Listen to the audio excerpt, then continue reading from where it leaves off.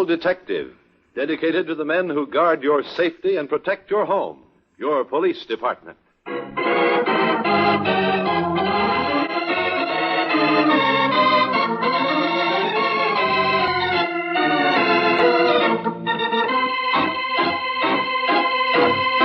Official Detective, presented in cooperation with Official Detective Stories magazine and starring Craig McDonald as Detective Lieutenant Dan Britt.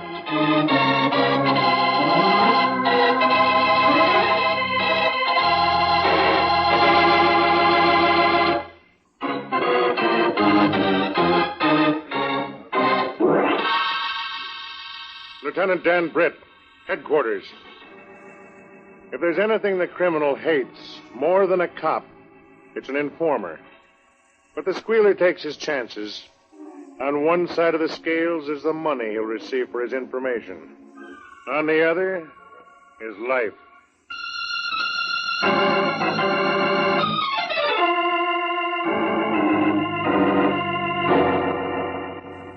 Go on, Pete. Pick it up. No, thanks. You sound like you mean it. I do, Manny. What's the matter, Pete? I never yet met a guy that turned his nose up at $100,000. You know what's the matter. No. We copped 500 grand on that job, Chris.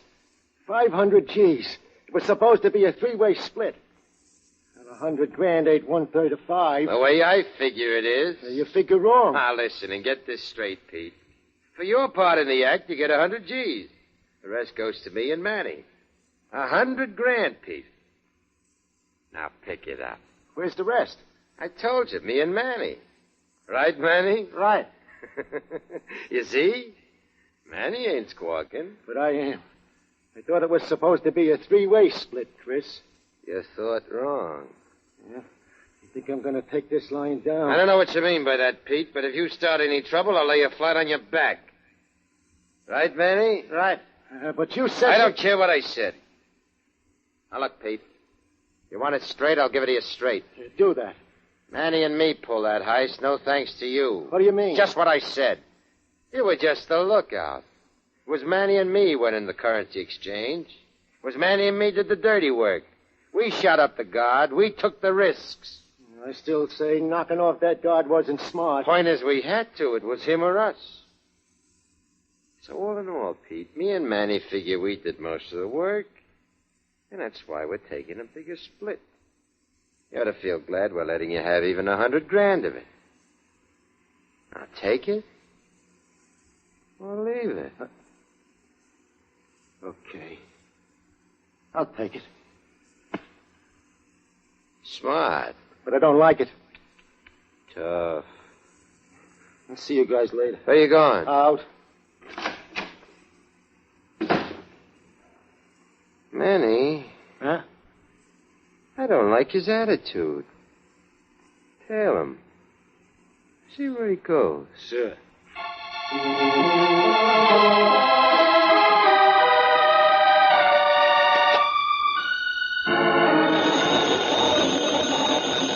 I got it, Joe.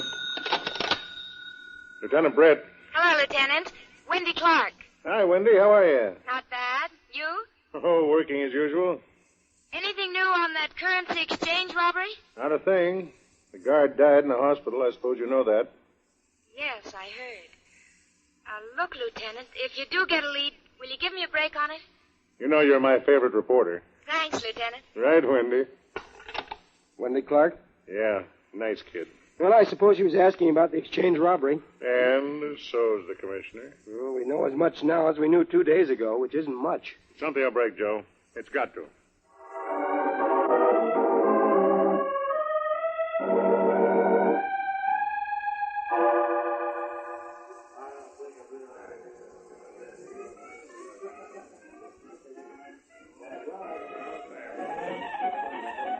Miss Clark?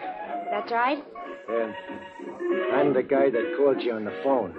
I figured this place was good as any to meet. It's not exactly high class, but I've been here before. Now, listen, Beer. What'll you have? Another coffee. Beer and coffee, right. What's your name? Call me Pete. Pete what? Just Pete. Can I trust you?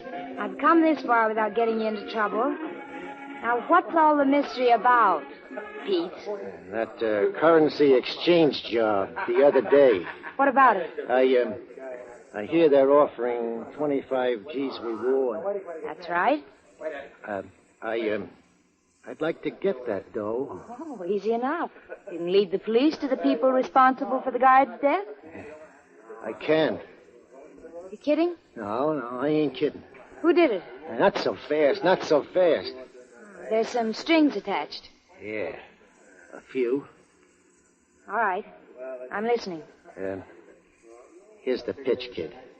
I'll make it short and plain. I had something to do with that heist. You were in on it? In a way. Now, don't get me wrong. I ain't no killer. I didn't bump that guard. I was against it from the start. No doubt. Go on. Here's my angle. If I start talking to the law, I put my own neck in a noose. I don't see how you can avoid it. I know. I ain't arguing that one. But I don't want that noose tightened up. Know what I mean? No. And I don't see where I fit into this either. Look, Miss Clark, you got a good rep in this town as a police reporter and a person. The cops like you. They trust you. Guys like me, we like you, too. You ain't never crossed any of us, yet. Never mind the flattery. Now, you got influence with the law. Now, you wait a could minute. You want me to speak in your behalf. If you turn in the rest of the crowd, you want to be sure of leniency from the court. Is that it? Yeah, you got it. And another thing, the reward. I want a guarantee on that. Maybe they'll send me up, but I want a guarantee on that reward. 25 G's. Well, what do you say, Miss Clark? Think you can swing it? I don't know. Police and I get along, but I'm not sure we get along that well. Look, kid, you got nothing to lose. Everything to gain.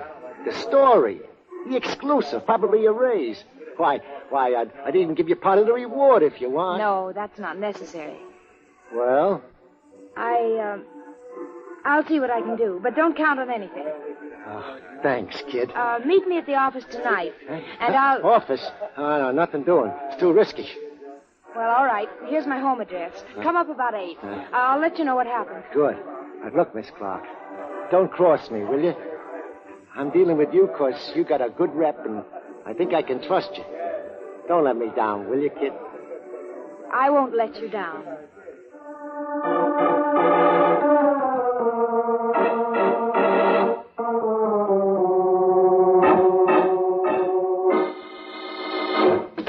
Well, it's good to see you, Wendy. Sit down. Thanks, Lieutenant. Hey, what's on your mind? The currency exchange robbery. I told you earlier today we have nothing new on it. But I have. What do you mean? I talked to somebody a little while ago. Somebody closely connected with the men who pulled the robbery and shot the guard. Who? He didn't tell me his name. You mean you talked to him, saw him, got information from him, and you don't know who he is? That's it. Look, Wendy, what's this all about? Hold on, Lieutenant. Hold on. Don't hit the ceiling. It's one of those deals, that's all. What deals? This person was in on the robbery. I don't know how much he had to do with it, but he was there. Now, the point is, he wants to turn informer, but he wants a deal. From the DA? Right. Now, I don't know the district attorney that well, and you do. You think you can talk him into something? I doubt it. Well, you can try. Maybe. This certain party wants a good slice of leniency and a guarantee on the $25,000 reward. He's not asking much, is he? Well, sure, it's a big price, but look what he's giving in return. The people who pulled the job, killed the guard, and possibly most of the money. Uh-huh. Now, what's his name? The guy you spoke to? I told you I don't know. Come on, Wendy. He put his trust in me. I didn't have to. The least I can do is play ball with him. What about me? If you play ball with us, you can crack this case. Nothing to lose, and everything to gain. You've got me on a spot. Oh, what do you say, Lieutenant? Will you go along? I'll see what I can do. But I can't promise anything. Swell. And, Lieutenant. Yeah? Don't have me shagged, huh? Just trust me. If I didn't trust you, I'd have you locked up. Now get out of here, Wendy. I've got work to do. With the DA.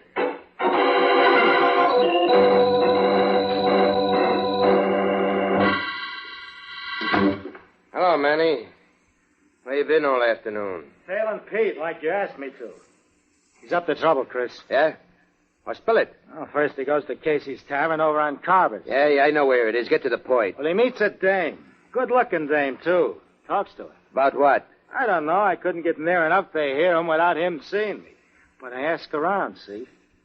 Who do you think the dame is? Come on, Manny. Wendy Clark. Crime reporter in the Trib. That double-crossing punk. Oh, that ain't all. He's up there now. Up where? That dame's place over on 32nd Street. I tailed him. Went up about 15 minutes ago, 8 o'clock. That punk figures to cross us. I can see that much. Come on, Manny. Where to? The dame's apartment. And bring your rod.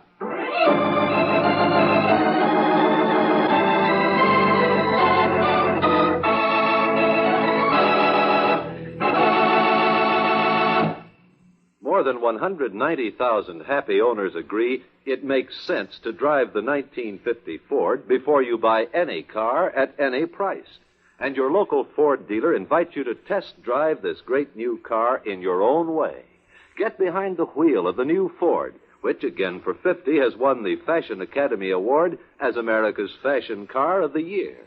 Thrill to the instant response of the mighty Ford engine.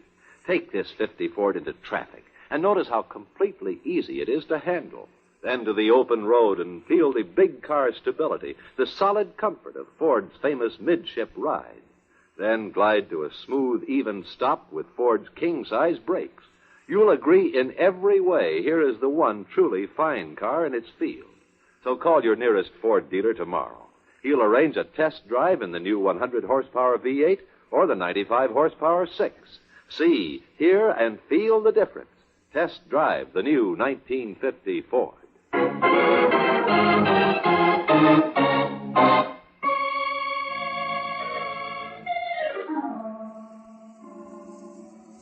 Toss a match, Joe. Sure thing. Thanks. So, the DA is going to play, huh? Yeah, he said he would.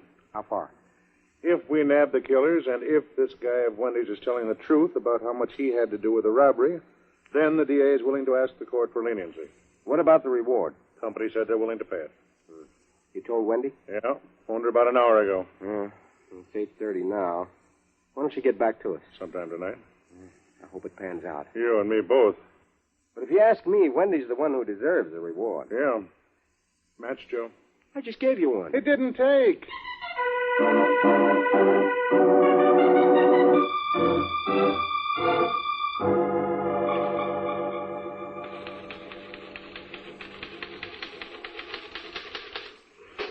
And then what did you do? Went back to the place. On Crescent Street? Yeah. The money's there now? Yeah. 400 grand. Is it in a bag or something? Chris's suitcase. Including your 100,000? Uh-huh. Only why I trust him with it, I don't know.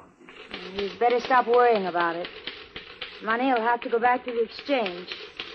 All of it. But you say 400,000. I thought it was 5. I know. We only got 4. I think Anything else you want to know? Got it all.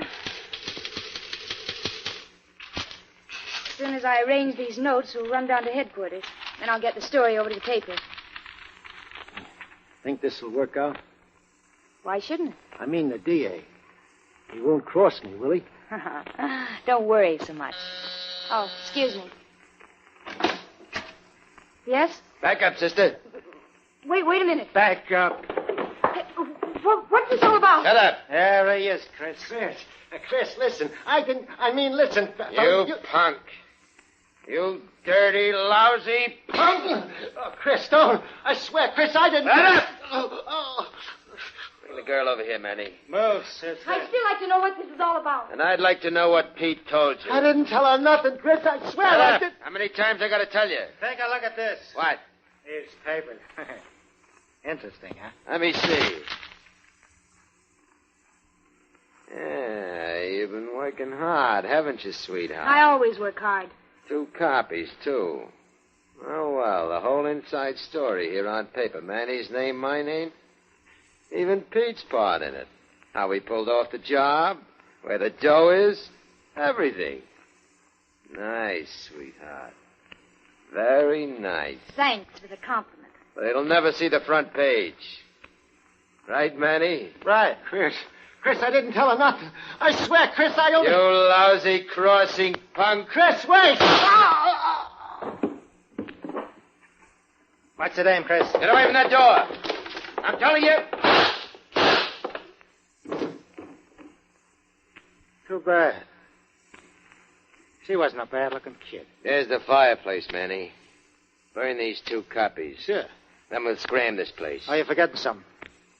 That $100,000 we gave Pete, it's in his pocket. Get it.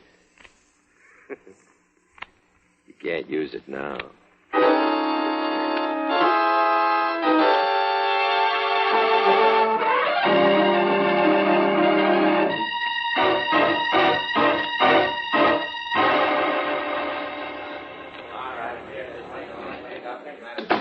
Morgue wagon's on the way, Lieutenant. Uh-huh. M.E. said he'd have the slugs for as soon as possible. Okay, Joe. Ah, snap out of it, Lieutenant. Come on now. She was a fine girl, Joe. Yeah, I know. I'll get the punk who did this. Sure. Print boys are working, but I doubt if they'll get anything. Make 'em try hard. The guy's name was Radin. Pete Radin. Don't know him. A couple of things in our files, but not much. Small-time crook. I wish I knew the names of the rest of the mob. I wonder if he'd told Wendy anything about that. Hard to say, but he probably had. That's why she got it. Want to take a look around? You go ahead. I'll go back to headquarters. If you find anything, let me know. Check.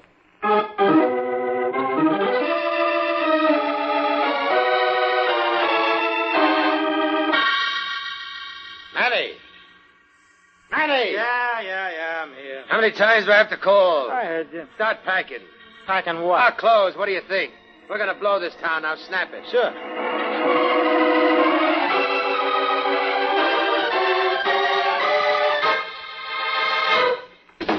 Come in, Joe. Well, we went over the apartment, didn't find much. Anything at all? Yeah. Evidently, Wendy had written the whole story in outline. How do you know? We found some charred papers in the fireplace. Most of it wasn't legible, but there was enough to tell us what it was about. She'd made an original and 1 copy. Got it all on 1 page. Police probably found them, burned them. How much of the story was readable? Not enough. No names except Pete Radin's. No addresses. Uh-huh. An original and a copy, you said? Yeah, why? Come on, Joe. Let's take another look at that apartment.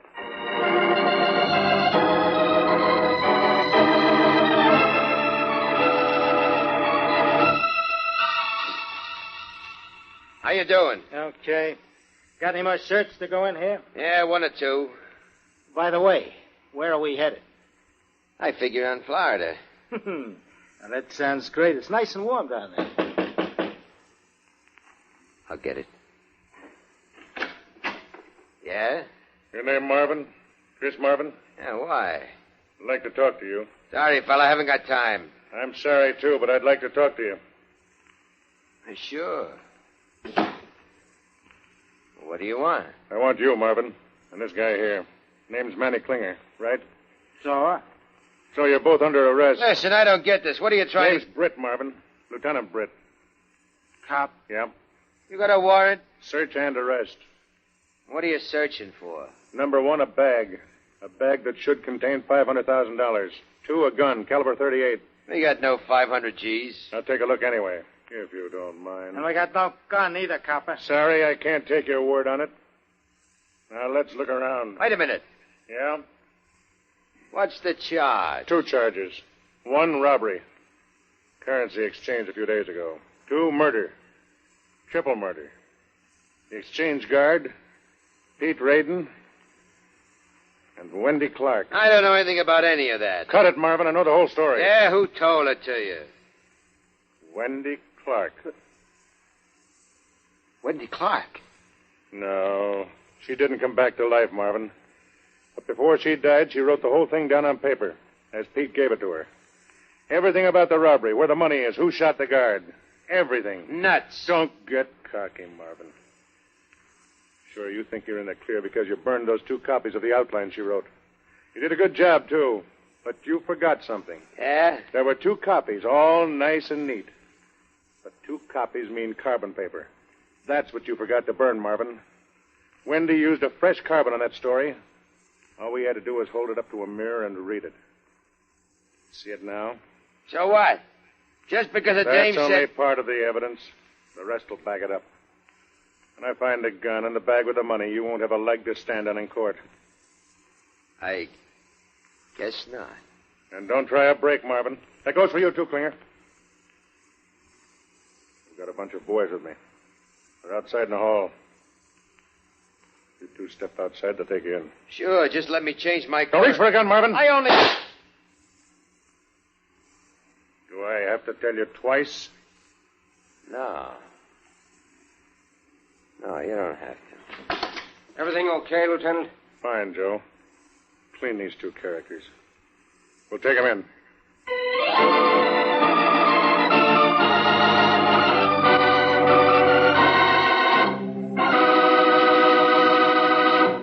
You have just heard Official Detective, tense, dramatic stories of criminal investigation starring Craig McDonnell as Detective Lieutenant Dan Britt.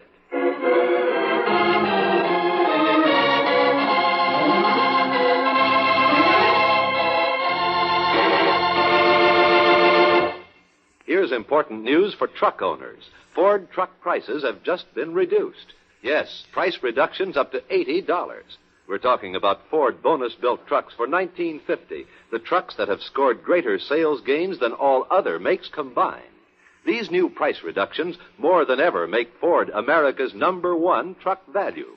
21 smart truck advancements for $19.50 include new models that expand Ford's line to over 175 models. New power suspension, new features that give more performance at less cost. Smart truck buyers who are switching to Ford now get even greater savings with these new price reductions.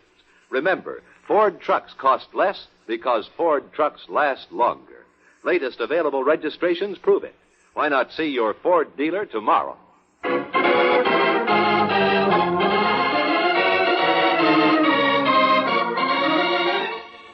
Official Detective is presented in cooperation with Official Detective Stories magazine. If you've enjoyed tonight's story, you will find many more stories of equal appeal in our February issue, now on sale at your newsstand. Sergeant Joe Allen was played by Lawson Zerby, and Chris was Joe DeSantis. Wendy was played by Margaret Draper, Pete was Milton Herman, and Manny was Sandy Strauss.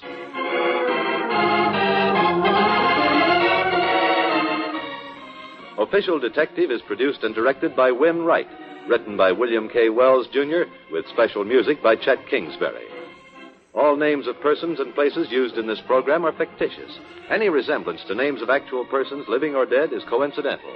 This program came from New York.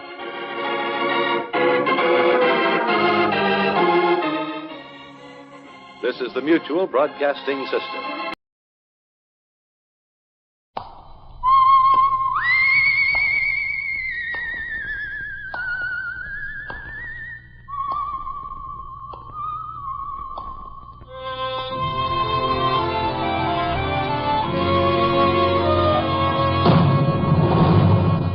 The Adventures of the Saint, starring Vincent Price.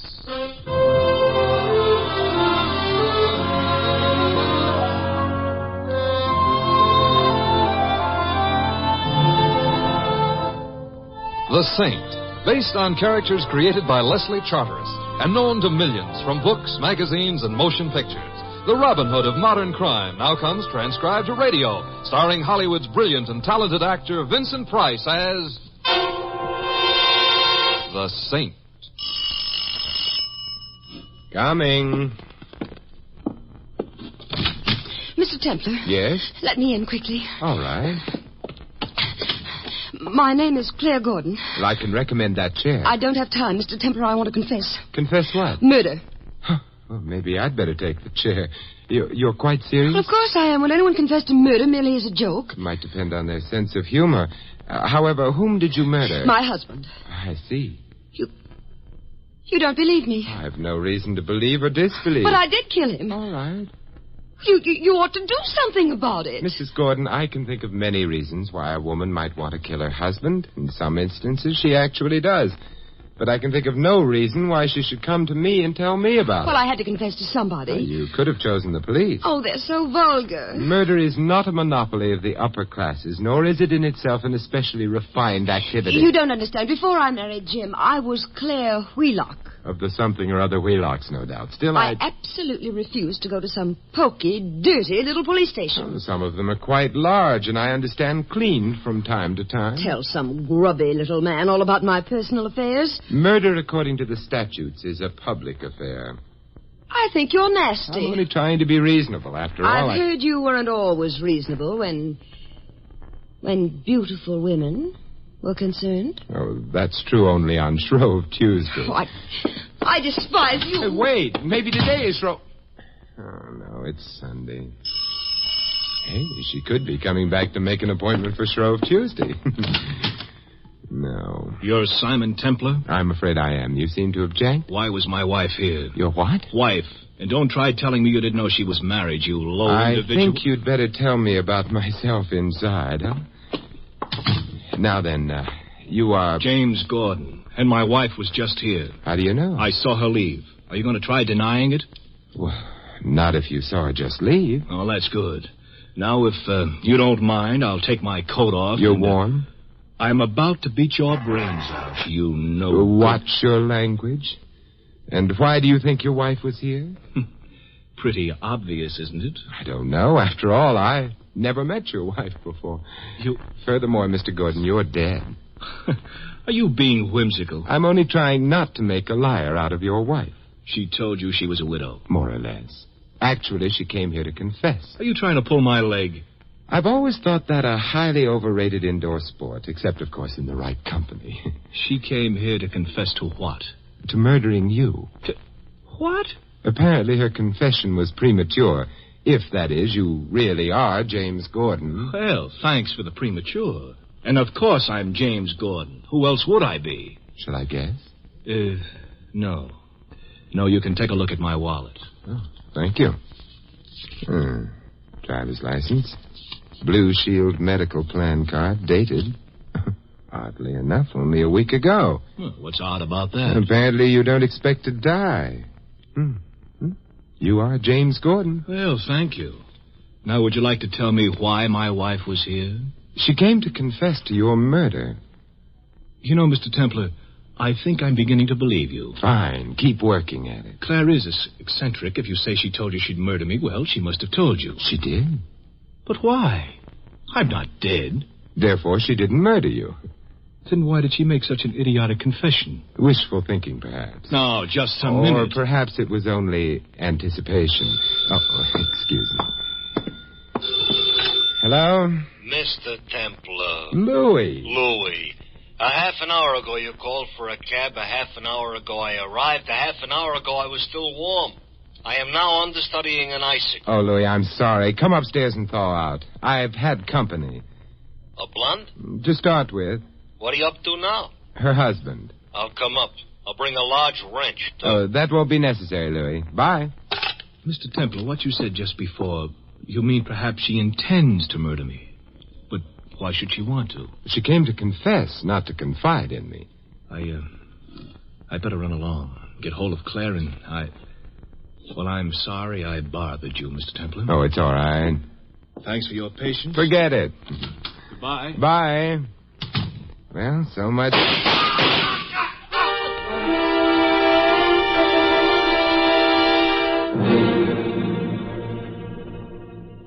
That's right, Sergeant. Man named Gordon, shot to death on my doorstep. No, Sergeant, I never shoot anyone on my doorstep. It's untidy. I don't know, Look, Sergeant, I have an idea. Why not drop in and see for yourself, Sergeant was quick. Come in. Hi, Mr. Templar. Oh, Louis, I forgot you were coming up. You warmer? Yeah, a little bit, thanks. Friend of yours? Who? The gentleman who's laying down dead outside your door. No, we'd barely met. Oh, well, that's nice. You ready to leave now? I'm afraid not. I have to wait for the police. That's too bad. You know, the guy might be a conservative dresser, but I don't think he does credit to your doorstep. Oh, I wouldn't say that. His name is James Gordon of the, Gordon. Oh, well, that's different, yeah. Did he kill himself, or did somebody help him? I don't think he killed himself, Louis. Why? Well, he'd just taken out a Blue Shield card. Oh, planning for the future, huh? Yes, it also means he expected to have a future. Louis, while we're waiting, will you look up James Gordon in the phone book? Okay. But I could tell you now he won't answer the phone. I want his address. But he's moving. It's going to be the morgue. But his wife will still be there? Oh. Oh, here it is. 12 Seven Oaks Drive. Yeah, it's a very high-class neighborhood. A very high-class wife. Maybe I ought to run home and put on my white tie. Don't be silly, Louis. Under the circumstances, the tie should very definitely be black.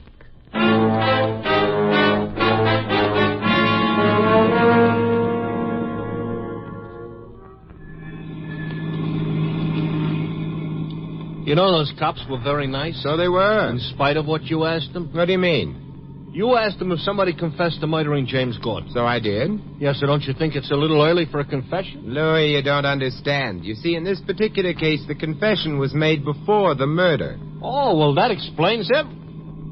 That explains nothing. Louis, Mrs. Gordon visited me just before Mr. Gordon did. Uh-huh. No.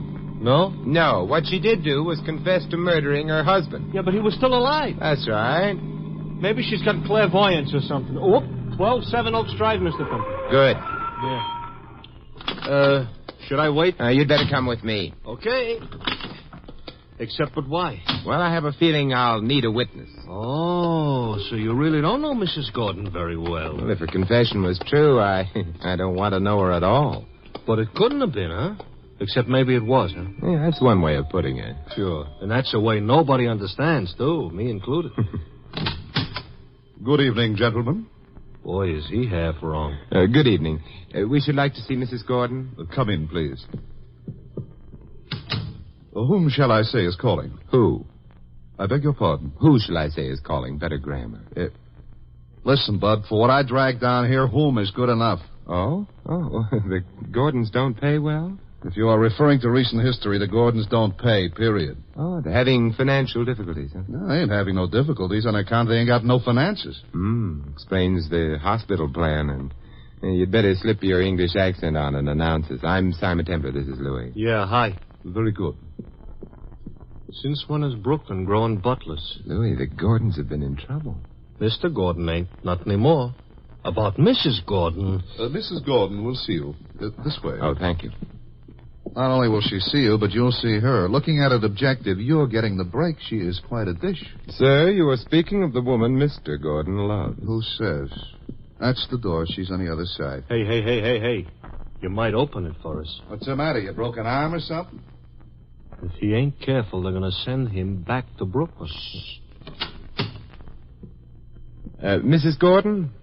Yes? Of course, it's been a little while since we last met, but... Since we've what? Met. We haven't met. We haven't... If we had, surely I'd remember, Mr. Templer, I believe my butler said. We met at my home within the last hour. Well, I'm sure you have a very charming home, but I was never in it. Well, I may be able to refresh your memory if you'll be patient with me. You came in order to confess. Confess? What? The murder of your husband. Mr. Templer, if this is some kind of joke... I'm not joking. Then it's not in the best of taste. Aside from everything else, my husband happens to be alive and in splendid health. So you see, I couldn't very well have confessed to any such silly thing. Mrs. Gordon. Yes? Your husband's health is no longer what it used to be. He's dead. Dead? Jim? Yes, Mrs. Gordon. Oh, no. No. Mr. Temple, she's going to faint. Let her. She did faint. Mr. Templer, King Arthur would never have let you sit down at his round table. I couldn't afford to be chivalrous, Louis. I had to make sure her faint was genuine. Oh, you thought you might be putting on an act? Yes. However, from the way she fell... It wasn't no act, huh? No. Could that mean that the rest of her story about never being in your apartment or confessing that that's also true? Hardly. Well, then maybe she's a twin. No. Oh, why not? Too easy. Come on, help me put her on the couch. Yeah. You think maybe she's just plain nuts? Perhaps, and I quote a playwright of some insight, there's a method in her madness. Here she's coming, too. The butler can look after her. Come on along. Louis. Okay. Think you guys can find the front door? Oh, yes, we brought our compass. How was Mrs. Gordon? She was fine. I don't think she's doing quite so well now. You might look in on her. It'll be a pleasure. Good night. Good night. Well, that was a nice visit. Of course, our hostess happened to faint, but where are we going now? Maybe we could make somebody else faint. Huh? No, your cab, first of all. And then... Yeah? We wait. For what, Santa Claus? Mr. Templar, he was here recently. Not Santa Claus, Louis. We're waiting for Mrs. Gordon to recover. Oh, that's considerate of us. Not really. It's nasty of us. Oh, it is, huh? We're going to hate ourselves in the morning? Well, that will depend on where Mrs. Gordon leads us tonight.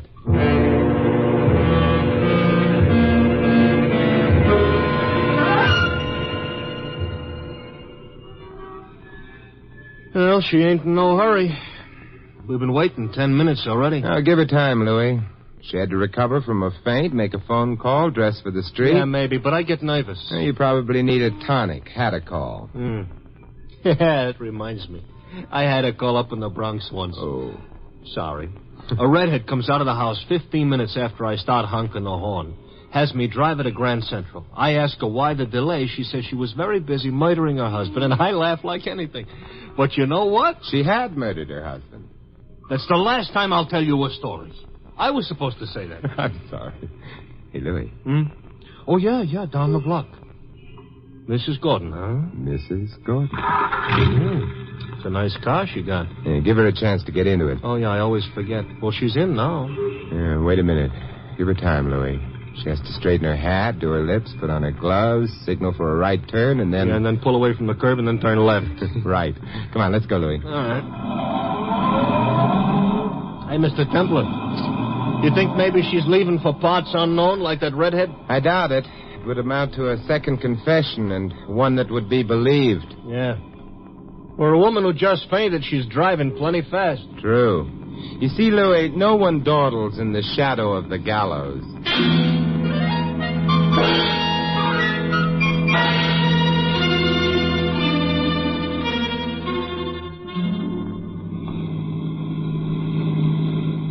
Hey, she's pulling up in front of that park entrance. We'd better stop here. Out, huh? Out. She's heading into the park. We follow her, huh? Yes. Strange. Maybe she's just a nature lover, Mr. Templar. At this hour of the night? Well, as the law says you gotta love nature only in the daytime. It isn't love which brings her here. Careful, Louis, she's stopping. Yeah. Near the lake. Hey, there was a guy waiting for her. There's no way we can get any closer. She might spot us on the path. How about getting in amongst the trees? That's an idea. Yeah, except how good is it? They ran out of trees just here. Not close enough to see him, but at least we've just met another figure in the case. I'll stick to Mrs. Gordon's. That is, we can't see him. We haven't been introduced to him. We have to do something about that. Hey, Mrs. Gordon is scrambling. Coming back along the path. We stay where we are. Look, she's almost running. Yes, probably on very good advice. Huh? She has to be on time for her appointment with the police. They might not approve of her having gone for a midnight stroll in the park on the night her husband died. Yeah, she's gone. Yeah, but the guy is still there. Mm-hmm. We're interested in him now? Mm-hmm. Very much interested. He'll have to come back this way. We can cut him off. Got to find out who he is. Hey, Louis. Got a handkerchief. Why, you want I should blow my nose? No. Do as I'm doing. Oh, make like a masked bandit or something. That's the general idea. Hurry, Louis. Yeah. Okay. I do. I'm now a masked bandit, but I ain't happy.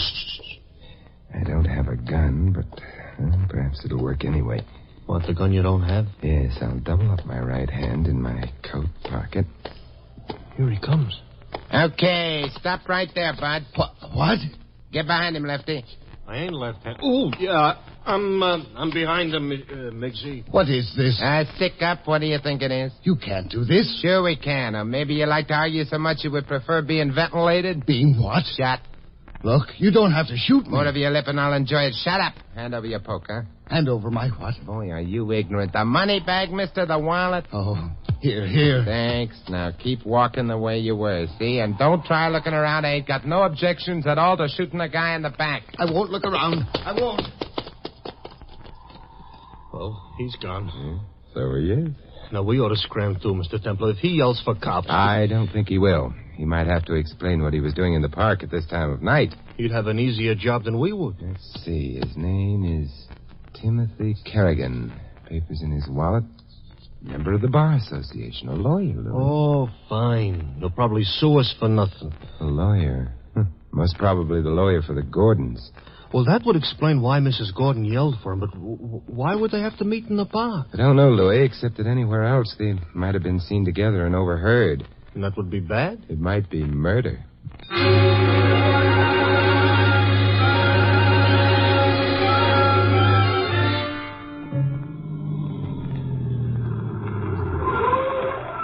Well, here's your house, Mr. Templar. Yes, Louis. Going to go to sleep? I imagine so. Nothing to be done tonight, so far as I know. Yeah. Well, anyways, now we got 3 suspects instead of 2. 3? Yeah, Mrs. Gordon, Kerrigan, and the butler. The butler is never guilty, Louis. Hey, how about coming up for a drink? What was that you said? Come on, let's go. Yeah. Hey, Mr. Templar. About butlers. Maybe this one ain't guilty, but sometimes one could be, you know? That's true, but the one we met tonight is too charming a character. Yeah, don't look now, Mr. Templar. Keep walking. But your charming character is carrying around a young cannon. Good evening. How's butling these nights, huh? Go on. Inside the apartment. With pleasure. Now, hold it. Nobody move till I put the light on. Okay. All the way in. Now, sit down, both of you. Courtesy? No, you can't jump me easy sitting down. Intelligence. We, sit. As for you, you're either an idiot or, in love? It's the same thing. I didn't come here to make conversation with you, Templar. Why did you come? To make sure you forgot about Mrs. Gordon's confession. An idiot in love. That's got nothing to do with you. Suppose I refuse to forget Mrs. Gordon's confession. You'll forget it, either by agreeing to or by being dead. You want me to promise to say nothing of the confession to the police? That's right. Well, suppose I do promise, and then you leave, and then suppose I don't keep that promise. No, why do you have to bring that up? I come back. And kill me then? What good would that do, Mrs. Gordon? All right, if what you're getting is that the only way I can be sure is by killing you, then How much was Mr. Gordon's life insured for? $100,000. Wait, how did you know? There had to be a motive for his death. A motive that would place Mrs. Gordon in danger of being considered likely to have murdered her husband. The Gordons had no money. Insurance was the most probable motive in existence. Kerrigan handled the Gordons' finances? Yeah. Mrs. Gordon is in love with Kerrigan, isn't she? No. I think yes. Who cares what you think? All right. Let's find out how innocent Mrs. Gordon is. Look, pull the window shade down, Front window. Pull an armchair over to the window and sit in it. Why? You'll then be silhouetted prettily for the benefit of anyone outside in the street. The drawn shade will make it impossible for you to be identified exactly. Your build is much the same as mine. You will therefore appear to be me to anyone outside. You will also provide a perfect target. To who? To the only one who would have any reason for wishing me dead. The murderer of James Gordon. You love Mrs. Gordon. You're convinced she's innocent. She's been here before and should be able to find her way back. Well, will you sit in that chair?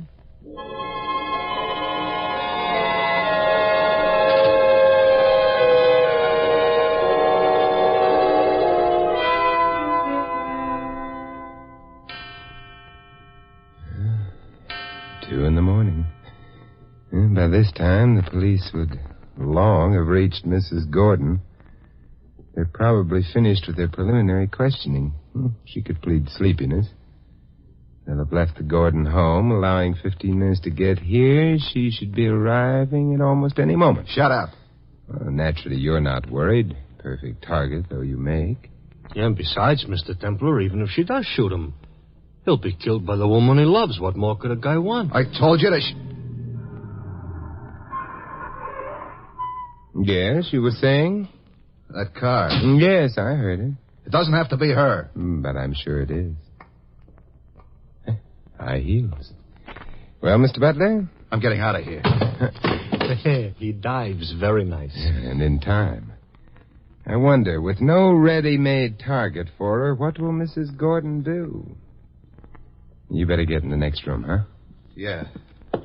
Okay. Oh, Louis. Will you open the door? Oh, I don't mind if you do. I wouldn't like to get shot on your doorstep. It's no way to appreciate your hospitality. I'll get it. Hello, Mrs. Gordon. Oh, you're not alone. No. That's Louis, remember? But better remember inside, All right. Send him away. Oh, I promised him a drink. He hasn't had it yet. I can't send him away. But what I have to tell you is confidential. Louis is in my confidence. Well, all right. It might turn out more convenient if you're difficult. About what? Forgetting that I was ever here before. Forgetting I came to you with a confession of murder. Sorry, but I have a remarkably retentive memory. For example, I remember a girl I used to go to school You'd with. better forget her for the moment. Oh, I couldn't. I loved her very deeply. How would you feel about $25,000? Oh, I love them very deeply, too. They're being offered to me for a promise to forget? Yes. And if I don't keep it? You'll sign a paper admitting your promise and acceptance of the money. That would make you an accessory. You wouldn't dare change your mind. Hey, she's smarter than me. Be still, Louis.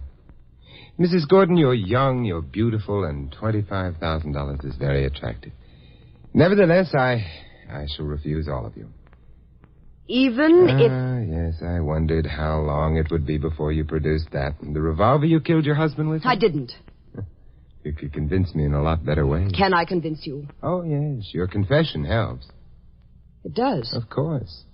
Your husband's death makes you richer by $100,000, doesn't it? Yes. Otherwise, you had nothing. Well, our investments, they were unfortunate. Mr. Kerrigan handled them? Yes, he's our lawyer. So your husband handed over his money to Kerrigan. Did he also know he was handing over his wife as well? What did you say? I meant his life, of course. A natural slip of the tongue, you know. You still haven't told me how my confession was going to help me. I didn't say it would help you. I said it would help convince me you hadn't killed your husband. Well, that's the same thing. Not quite. Mr. Templar, that was the back door. Yeah, I know. I was saying, oh, yes. The fact that you didn't kill your husband is actually of minor importance in view of... Now would be a good time to borrow your gun. Louis, will you keep Mrs. Gordon company while I see what the boys in the back room are doing? You're all right, Mr. Templar. It was Kerrigan. Uh-huh. I thought it would be. He didn't see me. Came into the room, headed for the door to the living room. He sneaked it open a bit when I... Is he alive? Yeah, I just got him in the shoulder. He was working in the back while she was... Yeah, that's right. Hey, Louis. What, Mr. Templar? Will you phone the police? They've one wounded murderer to collect, one beautiful accessory before and after the fact. Oh, no. But of the highest class. Her butler will help her wait.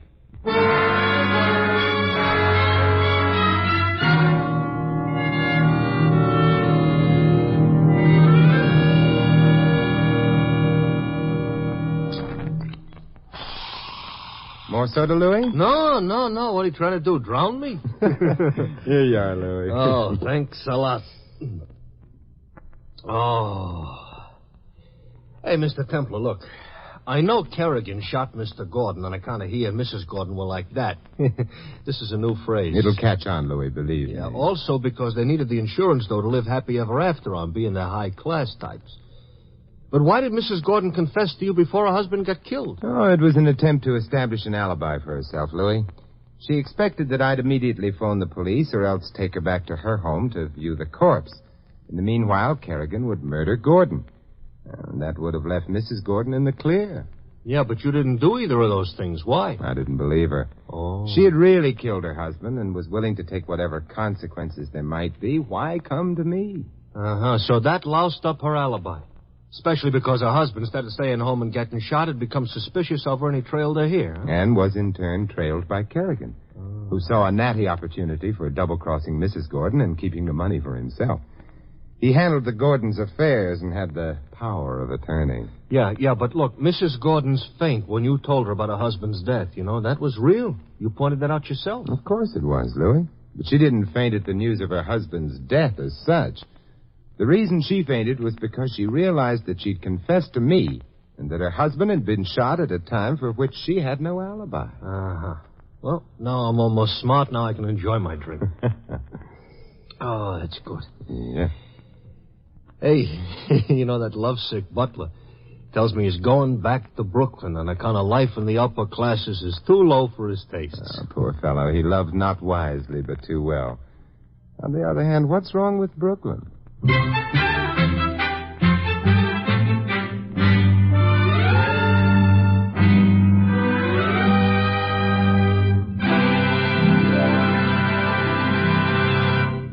You have been listening to another transcribed adventure of the Saint, the Robin Hood of modern crime. Now, here is our star, Vincent Price. Ladies and gentlemen, in our cast you heard Joan Banks as Claire and Peter Leeds as her husband. Hy Averback was the butler, and Jim Nusser, Kerrigan. Larry Dobkin plays Louis. This is Vincent Price inviting you to join us again next week at this same time for another exciting adventure of the Saint. Good night.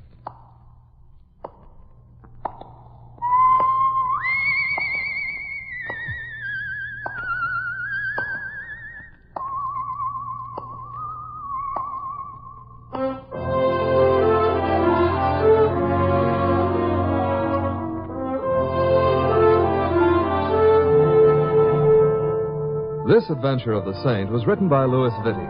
The Saint, based on characters created by Leslie Charteris, is a James L. Safier production and is directed by Helen Mack. Vincent Price is soon to be seen co-starring in RKO's production of His Kind of Woman. All you Saint fans will be glad to know that the Saint comic books are on sale at all newsstands. Your announcer, Don Stanley. 3 chimes mean good times on NBC. Well, it's Sunday again. That means another gala broadcast of NBC's Big Show. This evening, hostess Tallulah Bankhead has a whole flock of guest stars, including Marlena Dietrich. And when the 2 glamour gals, Tallulah and Marlena, get together, look out for flying sparks. For drama this Sunday evening, Theater Guild on the Air presents the 10th story, The Third Man, starring Joseph Cotton and Signe Hasso. Join Tallulah and her Big Show with Marlena Dietrich later on NBC.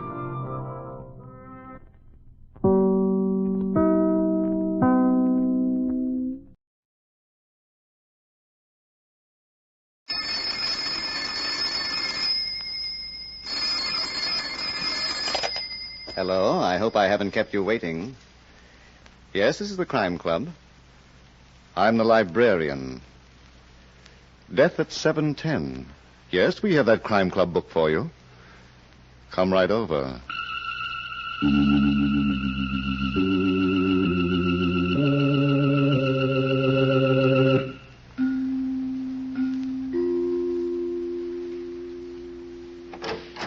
Ah, you're here. Good. Take the easy chair by the window. Comfortable? The book is on this shelf. Here it is. Death at 7:10 by H.F.S. Moore. The very intriguing story of a beautiful woman who was in love with death. Let's look at it under the reading lamp. The train was due to leave at 7:10 in the evening, and at exactly 8 minutes after 7, Mark Kent, a well-known mystery writer, was in drawing room B, his own drawing room, when the door opened. And he was surprised to see a young, beautiful woman. He was even more surprised at the way she giggled. Hello. Hello yourself, and see how you like it. My name is Susan Ward Steele. Well, I'm flattered, but haven't you made a mistake? You're Mark Kent, the mystery writer. I adore mystery writers. Oh. Well, Your pictures don't do you justice. How about getting me a drink? Don't you think you've had enough? Oh, be a good boy and get me a drink. I better get you back to your compartment. I'm going to Reno. A long trip.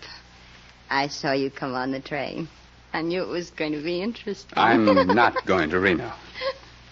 You should have seen Gerald's face this morning when I said goodbye to him.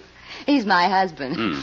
Such a pain in the neck. Look, Susan, do you mind... And you should have seen Claire Ellis's face when I told her that I was going to marry Pierce Carlton. Mm-hmm. And my stepbrother, Robert Ward's face, when I wouldn't let him have the money. Mm-hmm. So many faces. And all so long. Will you do me a favor, please? Oh, Pierce will marry me. You just watch, Mark. In 6 weeks, when I come back from Reno, he'll never tell me again he's not the marrying kind. Yeah. How about that drink you promised me? I didn't, Susan. I want a drink. I've got to have a drink. Later, please. Anything. Water. Ginger ale. Take it easy, kid. Take I've it. never been so thirsty. Please. Water. Ginger ale. All about Chicago and Point Swift. Susan. Albany, Prescott. All aboard. No. Conductor, hold the train. There's a dead woman on board. 4 days later, Mark Kent was in a room at police headquarters with Captain McNair, his friend. They were comparing notes, the results of intensive investigation, and some speculation.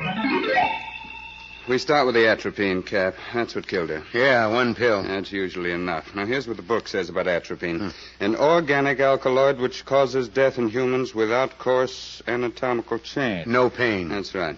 Symptoms include dryness of mouth and throat, giddiness, wild talk. Death usually takes place within 8 hours. The coroner told me there's no set rule about that. It can happen in 6 hours, in 4 hours, in 1 hour. It can happen in 10 hours. Well, we know from what Gerald Steele told us, Susan didn't get up until almost 11 o'clock. Yeah. Cap, are you willing to do some speculating? If it doesn't mess up the facts. What facts? All right, go ahead. But remember, you're not writing a book. This was a real murder, and I'm a real policeman. Now, we've got a pretty good idea of the kind of man Gerald Steele is. There's no record that he ever had a job. His wife, Susan, was very rich. So? Okay. We know that she left a will giving him half her estate, and we know that she was going to Reno to get a divorce. Another man, Pierce Carlton. Now, let's combine what Gerald told us about that morning 4 days ago and what, for reasons of self-preservation, he might have forgotten to tell us. Go ahead, I'm listening. All right. It's 11 o'clock. Susan Ward Steele has just gotten out of bed, and after the usual routine, she goes into the kitchen, where she finds her husband sitting before a big breakfast. She's a little annoyed. Good morning, Gerald. Enjoying yourself? Any objections to my being hungry? Oh, no. I thought today you might have less of an appetite. I'm not responsible for today, Susan. Ham, eggs, toast, and coffee. Is that your first helping, dear? Oh, nuts. You don't say. You're so articulate. Where's Tommaso? I told him to take the day off. You told him? Yes, what's the matter with that? But, darling, you don't pay his salary. I had an idea that we wouldn't want any strangers around the house today. You're so sweet. But I'm not spending today with you. Oh? I'm having lunch with Robert, tea with Claire Ellis, and then... would you like to guess? Cocktails with Pierce Carlton, the great send-off. Don't be so bitter. He works for a living. Sure. Well, at least he has an office. Pour me some coffee, please. Yes. You want eggs, too? No, just black coffee without sugar. A full cup. You must have had a big night. Where'd Pierce take you? Places. Lots of people. I heard you slept well last night. Susan. You were snoring when I came in. Oh, for pity's sakes. First I get it because I'm eating. Now it's because I slept. You don't think much of me. You're a parasite, Gerald. And you're beginning to look like one. You don't care what you say, do you? Oh, don't tell me that there's pride under that expanding waistline. Just one more word out of you and I'll... Yes? What's the use? I can't take it. I don't want you to go. Really? I'm thrilled. If you go through with the divorce, I don't know what I'll do. I know one thing you'll have to do. Get a job. Huh? Let me spell it for you. J-O-B. It's what people do for money. What'd you ever do for yours? Oh, smart. I picked a family with a rich uncle. Sure, you can talk. You inherit $1 million. You're smart. Well, let me tell you one thing, Susan. If Don't bother, honey. I've got something much more important to tell you. I'm not leaving you any money to live on. What? And I'm changing my will. I see. The half of my estate that you've been praying for will go to Pierce Carlton if I should die. When do you perform the operation? After Pierce and I are married. In the meantime, if I should get hit by a truck... Yeah? Oh, darling, don't wish so hard. I'm really being very loyal to you. Yeah. Oh, well. What time's your lunch date with Robert? 1 o'clock. Good heavens, look at the time. I'll have to hurry. It takes me an hour to get my hair put up. Do you want some more coffee? Oh, I'd love it, but I can't spare a minute. Why didn't you tell me it was so late? It's your appointment, Angel. You sure you don't want another cup? Oh, dear. I really need it. All right. Bring it into the bedroom. No cream or sugar. Yes, ma'am. Anything you say, ma'am. I aim to please. That is, Cap. Gerald Steele had motive and opportunity. You're only guessing, Mark. Well, the will's on file, isn't it? We got the story, the second cup of coffee from Gerald himself. Yeah, but the rest of the stuff, about the argument, about her changing the will. Pure speculation. The deductions of a mystery book writer. Now, what about Robert Ward, the stepbrother? He's about 15 years older than Susan, businessman. How's business? Well, we got a report from several banks that he's been trying to borrow money. They all turned him down. Uh-huh. That makes him an interesting suspect. Now, let's combine fact and fiction again and see what happened at lunch. Robert Ward told us that he'd reserved a private dining room for the occasion at the Swank Cafe Aurelia. Susan was very cheerful all through lunch. What time is your train, Susan? 7:10. No, it's only 2:30 now. I'm meeting Claire Ellis at 3 o'clock. Tea and gossip at her apartment. Oh, I knew I shouldn't have eaten so much. Susan. Yes, Robert. I've been waiting very patiently. What do you mean? You didn't ask me here to a private dining room to discuss my unimportant life. You're very clever. Thanks, darling. Now, what is it that you don't want your servants to overhear? I need money. You? I know it comes as a shock, but the truth is I've, How much, Robert? $100,000. Really? Of course, it'll be a loan, Susan. I'll pay it back in due time. I'll give you a note or a mortgage, whatever you like. Business is bad. I've had a very serious setback. My entire output of washing machine motors is defective. Oh, my. What's the poor housewife going to do? We know what's wrong, and we can correct it easily enough, but naturally it can't be done without money. Naturally. I've never been without cash before, but I expanded recently, and that took all my liquid assets. Even when you're in trouble, you talk like a bank statement. When did this delightful thing happen? 2 weeks ago. Why didn't you come to me right away? Well, I didn't want to bother you. I'm a businessman, and naturally my first call was at the banks. Naturally. Did they turn you down? They didn't consider me a good risk. Overexpansion. Darling, you're as skinny as a toothpick. Susan, please don't be facetious. I'm in serious trouble. Oh. If I don't get that merchandise out of my factory, I'll go bankrupt. I won't even be able to pay my creditors. $100,000. Yes, it shouldn't mean anything to you. You can spare it. Oh, I can spare it. But tell me, Robert, dear, when did you ever do anything for me? Now, don't refuse me. You preached. Called me a fool for not putting my money into a good, sound business. A wild, empty-headed fool. I tried to make you realize your responsibilities. Uncle Jeffrey left his money to us in good faith. It was our duty to protect it. I still got mine. And I've got mine in factories, machinery, and merchandise. Now I'm asking you to help me liquidate it. No. Good Lord, Susan, how can you be so heartless? I've been practicing. But... Very well. I'm not going to beg you. Don't give up hope, dear. I've taken care of you in my will. Thanks to Uncle Jeffrey, you have no choice. Half of your estate must go to me. And half of your estate should go to me. But where is it? You can look for it after I'm dead. Oh, what in the name of thunder did I do with those things? What things? My pills, my box of pickup pills. Oh, here it is, my vest pocket. So you've come to that, huh? Just these last 2 weeks, doctor's prescription. I've been living in the devil's own basement, tired and depressed. What do they do for you? They give me a pickup, that's all. Get the tired feeling out of my system, clear my head. Perfectly harmless. Sounds interesting. Would you like one? Why not? I had a big night, and I've got a bigger day ahead of me. One pill will keep you going for hours. Flip it into the back of your mouth and wash it down with water. After you, darling. Very well. I never take chances. Well, here's to you. How soon before it starts functioning? Very soon. And now I think we ought to go, Susan. I don't want you to be late for your appointment with Claire Ellis. Well, it's a possibility, Cap. Oh, sure. So's a trip to the moon. You better stick to writing mystery books, Mark. If you make a mistake, nobody burns. Except maybe your publisher. Did Robert Ward take a pickup pill while you were grilling him 3 days ago? Now, wait a minute. Are you trying to tell me he had a box full of atropine pills when he met Susan Steele? Maybe. And that he passed them off as pickup pills? Maybe. But according to your own speculation, he took one of those pills himself. Now, why didn't it kill him? You might have had one in that box that was harmless. Huh? You know, a real pickup pill. Sure. Put that in your next bookmark. It'll read fine. I will. But for the time being, you won't mind if I keep it a secret from the district attorney, will you? No, I don't mind. Shall we go on? Go ahead. I'm on 24-hour duty. Well, the next stop that Susan Steele made was Claire Ellis's apartment. Now, what do we know about Claire? She served tea and ice cream cake. But not because she liked Susan. Oh, you've got a private line to her inner thoughts, huh? Didn't you notice how she was defending Pierce Carlton as you were questioning her? I noticed it. Yeah, he's the man Susan Steele expects to marry. And Claire's in love with him.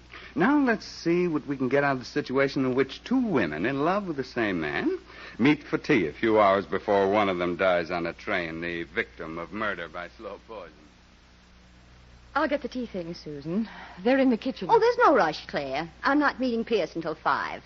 The lovely, romantic orchid room. I told the sweet boy I must have orchids on our wedding day. Slews and slews of them. Susan, do you know why I asked you here? Of course. To plead with me. We used to be good friends. Used to be? I'm sorry to hear that, honey. Susan, don't marry Pierce Carlton. He doesn't love you, Susan. Pierce and I were practically engaged when I introduced him to you. Why did you make a play for him? You had a husband. I was smitten. You were smitten. Believe me, darling, I've been living in a delayed paradise for 3 whole months. You've never loved anyone but yourself, and the only reason you went after Pierce was because he was mine. He was a conquest. Does it make any difference? You'll never be able to keep him, Susan. Pierce is in some kind of trouble. You have money. Did he tell you all about it? Well, he told me. Doesn't that prove something? Well, what is it, Susan? What's wrong with Pierce? It's confidential, dear. Between sweethearts. I'll get the tea if you still want it. Oh, I want it. I'm a glutton for punishment. I hope you won't have to take much more of it. Ever.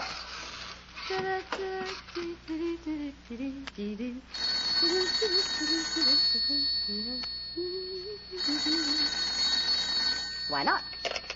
Hello, and don't keep me waiting. Oh, it's you. Of course, Gerald. Are you surprised to hear I'm still breathing? Where's Claire? Oh, she's downstairs sweeping the sidewalk. She pays off the back rent that way. I'd like to talk to her, please. Oh, she can't be disturbed. Now, look here, Susan. But I can give her a message. Ask her to call me back. No love and kisses? Not yet. I was only thinking we might go for a walk in the park. A walk? How thrilling. Gerald, darling, when did you give up driving? Oh, nuts.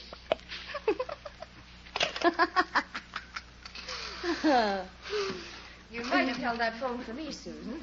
Who called? Pierce.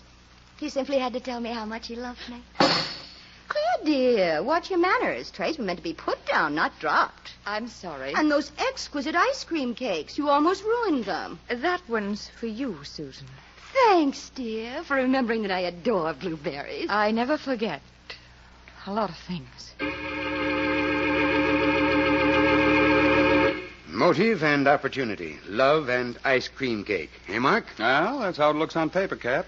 You think Claire Ellis buried the atropine in the cake? Oh, she did. She's darn clever. But I don't know anybody who chews ice cream. If she did. Now, how do you figure out the business about that phone call? Well, Claire Ellis told us that Susan had received a call from Pierce. Go on. Pierce denied it, but Gerald admitted that he phoned Claire and spoke to Susan. Mm-hmm. Claire didn't know about the call, therefore Susan told her it was from Pierce Carlton. QED. Whoops, not yet, Cap. We've still got to prove a murderer.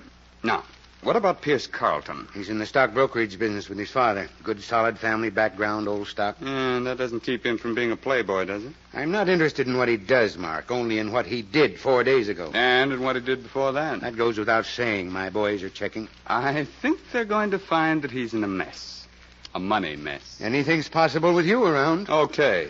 What happened the day we spoke to Claire Ellis? Your eyes popped. You saw a beautiful woman. Could be, but she was upset. Every time you mentioned Pierce Carlton, she had jitters. Why? Somebody told me she's in love with the guy. I told you, Cap. Oh, sure, I knew. I couldn't have gotten it from the facts. She kept saying over and over that Pierce was innocent. He had no reason for killing Susan. Cap, that girl knows something. So does everybody else in this case, except me. About Pierce Carlton, I mean. And I'm sure she didn't know it the day Susan was killed. Who told her? I don't know. What? Mark, did I hear right? Did you say you don't know? Let's go on to item number 4. Susan and Pierce at the Orchid Room. Dinner before train time. Soft lights, orchids on the table. A perfect setting for romance.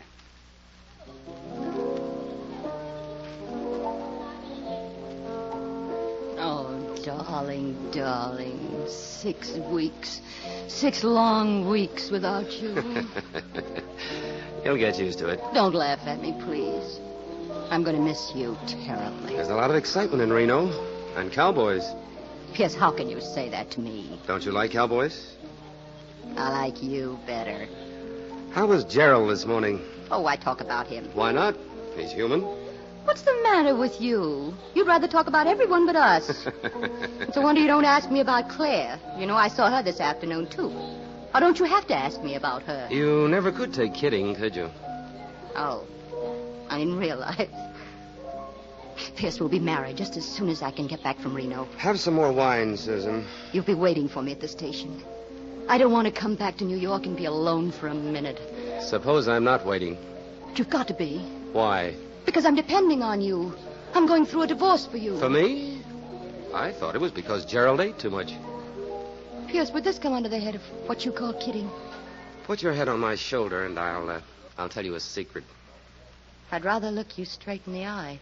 I've been doing a lot of thinking. Yes? I've come to the conclusion that Gerald is a nice guy. What does that mean? You ought to stick with him. You know, till death do you part. You didn't think so last night. I wasn't thinking last night, honey. The whole process started this afternoon. I woke up and there was a vision of a wedding bell. It scared the wits out of me. You're out of luck, Pierce. I'm not letting you out of your promise. Look, Susan, be sensible. Marriage and I were never meant for each other. I'm just not the marrying kind. No? Put your head on my shoulder, and I'll tell you a secret. I'd rather just keep sitting beside you. Do you remember a certain crying jag that you had on a couple of weeks ago? Susan, I've never been drunk in my life. You were that night. And you told me a whole lot of things that you're going to regret in just about a minute. Suppose you tell them right back to me now. You lost a lot of money on a gambling boat before I met you. Huh? You paid off in IOUs. And when the gambler got tired of waiting for the cash, he threatened to see Papa. That's when you became a thief. Good Lord, Susan, what are you talking about? You took bonds out of your father's safe. He's got so many of them, you were sure they'd never be missed. I told you that? Your conscience was bothering you. Bet you didn't know you had one. It's a cinch you haven't. No, dear. I might really like meeting your father, telling him about those bonds. Yeah? I'm so glad you'll be waiting for me when I get back from Reno. Yeah. Come to think of it, not every woman wants to marry a thief. Oh, I'm lucky, huh? All right, let's celebrate with a drink. Friends? What else? You hold all the aces. Then we'll drink to that. Oh, no. Don't waste it that way. What's wrong? Let's lock arms. Then I'll drink out of your glass, and you'll drink out of mine. Why, of course. Just like real sweethearts. Yes, dear. There's nothing like good old sparkling Burgundy for launching a new life. Properly. There it is, Cap. The last episode. And you finish it with the old switch trick, the atropine pill in Pierce Carlton's glass. I'm surprised at you, Mark. It's corny. Well, it happens to be true, poison or no poison. Found out about it only this afternoon. You don't say. Who told you? The waiter in the Orchid Room. He saw them lock arms. And he remembered for $10. What? You give me the name of that guy. I'll have him brought in here, and I'll book him. Oh. Hello, Captain McNair talking, homicide. That's all right, Finley. Go ahead. What? Are you sure? Mm-hmm. Okay. Check in at headquarters and file a report. I'll take care of the rest. What sign of the horoscope were you born under, Mark? I don't know. Why? Well, you're either very smart or very lucky. Pierce Carlton lost $80,000 on Jimmy Bryson's gambling boat 4 months ago. Finley just got it from Bryson himself. The debt's been paid. That's how it is, Cap. When you go by character, you can't go wrong. Maybe I ought to have a little more respect for you, huh? Well, just read my books and I'll be happy. Yeah. Now, let's see. We've got 4 suspects. Gerald Steele, the husband, who was going to be left holding the empty bag. And who was still in the will for half of the fortune. Right. Mm-hmm. Robert Ward, the stepbrother who needed money and was turned down. He's in the will for the other half. My money's on him. Maybe. Claire Ellis, the lovesick rival, and Pierce Carlton, who didn't want to get married but who talked too much to Susan. Every one of them had motive and opportunity. What does your imagination advise us to do now? I got an idea, Captain. Can you get me a sample of Susan Steele's handwriting? Yeah, her signature's on her will. I've got a copy of it over there in the case file. All right, let's get the best handwriting man you've got, and then you and I will go to work catching a murderer. Mm-hmm. Does your imagination tell you where? Oh, of course. At my apartment.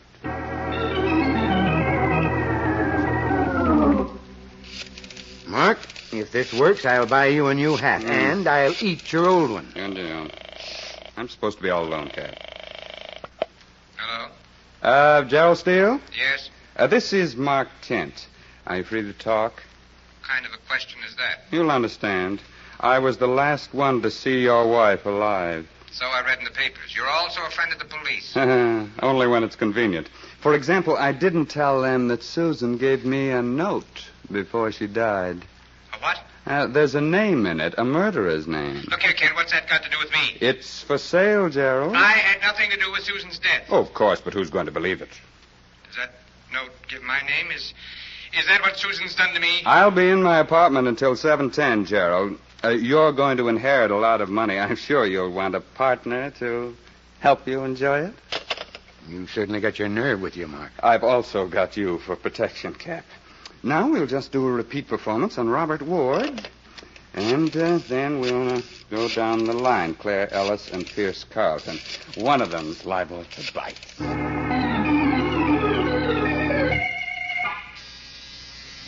Stay in that other room, Cap, and don't wait for gunfire. Don't worry about me, kid. Yes, I heard you the first time. Hello, Miss Ellis. Come right in. Would you mind if I called you Claire? I want that letter, Mr. Kent. You wouldn't mind. And I thought this is the beginning of a beautiful friendship. All I want from you is that letter. I've got a gun in my handbag, and I'm not afraid to use it. I didn't think you would be. How much money did you bring? I didn't bring any. Well, Mr. Kent? I've got the answer, lady, and I'll take the handbag, too. I didn't kill Susan. Now, please, give me a chance to explain. Sure. Come on. No. Pierce told Susan that he wasn't going to marry her. And I know she put his name on that letter. You don't have to protect that guy anymore. He told me the whole story the day after Susan died, about her threat and why she threatened him. I made him tell me. Yeah, let's go. No, please. Somebody wants to come in here, Cap. Another one? Here's a magazine. Take Claire into that other room and read the advertisements to her. Yeah, come on, you. When that guy works in a case, you never know what's going to pop next. Coming. Oh. Get out of my way, Kent. With pleasure, but I'd be glad to do it even if you didn't have a gun. Mr. Ward? Are you alone? Now that you're here, practically. I don't trust you. Put up your hands and walk toward that other room. Oh, you're kidding, aren't you? Move along. I'm not going to waste any time on you. All right, but since when do blackmailers work with an audience? Just walk directly in front of me and into that room. I'm in. You're a bigger fool than I thought, Mr. Kent. You should have protected yourself with a lie. Well, we all make mistakes, Mr. Ward. You've made your last one. I'm going to kill you. Don't you want that letter? I'll find it later, or I'll burn your apartment out of existence. I've got a right to my share of Susan's estate, and the law won't take it away from me now. So it was you who killed her? Of course. I needed money for my business, and she refused to lend it to me, the fool. No intelligence, as she'd have known I was prepared for every emergency. Yes, I sort of had that figured out. This box of pills. pickup pills. A wonderful tonic. Unfortunately for Susan, the one I let her pick was atropine. Don't look now, Mr. Ward, but there's a man behind you. Drop that gun. Drop it. Captain McNair. Yeah. With bracelets, you can't buy at Tiffany's. You should have looked when I told you, Mr. Ward. Well, sure. Well, Mark, it gets me how you figured this whole thing out. I'm a dreamer. Would you like to take care of my old hat now? Your old hat? What do you expect me to do with it? You said you were going to eat it, didn't you? Oh, yeah. But I said I'd buy you a new one first. Well, a deal's a deal, but I hope you won't mind waiting. No, I won't mind.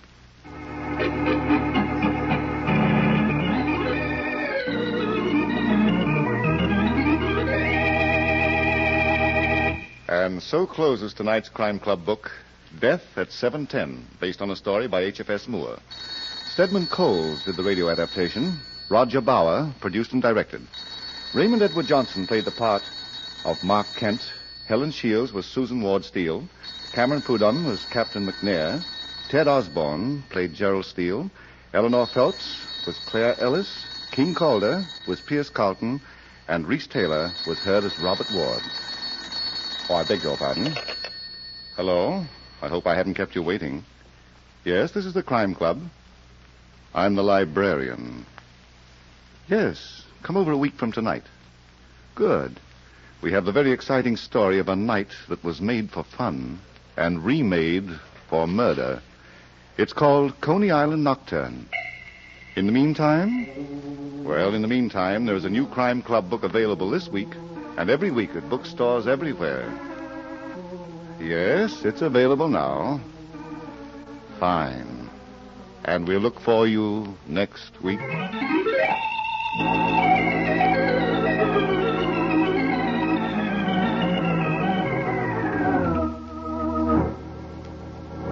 This program came from New York.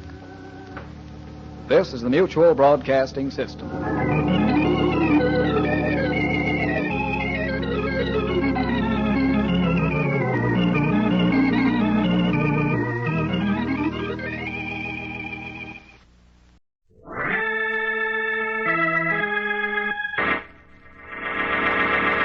From New York City, the makers of Clipper Craft clothes for men and more than 1,200 leading retail stores from coast to coast present Sir Arthur Conan Doyle's immortal character, the world's most famous detective, Sherlock Holmes, starring John Stanley.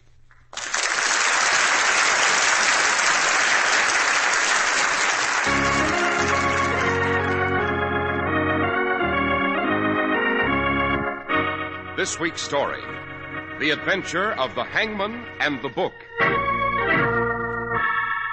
It's rather chilly out here in the park, eh, Holmes?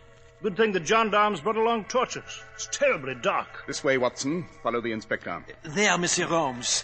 Just before you. In the torchlight. Aha.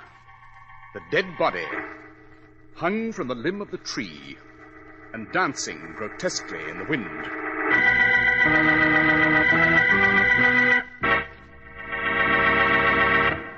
Not every man has the broad shoulders and slim, tapering waist of an athlete, but it's a fact that men who wear Clippercraft suits look like they do.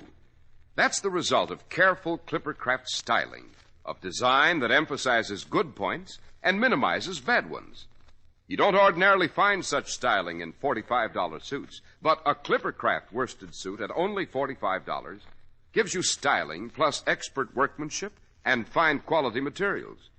It's the same with Clippercraft topcoats at from $40 to $47.50.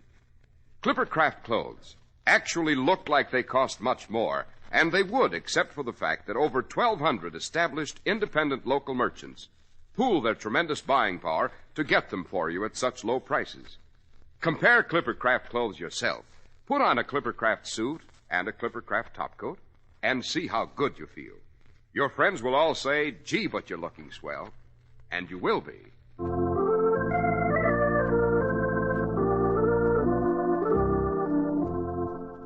Now, Dr. Watson, we await our rendezvous with the adventure of the hangman and the book. It was at the turn of the century, Mr. Harris. The enormous pressure of work upon Holmes had become too much for him. He suggested we steal away to Paris for a week of relaxation. Holmes and I were in Paris at our hotel when this criminal began his operations. It was at the Bon Temps bookstore, a world-famous Parisian shop noted for its collection of rare works. In the cellar beneath the shop was a thin, drawn, nervous young chap, Albert the clerk. He was poking about the bookshelves with a candle in his hand. Then suddenly, he heard footsteps. He looked up, terribly frightened. Who is it? Who's going down? I am, Albert. Oh, Monsieur Bontemps. Didn't I forbid you to come into the cellar? Yes, you did. I had to know the secret. I had to know what you kept down here. I ought to thrash you, snooping about when I forbade it. I told you I did not want anyone in this cellar. I won't allow my own wife. I won't allow Alice down here. Let alone a miserable, sniveling clerk. How long have you been here? Just a few minutes. Long enough to look about, eh? To see what I keep here. No, I'm terribly sorry. My curiosity got the best of me. I'll never do it again. You won't punish me, Monsieur Bontemps? We shall see what I'll do about you, Albert. We shall see.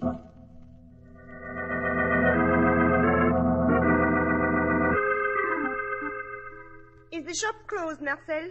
Yes, Alice, darling. Going out again for the evening? I am. You have left me here alone every night this week. Oh, don't be tiresome. You know I'm bored to distraction when I'm home with you. Then I'll go out with you. I'll take you wherever you wish. Marcel, we've gone over this so many times. Help me find my jade earrings like a dear, won't you? You're staying home tonight, Alice. Oh, stop pawing me. Let me alone. I am so loathsome to you. Yes, you know you are. You never did attract me, you know that. I've told you before I married you for prestige and financial purposes. You accepted that. Now you insist upon being as romantic as a schoolboy. Stop it. I don't want to hear that. I can't stand that. You insist upon forgetting that you are more than 20 years older than I am, Marcel. You refuse to face that. You're old and withered and repulsive. Albert, my clerk, is more appealing to you, isn't he? Oh, nonsense. Where did you get that notion? Don't lie to me. I've seen you together. After you thought I left the store, I saw you take him upstairs to the apartment. Just to chat. Oh, really? Get out of my way, Marcel. I'm late. Go downstairs, to the cellar. To whatever fantastic secret down there intrigues you so. If you go out again tonight, Alice, I'll put an end to it. I won't be disgraced and thrown aside this way. I have some pride, although you've used every device on earth to destroy it. Let's not quarrel, dearest. Here's a kiss for you. Now, help me find my earrings, won't you? All right, Alice. Anything you say.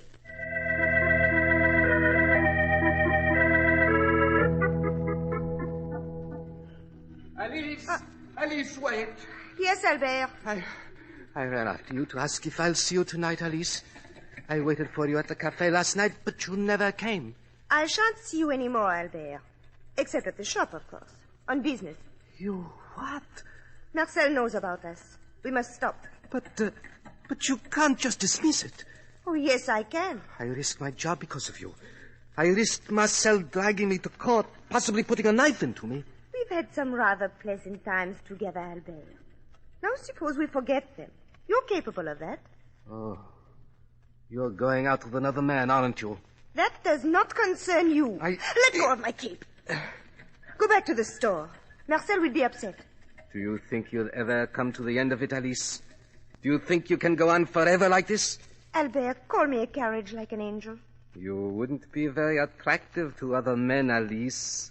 Lying in the morgue with your neck broken. Oh, Albert, that's impetuous. That's very, very foolish. Go on, sweet. Call me a carriage.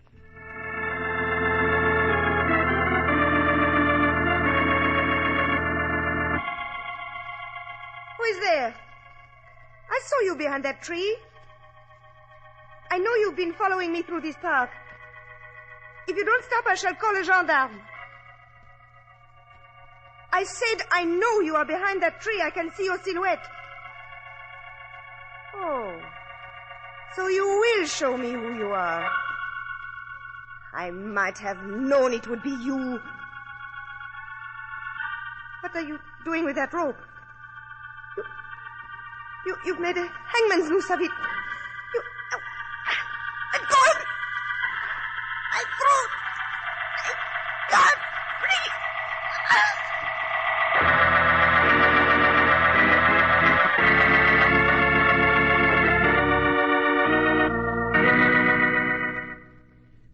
We of the Sûreté, the French police, we are delighted to have you with us in Paris, Monsieur Holmes. Thank you, Inspector. Your accommodations here at the hotel are satisfactory? Quite. We're very comfortable, Inspector.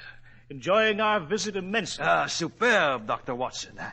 I am happy you have relaxed, Monsieur Holmes, because, 1,000 apologies, the relaxation is over. Precisely what do you mean, Inspector? Just a few moments ago, a gendarme discovered the body of a woman hanging in the Tuileries. She had been hung to a tree by a rope. Routine police matter. Ordinarily, Monsieur Holmes, yes. However, the case is most extraordinary. The woman was the wife of Marcel Beautin, the distinguished owner of the Beautin bookshop. Really? I know Marcel. Remarkable shop, one of the best.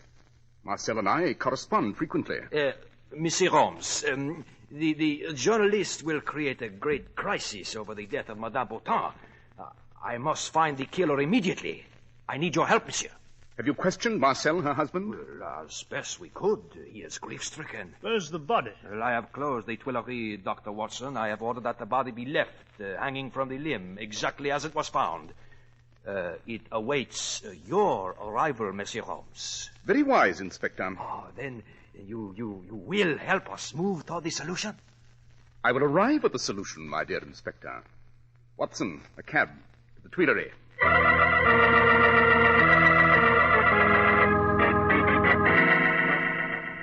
It's rather chilly out here in the park, eh, Holmes? Glad the gendarmes brought torches, too. It's terribly dark. Yes. This way, Monsieur Holmes. You may see the guard we have stationed about that huge tree. Yes. And there, in the torchlight... Aha. Swaying from the limb of the tree, the body of Alice Bonton. Horrifying sight. Let's have a closer look, shall we? Inspector, has Marcel, this dead woman's husband, any notion as to how this occurred? Oh, he is too ill. He is prostrate. It will be a few days before we can question him thoroughly. Uh-huh. What is it, Holmes? What do you see? I see, my dear Watson, that I must pay a visit to Monsieur Charles Guillaume, the eminent French publisher. Yes, what on earth does he have to do with this grisly crime? More than he would imagine. In the obscure records of that publisher, there's a forgotten entry which contains a clue as to who is responsible for this homicide. That entry speaks the name of the criminal, just as if this dead body before us were whispering it too. Whispering the killer's name as it executes a macabre dance in the moonlight.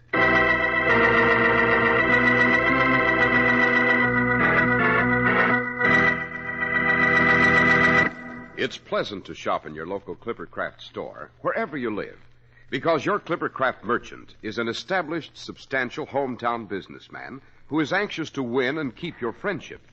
To please you and give you more value for your money, he has joined with over 1,200 outstanding merchants in a vast pool of buying power to make Clippercraft values possible. Clippercraft genuine worsted suits for $45 and Clippercraft topcoats for $40 to $47.50 would not otherwise be possible. For Clippercraft quality is the traditional quality of New England, the same careful craftsmanship that built the famous Yankee Clippers, from which Clippercraft clothes take their name. You can trust Clippercraft clothes, and you can trust the men who sell them. That's why men who know insist on Clippercraft clothes bearing the Clippercraft label. So be sure to visit the Clippercraft store in your city. These leading stores in the metropolitan area are proud to add their names to Clippercraft in your suits and topcoats. In Manhattan, John Wanamaker Men's Stores, Broadway at 8th and 67 Liberty Street. Saks 34th, Broadway at 34th. In Brooklyn, Abraham and Strauss. In Newark, New Jersey, Boulevard Men's Shop, Kresge, Newark. And in Jamaica, the B&B Clothes Shop, 16408 Jamaica Avenue.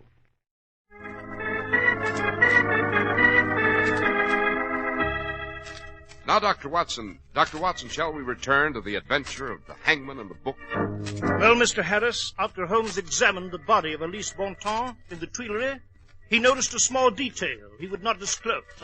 Next morning, he dashed to the offices of Monsieur Guillaume, the publisher. He returned with a Cheshire cat's grin that indicated he was close to his prey. Then some time later, we visited Monsieur Bonton at his bookshop. The shop was dismal, dilapidated. funereal. Indeed, a frightening place. Monsieur Bontemps came to us. Monsieur Holmes, I am honored. I hardly expected to see you on this trip, Marcel. You know Dr. Watson? You have mentioned him to me frequently. Delighted. How do you know? You have heard of my tragedy? Yes, Marcel. Could you recount what occurred the evening of your wife's demise? She left me here to visit someone. She seemed untroubled, so I allowed her to leave and did not escort her to where she was going. Evidently, on her way home late that night, she chose to walk through the park with Willie alone. I would say she was attacked by a night prowler. She resisted him, and he did away with her. I was awakened by a gendarme who brought the terrible news. You have a theory, perhaps, Monsieur Holmes? Perhaps. I see you still have a magnificent collection of books. Oui, certainement. Is this your entire stock here in the shop? Yes. Our apartment is upstairs. Our books here. And below the shop? The cellar is locked, Monsieur Holmes. We have not been to the cellar in many years. Anyone work for you here, Monsieur Bontemps? I employ a clerk, Albert. Where is he? That is a problem. He did not report for work these past 2 days. Were your relations with Albert on a pleasant basis? Not entirely. How long has he been in your employ, sir? Oh, approximately a month. What trouble have you had? I do not like to place the young boy in a bad light, but I have reason to believe he was more than fond of my wife, Alice. I see. A chat with Albert, then, might be very enlightening. Please, Monsieur Holmes, I am not accusing the poor clerk. You have his address? 27 Rue Cerise. Albert Joliot. Come, Watson. To talk with the boy? Yes. Perhaps this romantic young clerk, in his leisure moments, is a hangman.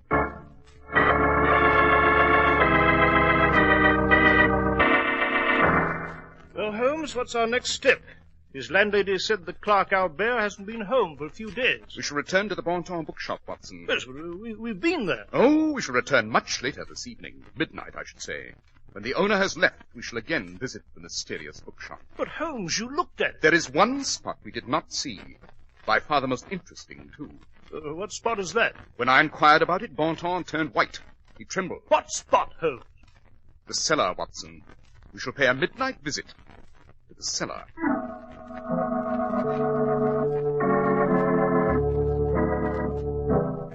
there's the door to Bontemps' cellar, Holmes. It'll be locked, of course. That is why I brought a few instruments with me, Watson, to force the lock. It's childishly simple for me. I've made an extensive study of continental locks. Well, here we are. Now... Quietly, Watson. I shall work at the cellar door. You keep an eye out. Yes, right you are. Shouldn't take but a moment.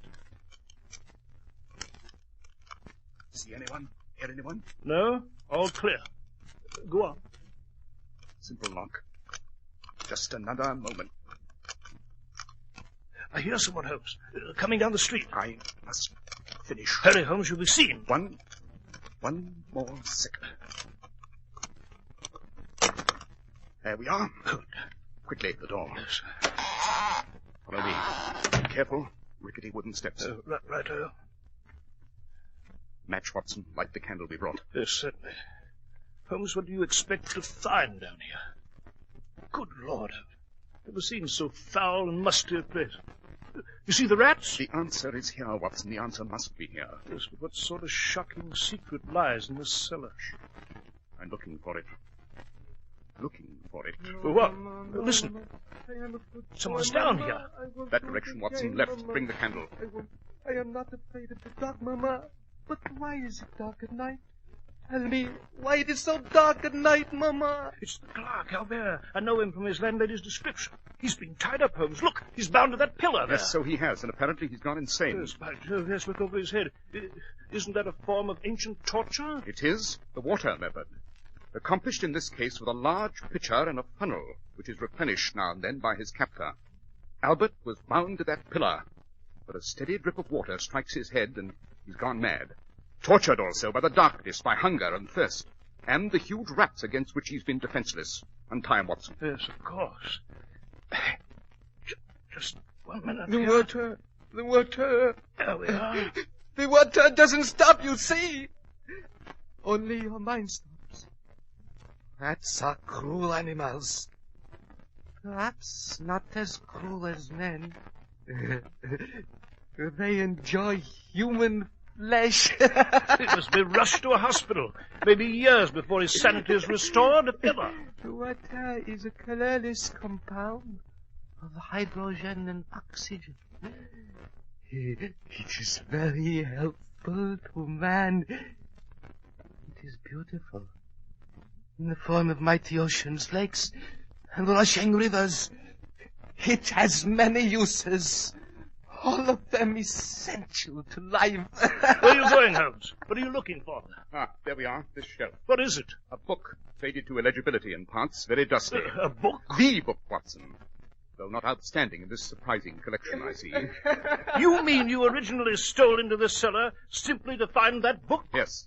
Now we must find Marcel Bontemps immediately. I will spare you the effort, Monsieur Holmes.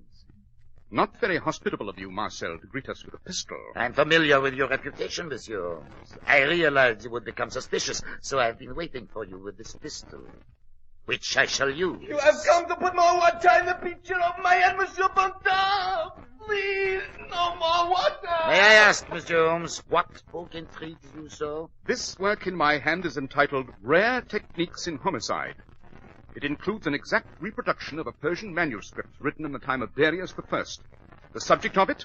Techniques of torture and murder used during the Peloponnesian Wars. Holmes, why that book? When I observed Marcel's wife hung to the limb of the tree, Watson, I noticed she'd been tied with a special knot. I recognized it immediately.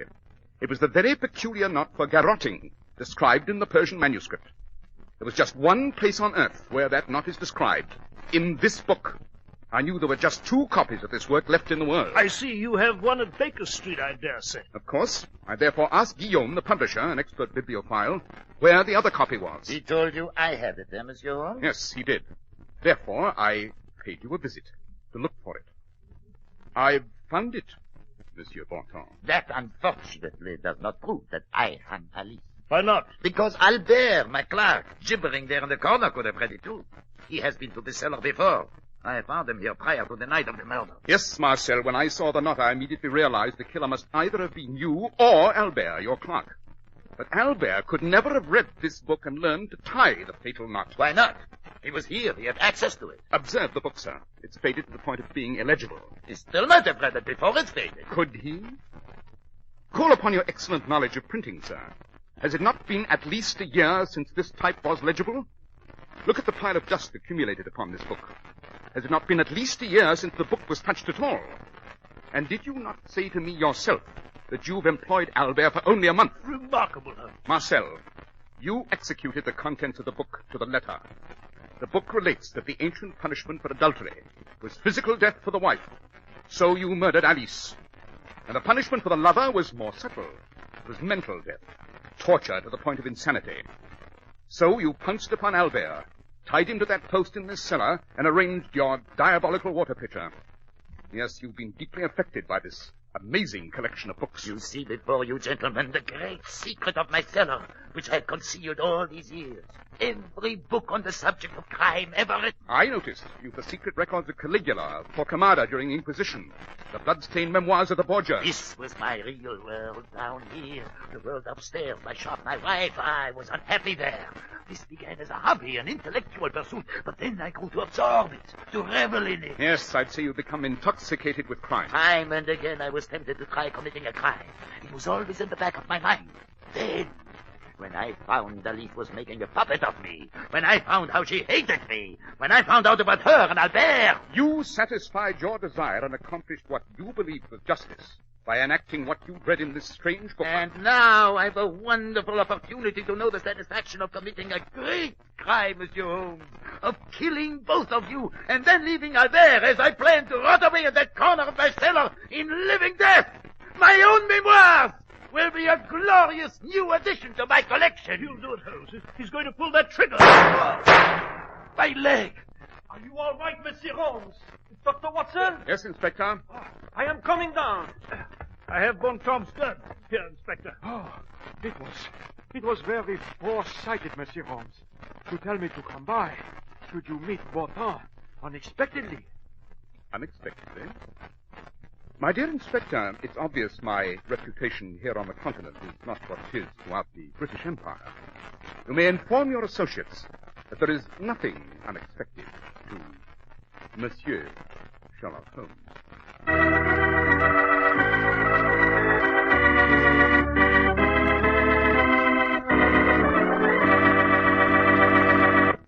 Well, Dr. Watson, that was a very thrilling story indeed. Well, I'm delighted that you found the adventure so exciting, Mr. Harris. And I do believe that next week's story is just as gripping. It is called The Adventure of the East End Strangler. It concerns a city in terror, a scream in the night, a bit of blue thread, and an old lover.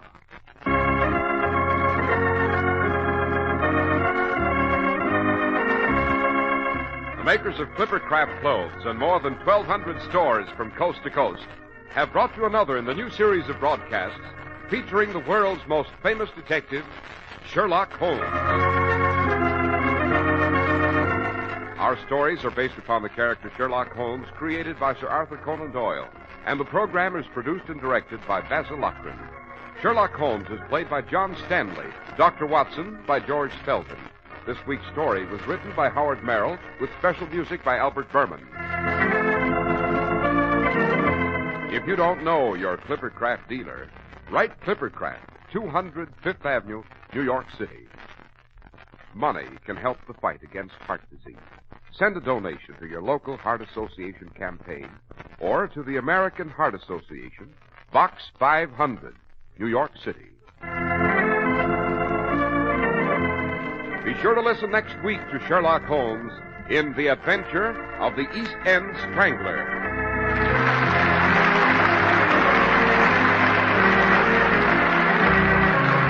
This is Cy Harris speaking for Clippercraft Clothes. This is the Mutual Broadcasting System.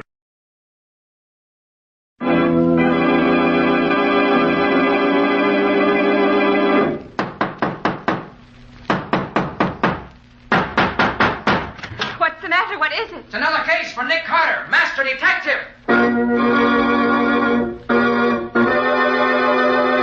Yes, it's another case for that most famous of all manhunters, the detective whose ability at solving crime is unequaled in the history of detective fiction. Nick Carter, Master Detective, presented by the three great Lin-X home brighteners. Lin-X Clear Gloss Varnish, Lin-X Cream Polish, and Lin-X Self-Polishing Wax, created by Acme, America's great producer of fine Acme quality paints.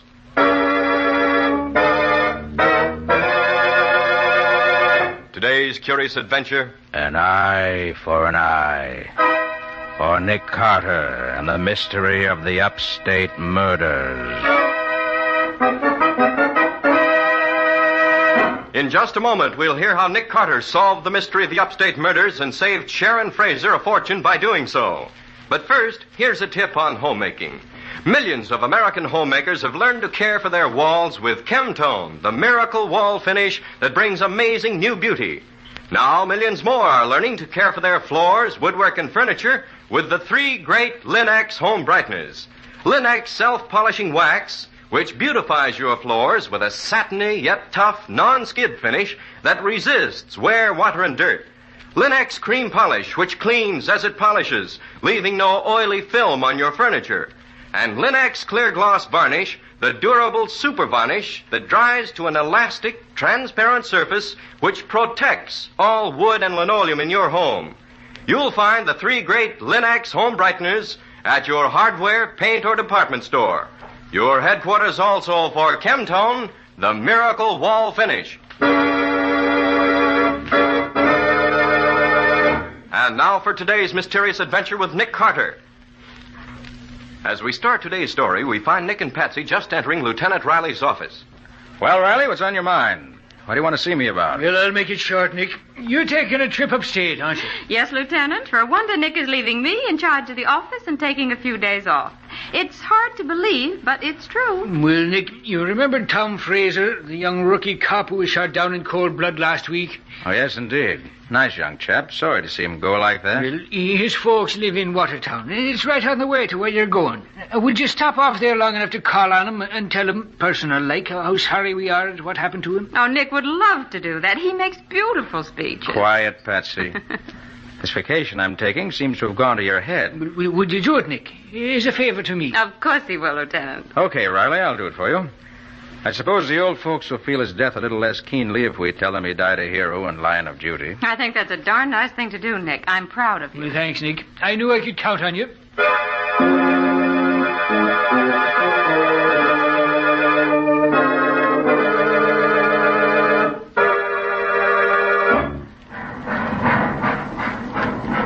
Can you take me to the Fraser place on Upper Main Street? I sure can, mister.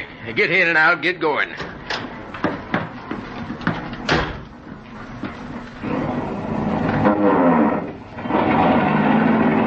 From the city, ain't you? Yes? Come to pay your respects, I bet, huh? I suppose that's what you'd call it.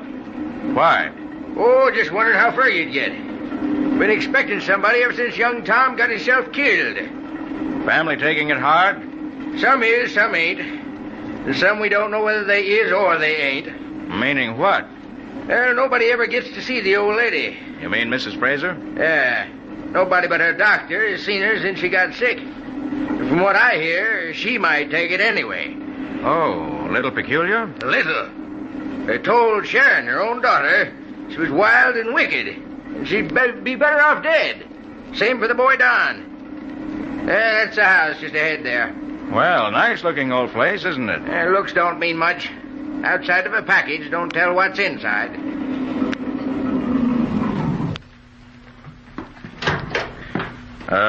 Wait, please. I'll be right out. No, I'll come back. But I'll only be a few... I said I'd come back. Half an hour. Well, okay, but don't forget me. I won't. Don't you forget about me.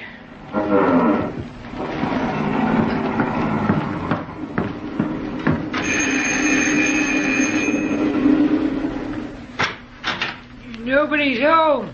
No? Who are you? I'm Uncle Roy. Who are you? Why, I'm a policeman. Policeman, goody. Hey, steady there, steady. You're not so drunk you can't stand up. Hey, he's out cold. And I'll lay him down You ought to be ashamed bringing him home in that condition. I'm not bringing him home. I'm Oh, just... taking him out, that's worse. Look here, I'm Nick Carter, and I came here... I'm Sharon Fraser. What do you want? I have a message from Mrs. Fraser from Lieutenant Riley of the Metropolitan Police. Oh, well, we've been expecting somebody. Come on, I'll take you to her room.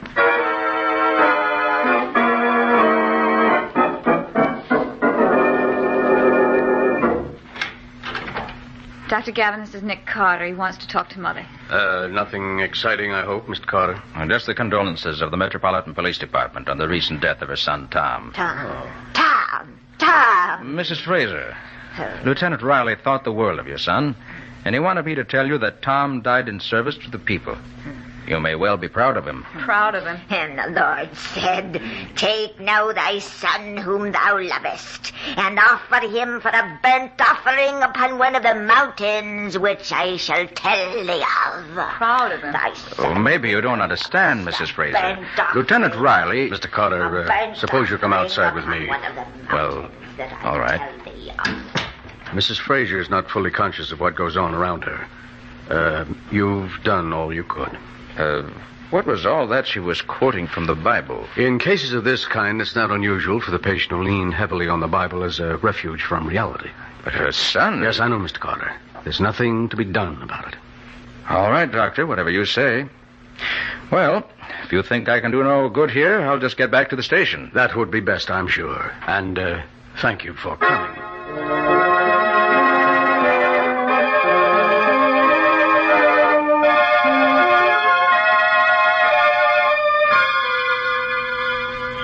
That taxi driver's long overdue. Wonder if he ever intended to come back. You waiting for somebody? Oh, yes. Say, what goes with the taxi service in this town? I'd like to get that train to Albany. It's already gone. You'll have to stay here tonight. No, thanks. I don't care for the atmosphere here. You feel it, too? I do. It's the most unpleasant feeling of hatred. Hatred that's monstrous and unnatural. Yeah, I know. I get a little uneasy here, evenings myself. I'll be glad to have you. That's my sister. Mrs. Fraser? Yes. Well, come on. There's trouble up there, all right. Oh, you wicked, you tried to poison me. Here, what's all this? Get out of here. Mother's upset and there's no reason. Poison in my milk. You tried to kill me. This her milk here? Yes, but I'll have it analyzed. That milk's all right. I just brought it up. She hasn't even tasted it. And what made her think it was poison? You tell me. You're a detective, aren't you? Where did this milk come from? I got it out of the refrigerator. My brother Don was with me. He got a glass for himself and brought it upstairs. He stopped to talk to Mother while I changed my clothes. And where's your brother now? In his room, I suppose. Well, take me there at once. It's the next room to this. Look for yourself. I will. What? Sharon, come here. What's the matter? Your brother's dead, and he's been murdered.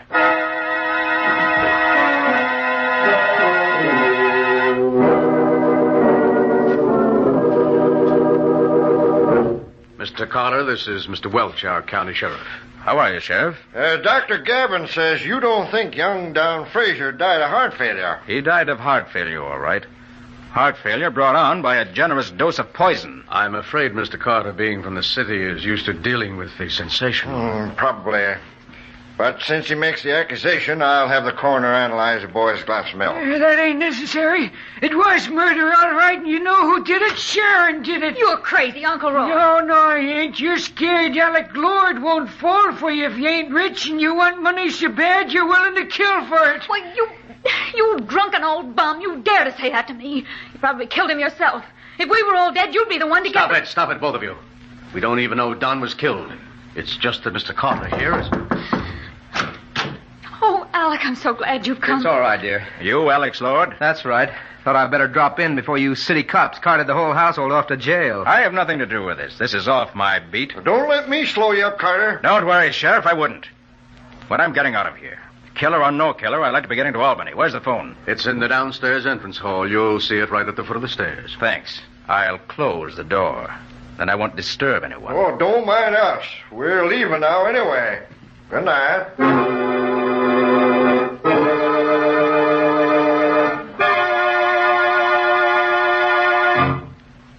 And you'll get me there in time for the 127 to Albany? All right, I'll be on the porch whenever you get here. And don't fail me now. I've had too much trouble finding someone to get me out of here to want you to slip up, too. Okay, goodbye. I don't know why I feel as if I... But, Lord, that was close. I don't hear a soul. But an urn that big never fell off that upper landing without being pushed. I'd better see who's up there.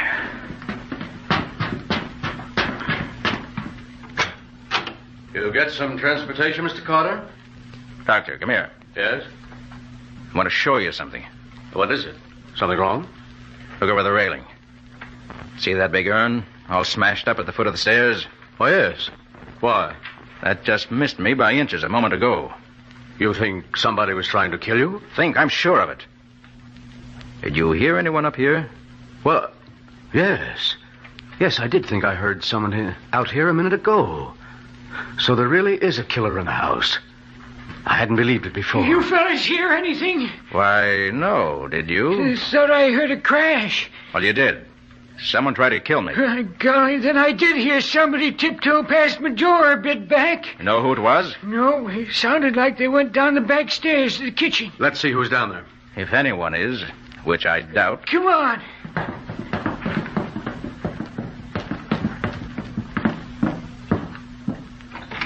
Not be safe a minute until he's gone. Don't worry. We'll make it so hot for him, he'll be glad to go. But Alec, we can't. Miss Fraser, I've changed my mind.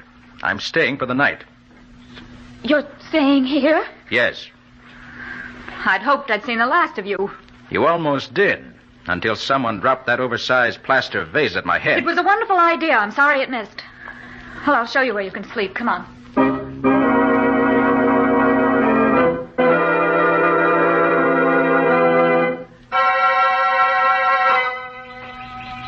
That sun feels good. Damp inside that old house. Well, 8 o'clock. Wonder what time they serve breakfast around here. Starting your snooping early, aren't you? Why, yes. Lovely morning for it. Out for a walk in the sunshine? Just out to get the mail, if you must know. I'll let you know if there's anything for you in the box. Thanks, but I'm not expecting anything. I'm happy to say nobody else thinks any more of you than I do. There's no mail. Down, Sam. Drop to the ground.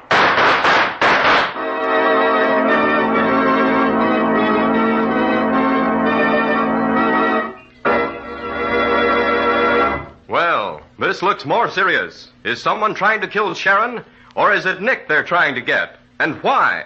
What is this to do with the hate that seems to rule the Fraser household? We'll see in just a moment. You youngsters are sometimes thoughtless about tracking in mud, slush, and snow these winter days. Even the careful grown-ups sometimes can't help it. But it needn't be a problem to keep your floors looking lovely when you depend on Linux self-polishing wax to protect them. That's because Linux self-polishing wax resists water. It keeps dirt on the surface, too, so that you can clean it up instantly. And because it contains genuine Carnauba wax, Linux self-polishing wax resists wear, although it's simply wiped on without tiresome rubbing or polishing. And it's handy to use because when worn spots do appear in the finish, you may renew it without re-waxing the whole floor. There's no doubt about it. Linux self-polishing wax is a splendid finish for any floor, wood, tile, or linoleum, for it gives a beautiful satiny appearance and gives protection besides. What's more, the underwriters' laboratories, whose seal is on every bottle, have proved that it's less slippery underfoot. Here's the modern shortcut to floor care. Linux, Lin-X, Linux self-polishing wax. Ask your dealer for it now. You'll find all three great Linux home brighteners and Chemtone, the Miracle Wall finish, at hardware, paint, and department stores everywhere.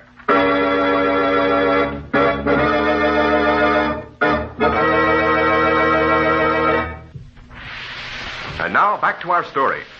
We left Nick and Sharon as they were being shot at by an unknown killer who seemed to be hiding in the nearby brush. Down, Sharon. Drop to the ground.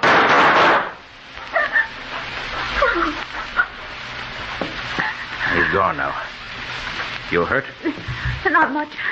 Did you see who it was? No. Saw the bushes move, that's all. But it wasn't Peter Rabbit.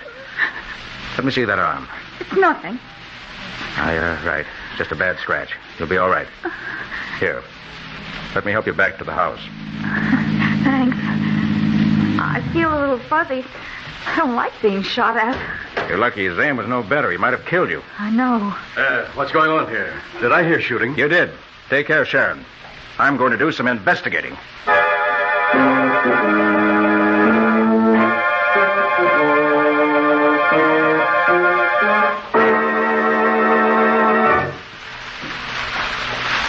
Hello there. Looking for something? Yes. Looking for a killer. A killer? Yes. And the man I'm looking for has my mark on him. I found blood in the bushes from which he did his shooting. Well, maybe that's the man I saw. What do you mean? Well, I was driving up the back road and I saw somebody in here. I was curious, so I stopped and I came in. But I must have missed whoever it was. Well, there's no one here now, that's sure. So if your car is here, you can drive me back to the house. Well, of course. Car's right over there behind the tree. Oh, yes, I see it. Did the killer get anybody? No, he was a poor shot. But he intended murder, all right. Mm-hmm. Here we are. Climb in, Mr. Carter.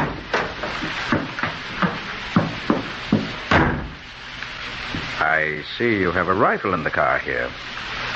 Why, yes. Mind if I look at it? Not at all. Nice little gun. Haven't had time to clean it, have you? I know. I was doing a bit of hunting this morning on the way out. I see. Let's be getting back, shall we?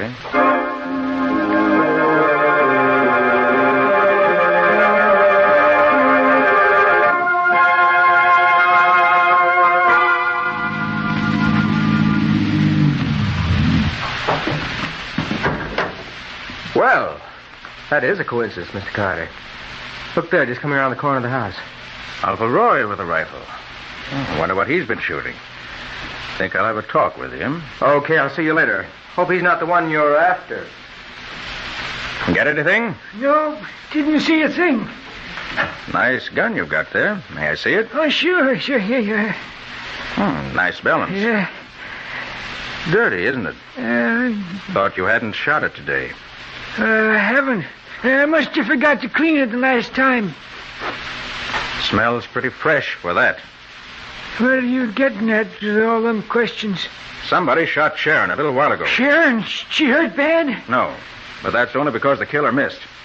You know anything about it? Me? Why, Mr. Carter, I loved that girl as if she was my own daughter. And why did you accuse her last night of killing her brother? That was for her own protection, Mr. Carter. I hoped you'd take her away someplace and lock her up where she'd be safe. Isn't she safe here? No, sirree. If she stays around here, she'll be murdered, too. I know what's going on around here. And who'd want to kill her? Why, there's... I'm sorry to interrupt, but Mrs. Frazier's very low. Maybe you better come up, Roy. Sure, Doc. Where's Sharon? In her room, resting. How is she, Doc? She'll be all right. Excitement and shock were too much for her. If Mrs. Fraser is really worse, maybe I better get her. Get who? Me? Yes, Sharon, your mother's pretty bad. Oh. Quiet now. Looks about the same to me. Thy life shall hang in doubt before thee, and thou shalt fear day and night, and have no assurance of thy life. Oh, don't be tiresome, Mother. Sharon, please. Well, she is. I'll wait downstairs, I guess. Oh, there you are, Carter. Thought you might like to see the results of the analysis of the milk you say killed Don Fraser. Yes, I'd like to. You have it? Sure have. According to this, Don's glass of milk contained calcium, phosphorus, lactic acid, water, and 5% butterfat. In other words, Mr. Carter, just plain milk. Here. How about the other sample I gave you? The milk from Mrs. Fraser's glass. That? Didn't even look at the report on that. She wasn't killed, was she? No, but she claims she was being poisoned. What does that analysis show? Let's see here. What's hyacinth? A slow-acting poison. Well, I'll be darned. Says here there was enough hyacinth in Mrs. Fraser's milk to have poisoned half the colony. I thought so. Then why was it Don who got poisoned instead of the old lady? Sheriff, this is all part of a well-thought-out plan. The plan to commit wholesale murder, unless we can stop it. Carter, you're crazy. You carry any guns? Why, of course I do. One. Better let me have it. Be safer that way. Why should I turn my gun over to you? As sheriff of this district, it's my duty to see that nobody carries a gun he ain't got a permit for.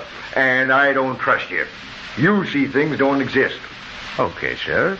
I know I have no rights in this part of the state. Just a minute. There you are, Sheriff. Look, what's the idea of taking out the cartridges before you turn the gun over to me? I don't trust you any more than you do me. I'd hate to be shot with my own gun. Why? All right. Give it back to you when you're ready to leave. I hope it'll be soon. Just as soon as I find out a few answers I don't know yet. Oh, hello, Sheriff. Found out anything yet? Nothing that helps much. Sharon, if you children didn't get your mother's money when she dies, to whom would it go? Well, Uncle Roy would get it. And if Uncle Roy didn't get it? It goes to some charity, I think. What are you getting at? Does your mother take small doses of hyacinth as a sedative? Yes, and it's darned expensive. Could anybody get at it? Probably. It's not locked up. What is all this? I wonder just how sick your mother really is. What, you coward! Trying to drag the sick woman's name into this mess. I'm dragging nobody, and I'm just trying... Not too loud, please. Mrs. Frazier's feeling better now. Where's Uncle Roy? I left him with Mrs. Frazier. You what? Great grief! Get out of my way! Why, Mr. Carter, what's the name? I was afraid of that. Vengeance is mine. Vengeance is mine. I will repay, saith the Lord. Vengeance is mine. Carter, what's happening? Sheriff! What? Uncle Roy? Yes, Uncle Roy. Dead. So she killed Uncle Roy. Stabbed him in the back. Yes. Must have made him lean over the bed and then drove the knife in his back. Vengeance is mine. I should have warned you, Mr. Carter. I've known for a long time that she was dangerously insane, but I never dreamed she would go this far. First Don, now Uncle Roy. Mr. Carter, do you mean that Mrs. Fraser had anything to do with Don's death? That's ridiculous. How could she have killed Don? It was really very easy, Sharon. Just as soon as I found the analysis showed hyacinth in her milk, I knew the answer. She coaxed Don to try it. And there was so much poison in it that even the sip he took was fatal. The poison made him sleepy, and he went to his own room to lie down. Why? Why? Why should she want to do it? I'll get to that in a minute. Well, old Mrs. Fraser certainly wasn't the one who fired at Sharon this morning. Naturally not. But if you'd got there a little sooner, Alex, you would have caught the murderer red-handed. He stopped his car by the road, ran into the brush, shot at Sharon, missed her because he was in a hurry, and then got back in his car and drove on. Do you know who it was that did the shooting, Mr. Carter? I do. It was the same one who was responsible for Don's death and for Uncle Roy's. But you said Mother killed them. You notice I said the one who was responsible. Your mother isn't responsible. She's just the instrument the murderer used to accomplish his ends. But who is it then? Sharon, whose leather jacket is that on the chair behind you? Leather jacket? What? Yes. That's Dr. Gavin's. I remember he wore it when he helped me into the house this morning. Well, look at the right sleeve. The right sleeve? Oh, I see. There's blood on it. It must have come from where I was shot when I leaned on him. That isn't your blood, Sharon. You'll find more blood inside the sleeve, which certainly couldn't have come from your arm. What are you getting at, Mr. Carter? The real murderer is the one who could best work on poor Mrs. Fraser's mind with drugs and suggestions.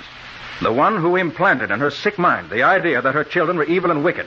The only one who could have left a surgeon's scalpel where her hand could get at it when she wanted to stab Uncle Roy, in compliance with his suggestion. Carter, you mean the Dr. Gavin? Yes, Alec, that's what he means. And he's quite right. Dr. Gavin, you... It would have worked out except for you, Carter. I was afraid of you when you first came here. That's why I tried to kill you with that urn. You overplayed your hand, Gavin. If you'd let me go my way as I wanted to, I would never have given the Fraser household a second thought. But you made me mad. And that was your mistake. I didn't dare let you go. But you wished you had this morning when my shot swinged you in the arm as you tried to kill Sharon. I'll get even for that right now. Dr. Gavin, a gun! You can't... Oh, yes, he can, Sharon. Right, Mr. Carter. I happen to know that the sheriff took your gun away from you, so you're helpless. There'll be no last-minute gun battle with you winning the fight. There'll just be one shot for each of you, and I... Sorry to disappoint you, Gavin. But the sheriff only took one of my guns. He overlooked the one on my shoulder holster, which you see is quite effective. All right, Alec, pick up his gun. Now get the sheriff. He'll know what to do with a cowardly rat like this.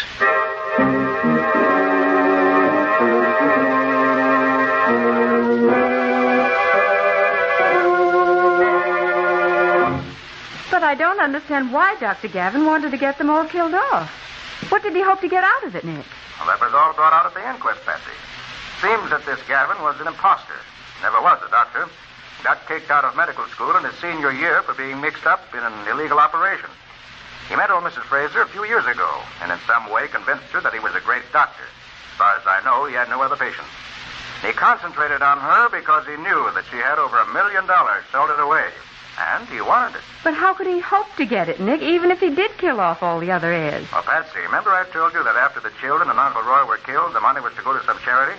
Yes, I remember that. Well, investigation showed that the charity that was to get the money was a phony outfit that Gavin had fixed up for the occasion. Oh. In other words, Gavin and the charity were one and the same thing, and existed only for the purpose of getting the Fraser millions. That's a pretty clever setup at that. Yes, but Gavin forgot one thing, though. What was that? When he was whispering biblical quotations to the old lady, he should have remembered the one that goes, an eye for an eye, a tooth for a tooth, a life for a life. Oh, I see what you mean. That's the one that applies to him right now. A life for a life. Too bad he missed that one. Well, how are you, Patsy? Any word from Nick? Oh, just a minute, Nick. Oh, hello, Lieutenant. I'm talking to Nick right now. Oh. Want to say hello to him? Well, sure. Why not? Nick? Yes? Lieutenant Riley just dropped in. He wants to say hello to you. Hold on. Nothing doing. That's one reason I came up here for a vacation, just so I wouldn't have to say hello to Riley. Oh, but Nick... Bye-bye, Patsy. See you when I get back. Well, he couldn't wait to talk to you, Lieutenant, but he said to give you his regards anyway.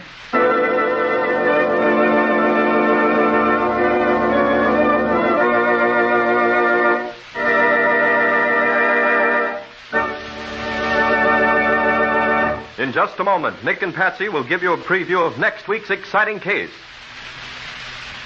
But before they do, here's a hint to every good hostess. When you invite guests these days, it's so brisk outside, there's an added warmth of hospitality inside a home that's beautifully cared for. And your home has that look when you care for your floors, your woodwork, your furniture, with the 3 great Linux home brighteners. You'll notice, for instance, that your furniture takes on new loveliness when you've used Linux cream polish to remove that cloudy accumulation of dust and previous polish. For Linux Cream Polish cleans as it polishes your furniture. Yes, it's true. In one quick, easy application, you banish messy fingerprints and dirt from your furniture, leaving a gleaming luster without that oily film which attracts more dust, makes more work. Linux Cream Polish saves one whole step in your cleaning day routine. And you'll like the way it helps conceal ugly scratches, too. Get it at your dealers now. Linux Cream Polish, spelled Lin-X. Get all three great Linux home brighteners, Linux self-polishing wax, Linux cream polish, and Linux clear gloss varnish at your nearest hardware, paint, or department store.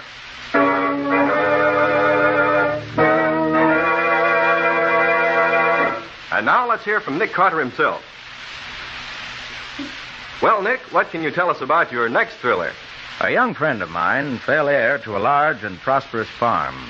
But the three members of the family who had owned the farm before him had all three died within a period of 4 years. Their deaths were also natural and so perfectly open and above board that he got suspicious. Everything looked too good. Well, that seems like a peculiar way to feel. Well, Ken, the peculiar part of it came in when we started our investigations and found he was right. And found it out only just in time to save the life of the young fellow himself. The whole thing was extremely cleverly worked out. What do you call it, Nick? Ready for Murder. Or the mystery of the dead Scotty. Now, so long. So long, everybody. And so long to you both. See you again next week as usual.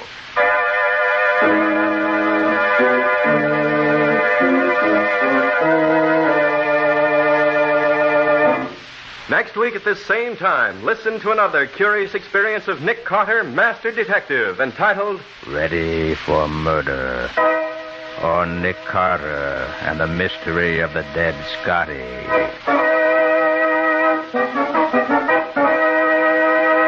Nick Carter, Master Detective, is featured in Street and Smith magazines. Lon Clark is starred as Nick with Helen Choate as Patsy. Original music is played by Lou White, and the programs are written and directed by Jock McGregor. Nick Carter, Master Detective, is presented at this time and over these same stations each week by the three great Linux home brighteners. Linux Clear Gloss Varnish, Linux Cream Polish, and Linux Self-Polishing Wax, created by Acme, America's great producer of Acme fine quality paints. This is Ken Powell speaking for the thousands of Linux dealers all over America and saying so long until next week. This is Mutual.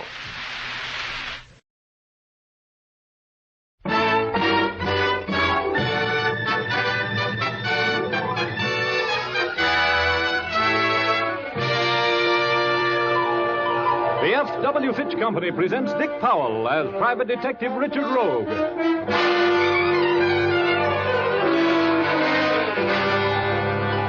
In Rogue's Gallery.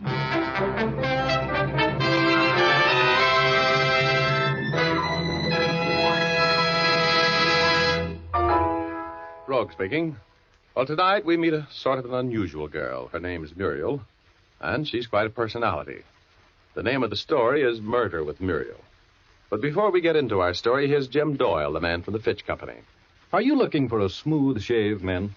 Then try Fitch's No Brush Shaving Cream. It'll give you the kind of shave you want because 40 years of experience have gone into the making of this product. Fitch's No Brush contains a special skin conditioner ingredient that takes the work out of shaving.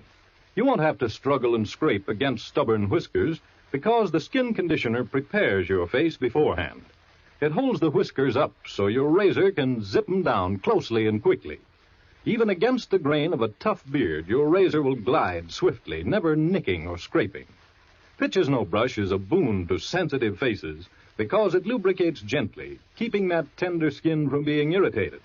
After this quick, easy shave, your skin will feel cool and refreshed, wonderfully smooth. And if you prefer a lather cream, try Fitch's Brush Cream. It forms a rich, abundant lather when applied with a brush. This lather stays moist all during the shave. Fitch's Brush Cream also contains the special skin conditioner for sensitive faces. Fitch's Brush and Fitch's No Brush Shaving Cream are available in handy 25 and 50-cent sizes. For a shave you like, switch to Fitch. Thank you, Jim.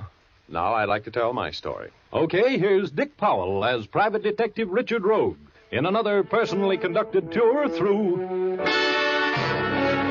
Rogues Gallery.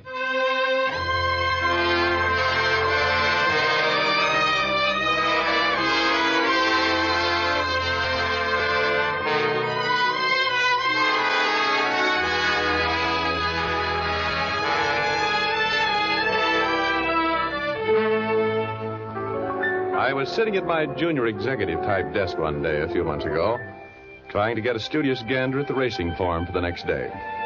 I had planned to attend and contribute a quick $48 outside to the improvement of the breed of thoroughbreds racing at the track.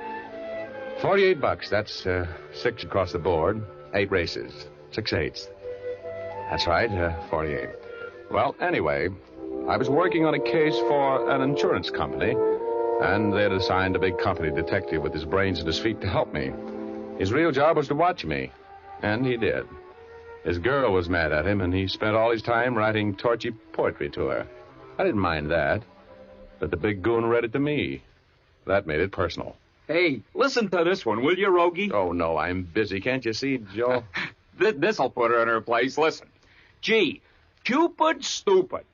His dart in my heart I trusted. Now my heart's busted. He sent me an Aphrodite who's awful flighty. Don't trust Cupid. He's stupid. That's a dilly, ain't it? I'm going to send it to Rose special delivery. That ought to bring her right back to you with a club in her hand. Why don't you give the dame up, Joe? Oh, you don't understand, Rogie. I love her. I'm looking for Richard Rogue. Yeah? What do you want? I've got a message for you. I want to talk to you. Privately. Okay. Come on in here.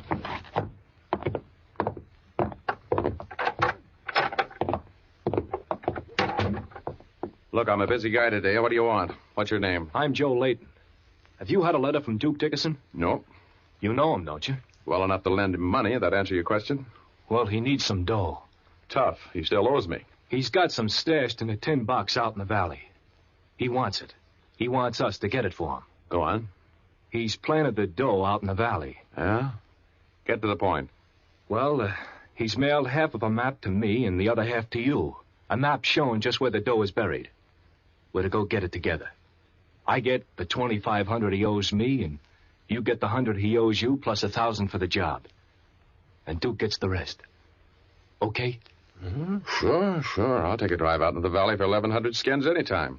But I haven't got the map yet. Well, he mailed it day before yesterday. It should be here. Well, it isn't. Drop around about noon tomorrow. Maybe it'll come in the morning mail. The Duke needs the dough pretty bad. He's got himself in a bit of a jam in Kansas City. We'll get that dough tomorrow, huh?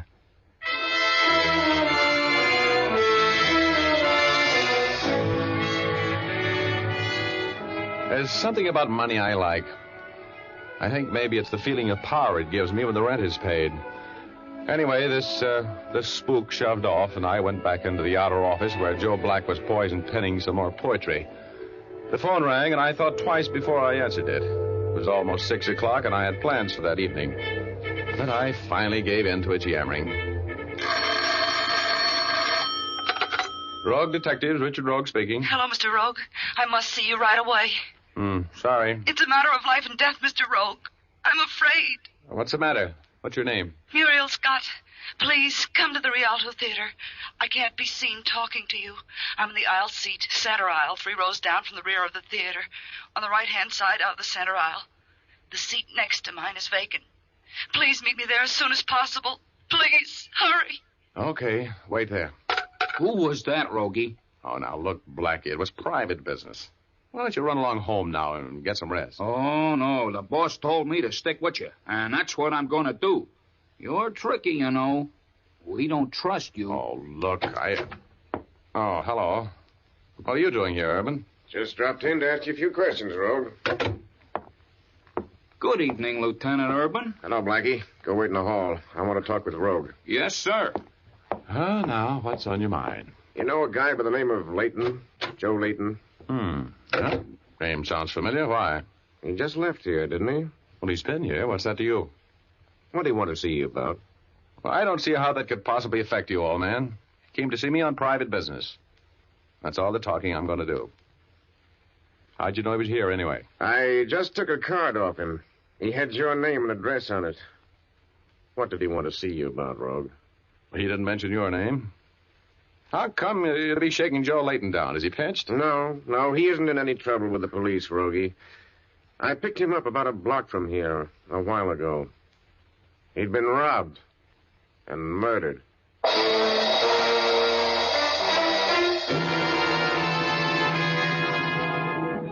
Well, this was a fine time for Joe Layton to get dead. Just when he meant $1,100 to me. I went down to the morgue with Urban to look at the body. What I really went for was a quick look through his personal effects. There was no sign of half a map. That's all I wanted to know. Urban put me on the fire for a while, trying to get me to tell him all I knew about Layton, but I didn't crack, and I left about 10:30 to drive back to my office. My shadow, Blackie, was right behind me.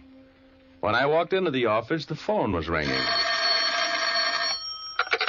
Rogue Detectives, Richard Rogue speaking. Mr. Rogue, you didn't come to the theater. Oh, I'm sorry, Muriel. Something else came up that demanded my immediate attention. But I must see you right away. It's a matter of life or death. But I can't. There's a $500 fee waiting here for you for just a few minutes' work. Please, Mr. Rogue. Huh? Oh, where are you? I'm at the Shady Glade Motel out in the valley. You know where it is? Oh, sure. I've passed it 1,000 times. Will you come right out? Please. Cabin number 4. You say there's $500 waiting there for me?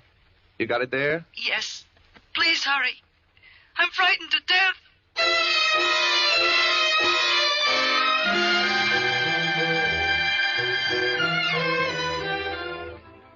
Well, I just had 1,100 skin shot out from under me, and I decided I couldn't afford to be too temperamental about a sure 500. So I ran down the stairs to my car and took off for the Shady Glade Motel and the lady with the seductive voice. It was a long drive from my office, and I spent my time trying to figure out how I was going to get in touch with Duke Dickinson and deal myself back in on that buried treasure deal. I couldn't tell whether Blackie had managed to tail me on this trip or not. There was so much traffic on the pass. Well, anyway, I pulled up at the Shady Glade and knocked at the door of cabin number 4. You're Mr. Rogue? Yeah? Come in. Well, get it off your chest, lady. Please, sit down. Okay, but I'm in a kind of a hurry. Let's make this as brief as possible. All right. Would you care for a drink? I'd love one. But look, you were tearing your hair out a half hour ago. I got here as soon as I could by breaking a few speed laws. Now, before we get social, what's the deal? I'm in trouble, Mr. Rogue. I'll take it from here, Muriel. Huh? Oh, a reception committee with artillery, huh? Well, how about giving me a quick rundown on what's the deal? What do you want from me? You know a man by the name of Joe Layton? Yeah, I knew him. And I know what happened to him. You wouldn't want it to happen to you, would you? I don't insist on it. Get out of here, Muriel. I'll stay. Get into the other room. Go on. All right, Shep. All right now, Rogue. Let's get down to business. You had company today, didn't you? Layton was up to see you. That's right. Everybody seems to know that. What do you mean? Well, the cops came to see me later. Took me down for a little questioning. You see, they knew Layton called on me, too. Mm-hmm. Yeah. When you shook him down for that map, you should have taken that card with my name and address off of him. And he can't think of everything. I want your half of that map, Rogue. I don't have it. Don't lie to me, Rogue. Just give me your half of the map. I don't have it. But even if I did, name me a reason why I should give it to you. Where is it? I don't have it. That's all I know. I'll give you $5,000 for it, Rogue. Huh? Why should I sell it to you? I had to kill a man for half that map. I don't want to have to kill you unless it's absolutely necessary, Rogue. Believe me, I hope it won't come to that. Now, look, pretty boy. I don't have the letter, and killing me or keeping me here won't make you much of a score. Where is the letter? Why should I tell you? Let's face it, chum. Is it in your office? I haven't received it yet. It'll probably be in the morning's mail tomorrow. This is not getting anybody someplace. I'll do the worrying about that. Yeah? Well, while you're worrying, take a look behind you. You got company. Oh, no. I'm surprised at you trying to run that old bluff like that on me. You think it's a bluff? Hey, Blackie. Drop that gun, mister. I couldn't miss you from here. You better drop it, pretty boy. My friend Joe Black is a very nervous type. Yeah. Drop it. Okay. Well, that's a nice guy. Look, Blackie, I'll hold the gun on this citizen. There's a girl in the bedroom. Go get her. All right, Rogie. What are you going to do with me, Rogue? I haven't made any plans yet. You'll be taken care of. Don't worry. Why don't we keep this to ourselves, Rogue? There's plenty. Hey, Rogue, there's no dame in here. What? The window's open and she's gone. I heard a car pull away just as I came in here. Oh, that's fine. That's great. Well, it isn't my fault, Rogie. I did what you told me to, and... Uriel got away, huh? That's right. She got away. But we've still got the main attraction. That's you. Look, Rogue, there's no reason why we can't make a deal. I'm perfectly willing to cut you in for half the money. How big of you. You have to watch those generous impulses, Shep. Next thing you know, you'll be giving away the sleeves out of your vest. Hey, Blackie. Yeah? You just declared yourself in on 5 bills, okay? Sure. What do I do? Shake him down. I want half of a hand-drawn map. There's no point in us working against each other, Rogue. Shut up. Yeah. I'll get it for you. Keep your hands away from your pockets. Yeah, just keep them up in the air, and I won't have to break your thick skull. Toss me his wallet, Blackie. Quit squirming, you. Yeah. There you are, Rogie. And a nice wallet it is, too. Maybe you'll let me have it, huh, Rogie? After you've taken the map out, of course. Oh, that's what I love about you, Blackie. You have such big ideas. Well, quite a bit of dough here. And a driver's license. Glad to see that you're a law-abiding citizen, Shep. Oh, now, here it is. A little piece of paper worth 25 grand. Now, look, Rogue. Suppose I work with you. Just cut me in for 5 grand. A little late for that, Shep. Blackie. Yeah? I'm afraid our friend Shep might be a burden. You better put him to sleep for a while. You mean like this? Oh. You're so enthusiastic, Blackie. Now let's get him tied up and slip him under a bed until we need him again, shall we? Of course. Hey, hadn't we better call in the cops, Rogie?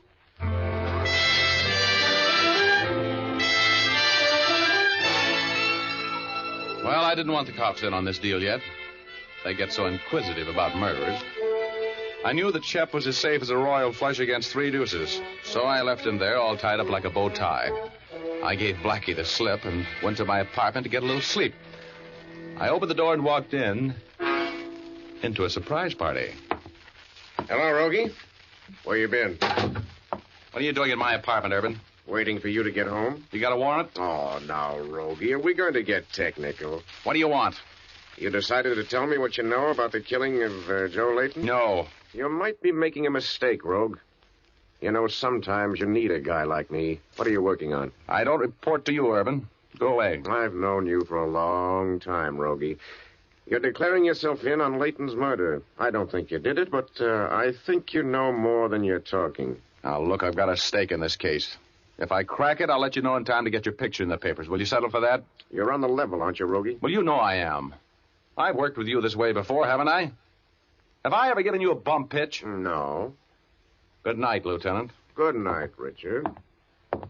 If you have any ideas of slipping me a double cross, Rogie, forget it. I've got a cell waiting for you, and I'm not above framing you. Remember that. I knew Urban wasn't kidding, and I had an impulse to call him back and tell him about the murder I had put away for him in that motel. But I thought better of it. As the door closed behind Urban, I heard another door open behind me. Hello, Mr. Rogue. Muriel. Why, honey, this is... Put up your hands. Huh? I'm going to get that map if I have to kill you.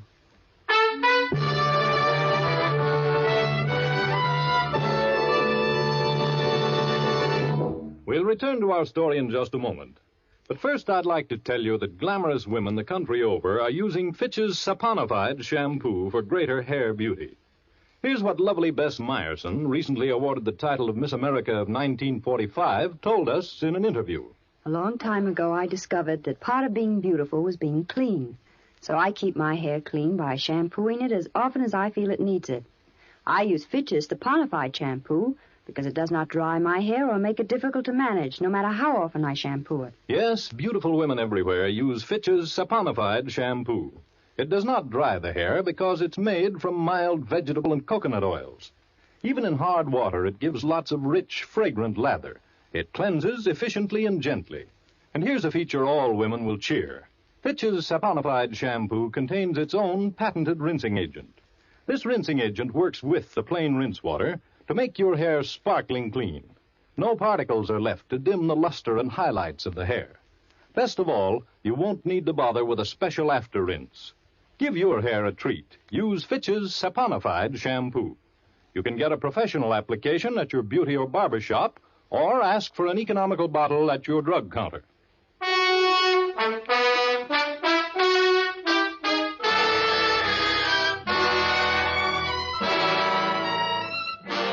Richard Rogue is involved in an affair concerning $25,000 in buried treasure. There's a girl in the affair named Muriel Scott, and right this minute, the lovely Muriel is an uninvited guest in Rogue's apartment, where she's holding Rogue at the end of a .45 automatic.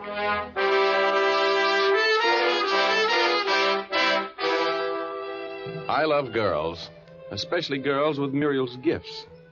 She had the kind of a figure that you'd like to add to your income tax, and a little baby face that made me want to hold her on my lap and tell her a story. But that gun changed everything. It ruined the intimate, romantic atmosphere that I would have preferred. Take your revolver out of the holster and drop it. Come on, I know how to use this gun. Okay. Now back away from it.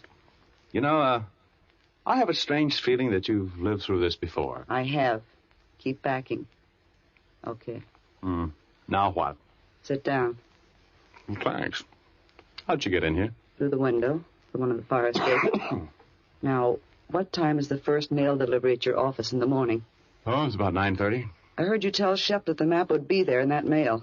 I'm expecting it. Good. I'll get it then. What did you do with Shep? He's okay. Is he in jail? No, he isn't. I want my hands on that dough before I yell for the cops. I want my hands on that dough, too, and I'm going to get them there. Are you, comfortable? Yeah. Don't worry about me. Look, baby, I want some coffee. How about you? Just stay where you are. Oh, but look, beautiful, it's only 11:30. It's 10 hours before the mail arrives. I can stay awake 10 hours at $2,500 an hour, easy. It's too bad you're so hard to get along with. Oh, a very beautiful dame, you know it? Yeah, I know it. Just keep your seat, Mr. Rogue.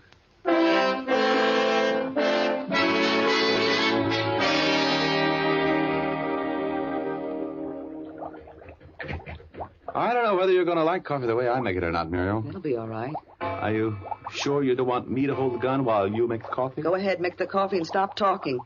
Okay, beautiful. Yeah, but you'd better listen to my proposition. We could do a lot together with 25 grand. Ever been to Rio?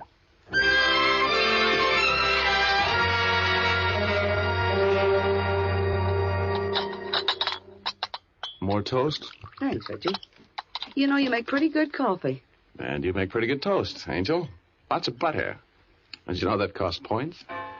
We won't need them in Rio, will we? No. We're going to make beautiful music together, baby. You know it?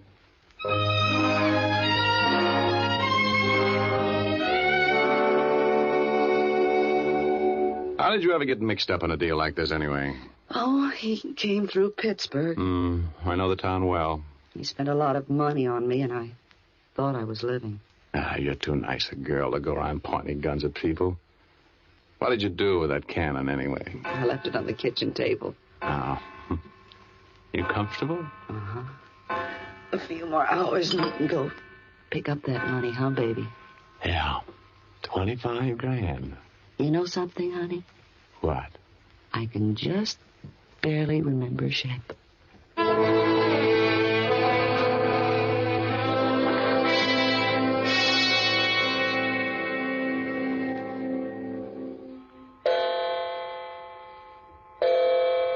It's 9 o'clock, honey. Let's get going, shall we? We'll just about make it, huh? Yeah. I hope that map's in the morning mail, don't you? Well, it will be, don't worry. Come on, I'll help you with your coat. Hey, where'd you get it? It's a nice mink. Shep stole it. For me.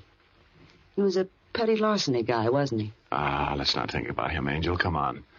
We're on our way to the office and that letter. And Rio? Could be.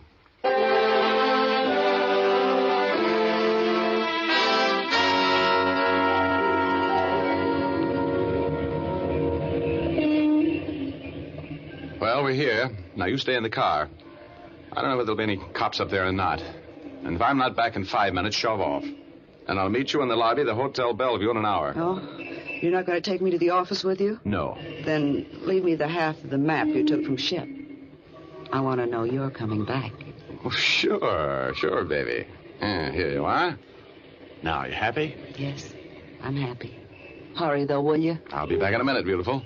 If I'm not, remember what I told you to do, huh? I'll be in the lobby of the Bellevue if you aren't back in 5 minutes, right?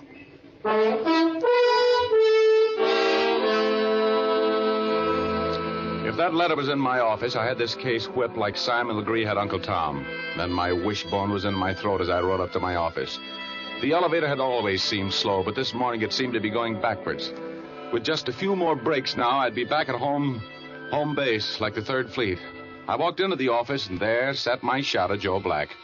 I pitched him some fast double talk about ditching him last night, ran through the mail, found the letter from Duke Dickinson with a map. While I was jumping up and down and clapping my hands, I told Blackie what I wanted him to do. And then Muriel and I took off for the treasure hunt with a spade. Are you sure this is the right path? Sure. I got the map right here, haven't I? Look up ahead. There's the big rock he's got on. See? Uh-huh. And there's the tree. Look, Rogie. Oh, the gun of you. Put it back. If you have any plans about taking this money yourself... Oh, will you cut it out? Put that rock back in your bag. I just want you to know I've still got it and I can use it. Oh, but look, baby. Remember me? Oh, I suppose I'm a chump. I'll put the gun away. Just for you. You big, handsome cutthroat.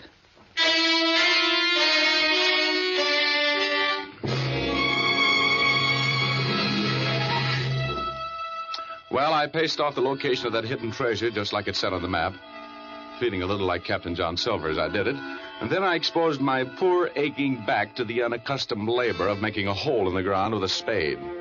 I will never be a fan of digging. I like my spades 5 at a time, preferably running from the ace down to the 10 with a lot of dough in the middle of the table instead of in the middle of the pasture. But I dug. Richard, are you sure you're digging in the right place? Sure. Decided in on that tree and that big rock. And if that petty lousy crook of a Duke Dickinson thinks this is funny, I'll personally hit... Hey, pay dirt. Hear it? Yes. Hurry, Rogie. Dig it out. Well, do you want this shovel? I'm digging as fast as I can. There it is. See the top of it? Be there. 25,000. Well, baby, there it is. 25 grand. You want to count it? Let me have it, Rogie. Here, baby, you take care of it for a while, huh? Put it in your bag and let's get back to town and celebrate, beautiful. All right. Just hold that close. Both of you, hold it. Hey, what is this? Shut up. Give me your bag, lady.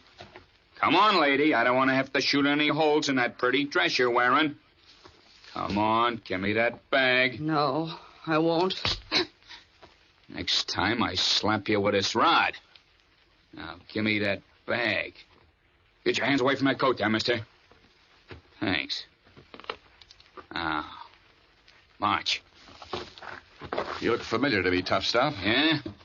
Maybe I'd better put you away, huh? Duke Dickinson must have sent out a bulletin to all his friends. Shut up. Lay down on your faces, both of you. Now. Shut up, lady. I just shot a couple of holes in your tires, that's all. Now, just take it easy and don't move until I'm out of here. Thanks for the dough.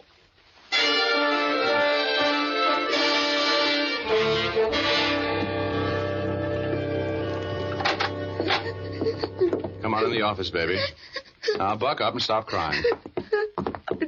Don't suppose you're going to pay any attention to me now that the money's gone. You'll probably forget me as soon as you can. Oh, baby. Oh. Hi, Urban. Hello, Rogue. Who's this? A cop.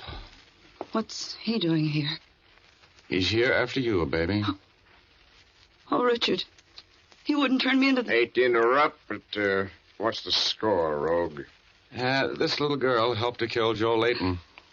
The guy who worked with her is under the bed at cabin number 4 at the Shady Glade Motel. How could you do this to me? After all the things you said and... It's not easy. But you see, baby, I don't approve of murder. Especially not in this neighborhood. Gives a block a bad name. Oh, no. No, Richard. Better take her away, Urban, before I take her away from you. She's a beautiful girl, isn't she? Richard. Oh, Richard. Richard.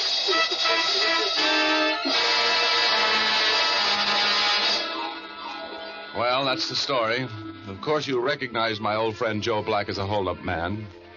You see, I figured that when Muriel and Shep went on trial, I would have less explaining to do if they thought some stranger had finally come up with the 25 grand. I gave Joe his 500 like I said I would. He beefed a little, but he took it. And then I took the 100 Duke owed me and 1,000 for the job that was agreed on, and then I took the 2,500 that Joe Layton was supposed to get and sent it to Muriel's mother. Layton didn't have any use for it in the morgue. And I sent the rest to Duke in Kansas City. Made a nice score altogether, but I still wake up in the middle of the night when I dream of Rio and Muriel and that trip we were going to take. The money's spent, but the dreams linger on. They're wonderful.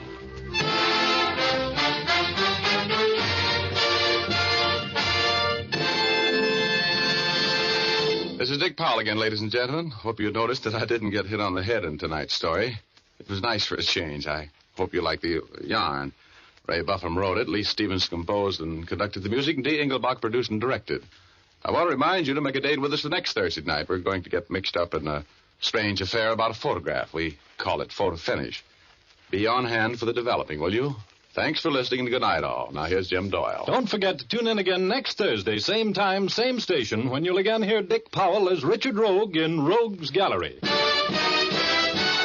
Remember, if dandruff is your problem, ask for Fitch's Dandruff Remover Shampoo. Removes dandruff the first time it is used. Fitch's Dandruff Remover Shampoo is the only shampoo whose guarantee to remove dandruff is backed by one of the world's largest insurance companies. This statement can be made by no other shampoo.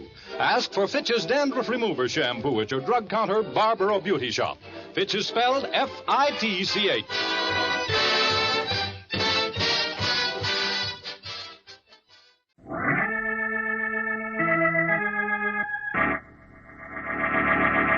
From New York City, the makers of Clipper Craft Clothes for Men and more than 1,200 leading retail stores from coast to coast present Sir Arthur Conan Doyle's immortal character, the world's most famous detective, Sherlock Holmes, starring John Stanley.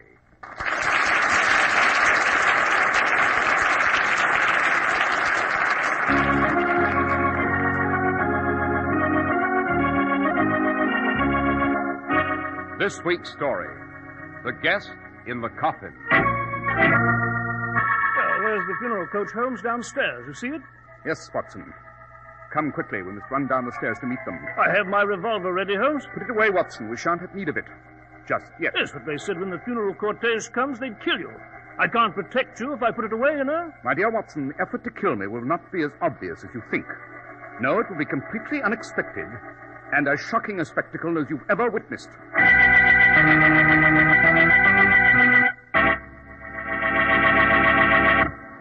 Men, this is the time of year when our wives are planning their new spring wardrobe, so I don't think I'm out of order when I ask you, isn't it time you bought a new spring suit, too? You don't have to spend a fortune. A genuine Clippercraft worsted suit costs only $45. But don't let that low price fool you. Clippercraft suits look like they cost many, many dollars more. Clippercraft suits have style you'd never expect to buy for $45. In a Clippercraft suit, you look your best. Your shoulders appear broader, your hips seem to taper down. You look and feel like you're somebody important. And you are. You're the best-dressed man in any group. So go pick out a Clippercraft suit for yourself. And while you're about it, get a Clippercraft top coat, too, for only $40 to $47.50. Clippercraft clothes do things for you. Visit your local Clippercraft merchant tomorrow.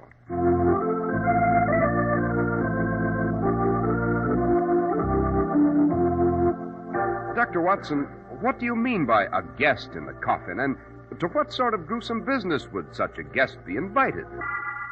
It was in the late 80s, Mr. Harris. It began at Charing Cross Station. There on the platform stood a short, red-faced, chubby gentleman in a black bowler hat. He looked about rather helplessly. Then he beckoned to a police officer. Constable. Constable. Yes, sir. May I be of assistance? I've just arrived here in London and I'm rather confused. Could you direct me to Earl's Court? Certainly, sir. Just a few stops on the Inner Circle Underground. The entrance to the Underground is just your left, sir. And that will take me there? Right you are, sir. Oh, thank you very much. I'm very grateful. Not at all, sir. You must allow me to show my appreciation. Sorry, sir, we do not accept gratuity. Oh, but officer, this is a special award. You see, I've selected you. Selected me? Yes. You shall be the first of the London police to die.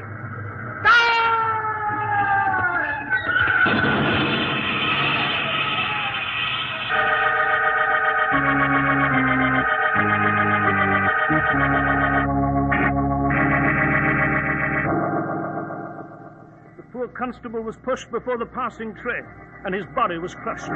The chubby little gentleman in the black bowler hat vanished instantly into the panic-stricken crowd. This was the first step in a monstrous scheme. The second step was executed in Soho. It was very late in the evening. A bobby on a tour of duty was strolling past a dark alley when he heard a pitiable voice. Help me. Help me. Hello in there. Somewhere in this alley? Yes. Help me. What's wrong, sir? I'm very ill. I collapsed here. I can't breathe. My lungs. Yes, sir, I'll help you. A bit of artificial respiration, then I'll fetch an ambulance. I'll just... You knocked the helmet off. Now, look, I'll just take you in my arms, so... Oh, one moment. I must put my nightstick aside. Thank you. All I wanted was your club.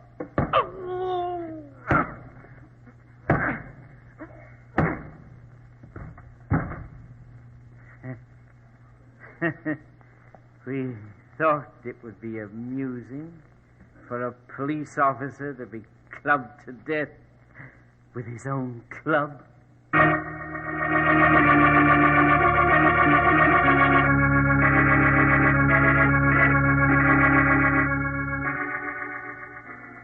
Be seated, Lestrade. Pacing the floor of my flat in that nervous manner is not conducive to clear thinking. You may choose to regard this crisis, Holmes, as a bagatelle, a trinket to be toyed with in your mind, but I find it most upsetting. Inspector Lestrade, how many police have died? 7, Dr. Watson. The officer clubbed to death in Soho was followed by 5 more in various parts of London. You've read the newspapers, Holmes. You're conscious of the terrible fear gripping London. And the morale of the force is at an absolute low. That is to be expected, Lestrade. The force is human, Holmes. The men leave for duty in a state of high tension. This series of police murders may lead to an unprecedented crime wave. It's a signal to the scum of the London underworld to storm the very fortress of law itself.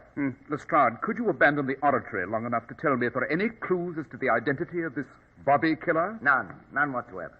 Not that we at Scotland Yard are utterly helpless, mind you. But we are obliged to marshal every resource at our command. That's why we are requesting that you lend us the benefits of your incomparable skill as a detective. Lestrade, your ineptitude as a criminologist is equaled only by your clumsiness as a diplomat. However, I shall look into these reports you've given to me. They are official copies, Holmes. Reports on the death of each policeman. After reading them, if you've a suggestion... I shall communicate with you, yes. It's a horrible business, horrible. Eh, Holmes? Oh, on the contrary, considering some police officers I know, rather tempting. Good night, gentlemen. You are going to help, aren't you, Holmes? Yes, after reading and analyzing these reports, Watson, I shall take what steps I deem proper. I should say that the most vital point so far is the scope of these crimes. This is not the single discordant note struck by a petty crook. This is a broad, elaborately orchestrated scheme, worthy of a certain very daring type of mind. I'll answer it, Holmes. Good evening, Dr. Watson. Mr. Holmes?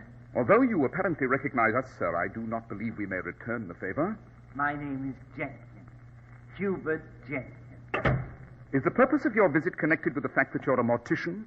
How did you surmise that, sir? Although you are quite short and are wearing a black bowler hat, you stooped as you entered. The doorway is easily high enough. You are, therefore, in the habit of wearing an extremely high hat, the long black hat typical of your profession. Besides, your hands are stained by an acid, arsenic probably, arsenical compounds being used in the preparation of embalming fluid. Oh, that's amazing, Holmes. The purpose of my visit is definitely connected with my profession, and I do bury the dead. What may we do for you, Mr. Jenkins? I have a message for you, Mr. Holmes, from my employer. Who is your employer? The gentleman, with admirable humility, wishes to remain anonymous. He wishes to present you, Mr. Holmes, with a gift as an unknown admirer of yours. Really the finest way to present a gift. And what is the gift? A coffin, sir. A coffin. A coffin? And to be sure that the offer is accepted in the right spirit and that I'm not forced to go beyond this simple information, I was obliged to bring a gun. I appreciate your master's thoughtfulness, but I don't believe I can be his guest in the coffin. Oh, we shall attend to that little detail. Are you threatening to kill Holmes? Not threatening, Dr. Watson. Simply announcing a fact. By Friday midnight, Mr. Holmes, there will be need of a coffin for you. Who sent you? Where are you from? By George, you will answer me. Now, Dr. Watson, that is why I brought the gun. I do not want to answer any more questions. Mr. Holmes, my master is most anxious for you to be pleased. Do you have a preference as to the type of coffin you wish? Of all the grotesque, infuriating Almost things I've ever... any sort of coffin should do, Jenkins. I shall select one of our very attractive models, Miss Holmes. You may depend on it. It will be in superbly discriminating taste. Now, if you'll excuse me, I'd wind up my affairs if I were you, Mr. Holmes. You've so short a time. I believe I can spend the remaining days quite profitably, Jenkins. No doubt, sir. No doubt. Delightful visit, gentlemen. Good evening. Well, Holmes, what shall we do? Who was he? Who sent him? Why should they want to kill you, Holmes? We shall do very little, Watson. We shall inform Inspector Lestrade of this extraordinary visit. Yes, and I'd say we search London for this Jenkins the mortician. That would be futile. Jenkins is definitely not his correct name. It might take weeks to find him, and we have just a few days. No, we shall merely chat with Lestrade and then wait for Friday midnight. You mean just wait till they come to kill you, Holmes? That's ridiculous. I'd turn London upside down to find that rascal. Then I'd beat him till he told us the name and whereabouts of his employer. Impossible to accomplish by Friday, Watson.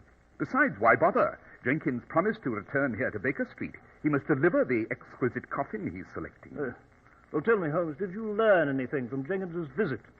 Is there a clue as to who on earth is behind all this? Definitely. My imminent death and the death of a long line of London police are obviously connected. How? Both crimes are engineered by the same mind, Watson. No pedestrian mind could conceive of staging this macabre business. Your ordinary criminal would go after me with a knife, and that would be that. No, this is a mind with a more fiendish approach. They want me to suffer mentally before I do physically. And you propose sitting idly by and waiting until Friday night? Quite. Oh, I shall make some preparation for the combat, some polishing of the harpoon. Then what remains to be seen is whether, as in the pursuit of Moby Dick, we capture the awful monster, or it devours us.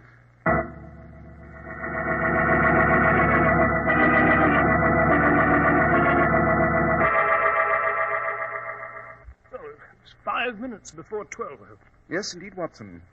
I do hope my would-be killer is a gentleman of his word. I can excuse the attempt to murder me, but being late for the game is unforgivable. Oh, really? I don't see how you can be so utterly carefree, Holmes, when you know that a diabolical mind is plotting to kill you within the next 5 minutes. Good Lord, what have you been overconfident, Holmes? And why the devil wouldn't you permit Lestrade to place a cordon of police about this house? Because, Watson, anyone shrewd enough to have killed all those bobbies and to have flung the gauntlet in my face this way has certainly anticipated a cordon. Besides, with policemen striding about, they might be in the way. We might bungle the capture of the killer. No, I prefer meeting my antagonist single-handed. 4 minutes to 12 now. Uh-huh. Excellent. The killers are on time. The window, Watson. See. Yes. Yes, on the street at the funeral coach. They're pulling up here at our door. We must go down to greet them, Watson. Go down to greet them, Holmes? Have you lost your mind? Do you want to place yourself as a perfect target on the street with a gaslight?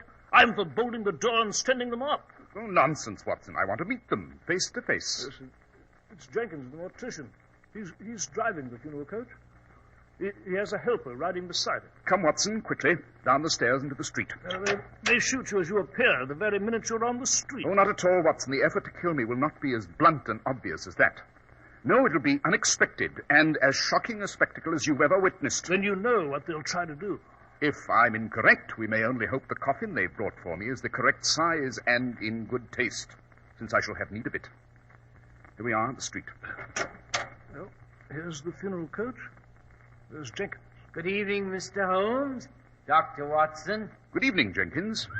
Oh, steady, steady. Fine horses, don't you think? Splendid. We like everything about our funerals to be most impressive. There's your coffin, Mr. Holmes. One of our very best. Considerate of you. My master said my helper and I should carry the coffin to your flat. Don't you move, Jenkins. Your helper either. Holmes will be very much alive at 12 o'clock, if I've anything to say about it. Oh, we aren't going to touch Mr. Holmes until he's dead, that is. A special way's been arranged for him to die. We've nothing to do with that part of it. It's a plan that begins at 12. There. Yes. Now you will see, gentlemen. Now you will see.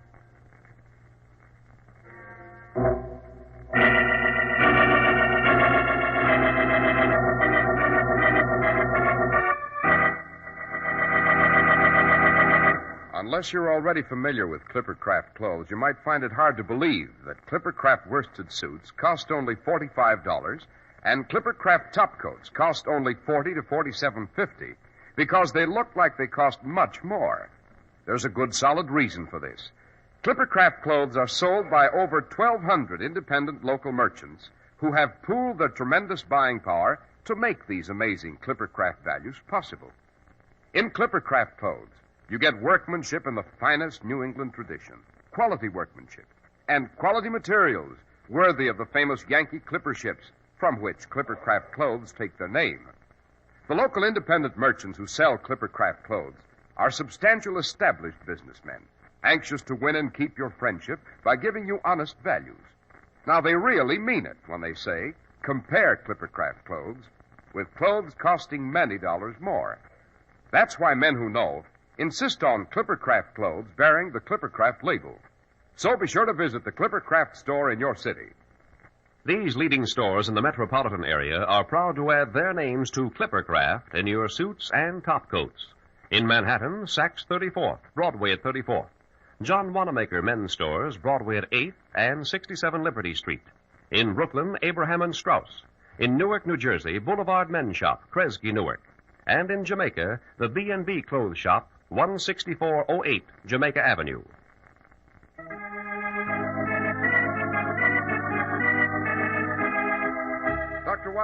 Dr. Watson, we left you and Mr. Holmes at a very crucial point. He was about to become someone's guest in a coffin. So he was, Mr. Harris. Holmes and I stood there on Baker Street by the gaslight in front of the funeral coach. The coffin was a horrible silhouette on the coach. Perched in the driver's seat was Jenkins, the mortician, and his helper. The plan to kill Holmes was to go into operation at midnight, and the clock had just struck 12. Well, Jenkins, the clock has struck. Holmes is alive. True, Watson, but the plan is in operation, however. Eh, Jenkins? It certainly is. Holmes, how can you stand there without seizing this jackanapes? I'll tell you that, Dr. Watson. Well, Inspector Lestrade. Well, you had him standing by, eh, Holmes? Of course, Watson, if you'd learned the virtue of patience, Step down off that driver's seat, Jenkins. Your helper, too. Oh, no, you don't, Inspector. Give up. I've a gun! Stop or shoot those horses! You'll be killed when that coach turns over. Hold up. Whoa! I think too much of my neck, Inspector. I didn't think you'd disregard regulations and carry a gun. But I'm not risking my life to see this through. I'll come down. I'd a lot rather spend a while at Dartmoor than split my head on the road. Come on. Come on. You're under arrest for threatening homicide. Oh, thank heaven, Holmes. Something's been done about this. Has it? Walk ahead of me, Jenkins. My men are at the corner. I'll turn you over to them. All right. Seems to have worked successfully, Holmes. We've got the man. Good night. Good night, Lestrade. Well, I shall be most interested to learn what was back of all this. Should come out of Jenkins's trial, don't you think? Well, shall we go upstairs, Holmes? Return to the flat? No, Watson. Well, why not? Because we've scotched the snake, not killed it. Yes, but Jenkins and his man have been taken away. And what remains before us, Watson? What remains? Well, the coach, I suppose. And the coffin. The coffin, Holmes. Look at it. It's open. It is opening, Watson. And in a moment, stepping out of that coffin, you shall see the gentleman responsible for this entire affair. The sole opponent who can mobilize the powers of darkness so well that he commands even my respect. One of the first brains of Europe. Professor Moriarty. Good evening, Holmes. Dr. Watson? Moriarty, I've been expecting the pleasure of another meeting with you ever since Jenkins first arrived at my flat. Really, Holmes? Then you recognized my hand in this? You tell me about it. No, don't be disconcerted by my revolver. Moriarty, only a brain such as yours would presume to obliterate the police of London, stage of mass murder. A magnificent idea, I think. The picture was irresistible to me, Holmes. Imagine the canvas, if you will. Once I have killed a sufficient number of police, you will have a London without law and order. A great city, demoralized, chaotic, stripped of its civilized airs. The people of London reduced to their animal level. Yes, just as Gustave Doré did in his etchings of Dante's Inferno. I shall be an artist who creates a panorama of degradation. I'm well on my way, Holmes. Yes, Moriarty. Of course, Jenkins can no longer do the murdering for you. He's been captured. Oh, I've so many on my staff. Besides, Jenkins will be released. He certainly will not. I shall release him, Dr. Watson. I promised him that.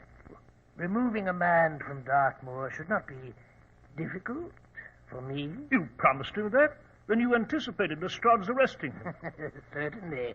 I knew Holmes would have police skulking about somewhere. I knew I must distract them. So I sacrificed Jenkins, leaving me alone with you and Holmes. You see, Holmes, if I am to banish law from London, you must die too. I shall therefore kill you now and place you, as I swore I would, in this coffin. It would be a supreme delight for you, Moriarty, wouldn't it?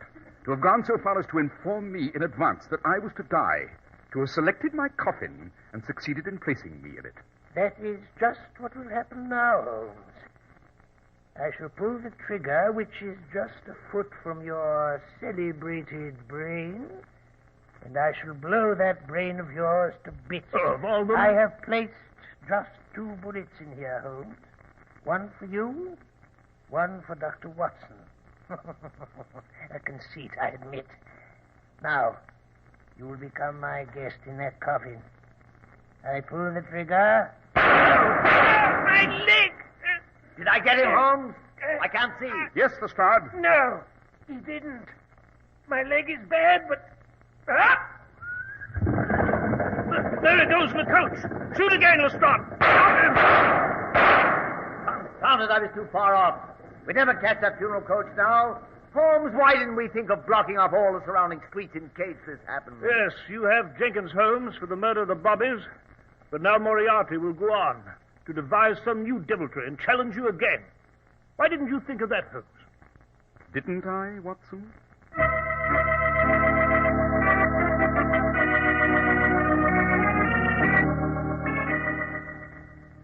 Brandy and soda, Holmes? No, Watson, thank you.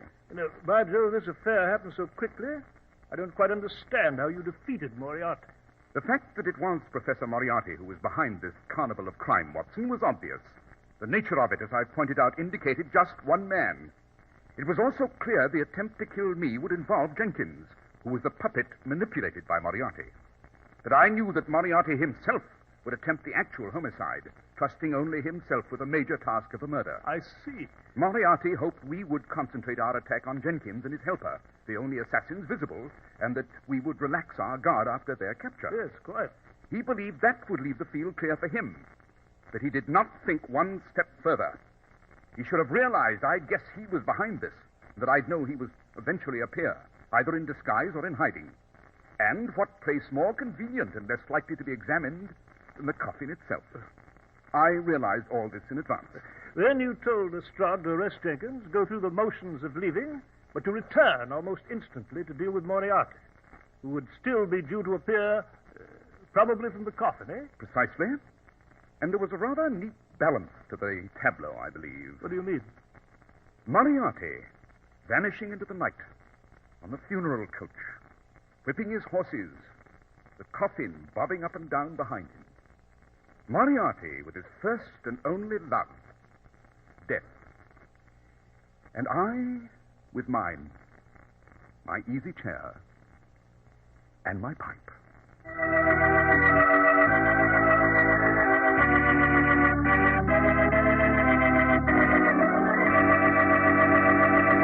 Well, Dr. Watson, the guest in the coffin was a spine-tingling adventure. I'm sure you've another tale for us next week that's just as intense and thrilling. I most certainly have such a story for you, Mr. Harris.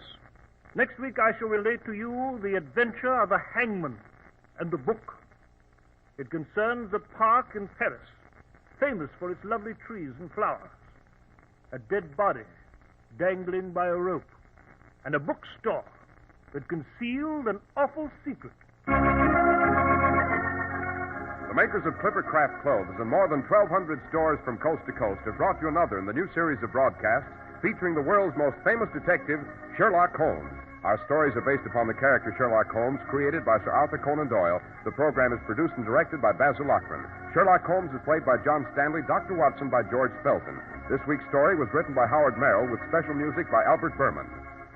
Be sure to listen next week to Sherlock Holmes and the Adventure of the Hangman and the Book. Cy Harris speaking for Clippercraft Clothes. This is the Mutual Broadcasting System.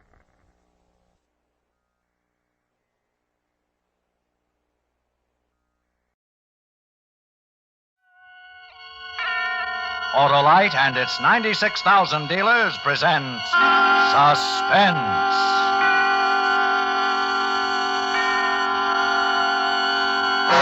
Tonight, Autolite brings you a story of murder in the roaring 20s, the Windy City Six, starring Mr. Fred McMurray and featuring Red Nichols and his 5 pennies.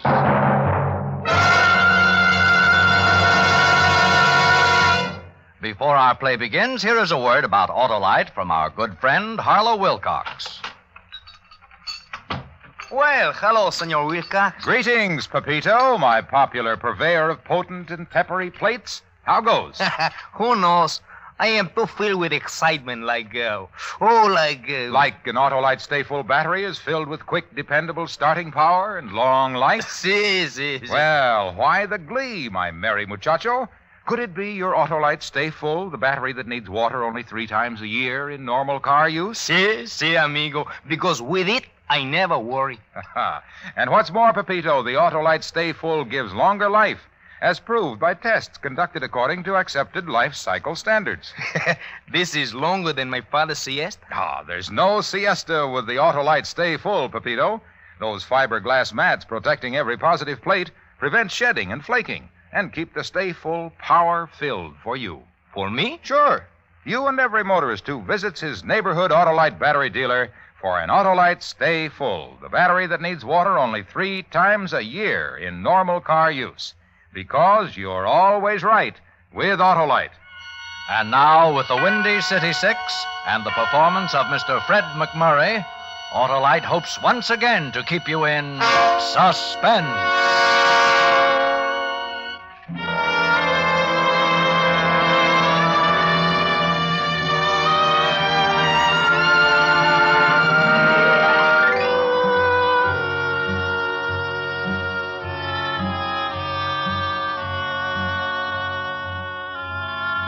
It all happened some time ago.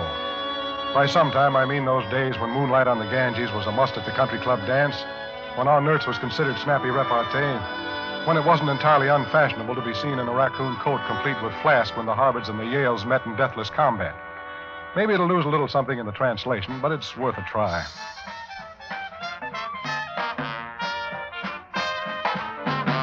Anyway, as it happened, we were playing in a little pad on Oriole Street, Crazy Jack Fisher's High Hat. It was a speed, but then what wasn't at that time? When the breeze was off the river, you could hear the riff notes of the Windy City Six blowing uptown.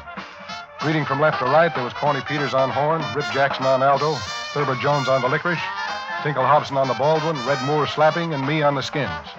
I'm Carstairs Hamilton, sometimes known as Rimshot, but more often as Ham. So we'll keep it that way.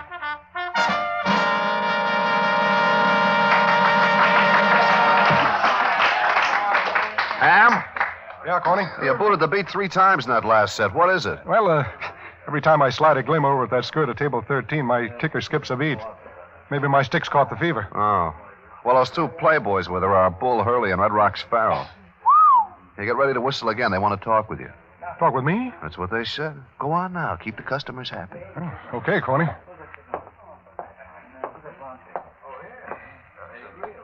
Somebody said you wanted to see me. I guess maybe it was a mistake, so I'll just... It wasn't no mistake. Sit down. Yes, sir. See this girl? Well, to tell you the truth, I don't think I ever noticed her. How do you do? Hello.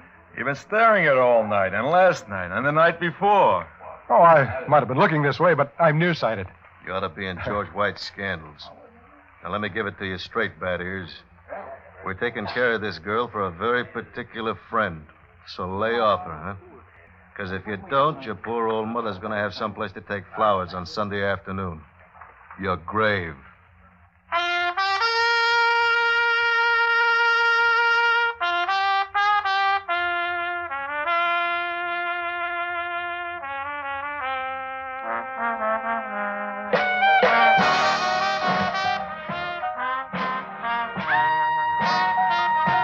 Back at my drums, I tried not to look at the girl, but I could still see her in my mind. Soft, dark hair. None of that shingled bob stuff. A real Marcel finger wave. A warm young face. Lots more that curved down into a fur coat that must have set somebody back a whole truckload of upstate scotch. Once in a while, I sneaked a quick peek, and every time she was looking at me. And suddenly I got scared, and I lost up a couple of beats. Tony got so mad he blew up. But it didn't make much difference then. Our engagement was over. Veterans all, the Windy City Six broke ranks and went into Plan B. There we are, everybody. We're all under arrest. I headed for the kitchen. That was always the best way out. In the hallway, a small blonde guy was lifting a couple of shaking hands to his face, and his eyes grew as large as 2 hard-boiled eggs just before he got it.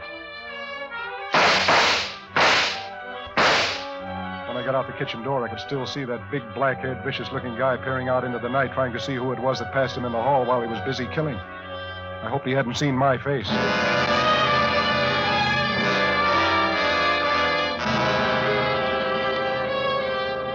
I ran for a while, and then I slowed down to a walk. The first few snowflakes of winter were starting to fall, and the world was pulling on that Wonderland slipover. I turned my Chesterfield collar up around my neck and noticed I was still holding a pair of drumsticks. I thought it over for a minute. Then I threw them into the darkness beyond the streetlight. I made up my mind that from now on I was going to stay out of joints like the High Hat. When I finally got back to my rooming house, there was a surprise in a fur coat waiting for me, sitting on the front stoop. I tried to ignore her.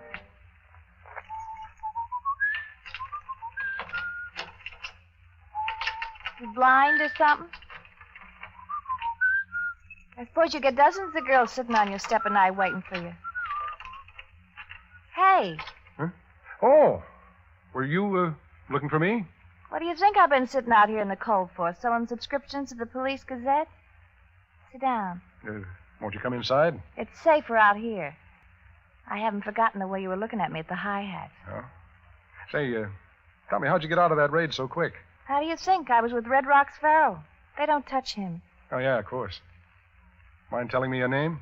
Cora Lee. 2 E's. 2 E's, huh? That's pretty. Tell me, Cora, what do you want with me? How'd you find my place? Crazy Jack gave us the address. Farrell and Hurley sent me to get you. To get me? Look, I don't know anything. I didn't see anything. I told you I was nearsighted. 2040. They got a place up in the mountains. They decided to throw a holiday party. They want a band.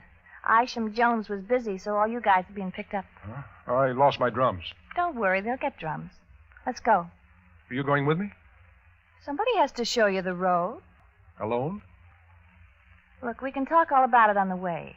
And don't get any ideas, because I might send for reinforcements. And these reinforcements will make a marine landing look like Isadore Duncan's finale. You got anything brave to say?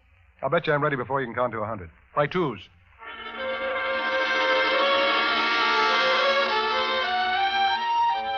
I put the chains on my old Marmon, buttoned up the isinglass curtains, cracked a bottle of antifreeze, and we started off. The snow was swirling down faster than ever and was better than 3 inches deep by the time we were 40 miles out of town. Cora was under a blanket, cuddled up next to me like she meant it, her head on my shoulder. But it wasn't as romantic as it sounds, because under the blanket, Cora was shaking. And it was the kind of shaking you don't get from being cold, but from being scared. I should have known then that something was terribly wrong, but I had to learn the hard way. Cora? Huh? Cora, why do you hang around with bozos like Red Rocks Farrell and Bull Hurley for? For the same reason you play in places like the High Hat. It's the best offer I got. Also the worst. Look, suppose I just kept going now. Somewhere out west, Chicago maybe. Would you go with me? They'd never let us get away with it. What do we lose trying? You don't belong with those guys. You belong where the air is clean and you only take a drink when you want and love when you... Please, don't. What's the matter? Did I say something wrong? Look, why don't you hit me on the head and throw me out and just keep going? Throw you out? Cora, I wouldn't throw you out to save my life. Oh, Ham, don't say that.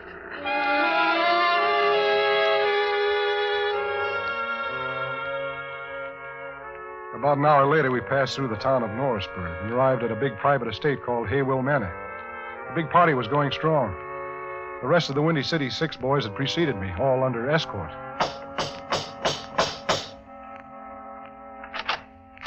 The man who answered the door was the one person I never wanted to see again. When I'd seen him last, he was killing a man at the High Hat. Well, Cora, I see you got him. You got a pretty smart way of leaving a raid in a hurry, Sonny. Kitchen door.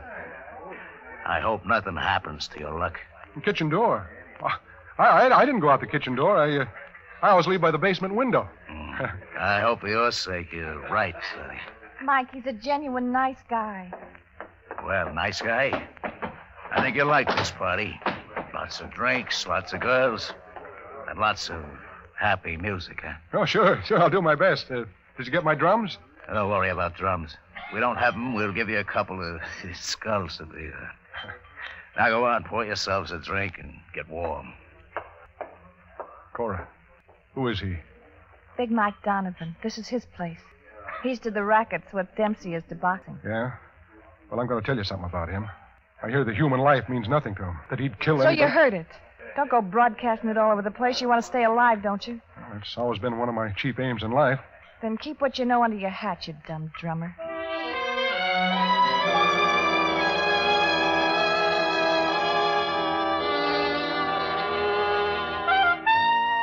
The party was big and it was bouncy. Cora was sitting in a corner looking scared. Big Mike Donovan, Bull Hurley, and Red Rock Farrell were gathered at the bar drinking an uncommon amount of liquor and looking our way every time they wanted to laugh. Herbert Jones began to get nervous, and his clarinet developed an off-key squeak. The 3 men put down their drinks and came over. Which one do you think it is, Bull? I got $10 says it's a saxophone player. He's got a shifty look. Yeah, I'll take the bet, because I don't think he's the guy. Which one would you pick out, Red Rock? Who else? The drummer. Yeah, he's afraid to look at us. I think you're wrong, too. I'm putting my money on the clarinet player. It's elementary. Every time he looks over at us, he shakes. Every time he shakes, he squeaks in the high notes. Are these the signs of a guy who don't know nothing? Maybe you're right, Mike.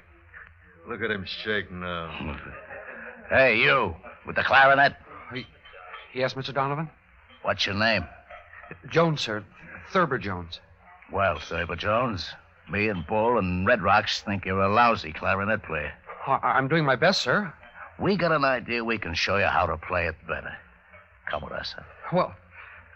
Well, I'll do better, sir, if you'll just... I said, come with us. Hey, wait a minute.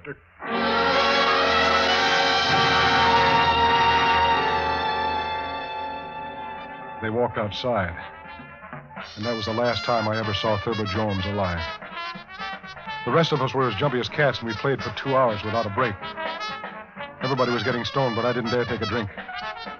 Then Big Mike called an intermission while they served the buffet dinner. But everybody was so drunk that nobody ate much. Big Mike began to be loud and noisy, and he started waving a gun around, boasting what a great shot he was. He kicked open a couple of French windows. And out on the lawn, of all things, stood a giant snowman. Just watch, just watch. I'll blast every lousy button off his lousy shirt. He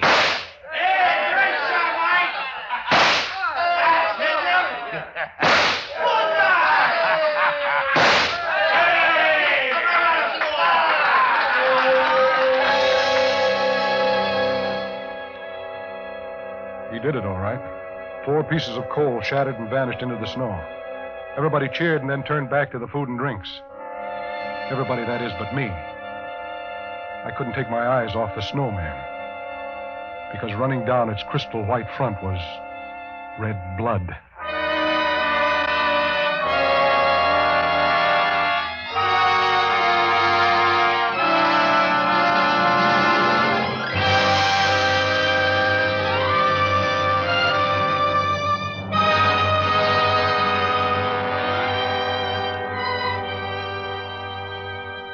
Autolite is bringing you Mr. Fred McMurray with Red Nichols and his 5 pennies in the Windy City 6. Tonight's production in radio's outstanding theater of thrills, Suspense.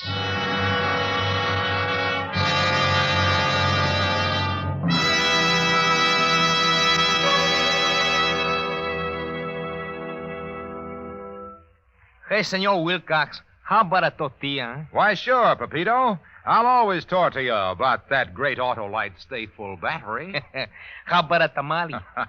Why, wait till tamale. Today and every day, you'll get quick, dependable starts with the Autolite Stay Full battery, the battery that needs water only 3 times a year in normal car use. Well, enchilada, maybe? Your Aunt Chelada, your Uncle Manuel, and Grandpa, everybody loves the Autolite Stay Full. The battery that gives longer life, as proved by tests conducted according to accepted life cycle standards. Glass of tequila, senor? Fiberglass, Pepito, because fiberglass retaining mats protect every positive plate of the Autolite Stay Full battery to reduce shedding and flaking and keep the Stay Full power packed for perfect propulsions. But what is this in English? It means visit your neighborhood Autolite battery dealer for an Autolite Stay Full. The battery that needs water only 3 times a year in normal car use. And remember, you're always right with Autolite. And now, Autolite brings back to our Hollywood soundstage Mr. Fred McMurray in Elliot Lewis's production of The Windy City 6, a tale well calculated to keep you in suspense.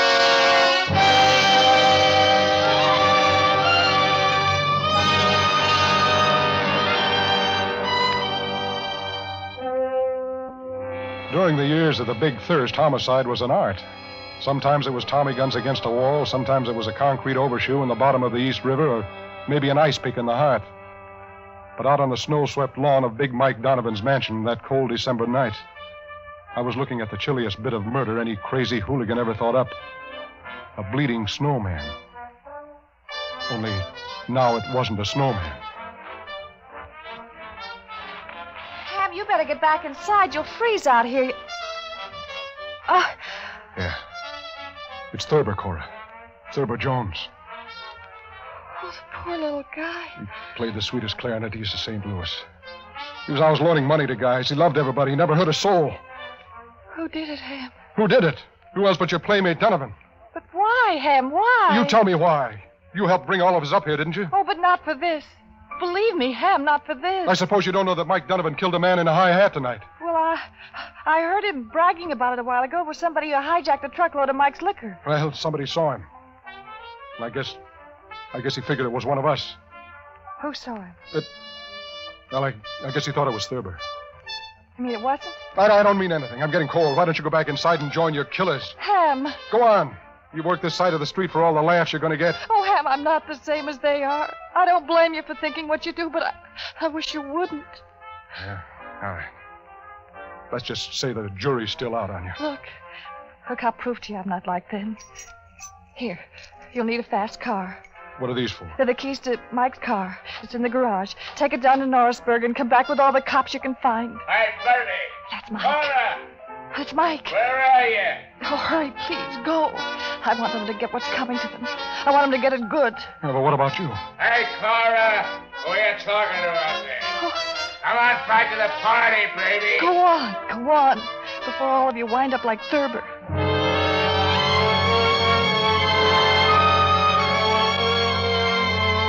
After she'd gone inside with Mike, I made a beeline for the garages and back.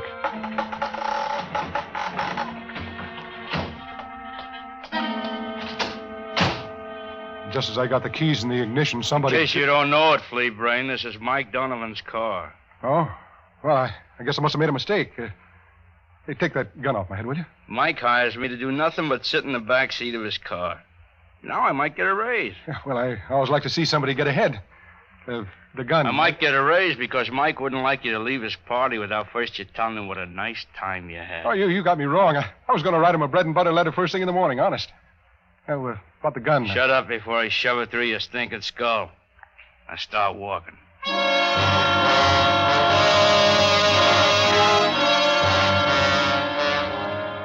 The next thing I remember was being kicked through the door of the big house.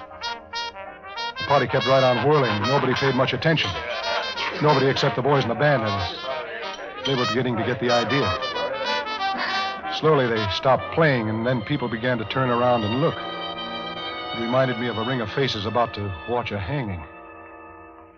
What's this all about, Chick? The creep here tried to lift your car. He even had the keys. Where'd you get him? Well, I sort of found him. Hey, you can't do that to one of my boys. Shut up, you. I said, where did you get him? I told you I found him.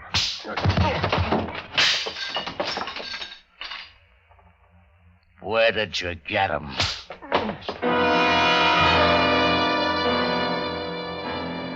I didn't care whether I lived or died right then.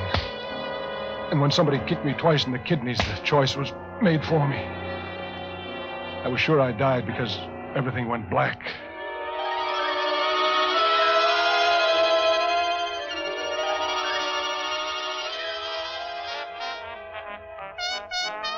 When I came to, I was still lying in the same place, and the party was still going on. Nobody even looked at me as I staggered to my feet and wiped the blood and the booze and the glass off the best I could. I stood there holding onto the bar, wondering what to do. Wondering what it was all about. Can you still walk, stupid? Huh? Yeah, I guess so. And Charleston, back to your drums and stop playing. Okay. You know something, blockhead? I didn't want him to stop. I think Big Mike's got something special in mind for you later.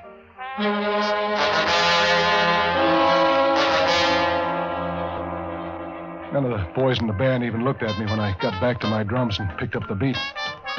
Corny and Rip and Tinkle acted as if I were dead already. We played all through our sheets twice without a break. None of us dared stop. We knew somehow we were playing for our lives.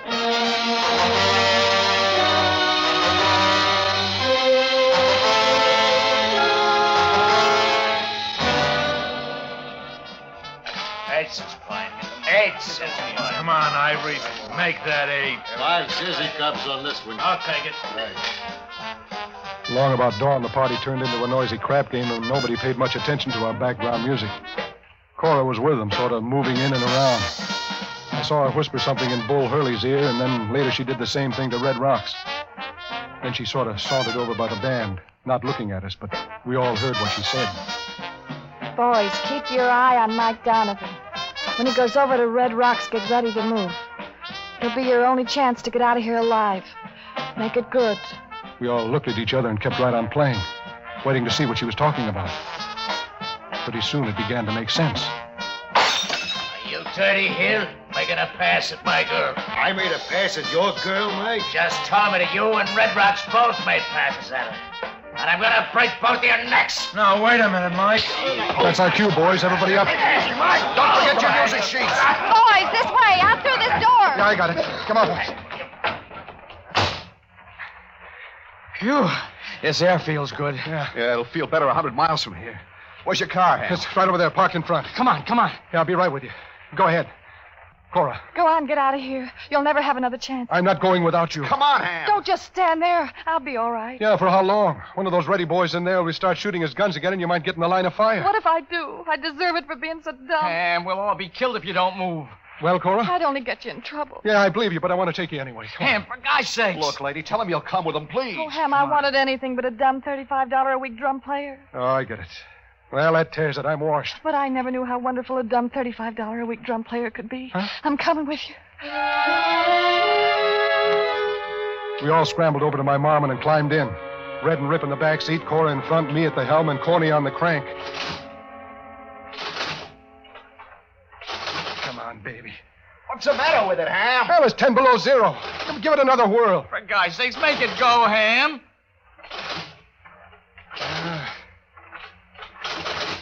Oh, no, we can't get stuck here. Well, just take it easy. It'll catch. There. Come on, Corny, get in. What did I tell you? Like a Swiss watch, huh? Let's get out of here. Hang on, we're off.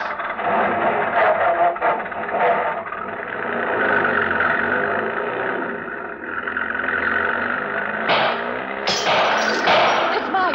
They're coming after us. Yeah. Anybody hit? No, but we're going to have to move faster than this. Well, don't worry. I've got her souped up to where she'll go 50. Hold on.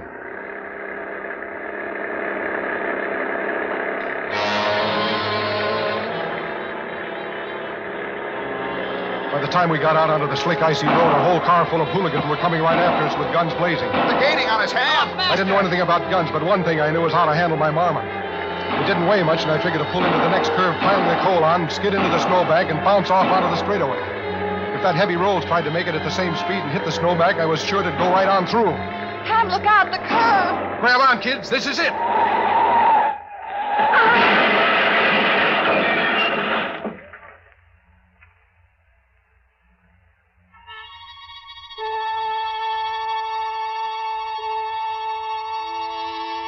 Several courses later, I fluttered an eyelid open and ventured a peek.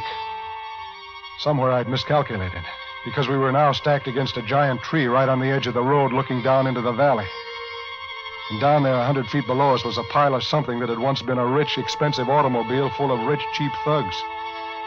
And around it, no one stirred.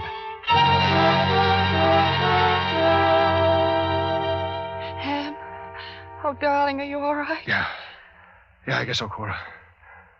How about you? I'm all right. How about the rest of you? I'm okay. Shaken up, that's all. I busted my lip. Look. I'll never put my bass back together again. Well, at least we're all alive. Except poor Thurber. Well, what do you say we get out and take a walk into town? This is a job for the John Laws.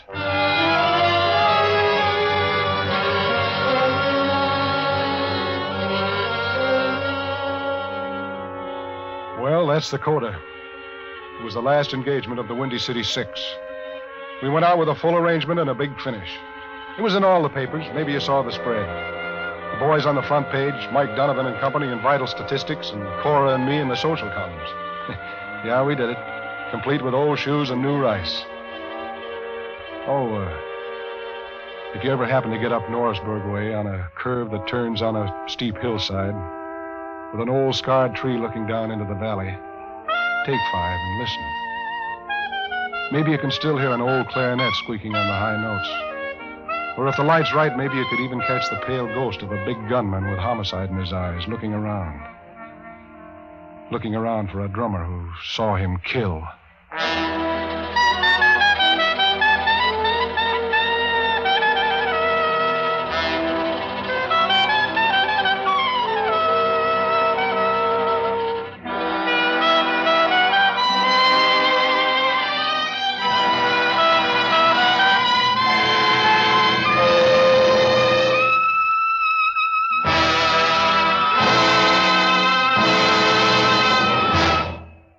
Suspense, presented by Autolite.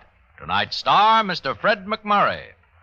Ah, Pepito, that was a great meal. And what's the matter, Senor Wilcox? I'm too full to talk. And if you could talk, Senor? Then I'd tell all about the more than 400 products made by Autolite for cars, trucks, planes, and boats in 28 plants coast to coast.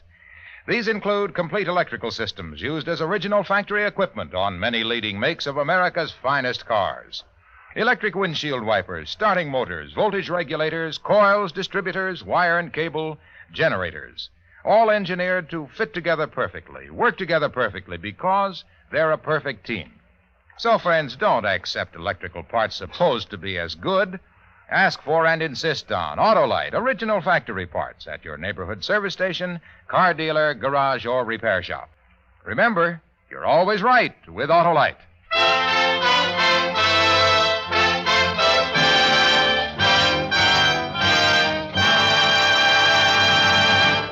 Next week, we celebrate the return of the First Lady of Suspense, Miss Agnes Moorehead, in a play we call The Death Parade. And then on February 22nd, in answer to your many requests, Backseat Driver, repeated for you with its original stars, Fibber McGee and Molly, all on Suspense. Suspense is produced and directed by Elliott Lewis, with music composed by Lucien Morawek and conducted by Lud Gluskin. Portions of this program were transcribed. Tonight's cast included Mary Jane Croft and Edmund MacDonald.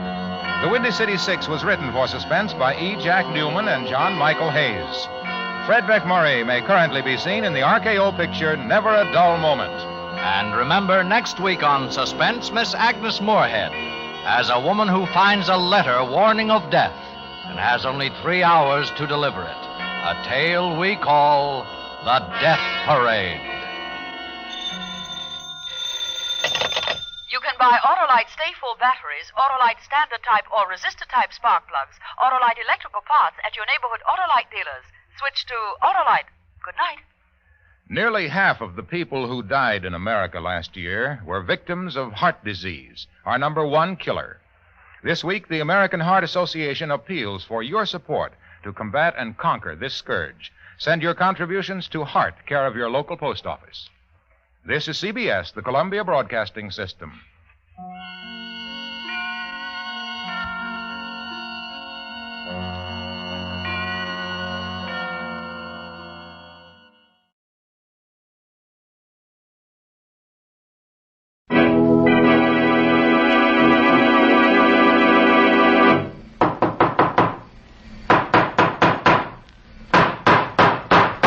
What's the matter? What is it? It's another case for Nick Carter, Master Detective.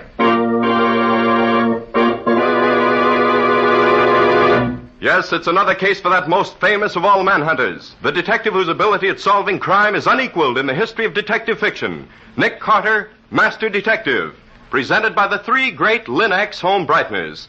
Linx Clear Gloss, Linx Cream Polish, and Linx Self-Polishing Wax. Created by Acme, America's great producer of Acme quality paints.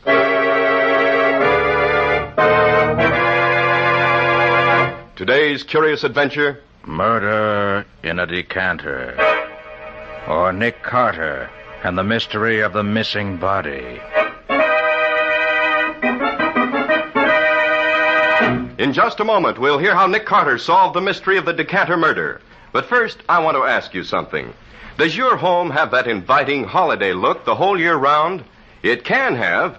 Yes, just as Chemtone, the miracle wall finish, has brought new beauty to your walls, so the three great Linx home brighteners will bring added loveliness to your floors, woodwork, and furniture.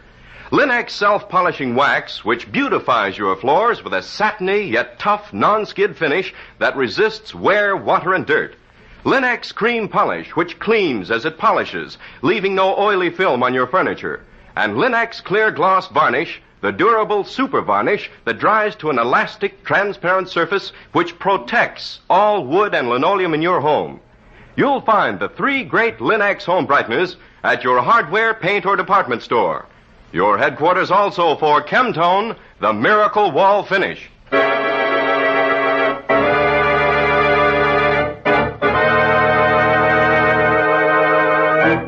And now for today's mysterious adventure with Nick Carter.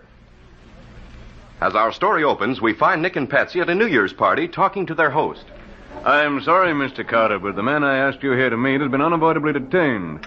You and he would have had a great deal in common, I know. Yes, Nick's been looking forward to it for a long time now, Mr. Cord. And I can keep looking forward to it for a while longer, I guess. Well, Mr. Carter, you'll probably find all kinds of people at my parties. I'll be seeing you. Well, there are certainly all kinds of people here, Patsy. But I can't see anyone I care about talking to. The trouble with you, Nick, is that all you think about is business. Well, true enough. But in my business, I meet people who are interesting and frequently intelligent, even if they are crooks. But here... There are probably interesting characters here if we only knew which ones they are. Yes. Now look at that man just coming into the room. If you can call him a man. Oh. Mackley, I believe his name is. Typical gigolo if I ever saw one. And he's not contented with drinking at the bar. He's carrying his own private decanter of whiskey right along with him. Yes, he's hardly an attractive type. To me, that is. I understand that he's considered very attractive by many women, however. Do you know him? No, but I know something about him. For one thing, I understand that he and our hostess are pretty thick. And that he... Uh-oh, he's coming over here. Well, I hope he doesn't want to stick around. Having fun, Carter? Great party, isn't it? Yes, if you like it. Well, I've just been giving a bit of extra attention to our lovely hostess. She's almost out. Shouldn't drink so much, you know. The lovely Cynthia just can't take it, I'm afraid. Was she all right, Mr. Mackley? Oh, yes, practically speaking. I just left her on the divan in a small den upstairs. Gave her a little snifter and left her there to sleep it off. The small den?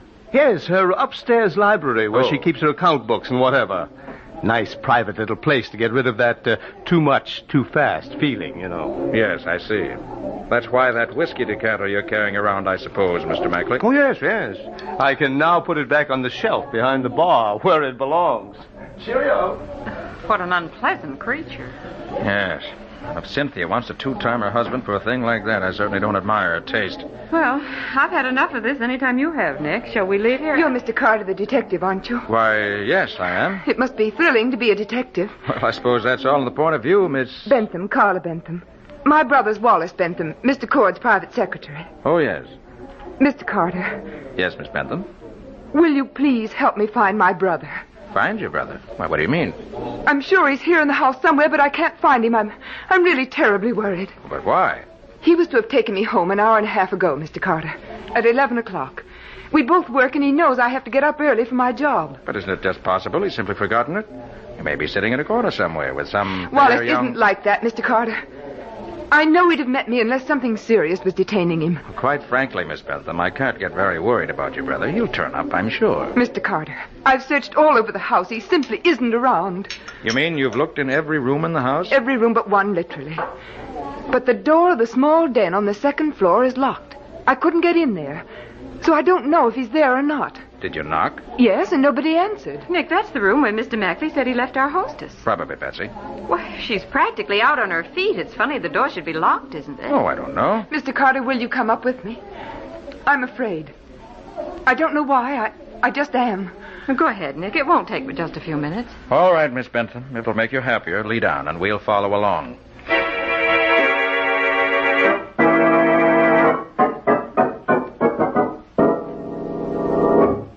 It's right over here, Mr. Carter. Huh?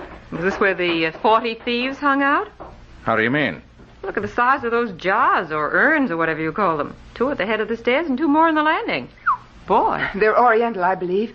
Brought back by one of Mr. Cord's ancestors. This is the room. Here. The door's locked, all right. Well, let's try knocking.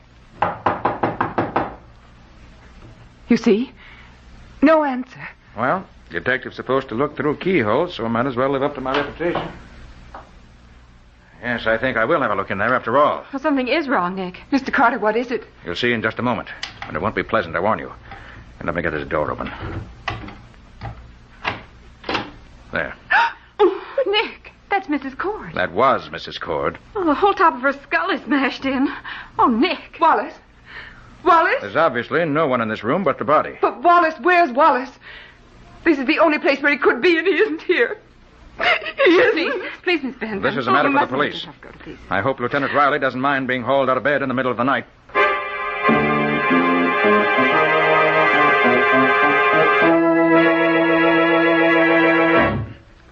You sure nobody's touched anything since you found the body? Positive, Sergeant Kilroy. It's a wonder to me how we always find you on the scene of a killing whenever we get here. Lieutenant Riley lets you get away with murder. But now that he ain't here, you got me to deal with. And I ain't as soft in the head as he is, not where you're concerned. Sorry, I annoy you, Sergeant, but I just happen to be here. Yeah, I suppose so.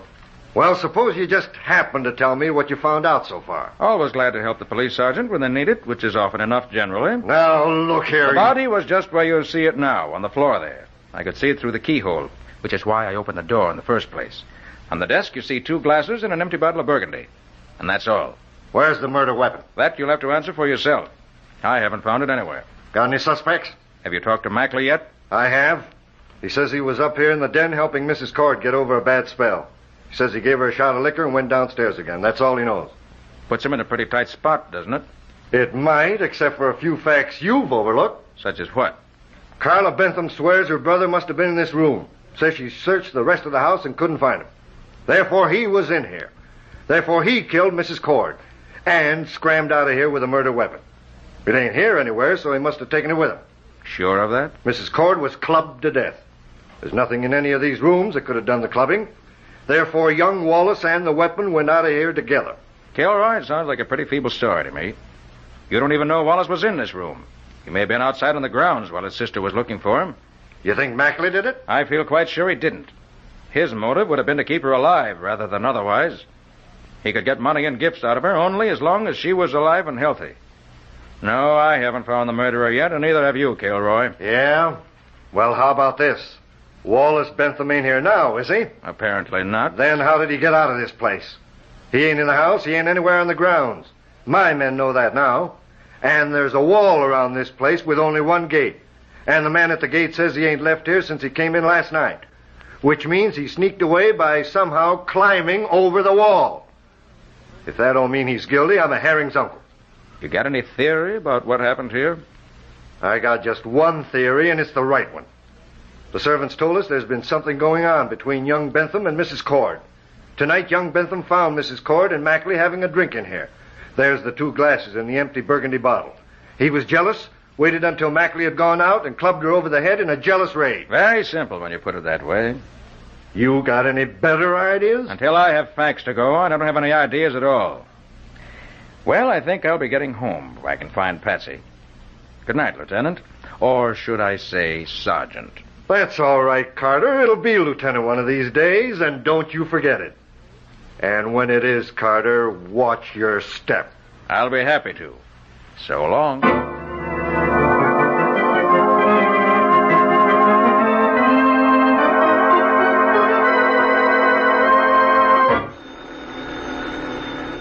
All right. Nick Carter's office. Mr. Carter, this is you-know-who. Don't mention my name. Oh, yes, I recognize your voice. Can you come to 2343 Aldine Street at once? I'm in terrible trouble. Terrible. But what's the matter? I can't tell you on the phone. For the love of heaven, come. All right. Lucky you caught me. I was just going out to dinner. Be right over.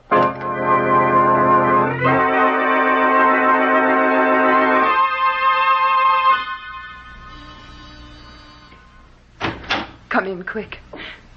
Look, there. Why, that's Mackley. With the top of his head crushed in, too. Yes, there's what did it. Heavy glass bookend, huh? I found him like that when I came home. You just got in when you phoned me? Yes. I opened my door, and there he was. Been dead less than an hour, I should say. Oh, what will the police say? And after what happened to Mrs. Cord last night? Yes, Sergeant Kilroy will undoubtedly have plenty to say. How do you suppose Mackley got in here? He may have picked the lock. Or what? my brother Wallace had the only other key to my apartment. If he were here and opened the door to find Mackley there instead of you, you might have swung with the bookend. I wonder. Miss Bentham, how well do you know Mr. Mackley? I only met him once before last night. If he's almost a stranger, why should he come here to see you? I don't know. And that's the truth. Let's see what he has in his pockets. Maybe that'll tell us something. Usual junk man carries around. Pencils, pen, receipted bill, check for his car in a parking lot around the corner. Oh, see here. This is addressed to you. What is it? Says, Dear Miss Bentham, I phoned all day to try to get in touch with you. Finally, I came in person as I could wait no longer. I must see you. I have something to tell you about last night and your brother. Also, I want your help. I want you to keep... And that's all. That's a funny way for a note to end, Mr. Carter. Yes. That and the ragged way the note is folded makes it obvious. He was scribbling this note to you here at your table when something startled him and he crammed it in his pocket. And then he was killed. But who killed him and how did they get in here? Let's see what's outside this window. Ah, here's the answer. Marks of shoe nails on the windowsill. The flat roof only 6 feet below your window here. Looks as if somebody got out here. Probably the killer. May have heard your key in the lock and dashed out this way. Maybe I'm lucky he didn't wait and kill me, too. Miss Bentham, does your brother drink wine? You're thinking of the empty bottle and the 2 glasses in Mrs. Cord's room last night, I suppose. Yes. Yes, Wallace drinks only wine, nothing else. But what does that... Open up in the name of the law. The police. Open up, Carter. I know you're there, and the girl, too. Quiet. Let me handle this. Just a second. So, another killing, eh? And you are in on this, Carter. Last night I thought you weren't, but now I find you here with this girl and a dead man. What I told you last night was the truth, Kilroy. I know nothing about this except what you see here. Miss Bentham came home tonight and found Mackley dead. Sure, I know. Hold out your hands, Carter. What are you figuring on, Sergeant? What do you think? You're in this thing up to your neck. I'm taking you in and locking you up.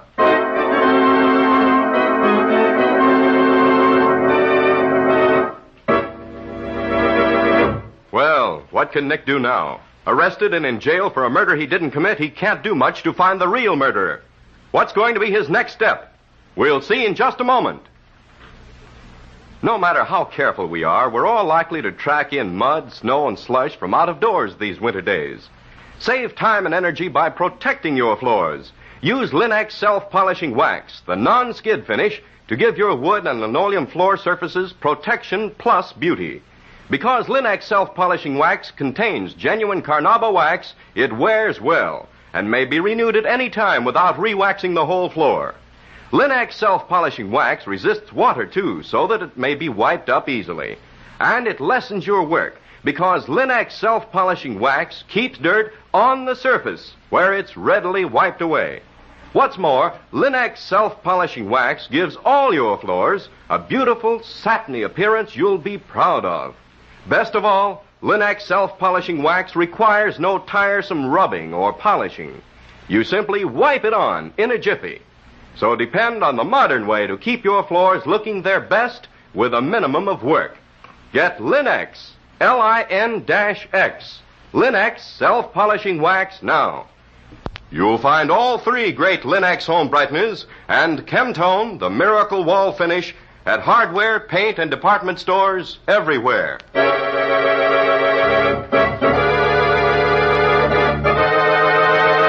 And now back to our story. We left Nick trying to talk Sergeant Kilroy out of arresting him for murder, but without much success. You're in this thing up to your neck, and I'm taking you in and locking you up. Well, that's absurd, Kilroy. I had nothing to do with it. Put your hands out, Carter. Kilroy, you're a fool. Why, you interfere. Shouldn't hit a policeman, Mr. Carter. I know it, but I had to do it. I've got to be on the loose for a time. I'm just beginning to make sense out of this. Come on. Where? Kilroy was alone when he came up here, but he must have men downstairs. We have to get out of here before they come here looking for him.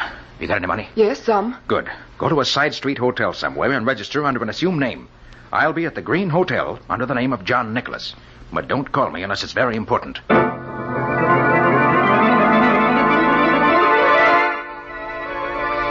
Casey's parking lot.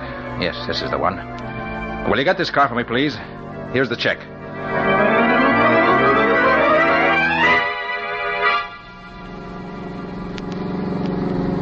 Yes, this ought to be far enough away. Now, let's see if there's anything in this car of Mackley's. Nothing inside here. Well, maybe he has something in the rear compartment. Now, which one of these keys unlocks this? There. Ah, hat box, huh? But that's a whole lot heavier than any hat box I ever... Uh-oh. I'll have to postpone this investigation for now. I better get out of here.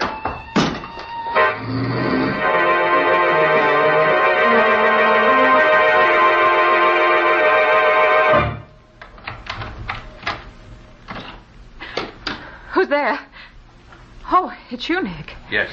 So long since you've used that private entrance of yours, I'd almost forgotten about it. It's been a long time, Patsy, since I've had to get into my office without anyone seeing me. What have you done now? Oh, Sergeant Kilroy and I had a little argument, and I won by a knockout. Oh, Nick, you didn't. I had to. It was Kilroy or me. So that's why those 2 cops have been hanging around out in front here for the last hour. What's going on? Plenty. Is that a hat box you have there? Yes, it belonged to Mackley. To Mackley? Yes. He was murdered in Carla Bentham's apartment earlier this evening. Oh? I'll tell you all about it later. Right now, I want to find out why a hat box should be so heavy. Give me those scissors. Here you are. Oh, a snip here, a snip there. The string is off. We lift the lid, and we find... lots of tissue paper. Hurry up, Nick. And under the tissue paper, we find a whiskey decanter. Oh, but that can't be whiskey in it. It's too red. You're right there. No, don't touch it, Betsy. Maybe fingerprints on it. Oh. Here, let me use my handkerchief. I'll take it out where I can see it better. Oh, that's a beautiful thing, Nick. Why, it's cut glass. Yes, but what's that in it? Smells like wine. Yes, it is wine.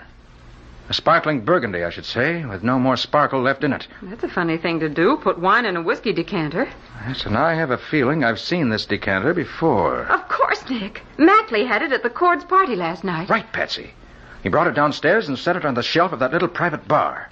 Brought it downstairs from the den where Mrs. Cord was murdered. Let me look at it again. Of course! That's why the wine was put in it. This was what killed Mrs. Cord, Patsy. What? Yes, see the blood right on the corner here? What? You can't see it with a decanter full of wine unless you look for it. And there are fingerprints on it, too. I can see them. Patsy, that's the answer. I don't get it, Nick. You will later. Right now, I've got to get over to the Green Hotel, where I'm supposed to be registered as John Nicholas. I'll see you later. And take good care of that decanter.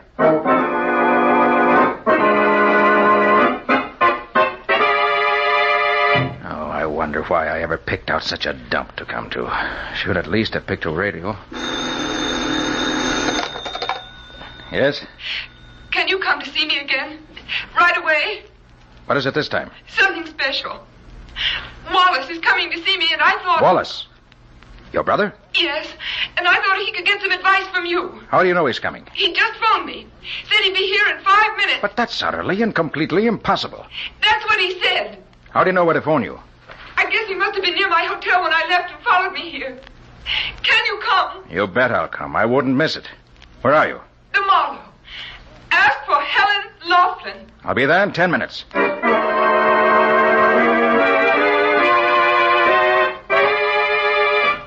Oh, clerk. Yes, sir? Miss Helen Laughlin's room. Number 211, right at the head of the stairs. Is she expecting you? No, she's not expecting me. And I don't want to phone up to her. I want to surprise her, see? Oh, sorry, sir. Rules are that all visitors have to be announced. Is that so? Well, here's a $5 bill. See it? Yes, sir. Now tear it in half. So. Here's half for you and half for me.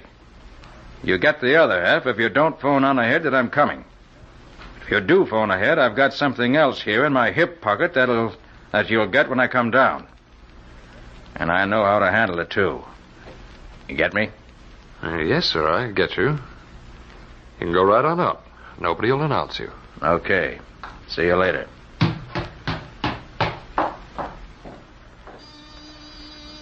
Come in. Get your hands up quick, Carter. Close the door, Arthur. Yes, Father. Oh, very nicely done. Mr. Cord and son Arthur, if I'm not mistaken. I'm sorry, Mr. Carter. They made me phone you. We did. A few twists of her arm, and she was glad to oblige. I knew they'd be here, Miss Bentham. So I notified the cops on our way up here. They should be along any minute. Hear that? We've got to get He's out. lying. The police would never believe him now. He's wanted himself. Besides, why should he expect to find us here? For the simple reason that Miss Bentham's brother Wallace just couldn't be coming here to see her. It's a physical impossibility. What do you mean by that? The dead can't walk. Oh. He's just talking, Carla. Come, Carter. Where's that decanter? Suppose I told you it was at headquarters. Fingerprints, blood and all. I wouldn't believe you. You couldn't know anything about it. It couldn't be much plainer. Blood in 2 places on the decanter. Where your wife was clubbed once, and the other place must have been where you clubbed Wallace. Oh, no. No. I'm sorry, Miss Bentham. These 2 killed your brothers who? Father, he knows. Just what do you know, Carter? Plenty. You caught Wallace and your wife together and killed them both by slugging them with a whiskey decanter. I imagine that Mackley was close enough to see you do it without being seen himself. Then you had the idea that if young Bentham disappeared, the police would blame the murder on him. So you and your precious son carried his body out and hid it. But while you were gone, Mackley got his big idea. Blackmail. Here in front of him was a decanter with blood and fingerprints on it. And you, Mr. Cord, were now a very rich man, having inherited your wife's fortune at her death. So Mackley got the decanter, poured out the whiskey, and filled it with the wine from the bottle on the desk. The blood didn't show up that way. Then he took it down to the bar, carrying it carefully so as to preserve the valuable fingerprints. Father, how can he know all this? Go on, Carter. Anything else? Plenty. Judging by the note we found on Mackley's body a while ago, he must have gone to Carla's apartment to let her in on the blackmailing scheme, too. Maybe he wanted to hide the decanter there for safety. But you trailed him there, Cord, and socked him with the bookend, figuring you don't hang any higher for 3 murders than for 2. But Carla came in just then, and you had to leave before you could search Mackley's body. Then I got into the case. You trailed me and saw me get hold of Mackley's car in which the decanter was hidden. Meanwhile, your sweet son trailed Carla here, and the rest was easy. Force her to call me, and then force me to produce the incriminating decanter. You're a fool. Why should I kill my own wife? Because she had money and because you were broke. That and a jealous disposition are motive enough. Okay, so I killed her. Now I want that decanter. You'll call a messenger on that phone. Tell him where to bring it to you at once. If you don't, we'll start working on Carla again. Okay, Cord, you win. For Carla's sake, I'll do it. Let me have the phone. That's more like it, Carter. Call Cranston 1365. That's the nearest messenger office. Here, take the receiver. I'll dial it for you. Very well.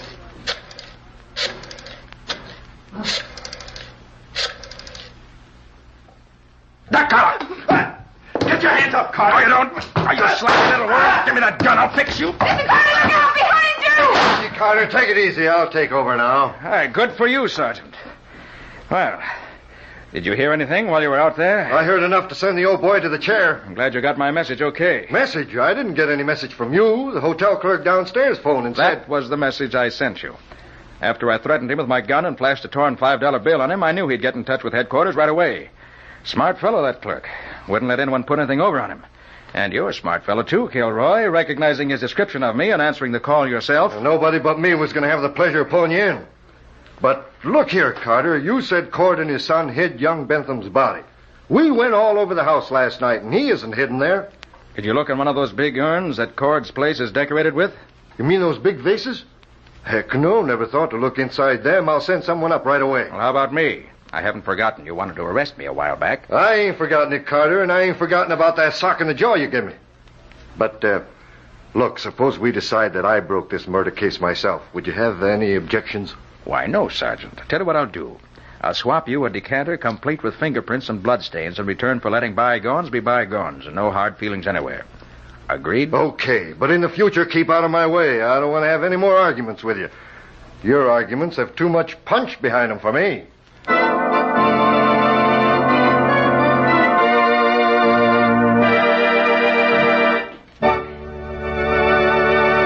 In just a moment, Nick and Patsy will return with a preview of next week's exciting case. But before they do, here's a New Year's resolution for you, one you'll find it easy to keep. The resolution that this year you'll make your home a more pleasant, more inviting place to be. With the 3 great Linex home brighteners, it's always easy to keep your floors, furniture, and woodwork shining clean. Take Linex Cream Polish, for instance, which gives your furniture a handsome, lustrous look in half the time. Yes, it's true, for Linex Cream Polish cleans as it polishes, saving you one whole step in your cleaning day routine, and removing in one quick application the cloudy accumulation of dust and previous polish. Linex Cream Polish banishes messy fingerprints and helps conceal ugly scratches, too, and it leaves no oily film to attract more dust, to make more work. So be sure to ask your dealer for Linex Cream Polish. Get all 3 great Linex home brighteners. That's Linex, spelled L-I-N-X. You'll find them, Linex Self-Polishing Wax, Linex Cream Polish, and Linex Clear Gloss Varnish at your nearest hardware, paint, or department store. One other important reminder. This is the final week of the great 6th War Loan Drive. Make the world's safest investment now. Invest in victory, in post-war stability, in your own future security. Buy an extra war bond and make your idle dollars fighting dollars.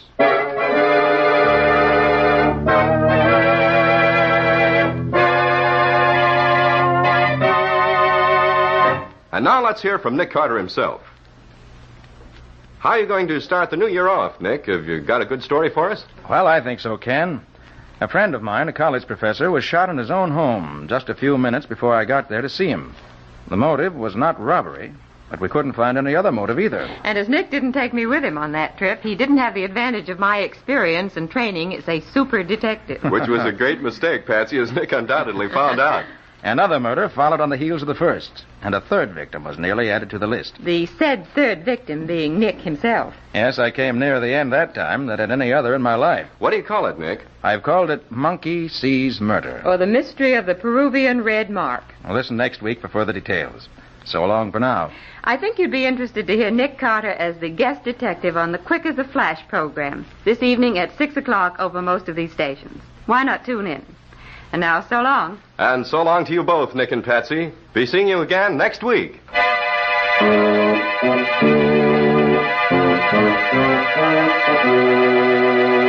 Next week at the same time, listen to another curious experience of Nick Carter, Master Detective, entitled Monkey Sees Murder. Or Nick Carter and the Mystery of the Peruvian Red Mark. Nick Carter, Master Detective, is featured in Street and Smith magazines. Lon Clark is starred as Nick with Helen Choate as Patsy. Original music is played by Lou White, and the programs are written and directed by Jock McGregor.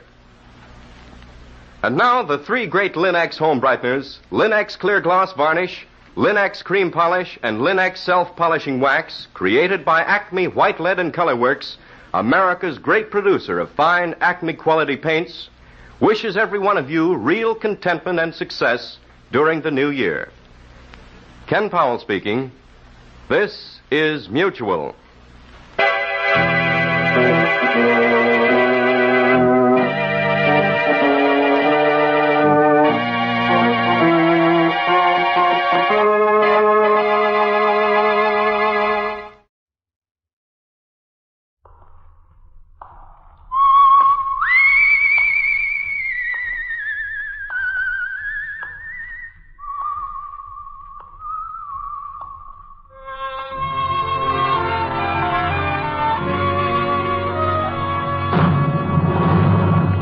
The Adventures of the Saint, starring Vincent Price.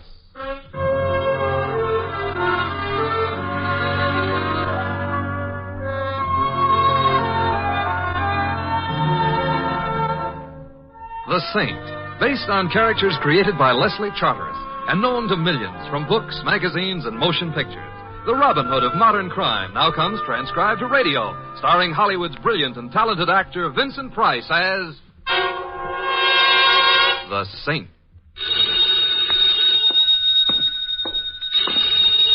Hello? Mr. Templar? Yes? Joe Collins. Remember me? Joe, sure I do. How are you, champ? It's been a long time. Yeah, I know. Hey, your fight still on for tomorrow night? Yeah. Say, could you do me a big favor, Saint? Could you come down to the gym right away? Sure, but what is it? I'll tell you when you get here. I need to talk to somebody I can trust. I need to real bad. I'll phone for a cab and be there in 20 minutes. Oh, thanks, Saint. Thanks. Oh, don't thank me, Joe. After all, I've got a bet on you tomorrow night. I've got to protect my investment. Got a bet on me? Call it off, Saint. Call it off. What? So long.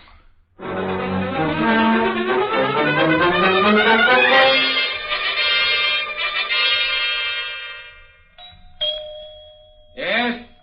It's Louis, Mr. Templar. Your cab is here. Oh, come on in, Louis. I'll be with you in a minute. Maybe you should better open the door right away. Well, why didn't you come in, Louis? The door was He's asleep. Oh? Who's asleep? Mr. Templar, look down. Louis, it's a baby. You are so right. But why did you bring him here? I found him here. On your doorstep, Mr. Templar. Louis, don't you look at me that way. Who ain't opened his mouth even? Louis. Well, let's get him inside. You want to carry him? Maybe you better. All right. Up we go. Oh, he's waking up, Mr. Templar. He's cute. Yeah, he is. What's your name, old fella? Darling. Hey, He talks. What's your last name, Donnie? Donnie. Donnie, huh? How did you get here, Donnie? Donnie. Here, let me try him, Mr. Temple. I got away with kids. Donnie, tell your Uncle Louie how you got here, huh? Donnie. A gold mine of information. Wait a minute, look.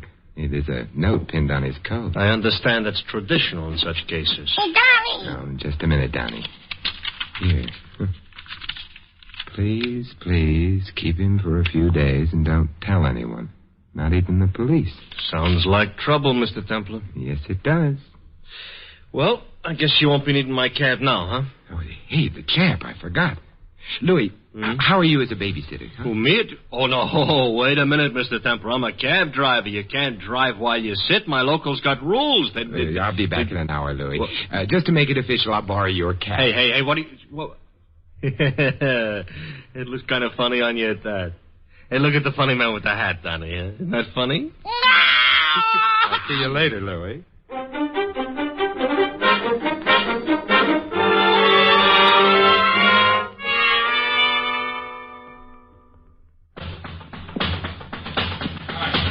Come on, kid. Use him a little more left there. Get your shoulder into it. That's it. That's better.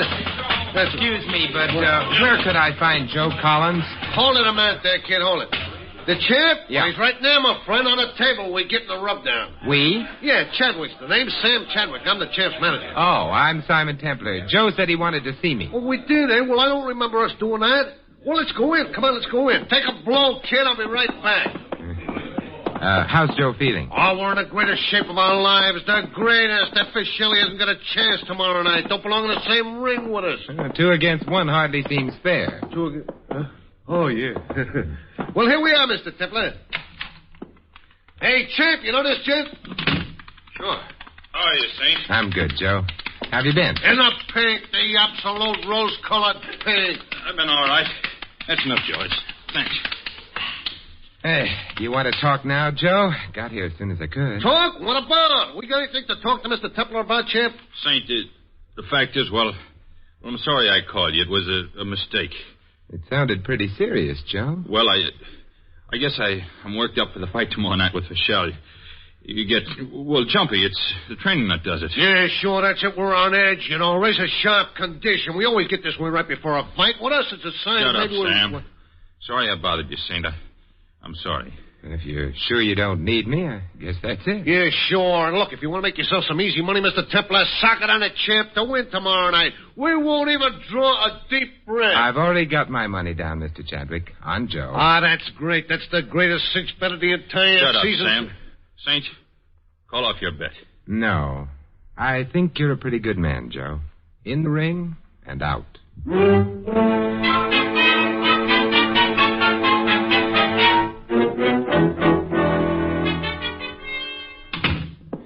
Morning, Louis. Hi, Mr. Templar. Came over as soon as I got your call.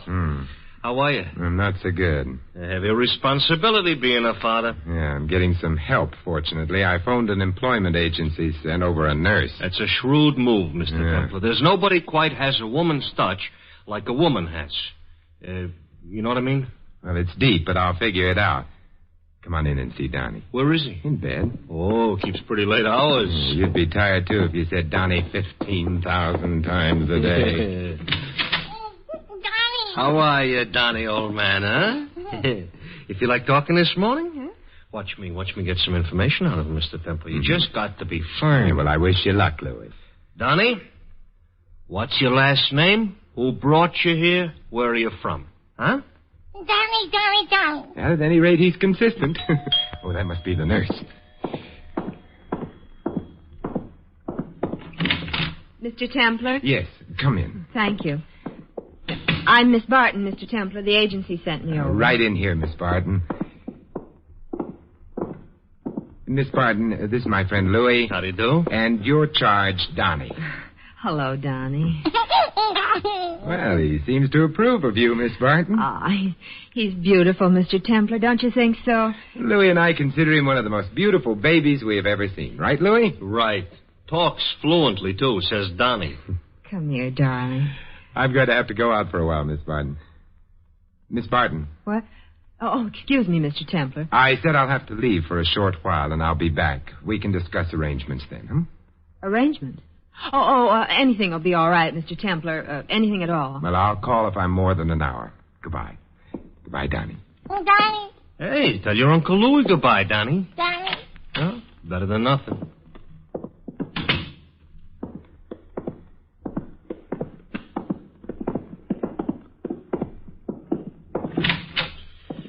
Where to, Mr. Templar? I want to go see Kid Fischel, Louis. Well, the guy that's fighting Collins tonight. Huh? Yes. I wasn't at all satisfied yesterday that Joe Collins didn't have something to tell me. Something going on there. Mr. Templar, you got Donnie. How many mysteries can you handle at one time? Sometimes 1 and 1 can be added together to get 1, Louis. What does that mean? Just a hunch, as yet. Oh. I thought they came out with a new multiplication table. I ain't even learned the old one yet. Well, shall we be off, Mr. Templar? There is an obvious answer to that, Louis, which I shall spare you. Let us, by all means, be off.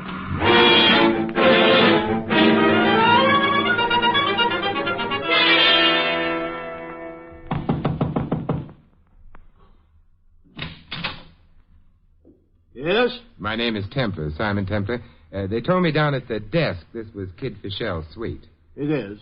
Come in. Right at the desk, school, Mr. Templar. One of Kid's sparring partners. How are you, chum? How do you do? My name is Alexander. Fritz Alexander. You manage Kid Fischel? I look after him. And very well, too, eh, Frankie? The best, Mr. Alexander.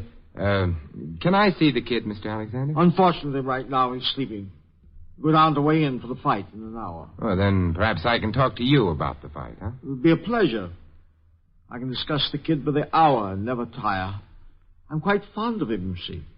He's a perfect young machine. Strong, healthy, handsome. He wants the championship. He shall have it. Nothing can stop him. You sound quite confident. I am. If I didn't think he could win, I wouldn't send him into the ring tonight. I wouldn't take a chance on his being hurt. I won't have him hurt, you understand? Don't worry, Mr. Alexander. He ain't going to get hurt. Yes. You see, Mr. Templar, I can become quite emotional over the kid.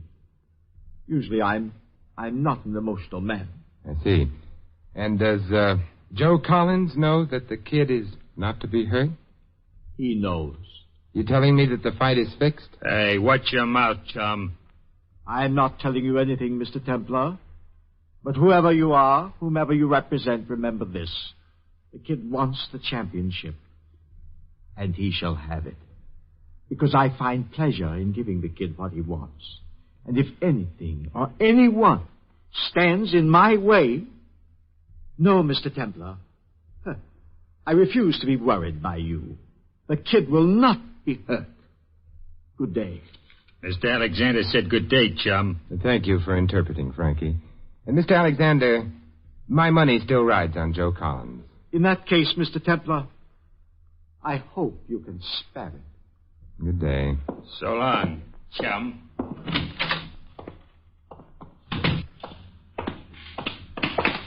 Mr. Templar, been looking for you. What is it, Louis? I called your house to check if everything was all right, like you told me, and Miss Barton said Sam Chadwick had been calling, wants you to call right away. Hey, that's Joe Collins' manager, Louis. Wonder what he wants. I don't know, but it's supposed to be urgent. Here's the number, and there's a phone booth out here by the elevator. Oh, thank you, Louis.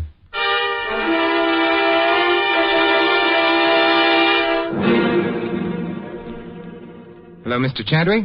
Yeah, who's this? Simon Templar, Mr. Chadwick. Oh, Mr. Templar, hey, I've been trying to get you. I've been trying to get everybody that Joe knows. The champ is gone. Gone? Gone where? I don't know. There's $50,000 already in the box office for the fight tonight, and he walks out. He can't do this. You mean we can't do this? You're in on it, too? Oh, skip it. Have you got any idea where Joe went to? I think he went out to get blind. The guy must be crazy. I'll find him, will you, Mr. Templar? You got to. Well, I'll do what I can. I'll pay anything. Within reason, that is. The fight has to go on. Well, I'll do what I can. This is one fight I wouldn't like to miss.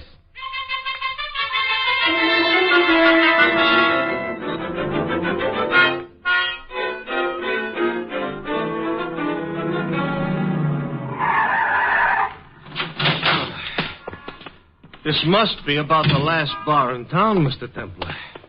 I ain't hit so many bars since the night my nephew went into the Navy. And if we don't have any luck here, I'm about ready to give up, Louis. Well, come on, let's give it a try. Yeah. You see him? No, Yeah, I do. Down at the end of the bar. Does he look sober? I don't know. You wait here, Louis. Yeah. Hello, Joe. Huh? Oh, hello, Saint. What brings you here? Looking for you, champ. You been drowning your troubles? No, I started to, but no. I'd forgotten I was champion, and when you're champ, there's a pride that goes with it. I'd forgotten I had that pride. Care to tell me what's wrong, Joe? I'll tell you. Sure.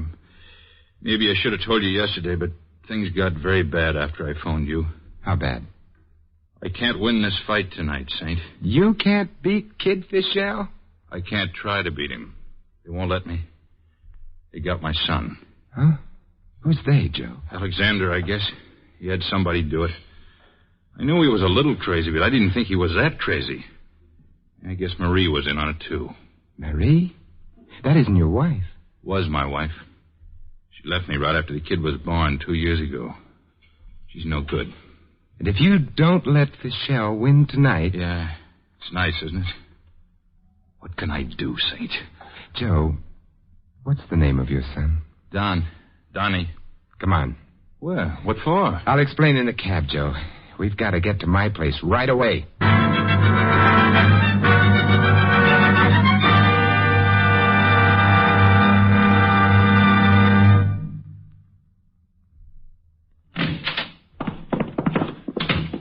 This way, Joe. Right behind you, Saint.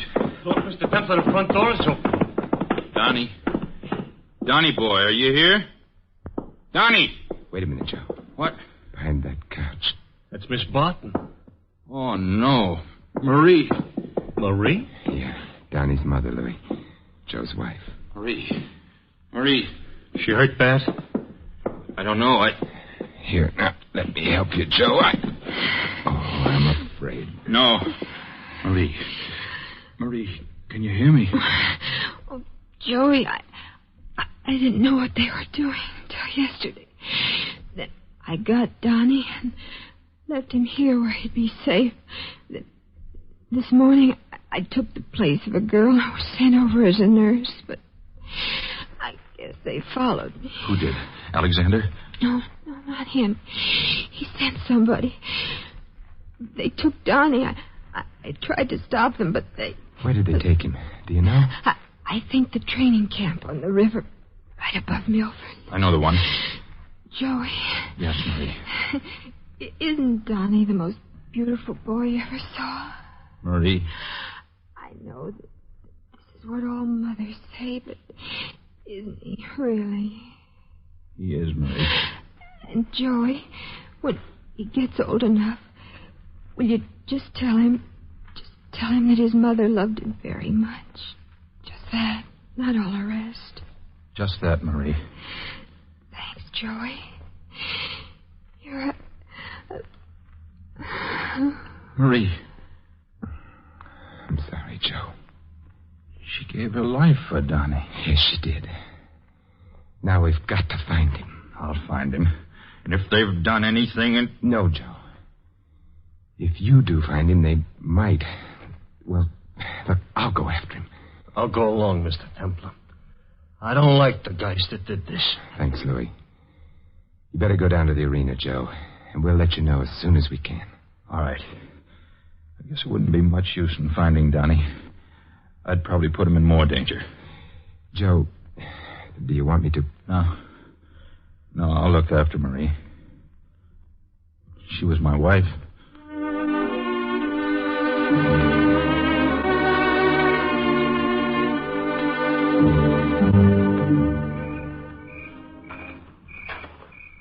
This looks like the place. All right, Mr. Templar. You want to look through that window where the light is? All right, Louis. Come on. Sorry, twig. Oh, keep down, Louis. I'm going to take a look. What did you see? Yeah, this is it. Donnie's in there, and that pug Frankie that I met with Alexander. You think we can take him? I think so. He's listening to the radio. Come on, let's see if we can get in the back way. If you say so, Mr. Templar. Come on. You got that tire iron, Louis? Not only have I got it, I love it like a brother. Good. Here's the kitchen door. Is it open? Yeah, we're in luck. Come on in, Louis. Quiet.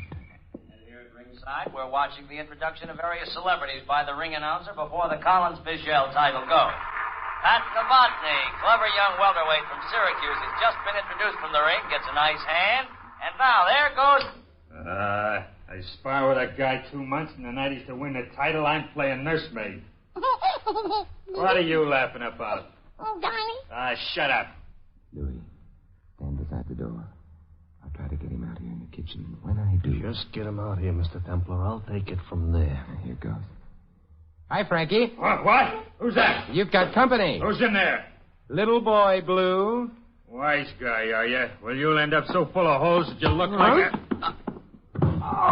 a... Bullseye, Louis. That was for Marie, Mr. Templar. Yeah, it should keep him quiet until the police get here. Maybe I should give him another one for myself. Yeah, I know how you feel, Louis, but no. Let's get Donnie and get out of here, huh? Sure, Mr. Templar. How are you, Donnie? Glad to see us? Yeah. Say hi to your Uncle Louis, Donnie. Donnie. Can't you say hi? Hi. Hi. I learned him a new word. How about that, Mr. Templar? Now he can say 2 words. Yes, you have a way with you, Louis. Sure. Now, what do you say to Uncle Louis, Donnie? Hi. That's it. And what's your name, Donnie? Hi. Louis, you should have given up while you were ahead. Come on.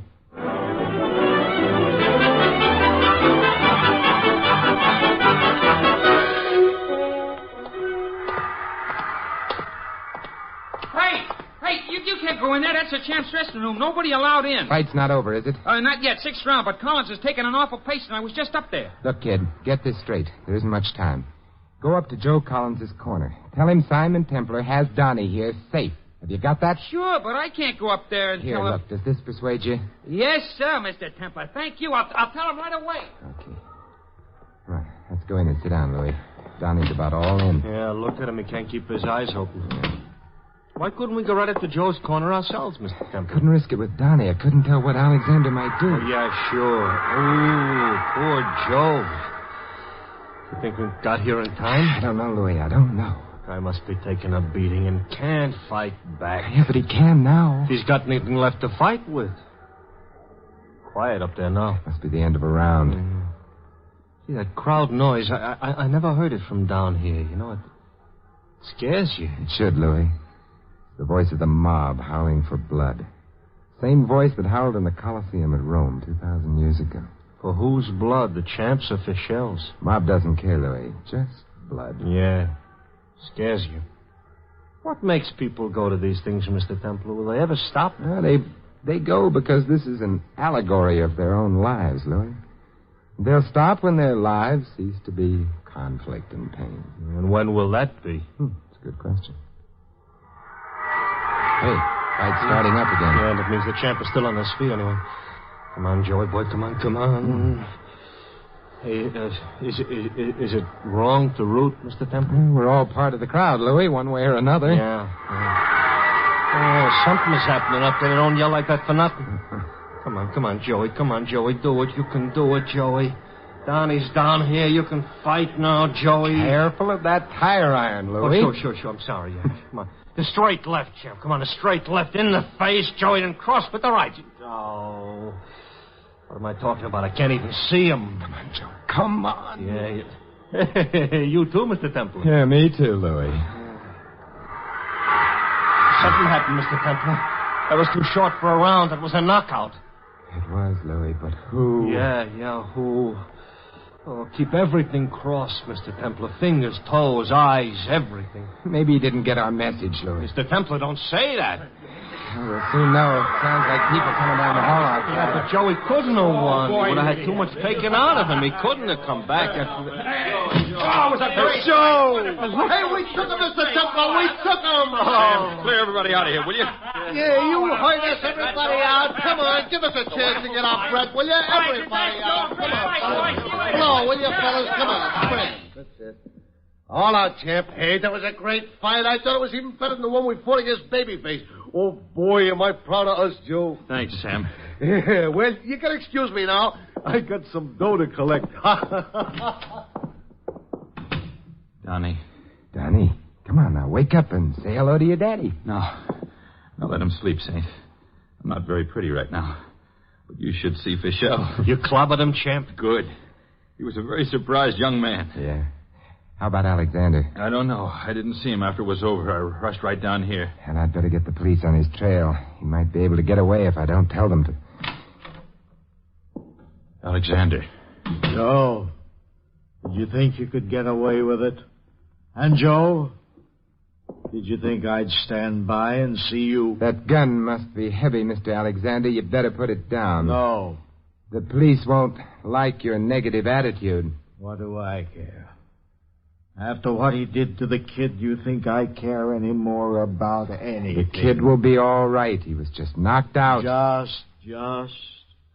That beautiful physical machine, blooded, battered, stretched out in the dirt.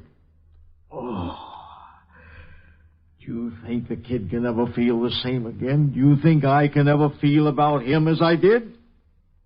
He had the championship. Had it. Before Collins double-crossed us. That's one way of looking at it. Why didn't you keep out Mr. Templar?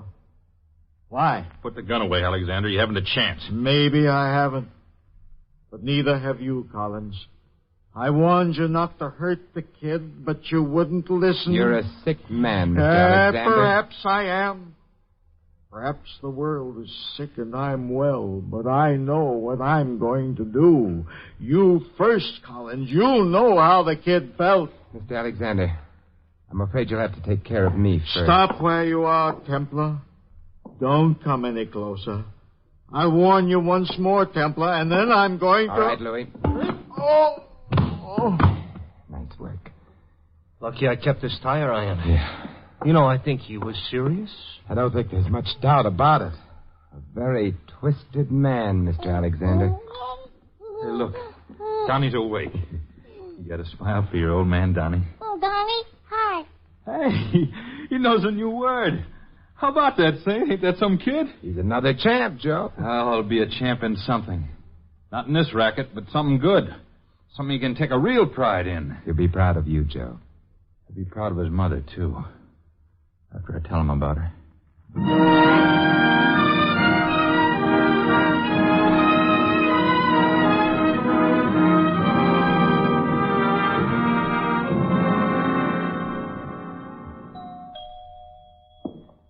Just a minute. Hi, Mr. Templar. Well, look who's here. Hi, Donnie. Champ, let me take him out for a walk. Hey, you know what, Mr. Templar? I've been teaching him all sorts of words. Honestly, Louis? Mm-hmm. The smartest kid there is. Watch this now, Mr. Templar. Watch. Donnie, what's my name? Wally. How about that? Some a smart kid, huh? That's not all. Now, watch this. Donnie, what's Mr. Templar's name? Wally. Something go wrong? No, wait just a minute. Wait a minute. Donnie, Mr. Templar's name. Wally. All right, something else. Donnie, where do you live? Wally. Donnie, what's your daddy's name? Wally. No. Wally. Goodbye, Mr. Templar. Goodbye, Louis.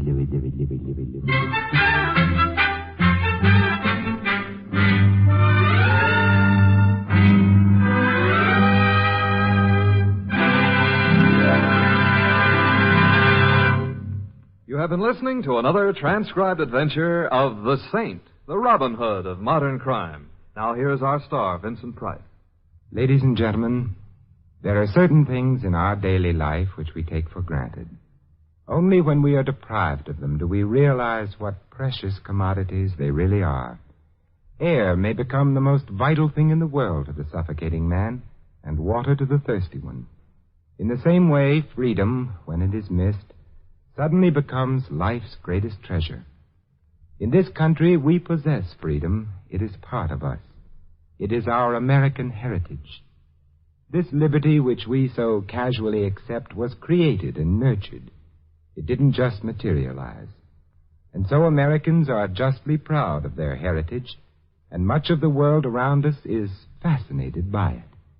If we are to justify our own pride and the yearnings of those in other countries, we must make this freedom a personal thing. We must take it as it was handed to us and preserve it. Preserve it with conscious effort. That is our job as Americans, as free men. For freedom is everybody's job. This is Vincent Price inviting you to join us again next week at this same time for another exciting adventure of the Saint. Good night.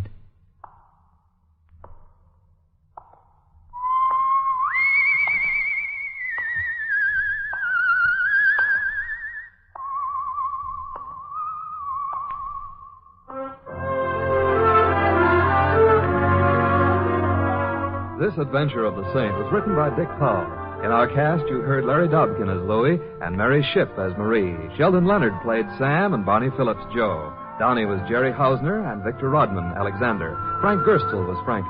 The Saint, based on characters created by Leslie Charteris, is a James L. Safier production and is directed by Helen Mack. Vincent Price is soon to be seen co-starring with Errol Flynn and Michael Prell in William Marshall's production of Bloodline. All you Saint fans will be glad to know that the Saint comic books are now on all newsstands. Your announcer, Don Stanley. 3 chimes mean good times on NBC. Who's on the big show tonight? Well, listen, Bob Hope, Dean Martin and Jerry Lewis, Rosalind Russell, Frankie Lane, Dorothy McGuire, Louis Armstrong, Meredith Wilson, and glamorous, unpredictable Tallulah. No wonder it's the big show. And Sunday evening also means another outstanding production by Theater Guild on the air. Tonight it's Boomerang, starring Kirk Douglas. Remember, Bob Hope and Martin and Lewis join the big show today on NBC.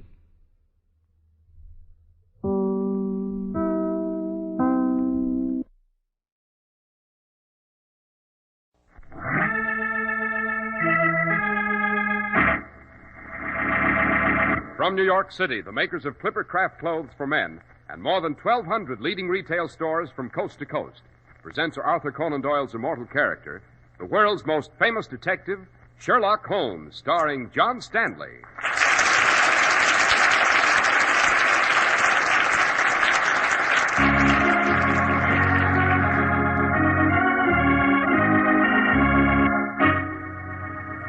This week's story, The Adventure of the Blood-Stained Goddess. Holmes, there's no more dangerous spot in all of London, perhaps in all the world, than these alleys back of Limehouse Causeway. Nevertheless, my dear Watson, the gentleman we are pursuing has gone this way, and we shall follow. Hurry, man, hurry! Very well. But wait! What is it? A doorway. A man with a knife in his hand. See how it gleams in the moonlight? We must walk past him, Watson. He'll cut us to bits. We must walk past him. Come on. Careful. Slowly. Slowly.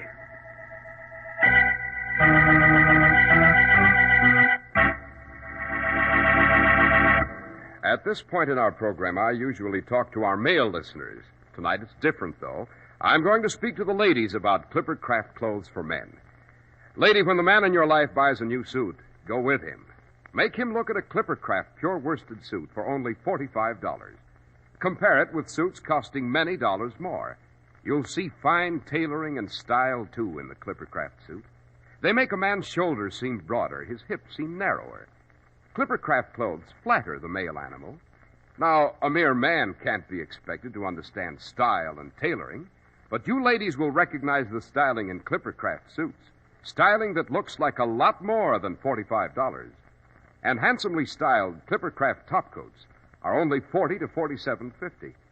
So tomorrow, take your man firmly by the hand and lead him to the nearest independent store that features Clipper Craft clothes. Usually the best clothing store in town.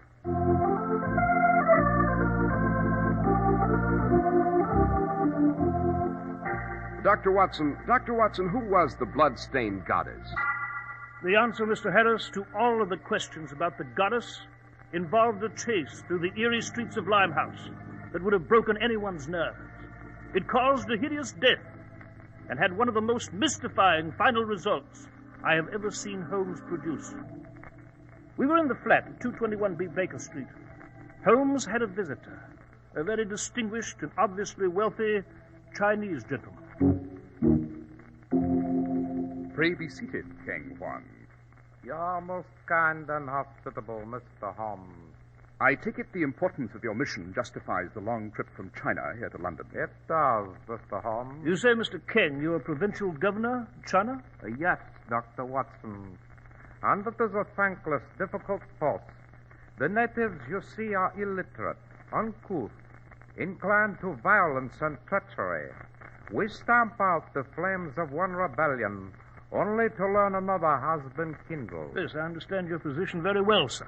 The greatest revolt we have ever faced confronts us now, Mr. Holmes. It is led by a strange, unearthly person. The natives worship this person with a fanatic love.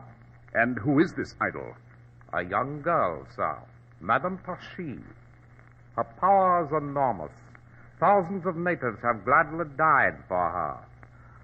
Just recently, my troops gained the upper hand in a city where we believed we might capture her. But the goddess disappeared. Why have you come to me, Ken Kwan? I must find Madame Tashi and bring her to justice. Or should I say, Mr. Holmes, you must find her? Well, have you any notion as to where she's gone off to? We captured her closest friend and advisor, an old gentleman named Chung Fu. But he would give us no clues whatsoever. Then he, too, disappeared. Nevertheless, my operatives did trace Madame Tashi here, to London.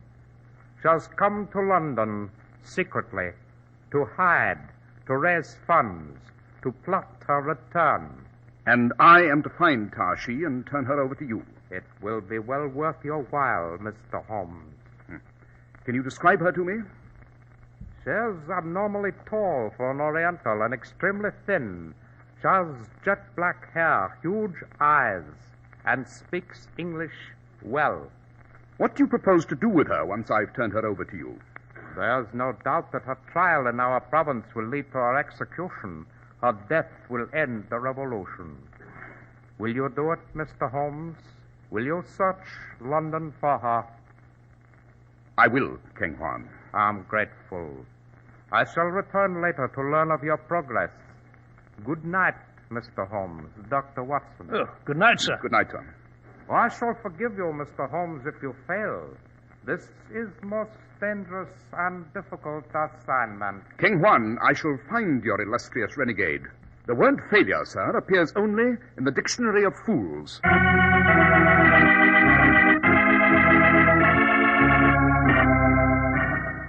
By George, Holmes, this is hardly the way to find Madame Tashi, sitting here immobile in Baker Street. There's an appalling lack of clues, Watson, but they will be supplied. Yes, by whom?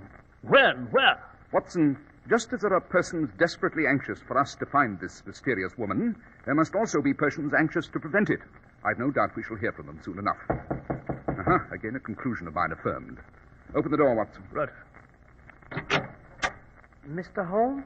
I am Sherlock Holmes. This is Dr. John Watson. How do you do? How do you do? As for you, sir, your name is Chung Fu. You are a loyal follower of Madame Tashi, and you arrived in London this morning aboard the Mary Ann. Well, Holmes, I shall ask this gentleman not to say another word until you have explained how you could surmise all that. I should be most interested myself. A previous visitor of ours described an elderly gentleman he'd questioned as to Tashi's whereabouts and said the name was Chung Fu.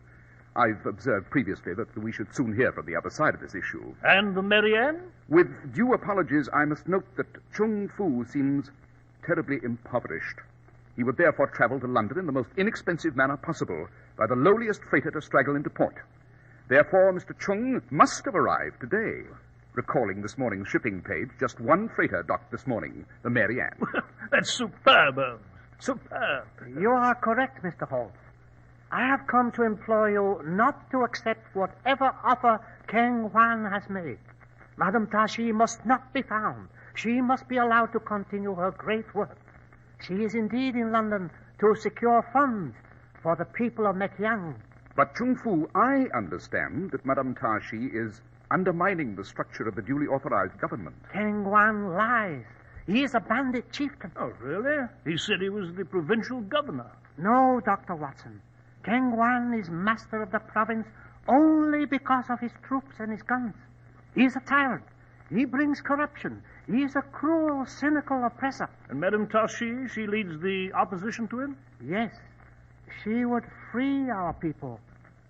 You will not search London for her, Mr. Holmes. I beg of you. I cannot promise. We are a poor people. I cannot offer what King Juan must have offered. I am not concerned with the financial benefits of this case. I never am. May I return within a few days for your decision? You may, sir. Good night, Chung Fu. Good night, gentlemen. Good night. Well, Holmes, their stories were so diametrically opposed.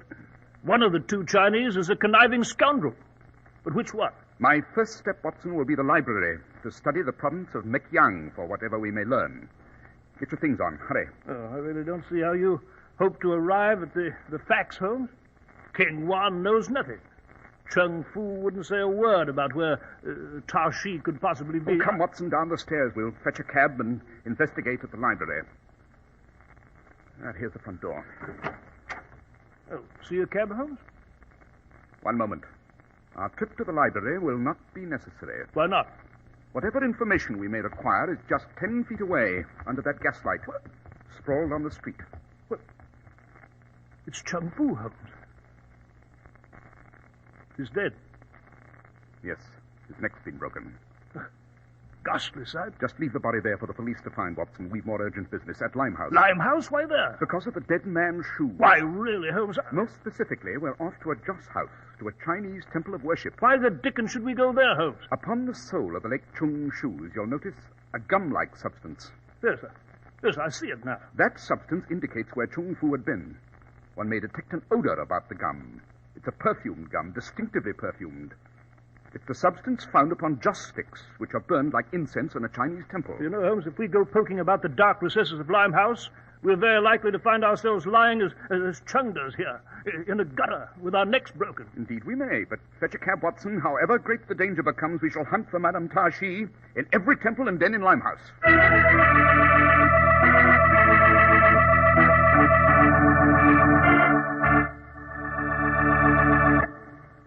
What sort of world would this be without friends, personal friends, and business friends? For instance, your local independent merchant who wins and keeps your friendship by offering you honest goods at honest prices. More than 1,200 such friendly independent retailers feature Clippercraft clothes, and their combined purchasing power is so tremendous that they can sell Clippercraft suits for only $45. Clippercraft topcoats from $40 to $47.50. Made in New England by master craftsmen, Clippercraft clothes take their name from the proud New England-built Clipper ships. So Clippercraft stands for quality and rock-ribbed American honesty. Honest materials, honest workmanship, and the down-to-earth honesty of your friend and neighbor, the independent merchant who sells Clippercraft clothes.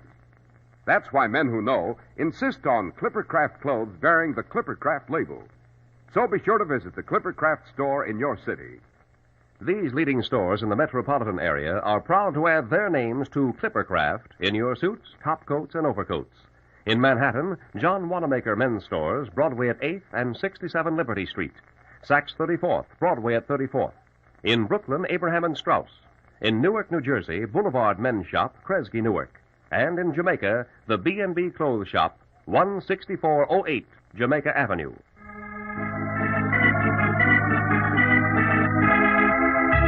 Dr. Watson, you and Mr. Holmes were racing to Limehouse to find Madame Tashi. So we were, Mr. Harris. We reached Limehouse soon enough.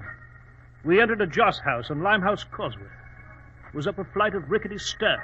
It was a dark room with wooden benches, incense burning from half a dozen bowls. Prostrate Chinese prayed before the idols. In the distance, a gong was striking, calling more Chinese to prayer. You know, Holmes, this band of fanatics defending Madame Tashi will slit our throats. They realize what we're up to? Calmly, Watson. We know the dead man was in one of these houses tonight. Look about. Walk as quietly as possible toward the front. Yes, right you are. Well, these people are watching us very closely. Curiosity, perhaps. If not, then a more insidious reason. Just edge your way toward the front. Watson, there's the answer. What? Where? The Chinese priest. Notice anything peculiar? Oh, simple-looking chap. Customary long frock. Look closely, Watson. What of him? I doubt if he is a priest.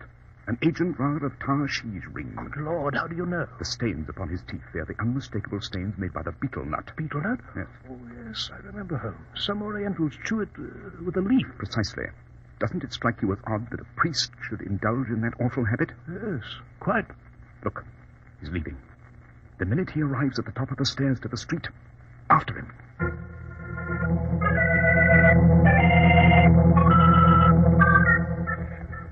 This way, Holmes.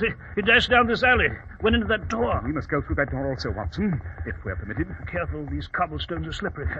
This blasted bog, and this way. Well, here's the door. Knock. You know, it may be suicidal. We don't know what's on the other side of this door. Go on, Watson, knock. Yes? We want to come in. You want, Leon? May we come in? You have money? Yes. Come in. I will find a sofa where you can relax. I will be back.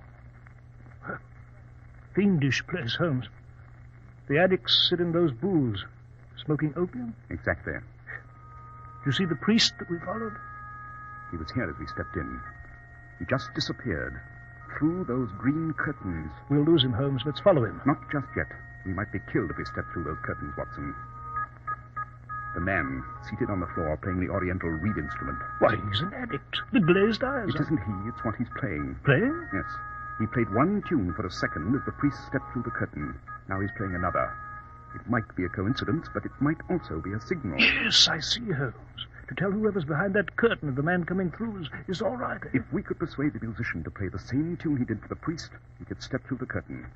I shall speak with him. Careful, Holmes. My friend, could I persuade you to play the tune you played before?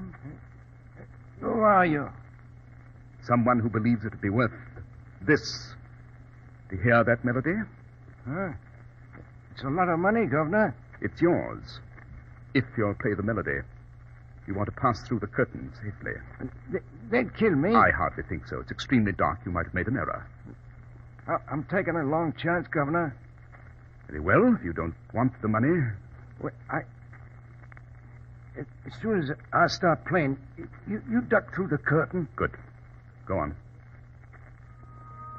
Come on, Watson. Righto, Holmes. Well, there isn't anything back of this curtain. Just that door. Emergency door, isn't it? Yes. Leads to another alley, I'd say. Open it. Go on, open it. Yes, this is an alley. And in the fog there. See? Yes, there's a man. With a knife in his hand. It's gleaming in the moonlight. Obviously the music lover who listens for the signal from the reed instrument. Step into the alley, Watson. Yes, but he... We must hope the signal was correct and that he doesn't become suspicious. Keep an eye on him. He may throw that knife. Now, step into the alley. That's it. Slowly. Watch him. Watch him. So far, so good. There's nothing in this alley but that doorway over there. Looks as though it were the delivery entrance to some sort of shop. A shop I shall now visit, Watson. Alone? I won't hear of it. You must wait here. Watch our friend with the knife. If he acts up, you must dash in to warn me. No, I won't. Besides, one of us must be free out here in the alley, ready to run for the police. If I do not return from this shop within 5 minutes, don't come in. Don't raise a hullabaloo. Run quickly and quietly for the police as fast as possible. Yes, I understand, but confound it, Holmes, must you take this awful risk? If I intend to find Madame Tashi, yes, of course. Now, wait here, Watson. All right. 5 minutes. Good evening. Good evening. You are the shopkeeper? Yes. Customers never come from back way. Are you enter back way? I'm looking for something. Bitter melon, lychee fruit, shark fin? No. What did you want? Madame Tashi. I thought so. She's not here. I do not know how you found this place, but now you do not live to tell location. I want to see Madame Tashi, and I have every reason to believe she is here. I shall continue demanding to meet her until you've stopped me by pulling the trigger of your revolver. That will not be long. No place so easy to kill and hide body as Limehouse. I'll kill you now, Mr. His name is Holmes, I believe. Mr. Sherlock Holmes. Madame Tashi. You will not have need of your revolver, Mao. As you say, madame. You may leave, Mao. Your servant, madame. Mr. Holmes, I regret the necessity of receiving the foremost criminologist of his time in such sordid circumstances. Quite excusable, Madame Tashi. You have served King Juan well. You have found me. He will reward you magnificently. Will he? For the present, yes. Then when your services are no longer of any value, you will receive the same fate as my beloved Chung Fu, who lies dead now before your home on Baker Street. Your secret agents serve you well, Madame Tashi. King Juan tells me that you are a revolutionary. He has a gallows marked for you. And he waits to smile in the shadow of your silhouette, dangling from his rope. Is it wrong to spread the doctrines of brotherhood, Mr. Holmes? Is it wrong to defy this King Juan, who unleashes the 4 horsemen of the apocalypse that they may ride profligate over the soil of my native land? King Juan is a brigand. He exploits my people. He despoils and enslaves them. He is Attila the Hun, Philip of Spain, Ivan of Russia. He mocks the spirit of my people and drives it into the dust. Is it wrong to try to help my people? In the East, Confucius was driven into exile. Muhammad, the prophet of Islam, was forced to flee from Mecca. In the West, you English boast of your great Magna Carta.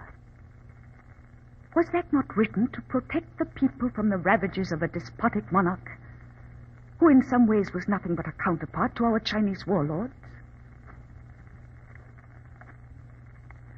Our languages and our customs differ,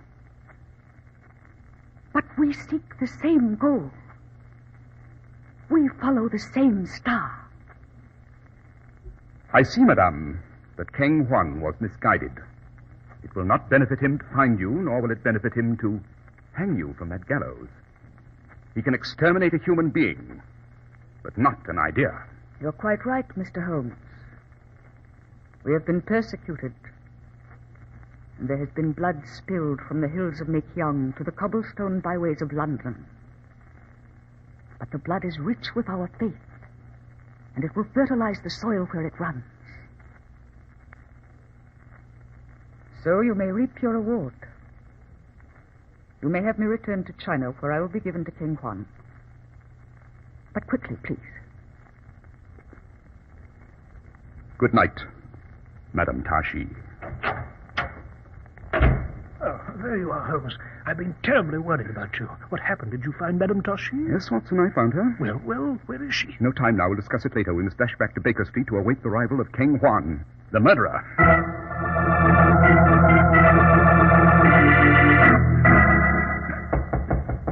I'll answer, Holmes. Good evening, Mr. Holmes. Dr. Watson. King Juan. I'm here in the hope that you may report progress. Excellent progress, King Juan. The name of another killer is to be added to the long roster of men and women who challenged my powers of protection, to their regret. The name of another killer? Yours, King Juan. You murdered Chung Fu, and if you'll look toward my bedroom door, you'll see a gentleman emerging. Who is he? Oh, I'm sorry. I presumed that on this trip of yours to London you'd meet all of our distinguished citizens. May I present Inspector Lestrade? The police inspector, the door. Stop him, Lestrade! An impressive demonstration of pugilism, Lestrade. When King Juan recovers, I trust you'll see to it that his tour of our city concludes with a visit to Newgate Prison.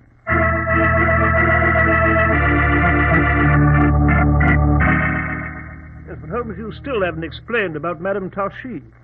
You did find her, you said? I did, Watson. But shall it end there as a secret between us? Shall we tell the world I never did find Madame Tashi? Well, certainly, if you wish. But why, Holmes? Why? I spoke with her, Watson. Her help for her people must go on at all costs.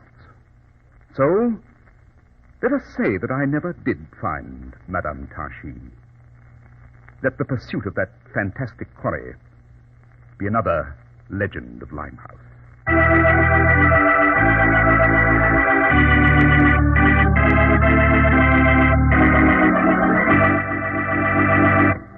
Dr. Watson, the story of the blood-stained goddess was most intriguing.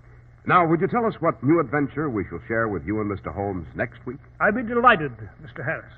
Next week I shall relate to you an adventure I have called The Guest in the Coffin.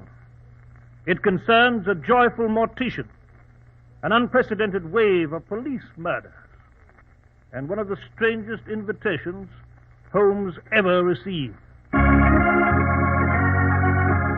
The makers of Clipper Craft clothes in more than 1,200 stores from coast to coast have brought you another in the new series of broadcasts featuring the world's most famous detective, Sherlock Holmes.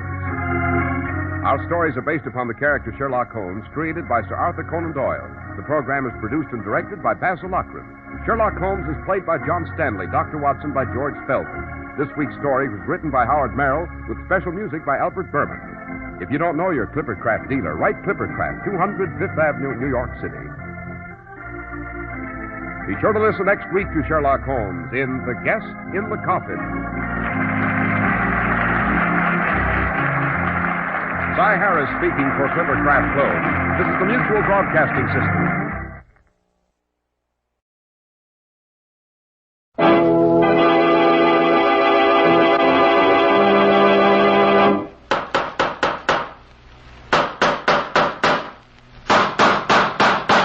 What's the matter? What is it? It's another case for Nick Carter, Master Detective.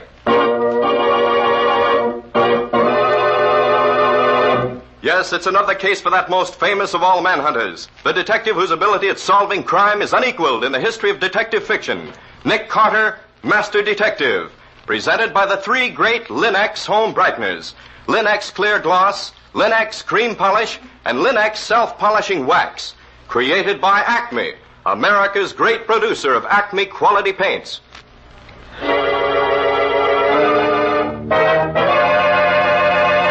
Today's curious adventure: Murder Goes to College, or Nick Carter and the Mystery at Spring Lake.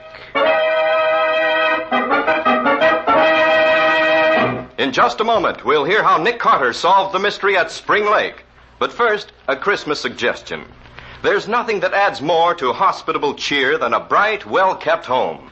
American homemakers have learned how much surroundings can mean. That's why they've come to depend on Chemtone, the miracle wall finish, to beautify their walls. And for your floors, woodwork, and furniture, it's those three great Linex home brighteners.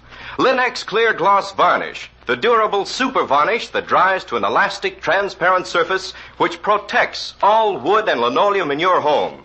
Linex Cream Polish, which cleans as it polishes, leaving no oily film on your furniture. And Linex Self-Polishing Wax, which beautifies your floors with a satiny yet tough non-skid finish that resists wear, water, and dirt. Get the three great Linex home brighteners at your hardware, paint, or department store. Your headquarters also for Chemtone, the miracle wall finish. And now for today's mysterious adventure with Nick Carter. As we start our story today, we find Nick and his assistant Patsy in Nick's car racing toward Mount Albans College for Girls in response to a hurried phone call from the dean of the school. But if this girl killed herself, Nick, what are you supposed to do? When a girl kills herself, there's no criminal to catch. If it was suicide, Dean Collingwood wants me to find the reason for it. Oh, isn't that a little out of your line? Well, yes, it is, Patsy, but she's an old friend of mine, so I said I'd do it. But why does she care why the girl killed herself? Oh, she thinks that if some of the parents felt that the girl disliked the school enough to kill herself to get out of it, they'd take their own daughters out of Mount Albans in droves. Oh. The school would be ruined. How did she die, Nick? The dean said she found a box of sleeping capsules on the table beside the girl's bed, together with an empty water glass. She thought they might be the cause. Well, when Nicholas Carter gets on the scene, everything will be all straightened out. We'll all know exactly what happened and why.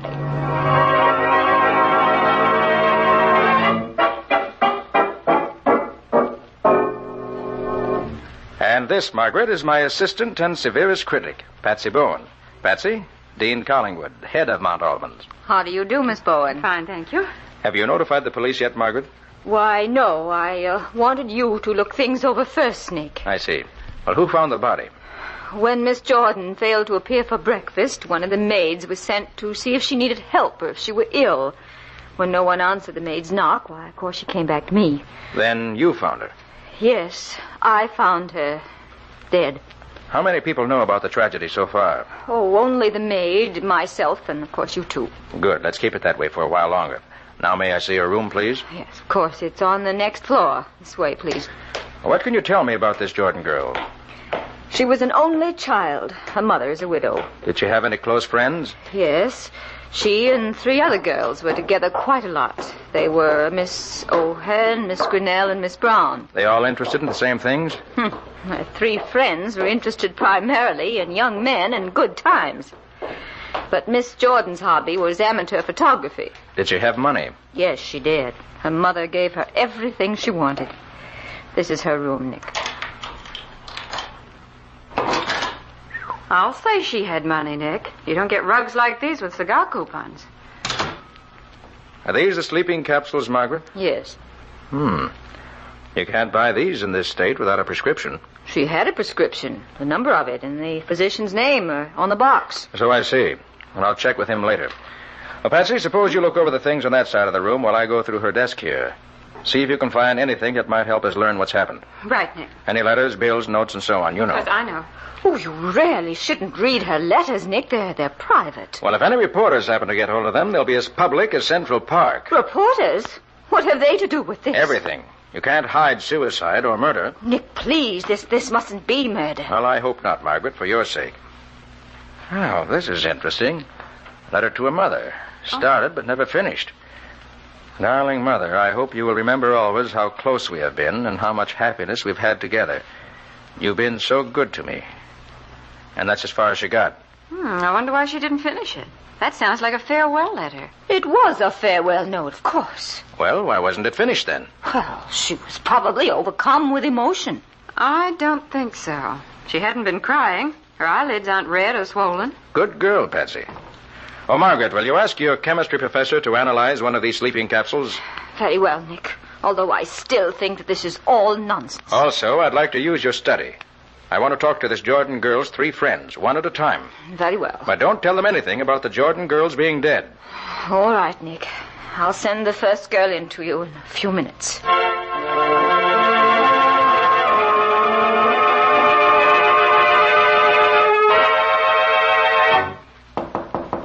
Come in. You wanted to see me, sir? I'm Mary Grinnell. Yes, Miss Grinnell. Come in, won't you? Yes, sir. Miss Grinnell, I'm afraid I have a shock for you. Your friend Edith Jordan has just killed herself. Oh, no. Edith wouldn't do that. She just wouldn't. No? Well, at any rate, she's dead, I'm sorry to say. Can you shed any light on the situation? I'm afraid not. I'm sorry. But do you know anything about her actions last night? We studied together for our mid-year exams. In your room or hers? In mine. She went back to her room early, though. Said she wanted to write a letter and then turn in early. That must have been the letter we found there, Nick. Probably. Can you tell me anything else, Miss Grinnell? No, sir. Nothing. All right, then, run along. And please don't mention what I've told you to anyone.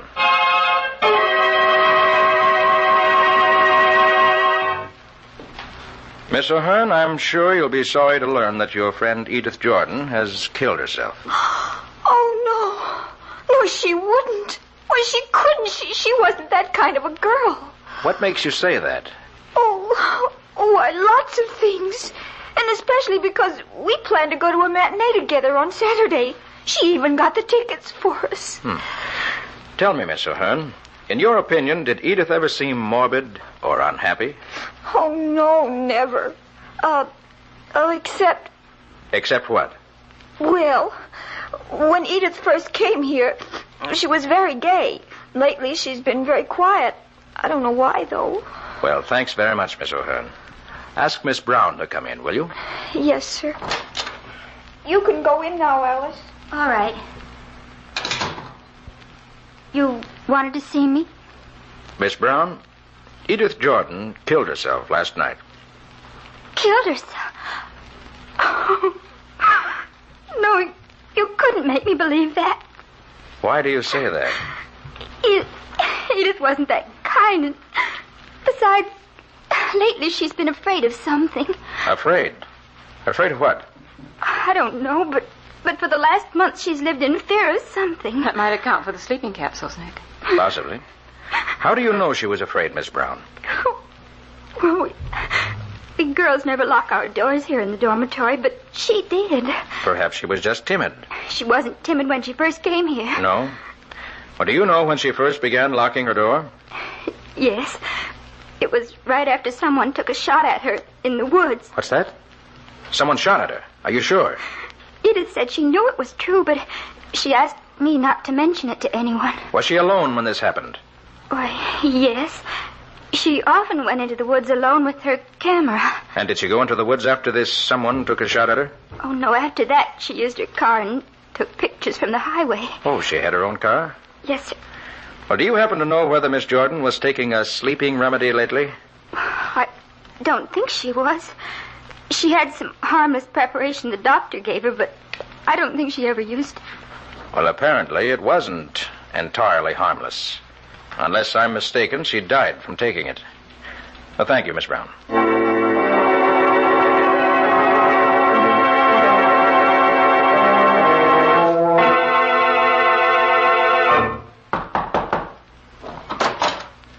Yes? Mr. Carter, Dean Collingwood asked me to let you know what I found out when I analyzed the sleeping capsule she gave me. Oh, yes. What was it? I found nothing unusual about it. Just a sleeping remedy that's in common use. Would they be enough to kill anybody? Oh, no, indeed. Not unless they were accompanied by something far more deadly. Well, thank you, Professor. Thank you very much. It's quite all right, Mr. Carter. Oh, hello, Margaret. Come in. Well, Nick, have you learned anything yet? Only that I'm sure Miss Jordan didn't kill herself. But, Nick, that's the one thing I don't want to find out. Yes, I know, Margaret, but I can't help facts being facts. Well, what now? I think I'll take a run into town and talk with a physician who prescribed the capsules for her. Oh, will you do something for me, Nick? Certainly. Will you take the bus into town and come back in Miss Jordan's car? It's being repaired there, and the garage phoned a short time ago that it's ready. I promised to send someone in for it. Of course. Thank you.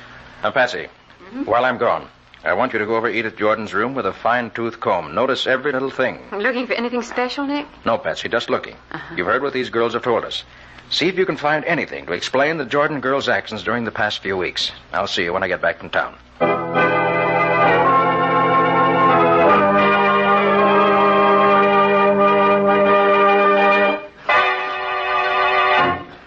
Dr. Steele, according to the label on the package, you prescribed some sleeping capsules for Miss Edith Jordan.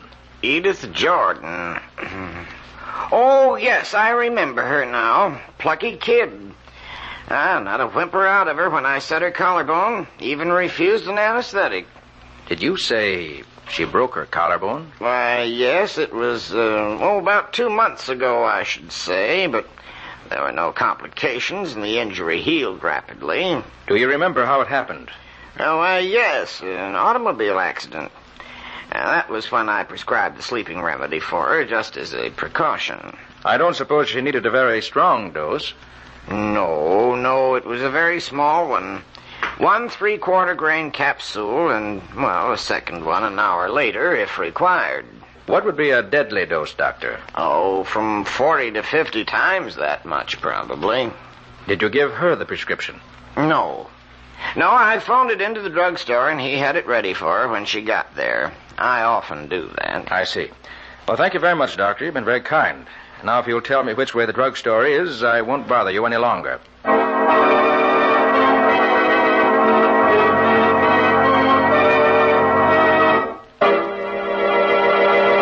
Well, so Edith Jordan had a broken collarbone a few weeks ago.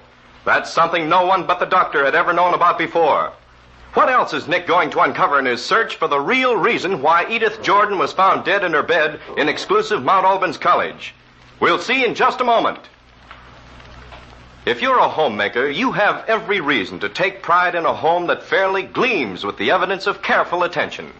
and every wood and linoleum surface in your home will gleam when you use Linex Clear Gloss Varnish. Because Linex Clear Gloss lends a lustrous finish that keeps its beauty a long, long time. It lessens your housework amazingly, too, for it's so easy to keep clean. Dirt stays on the surface where you can wipe it away in a jiffy. And Linex Clear Gloss is so simple to apply. You just brush it on, and it dries without brush marks to an elastic, transparent finish that wears and wears. A finish which protects every surface to which it's applied. Yes, it's a fact. Linex Clear Gloss protects all the wood and linoleum surfaces in your home against damage by boiling water, hot grease, fruit acids, perfume, even alcohol. In every way, it's truly the super varnish. Ask for it by name at your dealers. Linex, Lin-X, Linex Clear Gloss Varnish. You'll find all three great Linex home brighteners and Chemtone, the miracle wall finish, at hardware, paint, and department stores everywhere.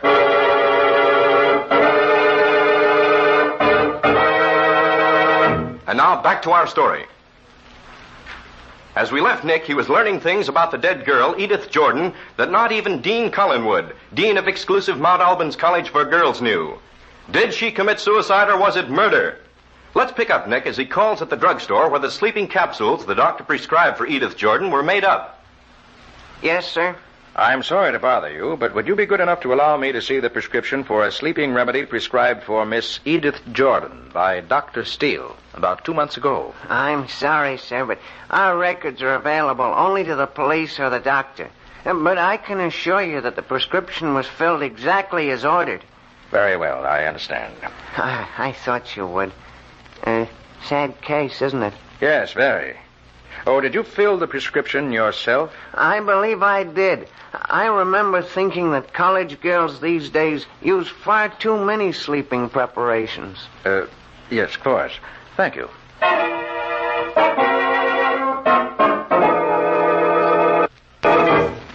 This is her car, Mr. Carter.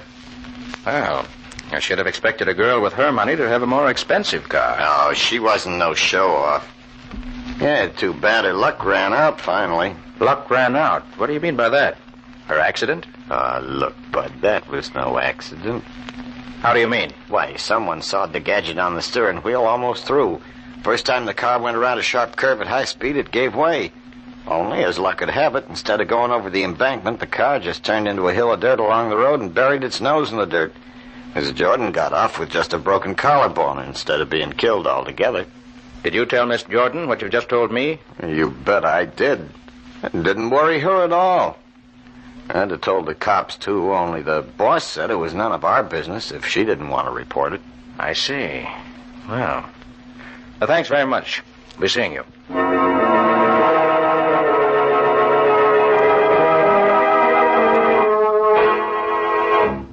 Well, what can I do for you, Mr. Carter? You're running a story on the suicide of the Jordan girl at Mount Albans College? Sure we are. It's big news for this town. Well, could you add one little paragraph to your story? What kind of paragraph? Miss Jordan left a diary. It's locked in a steel box for which we've not been able to locate the key. Huh? May take a day or so to have a new key made, as it's a very special type of lock. But we expect the diary to clear up the motive for the suicide. Yeah, that's very interesting, Mr. Carter. May I quote you on that? Well, if you don't mind, I'd rather you'd use that well-known phrase, "It is understood." Oh. That should cover it. I see what you mean. I don't know what you've got up your sleeve, Mr. Carter, but we'll play along with you. Your little item will be understood in this evening's paper. Thank you. Thank you very much. Should help us immensely.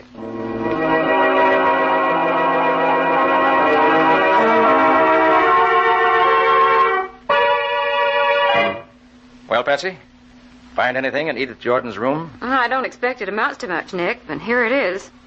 Exhibit A, a hat with what looks like a bullet hole through the crown. Yes. So Miss Brown was right. Someone did shoot at her. Anything else? The only other thing I found was this, Exhibit B, a picture that Edith Jordan took just before she was shot at. What? She didn't have any enlarging apparatus, so she gave it to Alice Brown, who does have an enlarger. She wanted it blown up. But why? Look, Nick, it's a picture of Spring Lake that's just north of here. Here in the center of the background is a figure. Neither Edith nor Alice knew who or what it was, so Alice made an enlargement of it to see if they could recognize it. But beyond the fact that it seems to be the figure of a man, it doesn't mean much. You can't see who he is.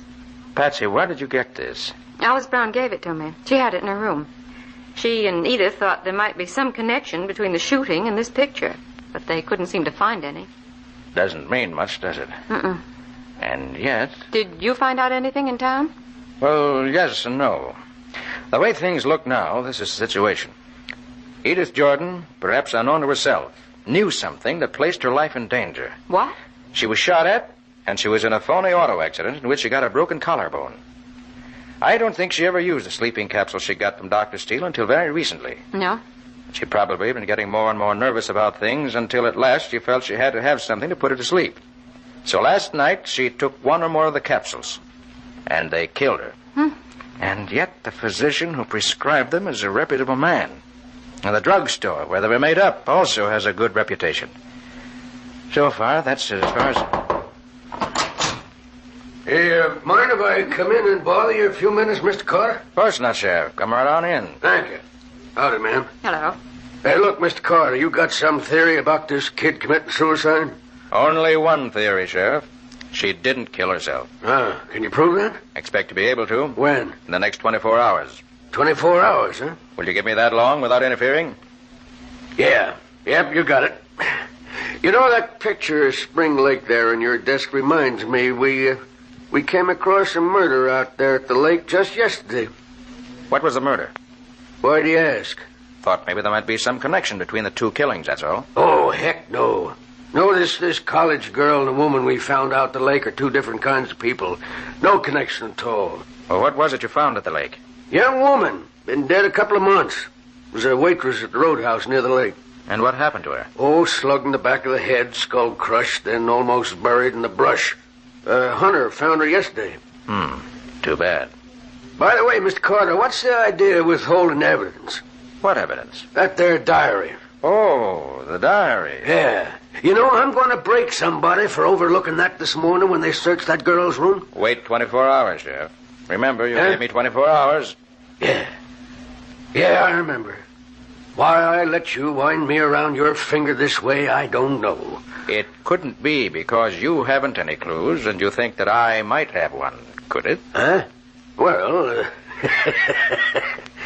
could be, Carter. Could be.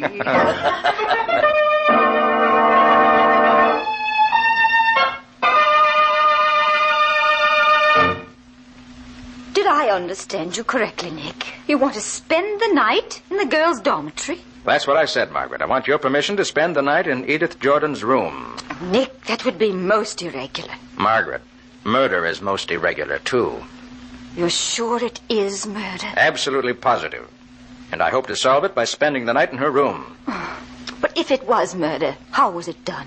Probably the contents of one of the sleeping capsules was changed to a deadly poison. But, Nick, that means That means that no stone must be left unturned to catch the murderer.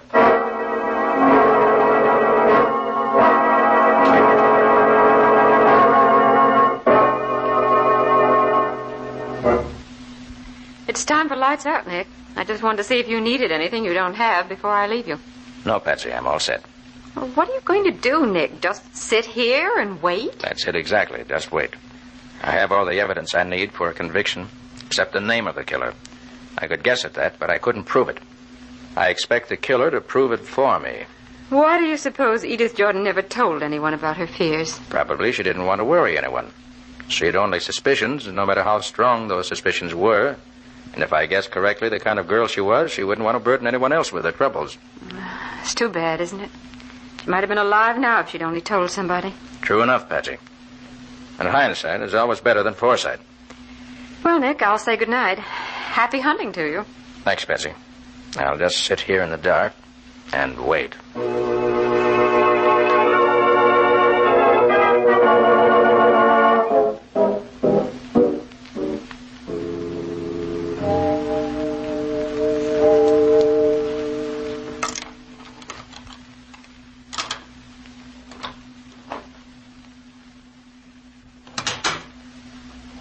Get your hands up. Up with your hands, I said.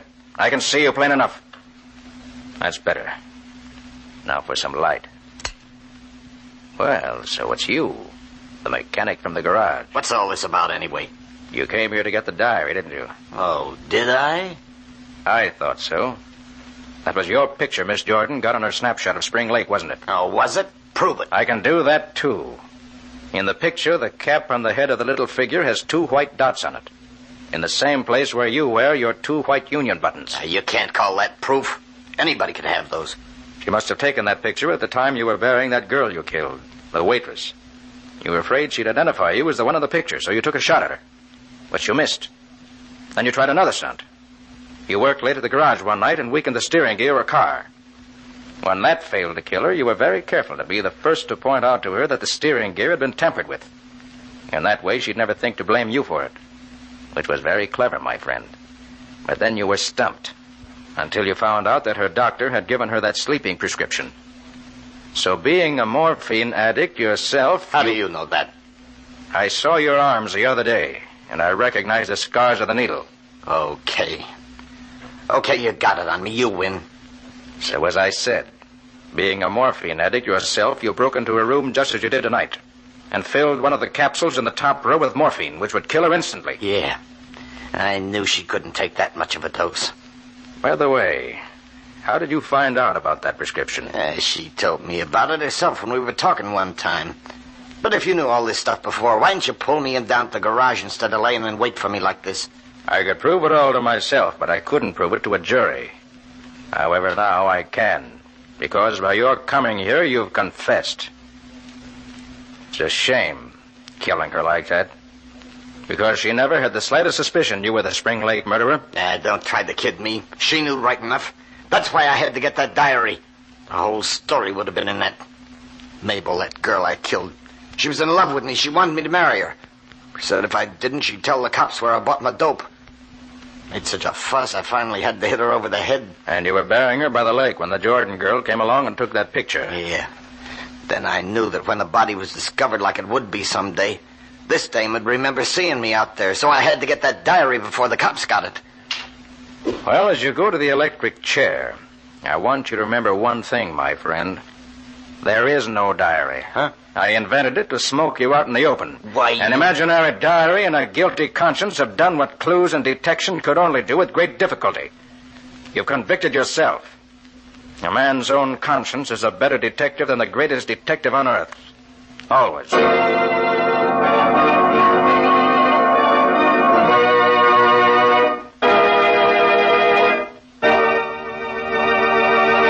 In just a moment, Nick and Patsy will bring you a preview of next week's exciting case. But now, a thought for this holiday season. Holiday time is hospitality time, and nothing reflects more clearly your hospitable feeling than the sparkling holiday look of your home. The look it has when you depend on the 3 great Linx home brighteners. Take Linx cream polish, for instance. In one easy application, it gives your fine furniture a lovely luster, leaving no oily film to attract more dust and make more work. And Linx cream polish is so quick to use, for it cleans as it polishes, cutting out one whole step in your cleaning day routine. You see, Linx cream polish removes the cloudy accumulation of previous dust and polish, banishes messy fingerprints, and helps conceal ugly scratches all at once. Here is your real shortcut to furniture beauty. Get Linx cream polish now at your dealers. Get all 3 great Linx home brighteners. Linx clear gloss varnish, Linx cream polish, and Linx self-polishing wax. Remember, Linx is spelled L-I-N-X. Linx. So ask for these fine homemaking products now at your hardware, paint, or department store.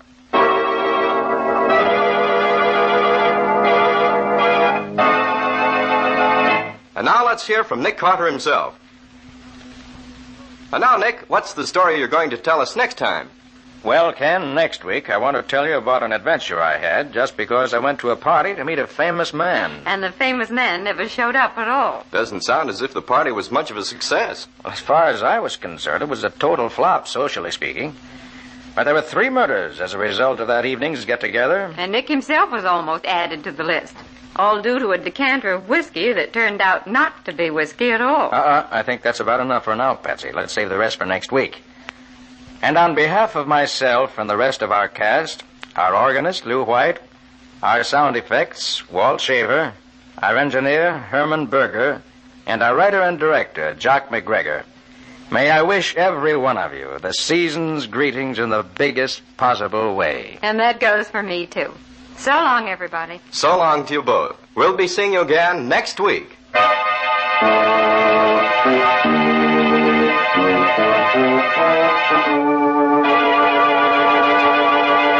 Next week at the same time, listen to another curious experience of Nick Carter, Master Detective, entitled Death in a Decanter, or Nick Carter and the Mystery of the Missing Brother.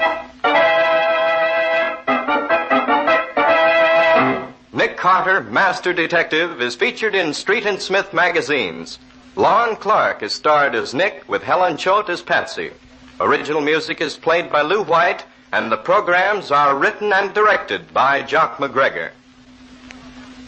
And now Acme, creator of the three great Linex home brighteners, Linex Clear Gloss Varnish, Linex Cream Polish, and Linex Self-Polishing Wax, wishes you the heartiest greetings of the holiday season and invites you to be listening next week when Acme will again present Nick Carter, Master Detective, over these same stations. Ken Powell speaking. This is Mutual.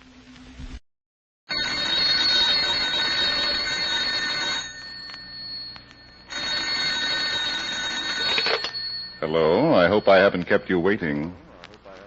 Yes, this is the Crime Club. I'm the librarian. Death deals a diamond. Yes, we have that story for you. Come right over.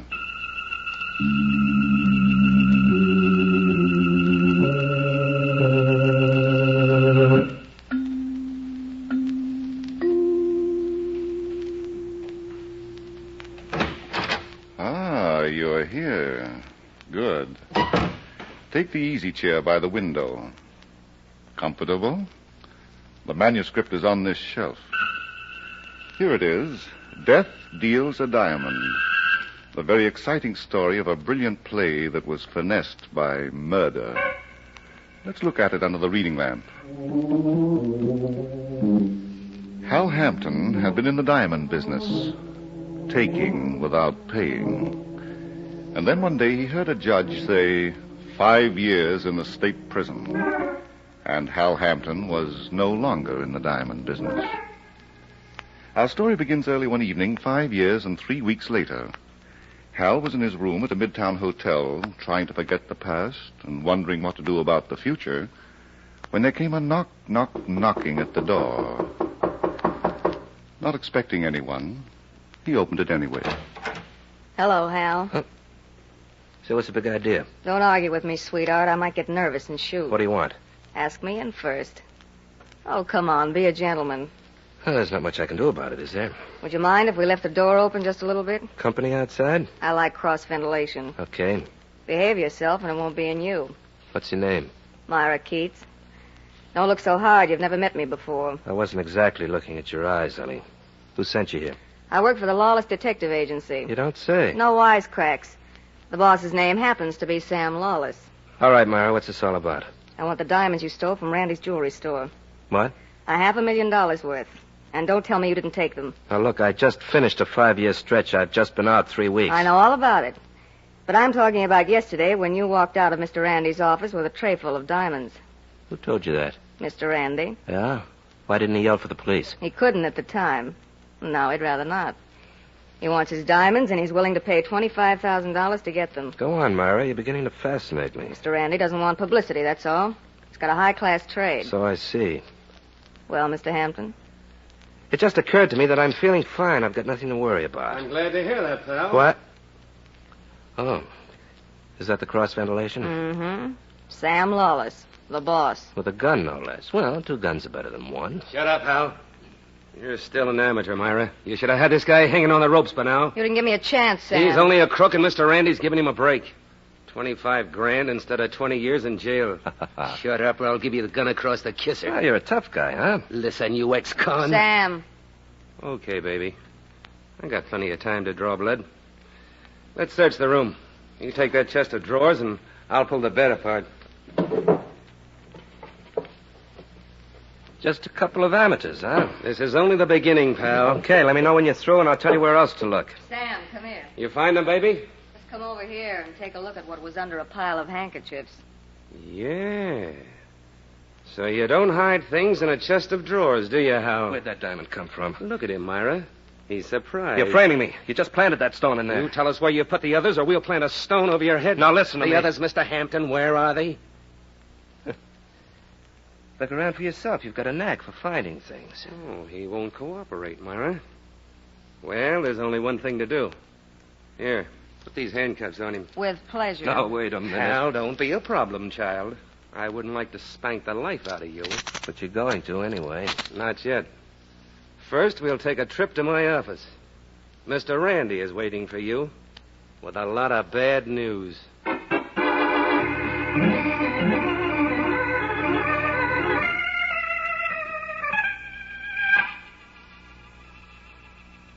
No, Mr. Hampton. There's no need to be so upset. Get these cuffs off me, Mr. Randy. Sam, the man is very uncomfortable. Maybe he'll talk faster.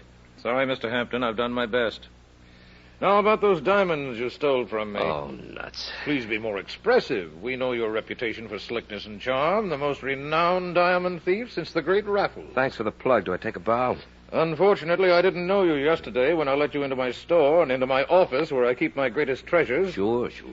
Please don't deny that you were there, Mr. Hampton. I've already done that. I showed you a tray full of diamonds, and you walked out with it while I was in the safe getting another. Very well. Myra, will you ask Mr. Brown to come in here? Of course, Mr. Randy. Mr. Brown? Oh, he's not in this other room, Mr. Randy. Look for him. All right. And now, Mr. Hampton, just in case you're wondering, Mr. Brown is one of my salesmen. He waited on you just before he turned you over to me. Oh, you've got the whole team out, haven't you? Except the police. And I'll call them if you refuse to do business with me. $25,000 worth? That was my offer. Grab it, Hal. Don't be a sucker. Oh, by the way, what does Sam get out of this deal? Oh, a small service charge. Plus a very handsome reward of $5,000. Uh-huh. $30,000 just to get back your own merchandise? The insurance company ought to build you a monument, Randy. Shall we talk about diamonds, Mr. Hampton? You talk. I'm going. Where to, Hal? Oh. Sam, that gun's beginning to look like a double feature. I hope it doesn't bore you, pal. Oh, excuse me, gentlemen. Come in, Brown. I was walking up and down in the hallway. It's so much cooler than in the... Oh, my. Handcuffs. Yeah, it seems to be the latest style, Brownie. Brownie? Now, look here, young man. I don't like that. Why, Mr. Randy, this young man, he's the diamond thief. Mr. Hampton denies that he was in my store, Brown. He does. But that's ridiculous. I waited on you, Mr. Hampton. And I couldn't do a thing to please you. Ah, go on. I bet you didn't even try, Brownie. I was forced to ask Mr. Randy to take over. Then you and he went into his office. The next thing I knew, Mr. Randy was asking about you. He'd been robbed, and you had disappeared. Does that settle it, Mr. Hampton? Only from your angle, Randy, but you'll never get away with it. You prefer to be stubborn. Very well, Sam, take over. Right. I'll get the truth out of him. I'm sure you will. Come along, Brown. We must get back to the store. Yes, sir. Myra, I want you and Sam to see that Mr. Hampton doesn't leave without my consent. He won't, Mr. Randy. Will he, Sam? I don't want to be disturbed, baby. All right. Now, Hal, it's just you and me. You want to talk while you've still got a mouth? Look, why don't you give me a break? I've just done 5 years. Get these cuffs off me. Don't be sore, pal. I'm only doing my duty. I promised Mr. Randy I'd get the truth out of you. And I've never welched on a promise to a client yet.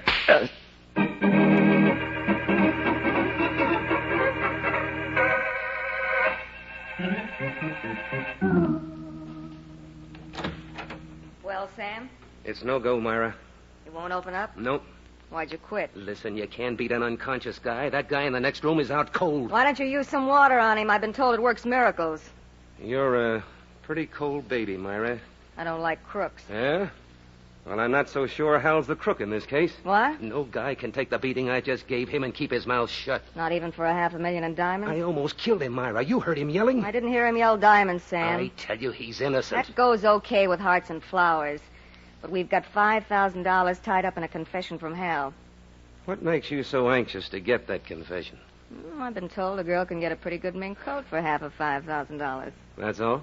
Maybe if I shop around, I can get a mink coat and a pair of shoes. That confession wouldn't be tied up with a double cross, would it, baby? What do you mean? You found that diamond in Hal's room, in the chest of drawers. So? A very peculiar place for a diamond that wasn't planted. Hold your horses, Sam. Hal Hampton was one of the smartest con men in the business before he went to jail, and he's still smart. He wouldn't keep stolen property where it could be found. You get your ideas late in life, don't you? I get them when they count, honey. You palmed that stone, didn't you? You're crazy. You had it on you all the time. And when you went to that chest of drawers, you just parked it under the handkerchiefs. You're getting crazier by the word. You've got the rest of that fortune, too, baby. Do tell. And who gave it to me? Randy, maybe? For safekeeping? Yeah? Yeah. While Hal Hampton was being set up for 20 years. Oh, get yourself locked up where it's good and quiet. You're becoming a menace. I've got a better idea. What you've got, we're going to keep. That'll teach Randy never to trust anybody. Would you, double-cross a paying client? 50%, baby, of $500,000 in stones. Come on, take me to them. I'm dying for a split. You, better close that door, Sam. What for? Mr. Hampton may not be as unconscious as you think. Okay. Now. Now. Hey, put down that gun, Myra. Give me one good reason, Sam. What are you going to do? Nothing. I just want to see your apartment again. And you're going to take me there. Huh? What for? Diamonds, dear. You know what you said about me. Except this is with reverse English.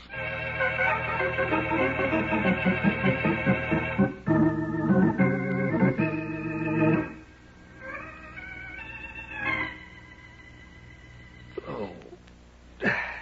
Hal. Watch me. It's Myra.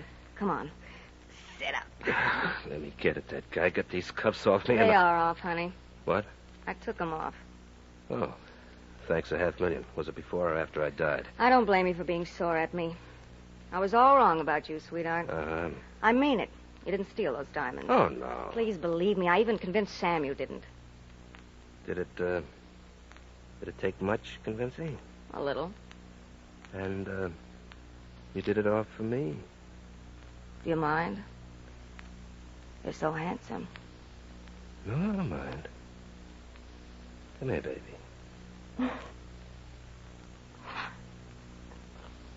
See what I mean, Hal? I see, not bad. Now, if you could only sound as good as you taste, Hal. this would be paradise. You low-down heel. I should have let Sam kill you. And rub out a possibility? You're no good to me at all. I try to help you. I try to get you out of a hole. That you got me into. I didn't put that diamond under your handkerchief. It wasn't on my laundry list, Blue Eyes. I didn't put it there. Now, do you want to get out of this frame or don't you? I do, Myra, but not with your help. You're going to get it whether you like it or not. Now, listen. Mr. Randy and Sam Lawless had a meeting 3 days ago. The first of a series, I suppose. Sam didn't tell me what it was about. But I've got a hunch that you and diamonds were on the agenda. Keep going, Myra.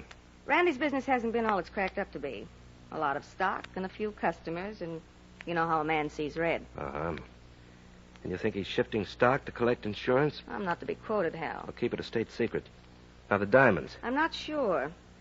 But Randy's too smart to stow them where they might be found. But Sam isn't, huh? Don't count your chickens before you can buy them. Sam Lawless is very smart. But he doesn't know I suspect him, and he might be just a wee bit careless. Mm-hmm. And the logical place for that wee bit of carelessness? I don't know. Okay. We'll start with his apartment. You show me where.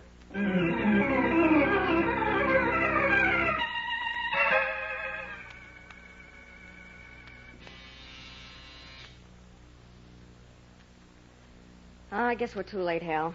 Sam's gone. Yeah. Well, no use turning the doorknob, sweetie. Sam never leaves his door unlocked. never? Well, let's say hardly ever. I don't like it, Hal. Something's wrong. Oh, living room looks all right. Well, the lights are on. Would that room over there be the bedroom? Hal? Okay. Just a point of information. It's Just go look. Then the next time you're asked, you'll know. Thanks. You're so educational. Well, let it. Holy smoke. Sam. Stay where you are, baby. Sam on the floor. How is he, Hal? He was shot through the head. Oh? Is he dead? Don't you know, Myra? What? What were you doing while I was sleeping off that beating in Sam's office? I was... Hal, did I ever call you a heel? I think you did. Then you're a double heel if you think I killed him. In the first place, what for? A sparkling motive, honey. You're wrong. I don't know where the diamonds are, and I was only guessing about Sam. And in the second place, I haven't got wings. Not the heavenly kind, anyway. You were unconscious only about 10 minutes, and I brought you 2. That leaves me out. Could I get here to Sam's apartment, kill him, and then get back to Sam's office in 10 minutes? You could if I was unconscious, say, half an hour. But you... Company. I'll take it, Myra. Hello? What? Let me speak to Myra Keats, please. Why not? For you, Myra. Sounds like Randy. Oh?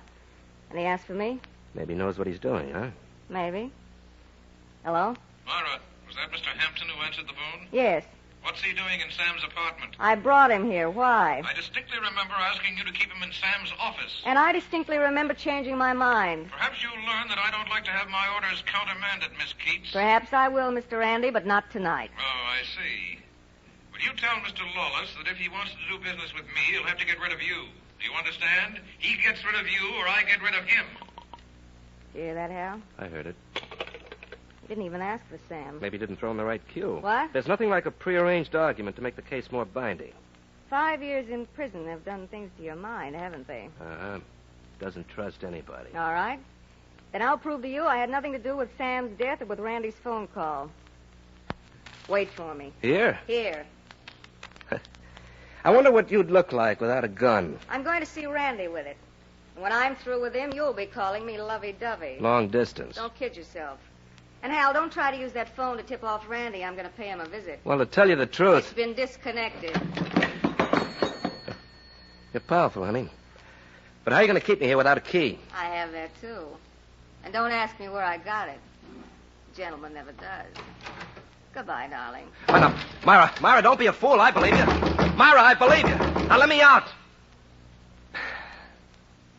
Baby, I don't want you to do anything I'll be sorry for.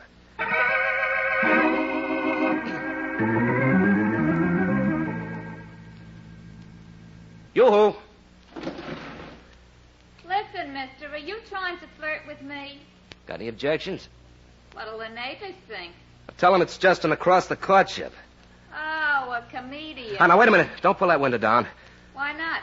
You got something better to offer? What's your name? Cookie. And I ain't even taken the trouble to ask you yours. It's Hal Hampton, Cookie, and I'm in trouble. Natch? A fella that yoo-hoos to nice girls across the court. Cookie, wouldn't you like to help me out of a fix?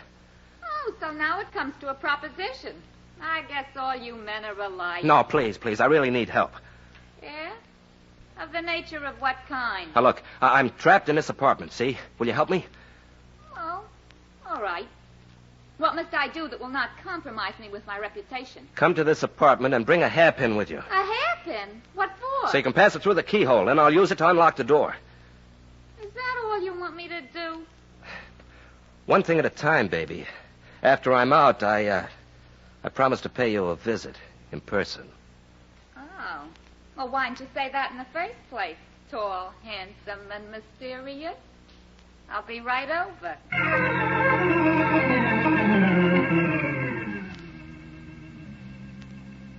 Imagine opening a door with a hairpin. Honest, Mr. Hampton, I'll never get over it. Well, you keep thinking about it, Cookie, while I use your phone, huh? I read about such things in books, but excuse me, mister. You got ideas about calling another girl? Oh, no, I wouldn't do a thing like that to you, baby. Then you're a gentleman. Because after all, if it wasn't for me and my hairpin... Hold it, baby, will you? Hello, Randy's jewelry store. Who is this? Mr. Brown, sir. Is there anything I can do? This is Hal Hampton. Let me talk to Mr. Hampton. Would you like to speak to Mr. Randy? Yeah. Well, he was here only a few minutes ago. He went out with Miss Keats. Oh, where to? He mentioned his apartment, sir. Uh-huh. Okay, meet me there right away. All right. But what should I do with the store? I'll tell you some other time. Randy needs you at his apartment. Really? He said nothing to me. How could he, Brownie? He didn't know he was going to be set up for a murder. I'll get there as fast as you can. Are you going, Mr. Hampton? Yeah, I'm afraid I'll have to, Cookie. Do you mind? Well, I was sort of building myself up. I thought you were going to, you know. Well, not quite, baby. But I'll be back someday, and then you and I'll get together. Yeah? Uh-huh. And you can draw me a nice big diagram.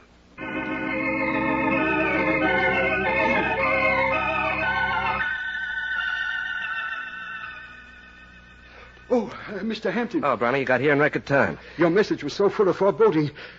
I had to rush. All right. Take a minute to catch your breath. Oh, no. Mr. Randy's in danger. Well, we must get to him immediately. Well, you're strictly loyal, aren't you? I've been associated with him for 20 years, and I've been very happy. Is that why you lied about my having been at the store? Mr. Hampton, you've tricked me. You said Mr. Randy's life was in danger. So I did. Well, boss doesn't answer and the door's locked. How's your shoulder, Brownie? And except for a little rheumatism now and then, I never complain. Swell. You're going to help me break down this door. Break it down? Oh, no, Mr. Hampton, I couldn't do that. Well, don't tell me you've got scruples, old man. Come on now. Here. Oh, Mr. Randy will never forgive me. Once more, Brownie. Well, you've done it, Mr. Hampton. If Mr. Randy should ever speak to you about I don't think he will, Brownie. Oh, please don't mention that Mr. Randy. On the floor. Uh-huh. With a bullseye in his chest. Oh, good heavens. Is he? Yes, Brownie, he is. Please, Mr. Hampton, I'm afraid I'm going to faint. Oh, stop it, Brownie. Don't pass out now. I've never seen a dead man before. One who'd been shot. Well, look, Mr. Hampton. He's still holding the gun. Do you think it was suicide? Maybe. There's a note on the table. Let's see what it says. I don't know why Mr. Randy should have committed suicide. He was leading such a full life. Typewritten note, Brownie. Listen, it's addressed to the police. It'll be discovered that $500,000 in diamonds have disappeared from my store. This theft was arranged between Sam Lawless and myself for the purpose of defrauding the insurance company. I entrusted the diamonds to Mr. Lawless' keeping, but he deceived me. Now I'm left with nothing. There's no other course for me to take. What do you think, Brownie? Well, I can't believe it, Mr. Hampton. He was my employer for 20 years. The note's a phony, pal. What? Randy was murdered. Oh, no. The safety catch is on this gun. Is on? But what does that mean? A man can't kill himself and then put the safety catch on. I don't quite understand. Somebody's a child of habit, Brownie. Well, there's only one thing to do. How would you like to play detective? Aye? Sit down, Brownie, and I'll tell you exactly what to do and where to begin.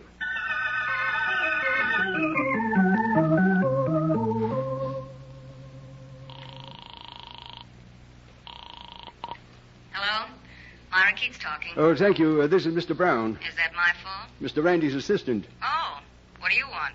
I think you and I should meet someplace for a very long talk, Miss Keats. Why, Mr. Brown, have you been taking lessons? I've just come from Mr. Randy's apartment. Uh-huh. I was very much surprised to find Mr. Randy's body there and a suicide note. What? What are you talking about? I took the suicide note. You see, Miss Keats, I don't want the police to be misled by it. Mr. Randy did not commit suicide. Now, wait a minute, Brown. I've got a little catching up to do. You shot and killed my employer, and I'm prepared to tell the police why. What is this, cutie? A holdup? I happen to know that you and Mr. Randy planned the disappearance of those diamonds, and that Mr. Randy entrusted them to you for safekeeping. Mm-hmm. Until Mr. Hampton had been forced to confess and had been sent to prison. Who gave you all this valuable information, Brown? Mr. Randy had a weakness for keeping memoranda about his deals. The frailty of human nature, you know. He was not a very trusting soul. What am I supposed to do? Well, for a consideration of half the diamonds, I'll turn over the memorandum to you and replace the suicide note. You name the place and the time, Mr. Brown. Mr. Randy's office at 11:30 sharp. And bring my share of the diamonds. All right, Angel. I'll try not to keep you waiting.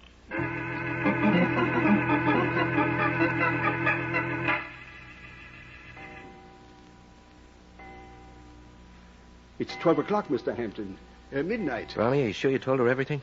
Exactly as you laid it out for me. I did not rearrange one word. Okay. All we can do is wait. Well, suppose she doesn't come. What? Shh. Is that the front door? Yes. And she's here. Now remember, be tough. I'll do the best I can, Mr. Hampton. I'll be behind those drapes listening to every word. Oh, I hope my courage doesn't fail me. Oh, Miss Keats. All right, Brown. May I see the diamonds, please? Wouldn't you rather look at this? A gun. Surprise? You're going to kill me. Oh, I should have known that I couldn't trust a murderer. Let me see that suicide note and that memorandum. Why, I haven't got them with me. Brownie, you did a lot of talking on the phone.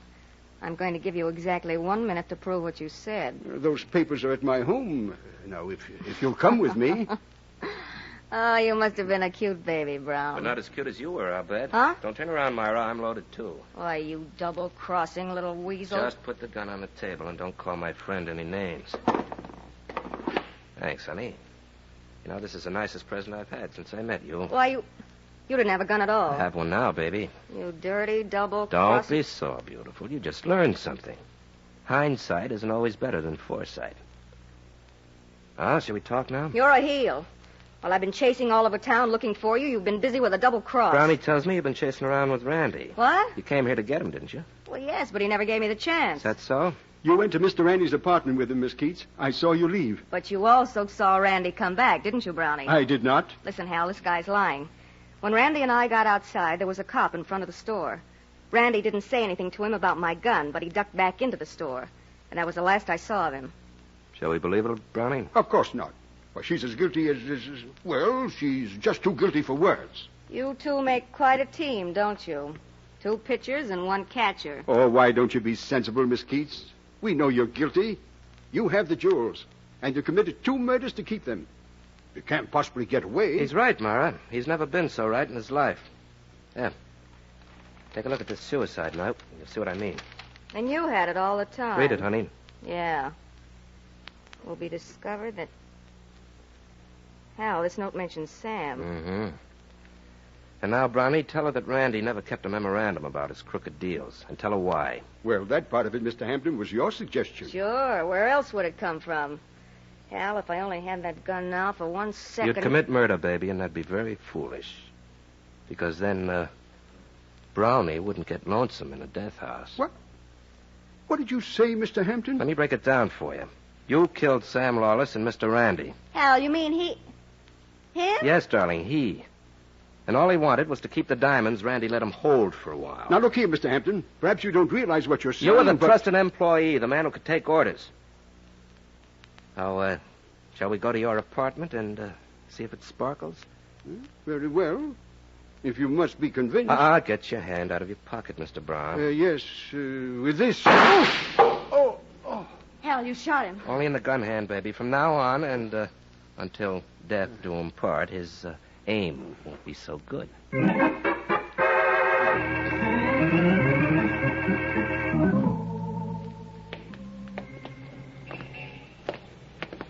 So, Brownie had those diamonds after all, just as you said. Were you doubtful, Myra? Well, to tell you the truth, Hal, But why did he kill Sam? To frame you. Me? I thought you were it. I was. Until Brownie heard Sam accuse you, remember? In Sam's office while I was in the other room, unconscious. But how... Now, don't argue with me. It's in his confession. Randy sent him back with a message. And he listened at the door. Wow. So did I. What? I wasn't quite as unconscious as you and Sam thought. Oh. Then you heard Sam accuse me of palming that stone. The one I found in your chest of drawers. And I believed him. But I know better now. Yeah? That's in Brownie's confession, too. He came while I was out. He knew his way around, didn't he? Yeah, but he didn't know when to stop talking. He should never have mentioned 2 murders. But there were 2, Hal. Mm-hmm. But he only knew about 1. That is, he should have known only about 1. Well, didn't you tell him about Sam? No. Did you? Uh-uh. Not a word. Hal. Hmm? You were once a pretty famous diamond thief. So? Do you think you'll ever go back to it? Oh, no, dear. Not after I spent 5 years in prison breaking stones. Hal. Yeah? I'm so glad I met you tonight. Oh. Prove it. Hmm? Prove it. If, you know what I mean.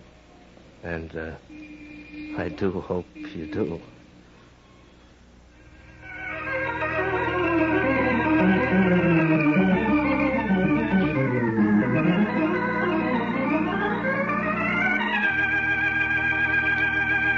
And so closes tonight's story, Death Deals a Diamond.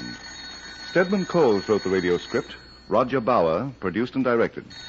Larry Haynes played the part of Hal Hampton. Charlotte Lawrence was Myra Keats. Maurice Franklin was Brown. King Calder was heard as Sam Lawless.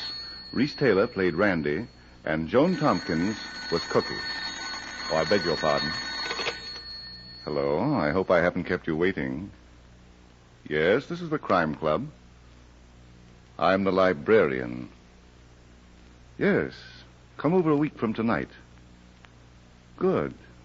We have a very unusual story of a circus lion that was trained for murder. It's called Serenade Macabre. In the meantime, there's a new Crime Club book available this week and every week at bookstores everywhere. Yes, it's available now. Fine. And we'll look for you next week.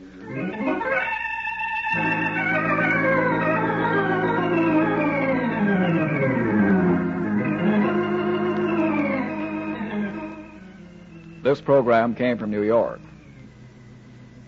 This is the Mutual Broadcasting System.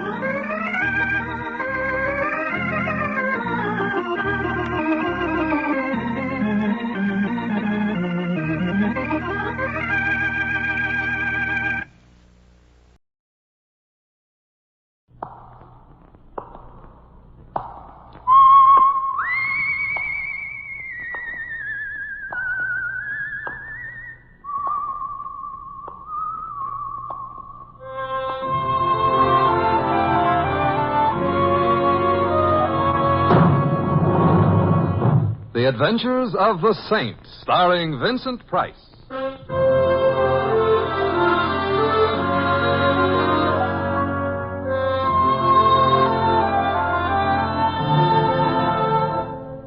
The Saint, based on characters created by Leslie Charteris and known to millions from books, magazines, and motion pictures.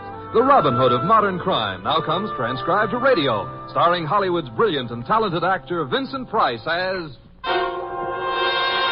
the Saint. Just step a little closer, if you will, my friend. You might be the start of a mighty insurgent front. You mean me? You and none other. Slumming tonight, friend? Oh, I just happen to like carnivals. The gentleman says he likes carnivals. And now let us all step up a little closer here while we talk about the greatest attraction on the mighty Midway. A test of strength, courage, and endurance, attracting attention all over the civilized world and further. Texas. It's a joke, friend. Oh, sorry. Yes, sir. Indeed. Well, I am talking about that little lady inside the tent here that all your friends have told you positively not to miss. The courageous girl who lies buried alive 20 feet below the surface of the earth. Are you going in, friend, or am I wasting my time? I'm still on the fence. Yeah, indeed. Huh? Well, you have heard her name, you have read about her in the papers, and now you are going to see Mona, the buried alive girl, who has lain in her grave on these premises for 222 hours, 36 minutes, and 21 seconds, and is now attempting to break the world record of 244 hours. Ooh, how strenuous. Inside the tent, you will see her, talk to her, ask her any questions that happen to be on your mind. Tell me more. My friend, I don't request that you buy a ticket for this great attraction. I just ask that you put this question to yourself. Yes? Would I have the courage to change places with Mona, the buried alive girl? No. I thank you for your kind attention, and the box office is now open. Oh. One, please. One, he says. Some days it don't pay to get buried alive. Hey, son, the entrance is right in front of you. My change? Oh, yeah.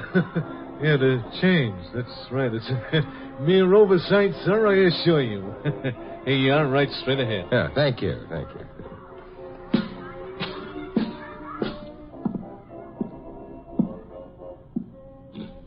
To communicate with Mona, talk down tube.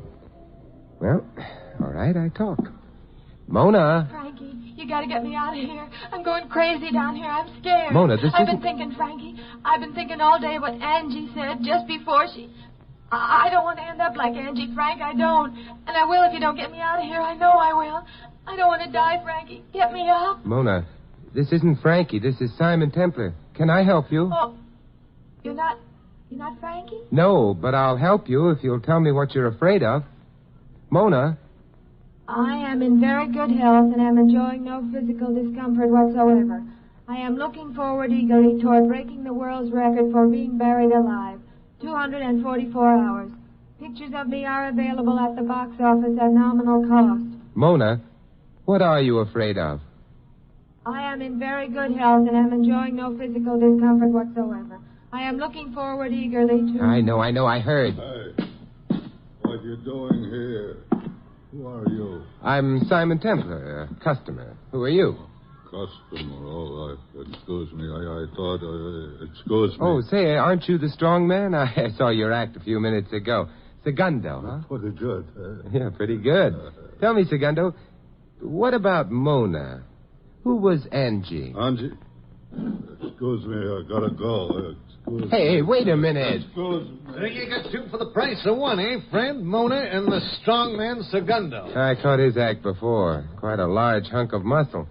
I wouldn't like him to step down on my foot. Yeah, the guy is built like a Hudson. Only trouble is his motor don't run so good. Oh, a few chips light in the head, huh? A whole stack. Well, did you enjoy your chat with Mona? Tell me, who was Angie? Angie, oh, yeah, that's a real sweetheart. That was Mona's sister.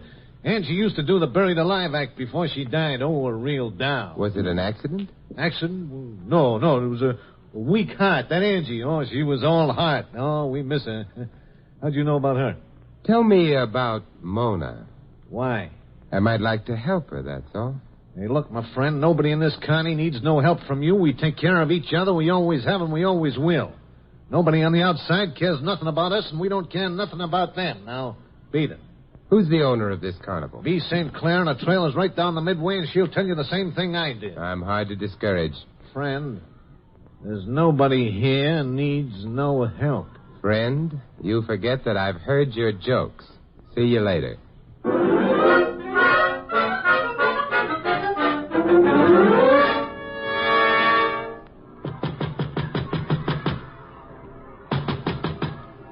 Come in. Miss St. Clair? Right. Who are you? I'm a customer of your carnival. Well, come in, customer. Sit down. Oh.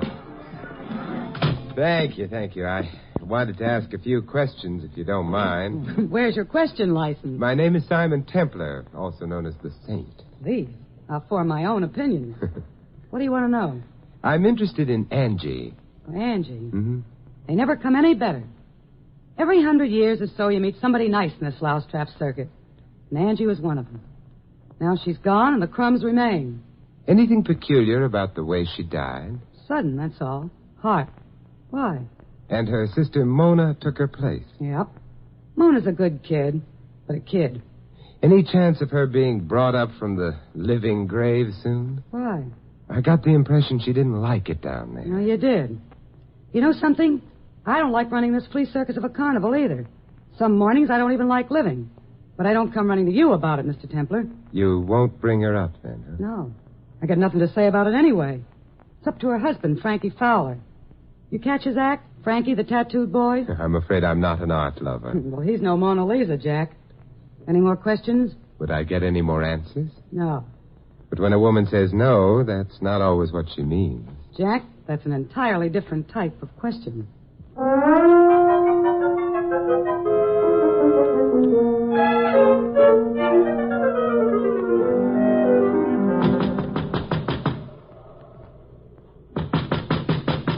Hello. Anybody here? Yeah? Frankie, I'd like to talk to you. Who are you? My name is Simon Templar, Frankie. What do you want? Well, I've always been interested in tattoos. I think they're fascinating. Oh? Almost as fascinating as the people who do them. Oh, a fan. Come in. Thank you. You know, the Connie's closed for the night, but I'm always glad to oblige a customer. Well, I'm not exactly a customer. I'm a friend of Mona's. Mona's got no friend, Simon Templar. Well, let's say a speaking acquaintance. Did you know Angie, Frankie? Know her? Angie was my wife. Wonderful girl. Almost killed me when she passed away. Omaha. She's buried there? I couldn't leave her behind. Not with strangers. Call me sentimental if you want to, but that's the way I felt. You see that urn over there on the table? Now Angie's with me always. I see. They say us carny people got no heart. Hey, you like to see some real artistic work in tattoo, Mr. Temple? Oh, maybe some other time, Frankie. Look at that. Here. Monitor and a Merrimack. Civil War. Authentic, 100%. They don't do work like that anymore. Frankie, Everything I got on me is art. Art! I seen a guy the other day ask him what he had on. He said surrealism. Surrealism. I told him right out. I said, the guy that tattooed that on you ain't American. That's what I told him, and I'll stand by it. Surrealism. Frankie, I've been talking to Mona. What about? She's buried too far under the earth, Frankie. She wants to come up. Well, she does she? She say anything else, did she? I just got the impression she was frightened down there. Well, let her be. Let her stay there. She's getting just like Angie. Oh? Angie was frightened? Well, no, that's not what I meant. Angie was the greatest. It's just that they're sisters, see? What's this to you? Nothing, except I think it might be better if you brought Mona up. Oh, you do? Segundo! Frankie. Come in here. Now you see what happens to guys who get nosy. Afraid to do your own strong-arm work, eh, Frankie? Why, you... Here I am. Look, Segundo, this guy came in here saying bad things about Angie. About Angie? Yeah. You shouldn't have said that, mister. Not about Angie. I don't like nobody to say bad things about Angie. I'm trying to help her, Segundo. And Mona. Don't listen to him, Segundo. Get him. I don't trust strangers.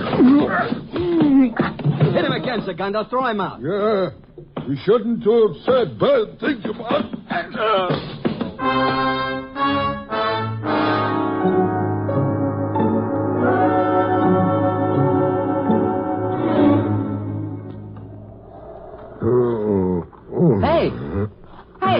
Hey, wake up, mister.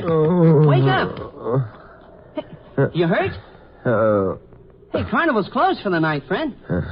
Why don't you go home and sleep? Wait till I find my head. What happened? Well, let's say too much cotton candy and circus peanuts, huh? Drink help you out? Ooh, immeasurably. Lead the way. Yeah. Don't mind drinking with a dwarf, do you? Why should I? Well, some people do. My name's Carlos. Hello. I'm Simon Templar. Yeah. Oh, right in here. My home. One of the wagons. Oh, don't bump your head. I'll watch it. Here. Pour this down. Oh, thank you, my friend. Boy, I needed that. Have to go, or can you stay and talk a while? Oh, I'd like to stay if I may, Carlos. Oh, thank you. I very seldom get the chance to talk, Mr. Templar. Why is that? The dwarf's rather a lonely occupation. Not freak enough to make much money in the carnival, and too much of a freak to be accepted out of it. Oh, I'm sorry to burden you with my troubles. Everyone's troubles are everyone else's, Carlos. Well, thank you. Want to tell me about yours? Well, I had a call for help tonight from 20 feet under the ground. And I just don't know what to do about it. Mona? Yeah. She said she was afraid she would end up like Angie. She wanted to come up. Did you tell anyone else about this? Not directly, no. Frankie refused to let her come up. Have another drink. Yeah. Mona never talked like this before. She was never scared, not like Angie. Mona's got guts. It worries me. Go here. Oh, thanks. What about the man who was married to both of them, Frankie? Simon, if you were born a freak like I was, you had no choice and you can be philosophical. But if you make yourself a freak like Frankie did, you gotta hate yourself and everybody else as long as you live. And yet 2 women married Don't him. rub it in. I'm sorry. I shouldn't have jumped you. I'm not always as philosophical as I try to be. I can't help thinking of Mona, buried alive, afraid. Afraid of what? And she mentioned that Angie said something to her just before she died. What? She didn't say. Tell me, how far are we from where Mona is? Just across the Midway. You want to go over there? I'd feel better. And so would I. Let's go.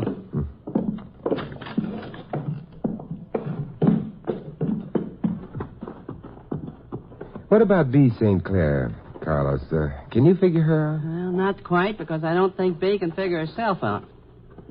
She hasn't had much fun either. I hope she gets some. This is Mona's tent, isn't it? Anybody around? Not a soul. Let's go in.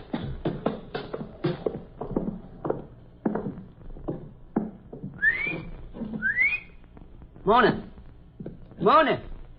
Huh. She must be asleep. Now, let me try. Mona? Can you hear me? Mona? She's not asleep. There's something wrong. Mona? Mona, it's Carlos. Mona! What was it she said? She might wind up like Angie? Mona! Carlos, go get every man you can and every shovel, and then get a doctor and an ambulance. Yeah. He wanted to break the record. Well, maybe she will. Maybe she will. Like Angie.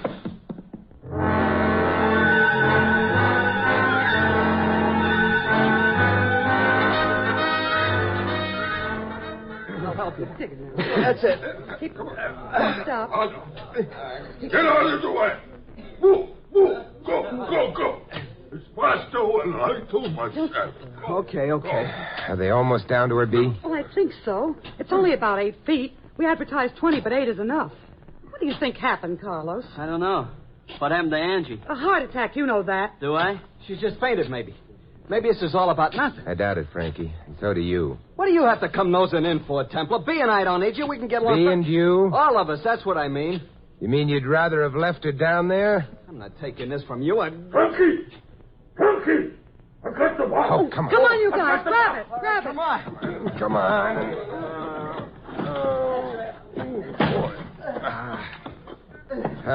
There now. Give me a hand with the lid. You better come over here, Doctor. Right, Mr. Templar. There. What is it, Doc? Is she... Well, she's still breathing, but that's about all. Any symptoms? If I had to make a guess, symptoms of poisoning. Get her over to the ambulance. All right, come on. Mr. Templar, I'm sorry I didn't get her up sooner. I should have made it plainer, but I didn't know who to trust. Well, do you now? Just who not to trust. And who's that? Everyone.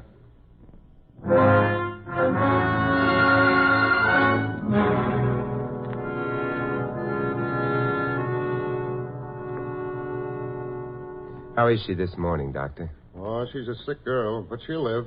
We got her in time. Oh, I'm glad. What caused it? Poison of some kind, definitely. I'm waiting for a lab report.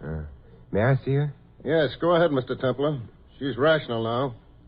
Kept asking Angie to forgive her before... Forgive her for what? Well, she didn't say. They usually don't. Don't stay too long. Oh, all right, Doctor. Good morning, Mona. Who are you? Simon Templar. I spoke to you down the tube yesterday. You thought at first I was Frankie. I don't remember. Don't you? You said you were afraid you might end up like Angie. She said something to you before she died, Mona. What was it? I don't remember. She didn't say anything.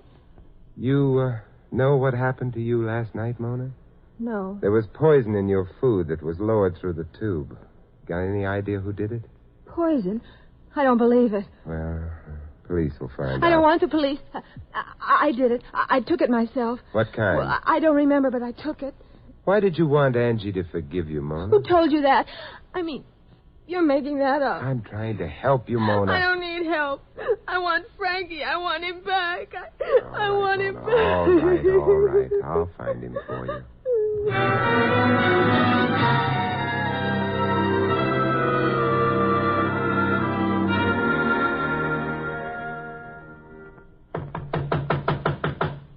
Come in.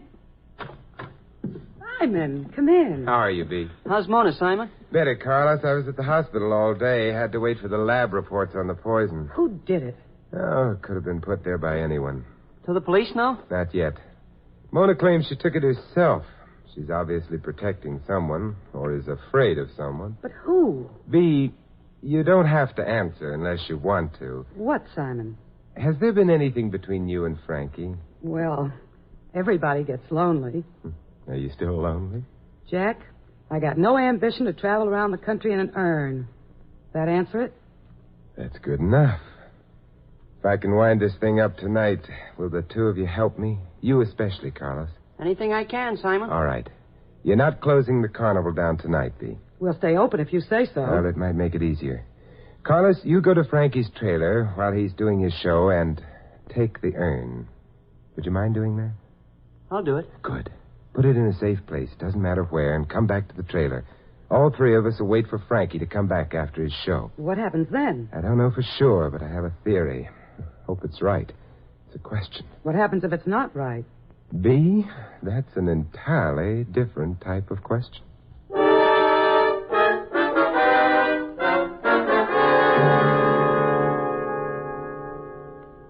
Simon, why do we have to wait in the dark for Frankie? It's creepy in here. He might not come in if he saw the lights, B. Do you mind, Carlos? Not a bit. The dark is a friend of mine. Oh, I'm getting jumpy. You can leave if you want to. I might be able to handle what I have to do alone. Oh, I'll stick. But give me a chance to gripe, will you? How about you, Carlos? Oh, I'm enjoying it, Mr. Templar. Gives me a chance to feel important. I don't get many chances like that. Gee, Frankie's late. He should have been here by now. Well, maybe business was good tonight. Well, usually is. Oh?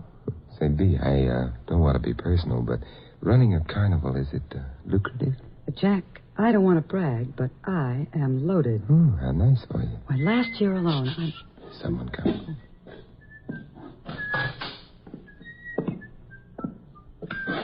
Good evening, Frankie. Templar. What is this, B? I couldn't keep away, Frankie, but I brought my chaperone. Well, get him out of here. Some chaperones. A saint and a dwarf. I didn't choose to be a freak, Frankie. That's the difference. What's going on? Look around, Frankie. Anything missing? What do you mean? The urn. Where is it? What'd you do with it? We took it. You took it? Segundo, come in here. I don't think you'll need Segundo this time. No? Sit down, Frankie. And if you don't like that seat, I can get you a hotter one. You think you know something? I'm nosy, Frankie. Very nosy, as you pointed out. What is it, Frankie? This guy Templar again, Segundo. He's been saying bad things and doing bad things. He took Angie's urn. Easy, Segundo. You'll want to hear this, too. Hear what? Don't wait, Segundo. He's just stalling. Go get him. You took the urn. Segundo, sit down. No. Segundo, wait in here. Wait in here. Okay, Carlos, I trust you. Good. It's about Angie, Segundo. This morning and last night, Mona was calling out for Angie to forgive her. For what? Because she'd been going around with you, Frankie, while you were married to her older sister. I loved Angie. And how long after she died did you marry Mona? 6 weeks. I couldn't help it if the kid was crazy about me. And you couldn't help it when you killed Angie with poison. Who says I did? Where's the evidence? You thought there wasn't any. It was almost a smart job, Frankie, but you couldn't pull anything all the way smart. It was only half smart, and that can be fatal. If you think I'm going to stand here and listen to this You'll stuff... stand and you'll listen. Murderers hardly ever change tactics, Frankie. The poison showed up in Mona's stomach. We couldn't prove that on you, but there are certain poisons that can be traced even after cremation. The kind you used is one. Now, do you begin to get the point? It's not true. You can't trace it, can you, Carlos? Yes, you can. I should have remembered. I should have had that urn analyzed long ago. Now, wait a minute. You're guessing at this. Are we? Where's the urn? You're guessing at a motive. I didn't kill Angie. And why would I want to kill Mona? Bigger stakes. You were after B. She was, loaded. It's all a lie. I mean, B and I... Segundo, stay away from me. Put that gun away, Frankie. No. I'll use it if you don't stay back, Segundo. Frankie, you killed Angie. I tell you, nobody killed her. She had a weak heart. That was it, a weak heart. Segundo, listen to me. You killed Angie, Frankie. Stay back. Stay back. He's going to shoot Segundo. She never done no harm. She was so... Stay back, I'm warning you. She loved you and you gave her poison. Don't come no closer, I mean it. Stay back. She laughed sometime and she did like a little girl. Keep away from me, you big creep. Why, you couldn't let her live. You crazy creep. Why don't you drop? You ain't human. Keep your hands off of me. Come on, let go of him. Let go of him. Let go. It's me. Carlos, let him go. Let him go. Sure, Carlos, sure. Segundo, are you hurt? Bad? No. Oh, I think one was a clean miss. The other two got him in the shoulder. Maybe he'll live. Here, let me help you up, Segundo. Come on now. Sit down. B, get a doctor. All right, Father. Quite a man, this Segundo. Not so strong upstairs, but in the heart, plenty. Yeah, he almost killed Frankie. I'm almost sorry he didn't. Frankie doesn't deserve to live. Someone else will decide that, Carlos. What Segundo did? I wish I could have done it, Saint. In my hands. I wish I could have done it. Carlos. I never told anybody, Saint. I never told her. She never guessed. But I loved Angie, too. Heaven help me. I loved her, too.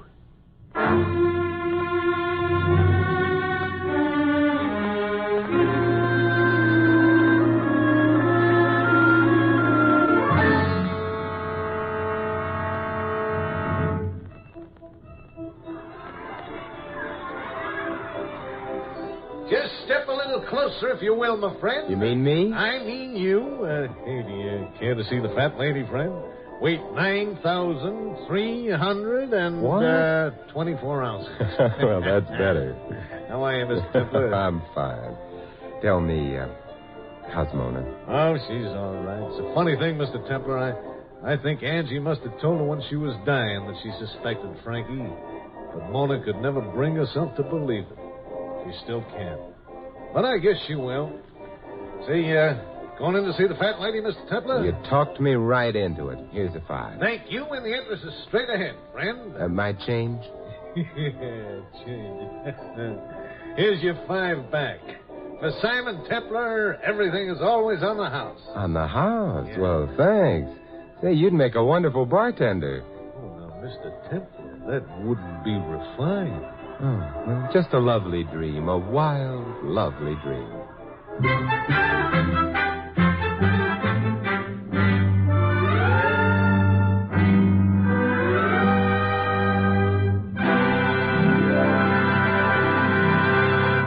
You have been listening to another transcribed adventure of the Saint, the Robin Hood of modern crime. And now here is our star, Vincent Price. Ladies and gentlemen, your life is your own. It's yours to guard when danger is near. And danger is never absent from the highways of America, where some 30,000 persons are killed every year. Only you can take the responsibility for averting the most tragic of all traffic accidents, the accident that happens to you. You can take that responsibility by recognizing the dangers of the road and by obeying the laws that have been made to protect your life. In almost every single motor accident reported by the National Safety Council, there was at least one violation of traffic regulations. The most common violation was speed. Speed too great for safety. Speed to save a few seconds. Speed that spelled out death and tragedy on the road. And, as always, the National Safety Council warns about driving after drinking. It's not an empty warning because fully 1/4 of all fatal accidents involve drivers or pedestrians who have been drinking. This is a fact. So when you drive, remember that an accident can happen to you. Learn and obey the traffic laws and don't take the little chances that so frequently result in a smash-up. The care you take may save a life, and that life may be your own. This is Vincent Price inviting you to join us again next week at this same time for another exciting adventure of the Saint. Good night.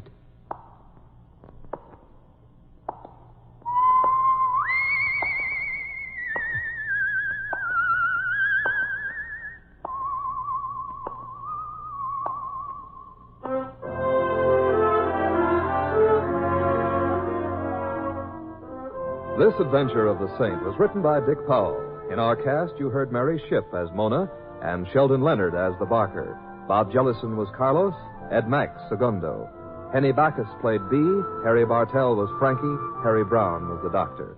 The Saint, based on characters created by Leslie Charteris, is a James L. Safier production and is directed by Helen Mack. Vincent Price is soon to be seen co-starring in RKO's production of His Kind of Woman. All you Saint fans will be glad to know that the Saint comic books are on sale at all newsstands. 3 chimes mean good times on NBC. Today, Theater Guild on the Air presents the dramatic story Come Back, Little Sheba, starring Gary Cooper and Shirley Booth. Sunday also means another 90 wonderful minutes with The Big Show. And among this Sunday's stars are Jimmy Durante, Fred Allen, Judy Holliday, and many, many more. And, of course, Tallulah will be the MC. And for a sparkling article about the glamorous Tallulah, see the latest issue of Look magazine, now on sale. This is NBC, the national broadcasting company.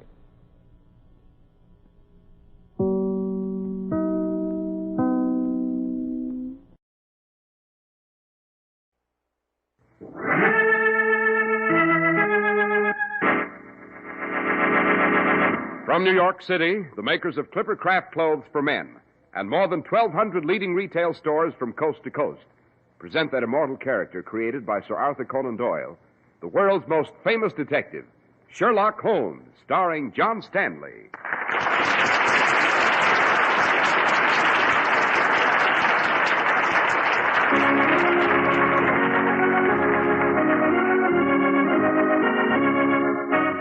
This week's story, The Adventure of the Devil's Foot. Holmes, why are we running up these stairs? Where are we going? To the room above, Watson. If we... Holmes, listen! The devil's foot is here in my room! The devil's foot! The devil's foot? Good Lord, Holmes, what is that? Death, Watson. A foul and fiendish death, worthy of Satan himself.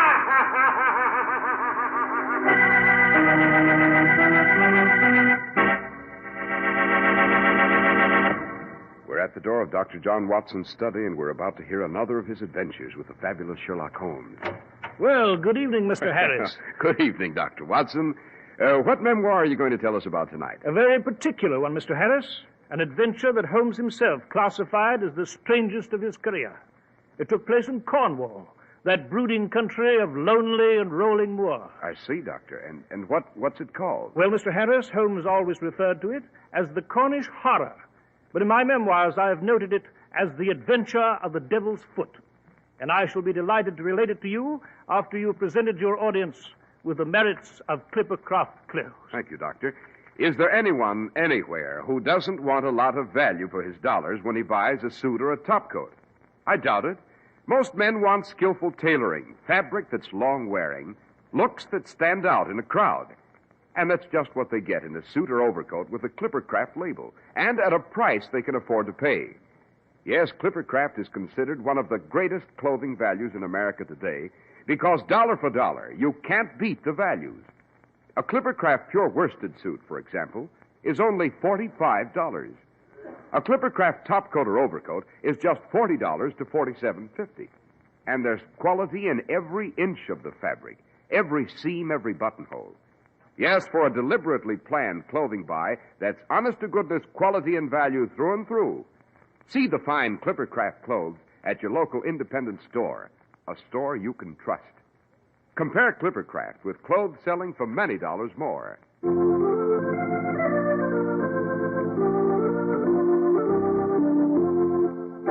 And now, Dr. Watson, what about the adventure of the Devil's Foot? Well, Mr. Harris, it began in the spring of 1897. In that year, Holmes's iron constitution began to show some signs of strain. So we repaired for a holiday to a house on the tip of the Cornish Peninsula. Little did we suspect what was soon to transpire. It began one evening at a house called Tredanick Wather, near an old stone cross on a moor. Here, Mortimer Tregennis had been visiting his brother George and his sister Brenda. It's a dark night on the moor, George, and a lonely walk to the village. Come now. My dear brother Mortimer isn't afraid of ghosts and devils now, is he? George, why don't you stop? Why don't you let Mortimer alone? He lets us well enough alone, don't he, sister? The moor's not good enough for him, oh no. He has to live alone at the vicar's in the village.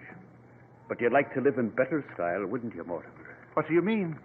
You know what I mean. The shares of the tin mine Father left to Brenda and me. You'd like to have them for your own, wouldn't you? George, please, you're being rude and uncharitable. Perhaps I am, Brenda. I could never stomach a coward. I'm not a coward, George. It's just the way the moor is tonight, with the wind howling out there, and the moon gone, and that old stone cross standing naked against the sky, and...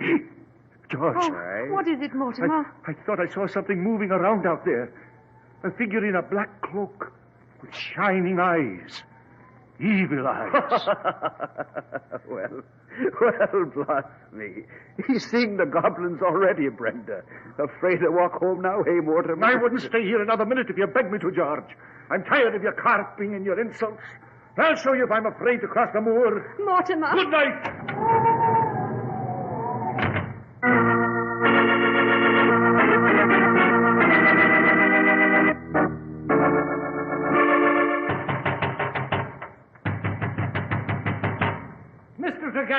Mr. Tregennis, wake up! It's Mr. Roundhay, the vicar. Please open the door, sir. What is it, Mr. Roundhay? Don't you realize it's 4 in the morning? Mrs. Porter, the housekeeper for your brother and sister out on the moor. She's just arrived with a message. The poor woman's terrified and fainted. What is it, Mr. Roundhay? What's happened at Fredanikwata? There's been a disaster, Mr. Tregennis. Some sort of awful, devilish disaster.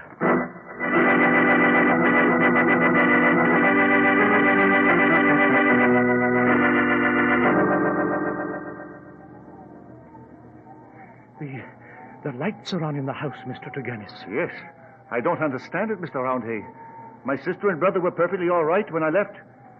Suppose we go in and take a look. I tried to get an account of what had happened from the housekeeper, Mr. Tregennis, but she was quite incoherent, and then... Good heavens, what's that? I don't know. It sounds like George. We'd better go in.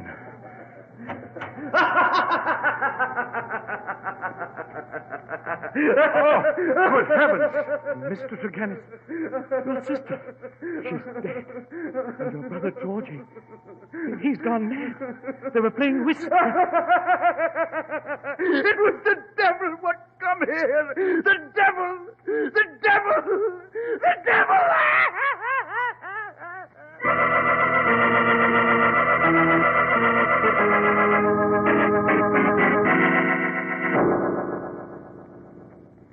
This is a strange story you've just related, Mr. Tregennis. Very peculiar set of circumstances indeed. I find them most fascinating. And most horrible, Mr. Holmes. Believe me, I'm gratified that the vicar, Mr. Roundhay, persuaded you and Dr. Watson to look into this tragedy. We consider it most fortunate that you decided to take your holiday here. Yes, quite. Now then, Mr. Tregennis. Yes, Mr. Holmes. As I understand it, your sister was found dead, and your brother was still holding his twist cards and laughing wildly. What do you make of it, Holmes? It's a little too early to form any conclusion, Watson. But to continue, Mr. Tregennis, you thought you saw something lurking out on the moor just at the time you were to leave the house last night. Yes, I'm sure I did. What did you see? It looked like a man wearing a black cape, like some kind of weird devil out on the moor. Interesting. Very. Watson. Yes, Holmes? Suppose we go to the house on the moor and question the housekeeper at once.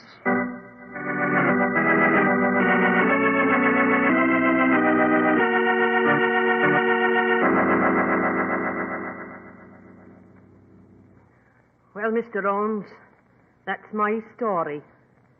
I was asleep. Heard George laughing as though he were barring me. And found them. And if you ask me, 'twas the devil let did them both in. Indeed? Oh, come now, Mrs. Porter. The devil it was, Dr. Watson.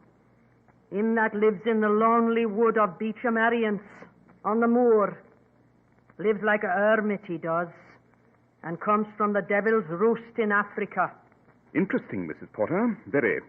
And what is this satanic gentleman's name? Sterndale. Dr. Sterndale, he calls himself. Holmes, Sterndale, the famous African explorer. Yes, quite, Watson. But, Mrs. Porter, why do you suspect this man Sterndale? He's a man of strange and lonely habits, and rough temper. And he was sweet on my mistress, Brenda Tregennis. They knew each other? Aye. I've heard that he offered marriage, but she would have none of him. Watson, perhaps we'd better have a talk with this fellow, Sterndale.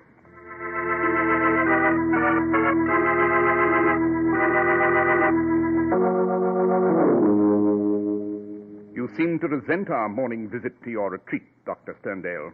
I do. I intrude on no man's privacy, and I resent any intrusion on mine. State your business quickly and get out, before I throw you out and slam this gate behind you. Holmes, the infernal cheat. Quiet, Watson. Dr. Sterndale, I must remind you that murder has been done. And although you may have bullied native bearers in the African jungle, you'll find that my colleague and I here are made of different metal. Now then, a question or two. Very well, but be quick about it. I understand you bear some distant relationship to the Tregennis family. Very distant? What of it? And that when the tragedy happened, you were on your way to Africa. You had, in fact, reached Plymouth when you suddenly returned. You are well informed, Mr. Holmes. Thank you. I find facts to be strong allies in my business. Dr. Sterndale, how did you know of this tragedy, since it could not have been in the Plymouth newspapers? I received a telegram. May I ask from whom? Blast it, man, you're inquisitive. I take it, then, you do not propose to answer my question? I got it from the vicar, Mr. Roundhay. Naturally, I returned here to Cornwall and let my boat go. And now, Mr. Holmes, I had quite enough of you and your friend. Holmes, someone is coming. Yes, Watson. It's the vicar. He seems to be in a great hurry. Mr. Holmes. Mr. Holmes. Yes? What is it, Mr. Roundhay? Speak up, man. We are devil-ridden, Mr. Holmes. There's a devil in the parish, and we are in the hands of Satan. What are you talking about? It's Mr. Tregennis. Mr. Mortimer Tregennis. He's suddenly gone mad. Stark, raving mad.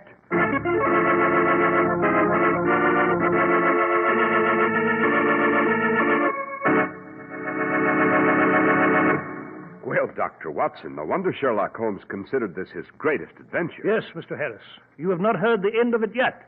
After you tell our audience something about Clippercraft clothes, I shall resume this weird story. We shall all join you in a minute, Doctor.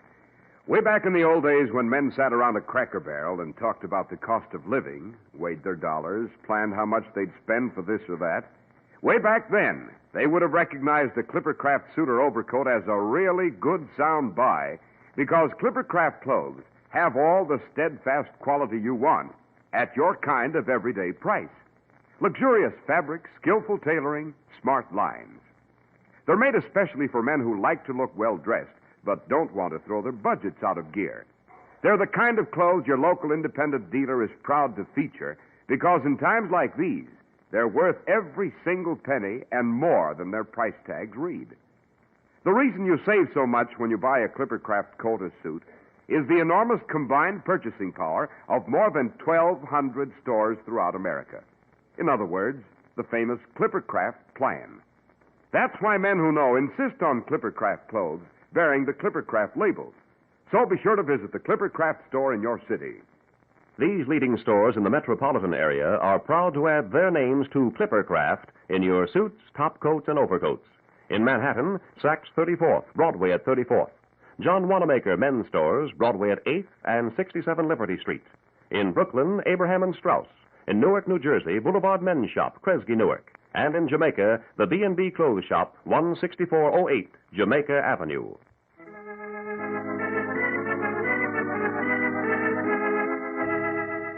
And now, Dr. Watson, you were relating to us the adventure of the Devil's Foot. So I was, Mr. Harris, so I was. After the vicar's dramatic announcement, Holmes and I joined him in his carriage. We raced out of the wood and across the desolate Cornish moor until we reached the village. At the vicarage, Holmes and I mounted the stairs two at a time toward Mortimer Tregennis's room. And then... Holmes, good Lord, listen, he's raving. Come on, Watson. Yes. Holmes, he's... It was in this room, the Devil's Foot. The Devil's Foot.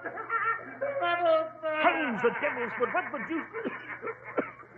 Holmes, that pungent odor we detected in the house. It's in here. Quick, Watson. Open the window. Right, Holmes. Devil's Foot. Still present. The Devil's Foot. Yes.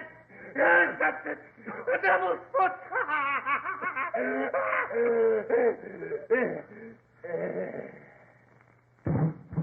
Holmes. Mortimer Tregennis. It's too late to do anything for him now, Watson. Dash it, Holmes. What in blazes has happened? What is all this gibberish about a devil's foot? No time to answer questions now, my dear Watson. I'm going to examine the garden at once.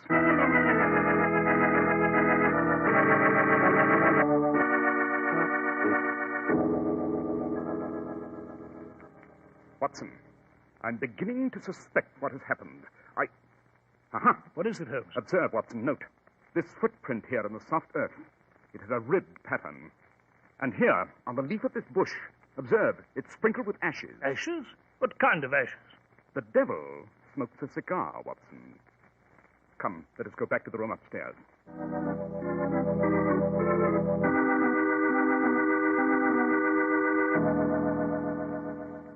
Watson, look here. Where? On the windowsill. There are tiny bits of gravel. Well, what of it, Holmes? Significant, Watson, very. Especially when one notes the texture and color of this particular gravel. Note, too, that the lamp in this room is still burning. Well, I don't see what... Proof of the time of murder, Watson. Surely the lamp would not be burning if Mortimer Tregennis had been murdered in broad daylight. This terrible tragedy befell him in an hour of darkness, possibly just before the dawn. And... one moment, Watson. Holmes, what are you doing with the smoke guard of that lamp? Uh-huh. What the deuce is it, Holmes? I am merely scraping a rather peculiar residue from the smoke guard of this lamp, Watson. Note this fringe of brown powder yet unconsumed. What does it mean? A series of curious coincidences, Watson. In each case, at the house on the moor and here at the vicarage, there was heat by fire. At the house, the fire in the hearth. Here, this lamp. In each case, there was a peculiar, pungent odor in the air. And in each case, madness and finally death was the result. Yes, but Holmes, what have all these got to do with the devil's foot? I cannot be sure, my dear fellow, until we reach our own quarters. And there, Watson, we shall conduct an interesting and perhaps a dangerous experiment.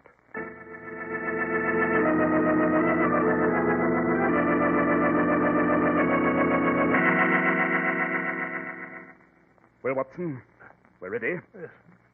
You take that chair near the window. I shall take this chair near the lamp. Right, Holmes. Now, then, we shall light the lamp. And now, in this envelope, I have some small scrapings of that brown substance I took from Mortimer Tregennis's lamp. Suppose I sprinkle it on this hot lamp shield. Yes, but Holmes, what the deuce is the... that odor. It's here, Holmes. It's in here. Steady, Watson. That's funny. It makes my head swim. What a laugh. I want to laugh. Watson, can you hear me? It makes me want to laugh. I want to laugh. Watson, I've got to get you outside, in the air. Here, put your arm around my shoulder, Watson. Steady, old man. Steady.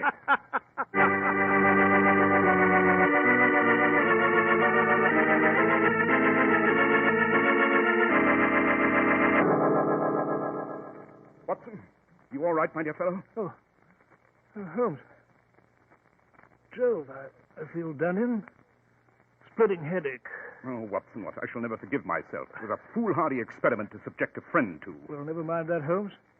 Did you draw any deduction from it? Indeed I did, Watson, thanks to your generous cooperation. I'm able to tell you that the murders at the house on the moor and here in the vicarage were done by two different murderers, and both brought about death by combustion. What? And second, I now have the secret of the devil's foot at hand. Holmes, what the deuce is it? As soon as you're feeling better, Watson, I shall dispatch an urgent message to Dr. Sterndale. And after that, you shall hear the answer for yourself.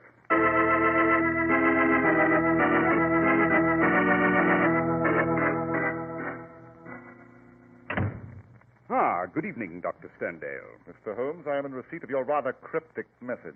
To be sure. And I'm at a loss to know, sir, what you can have to speak about that affects me in such an intimate manner. Would murder be reason enough, Dr. Sterndale? Murder? Precisely. You killed Mortimer Tregennis. By the great Peter, Mr. Holmes, I've a mind to twist your neck. I've lived among savages in Africa these many years and beyond the law. You would do well not to forget it. I have no desire to do you an injury. Nor have I any desire to do you an injury, Dr. Sterndale.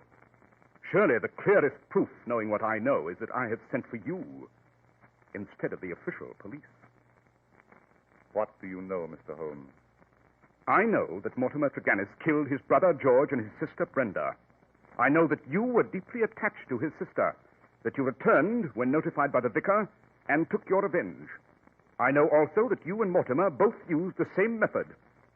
The devil's foot. Holmes, what the blazes is this devil's foot? This, Watson. These tiny brown particles we found on Mortimer's lamp. What? Why, it's impossible. How did you know, Holmes?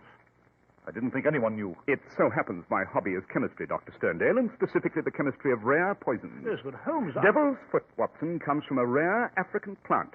Devil's foot root. It induces madness, then death. The root is shaped like a foot, half human, half goat-like, hence the name. It's used as an ordeal poison by medicine men in certain districts of West Africa. I presume you brought back this specimen from the Ubangi country, Dr. Sterndale. Am I correct? Yes. Yes, that's correct. Mr. Holmes, how... Obvious, my dear doctor. Obvious. In some manner, Mortimer Tregennis received some of this powder from you. Yes. I showed it to him on one occasion, and he must have stolen it. Precisely. Tregennis coveted the shares his brother and sister owned in the family tin mine. When he left the house on the moor, he threw some of the devil's foot into the fire. Yes. Yes, he killed her. He killed Brenda out of his greed for money. But I loved her. I loved her more than anything in the world. That is why I lived near her on this desolate moor. How does it happen, Doctor, that you didn't marry her? Because I already have a wife, and she refuses to release me. When I heard that Mortimer had killed the only person I loved in this world, when I heard how she had died, I knew. And so I returned. Quite. You woke Mortimer by throwing gravel on his window, a gravel peculiar to your own grounds. You requested an audience in his chambers and threw some of the particles on his lamp. Then you went down to the garden, smoked a cigar, and waited for him to die. So that was the footprint? Yes, Watson, of the very tennis shoes Dr. Sterndale's wearing now. Dr. Sterndale. Yes, Mr. Holmes? Why didn't you appeal to the official police? Accuse Mortimer Tregennis yourself. I thought of that. The facts were true, but what jury would believe my fantastic story? And so I took justice into my own hands. Well, Mr. Holmes, there's my story. You can do what you will. I have no particular desire to live anymore. If you were a man who loved as I did, perhaps you would understand. Dr. Sterndale, what were your plans? I had intended to bury myself in Central Africa and never return. My work there had only begun. Then by all means go. I'm not at liberty to prevent you. Oh, Mr. Holmes. You mean... I mean, Dr. Sterndale, that my investigation has been independent of the official police. I have never loved a woman. But if I had, and the woman I loved had met such an end, well, I don't know. I don't know.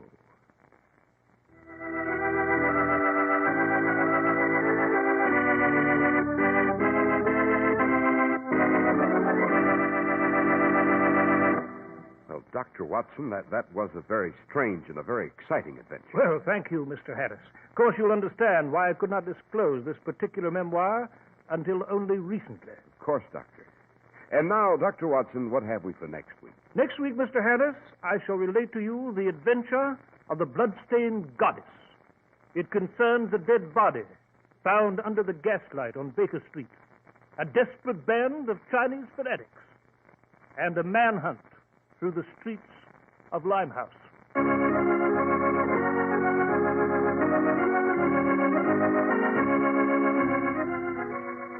The makers of Clipper Craft clothes in more than 1,200 stores from coast to coast have brought you another in the new series of broadcasts featuring the world's most famous detective, Sherlock Holmes.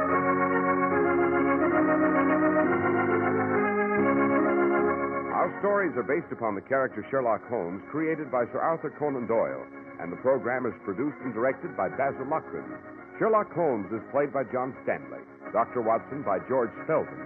This week's story was written by Max Ehrlich, with special music by Albert Berman.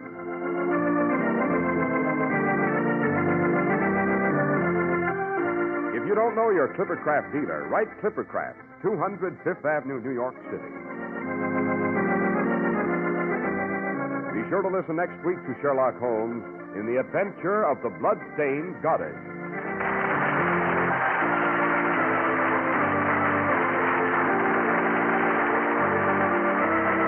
This is Cy Harris speaking for Clippercraft Clothes. This is the Mutual Broadcasting System.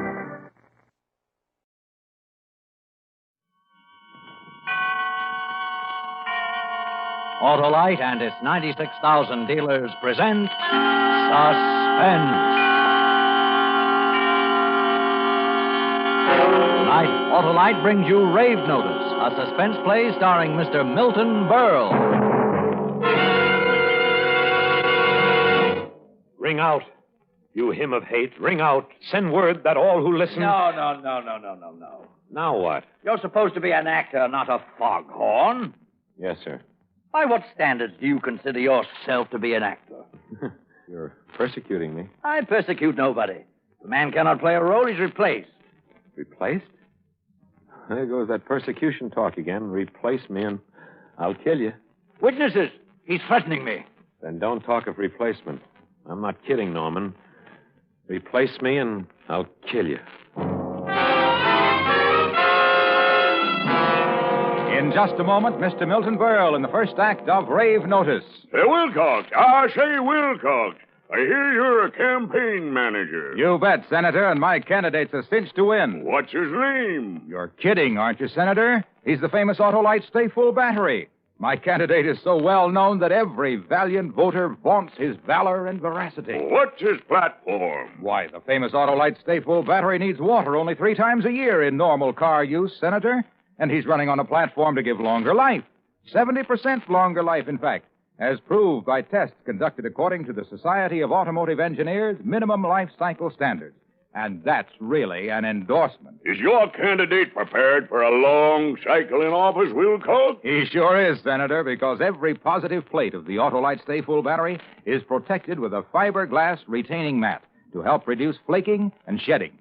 So, friends, join the crowd voting for the Autolite Stay Full battery, the battery that needs water only 3 times a year in normal car use. See your neighborhood Autolite battery dealer. And remember, you're always right with Autolite. And now, with Rave Notice and the performance of Mr. Milton Berle, Autolite hopes once again to keep you in suspense.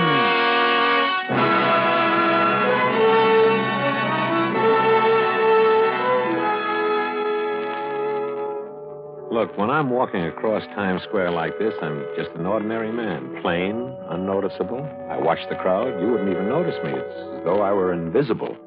Yeah, like that. Invisible. But wait, come here. Come with me through this door, through here, and into the darkness. Now. I breathe deeply of the thick, dark air, and I become taller. My eyes drink in the gloomy shadows, become lustrous, bird-like, noble. Here in this temple of the passions, I throw off my cloak of invisibility, and I reveal myself, my true self. For this is the theater, and I am an actor. Down there beyond the empty seats lit by the single bare bulb are my fellow actors, and we're all here to make a play. Friend Norman, seated alone in the 3rd row, is our director. This is the 5th day of the rehearsal. Still rather rough, stiffish, and so forth, but it's not a bad little play, and you know Norman. Norman will manage somehow to spoil it. Norman will misdirect actors and lose values, and I've known Norman for years, from the group theater. We were in the group together. Oh, no. But, Norman, why not? Because I'm the director and I say no. Very well. Try again. I wish somebody would tell me what it's all about. Life, I mean. I wish somebody would give me the word. Adequate. Thank you. Norman. Oh, hello there. How are we coming? Come over here. I want to talk to you. Sure, Norman. Sure.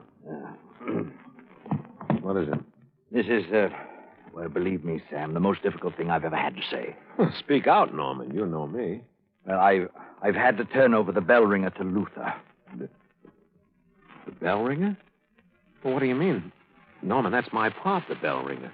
What do you mean, to Luther? Don't make it difficult for me, Sam. Difficult? I'm not making it difficult, not at all. The bell ringer role is mine, Norman, that's all. There's no difficulty involved. Please.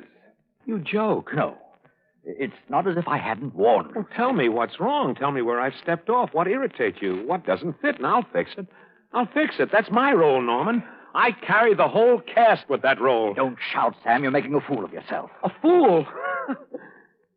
Norman, why are you doing this to me? Because you're not right for it. Not right? Yes. Wait. You fat pig. What do you know? Now, easy. What do you know? What do you know about acting? Easy there. Easy, I say. Easy. Fat. Fat belly, fat head, fat face. That's enough. You know nothing. I know you. I know actors. You're no actor. You stink. I'll kill you for saying that. I'll kill you. Witnesses? He's threatening me again. Yes, listen good, Norman. I'm going to kill you. I'm going to kill you. Oh, you see, you can't even deliver that line. You stink.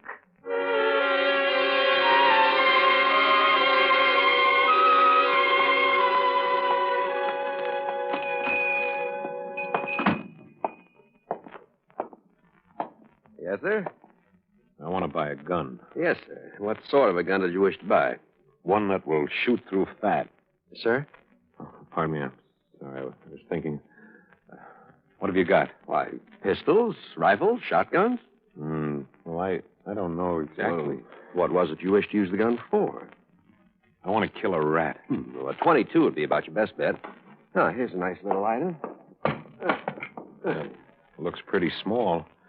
This is an awfully big rat. Fat rat. Oh, I think a shotgun. A 410. Yeah. Yeah. You think that'll do it? Oh, mister, that gun will. I guarantee. I use a gun like that myself. Single barrel, light, handy, truly beautiful weapon. Bullets. You got bullets? Well, shells. Shells are used in this weapon. Now, there are all kinds, depending on what weight shot you want to use. You choose it. I want one. One box? No. One bullet. One? Yeah. This rat, I'm not going to miss.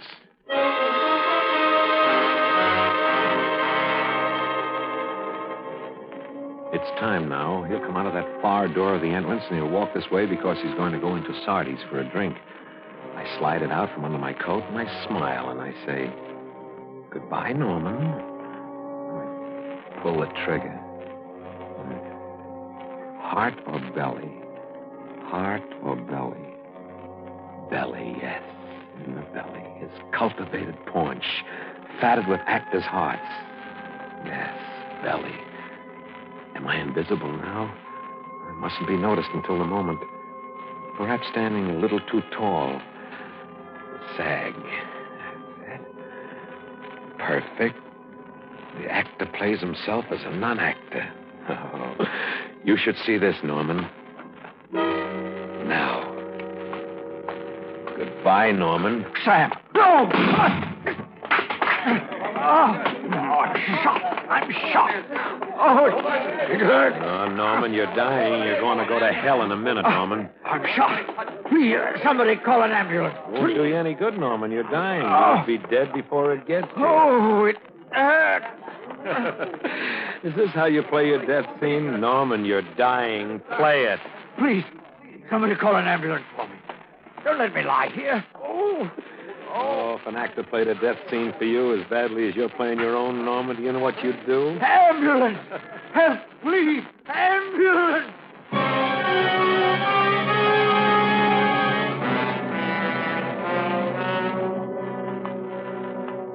With a shotgun he did it. Right in the middle of 45th Street. Oh. They brought him in an hour ago. Give you any trouble? Like a lamb.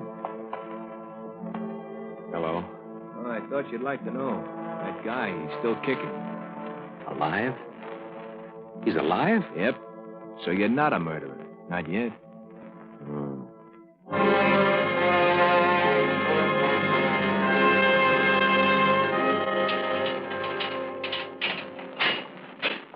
I brought your lawyer.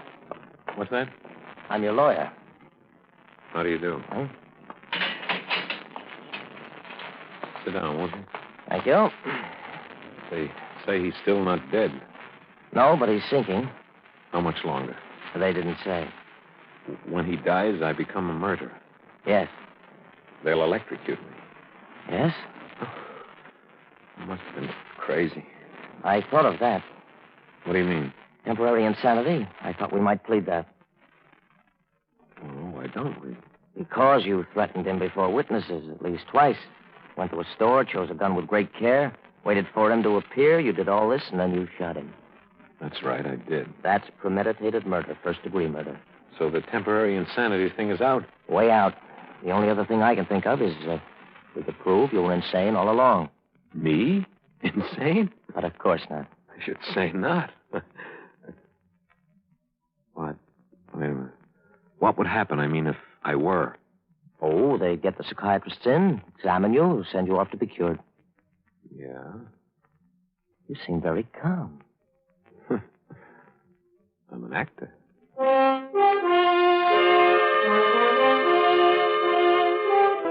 He's gone, and I sit here seeming very calm. From time to time, the guard passes, looks at me curiously.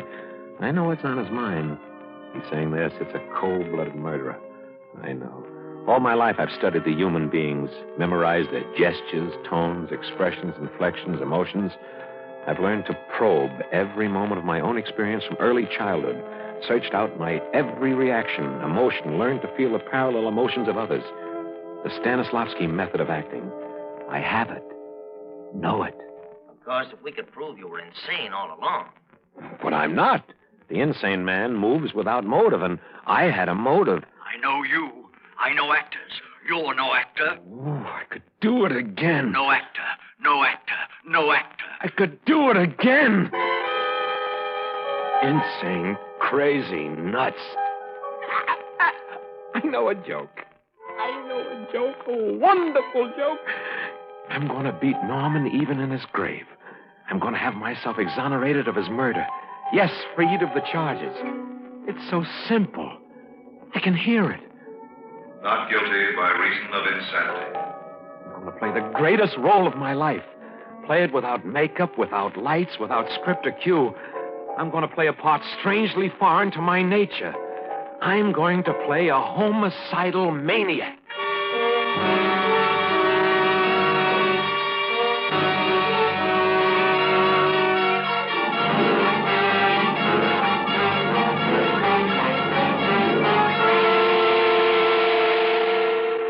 Autolite is bringing you Mr. Milton Berle in Rave Notice, tonight's production in radio's outstanding theater of thrills, Suspense.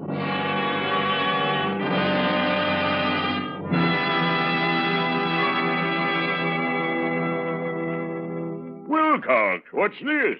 A campaign slogan for your candidate? Righto, Senator. The Autolite Stay Full battery is the battery that needs water only 3 times a year in normal car use. That's my candidate's simple, sound, and superior slogan. Seems pretty dry to me, Wilcox. Why, my droll dignitary, let me tell you about my candidate's characteristics. He has fiberglass retaining mats protecting every positive plate to help reduce flaking and shedding. And, Senator, everybody votes for Autolite Stay Full batteries because you can't buy a better battery for your car. What's the opposition, Wilcox? No opposition, Senator. Why, with a 70% longer life, as proved by tests conducted according to SAE minimum life cycle standards, who would even think of opposing an Autolite Stay Full battery? He's in, Wilcox. What did you say he was running for? For the wonderful dealers from coast to coast who sell Autolite Stay Full batteries to the master-minded motorists who drive their cars to perfection with Autolite Stay Full batteries. The battery that needs water only 3 times a year in normal car use. Better see your Autolite dealer and get an Autolite battery at once, Senator. Good idea, Wilcox. And remember, Senator, you're always right with Autolite. And now Autolite brings back to our Hollywood soundstage Mr. Milton Berle in Elliott Lewis's production of Rave Notice, a tale well calculated to keep you in suspense.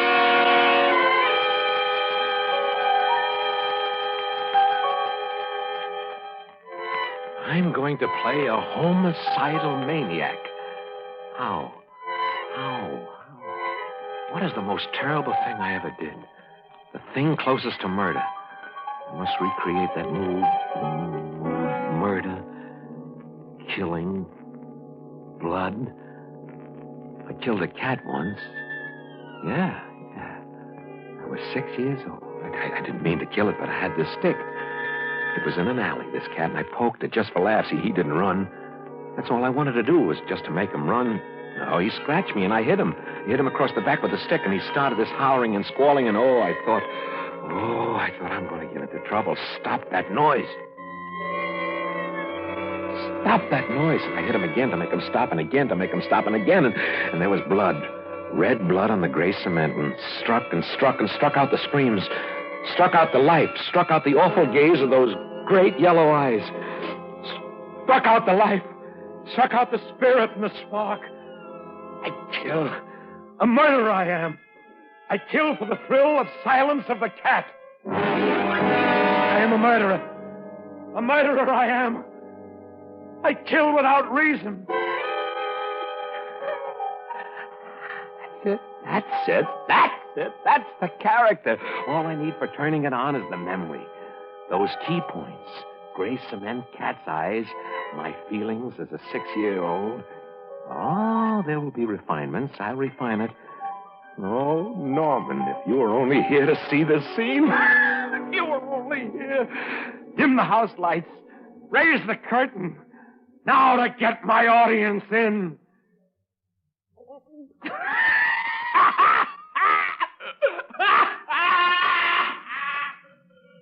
What's that? Sounds like the shotgun guy. He's laughing. We better go see what's up. Hey! Hey! Hey, you! Who may I ask? Are you? What? Who are you? Who are you? Who are you? Oh, come on now, Mac. Calm down. I asked a civil question, and I expect a civil answer. Who are you? Who are you? Who are you? He was so nice and quiet for a while there. Hey. Just answer my question. That's all I ask, and that's not much reward for a hero to be asking now, is it? Don't you know who we are? I think he's putting on an act. Hey, don't turn your head away. We know you hear us. Nuts. Leave him be. You think he's kidding? What does it matter? Oh, that was lousy. You can do better than that, Sam. You're supposed to be a murderer. A homicidal maniac. So what's the emotion? Guilt. Guilt. You've got to be guilty. Guilty, guilty, guilty. Smear yourself with the stuff. Guilty. Bloody hands. That's you. Guilty, and you want to be punished. Yeah, punished. Punish yourself. That'll do it. But it'll hurt. So what? So what? Not like it hurts when they shave your head and slit your trousers and strap you to your seat. Oh, that seat. 10,000 volts coursing through this poor player's frail body with which I am cursed. Murderer. Guilty. Guilty. Should be punished. Should be punished. 1, 2, 3. Curtain going up. Guilty. Guilty. There's blood on my There he hands. goes again. You go. Ah, what a I smashed job. him on the gray cement and smashed him. Murder, murder. I murdered him. I am a murderer. I'm a murderer, and I confess it. I confess I'm a murderer. Hey! I want to confess it. You don't have to do that. To confess, to purge myself of this guilt. But you did all that when you first come in here. I am a murderer. I am guilty here. I smashed him. I smashed What him. are you getting yourself so worked up about? That guy isn't even dead yet. Not dead. He is dead. He's been dead these past 36 years. 36 years. Oh, if you won't punish me, Oh. Hey, what are you doing? Hey! I am guilty. I'm guilty, and I shall be smashed as he was smashed. Your hand. You're going to bust your hand in that wall there. I shall be smashed. It is written. You know the writing in the blood that lies across the counterpane in the bed under the pillow when little boys are supposed to be far away in slumberland. Schultz! Get the doctor!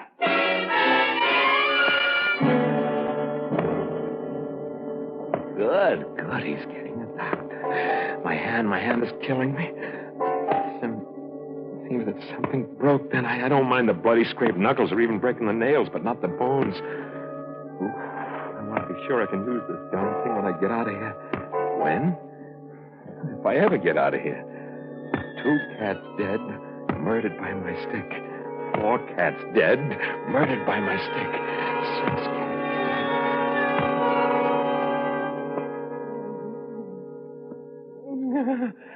Oh.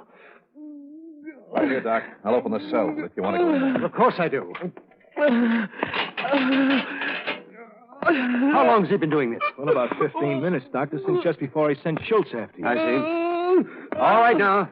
You can stop that. I don't stop. I don't look. I keep right at it. I keep in the pot. Murderer. Guilty. It hurts, but if I keep at it, I'm paying a price. I am paying my way out of being electrocuted. I'm going to be freed. I can only keep it up. Now stop Keep it up. That's You aren't what doing I'm yourself doing. real good this way, man. Now put it out. All right, grab it. All right, come on. Leave me. Leave me alone. I want to pay. I am the guilty one, and I want to pay the sentence to the court. Hold him in. Come on. Let me go. Let me go. I must pay. I must pay. Okay, now steady, man. Hypodermic needle? Oh, he's pressing the syringe. It'll knock me out. I can't act. I'm unconscious. All right, I can't act. I can't play the part. I'm guilty. I can't.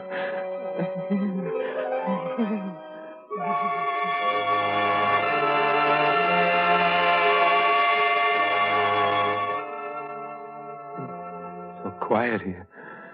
So white. Such sweet stillness and peace. Gone the darkness of the steel and concrete in the cell, this white ceiling. Oh, they're watching me very carefully. The taller one, he's new. The other gave me the hypodermic, yes. Hypodermic. How long have I been out? Did I say anything while I was out? Perhaps if I keep still, they'll let me know. I must have been wrong. Are you awake? You say he showed definite suicidal tendencies? Suicidal immediate or simply self-destructive. While he was unconscious, I listened to him. He spoke. He seemed under the delusion that he is invisible. Invisible? That's a new one. Now, wait a minute, look. He's opening his eyes. Hello. Awake? Who are you? You remember me, don't you? No. Well, I gave you something to quiet you a little while ago. A little while ago? You're trying to injure yourself so we'd think you insane. You've decided to give that up, haven't you? If you'll only let me go, let me out of here. I have to carry out sentence, you know. Well, how will you carry out sentence? Be smashed. I am to be smashed as I have smashed the cat. Is that the law? An eye for an eye. And a tooth for a tooth. You believe in that? If you believe in the eye for eye law, don't you feel it's right that you receive the same thing you gave your victim? Yes, I smashed him with a stick in the eyes that stared at me. Stick? You mean shotgun, don't you? Why would I say shotgun if I meant stick? I said stick. But you shot the man with a shotgun. You're out of your mind. After you smashed him with the stick, what happened? What? What came after he was dead? Oh, I was frightened. I went home. Mama was there. She said, "How did you get blood on your hands?" And I said, "A dog licked my hand and he had blood on his teeth." Understand you're an actor. We are all actors. We try to act innocent when we are guilty.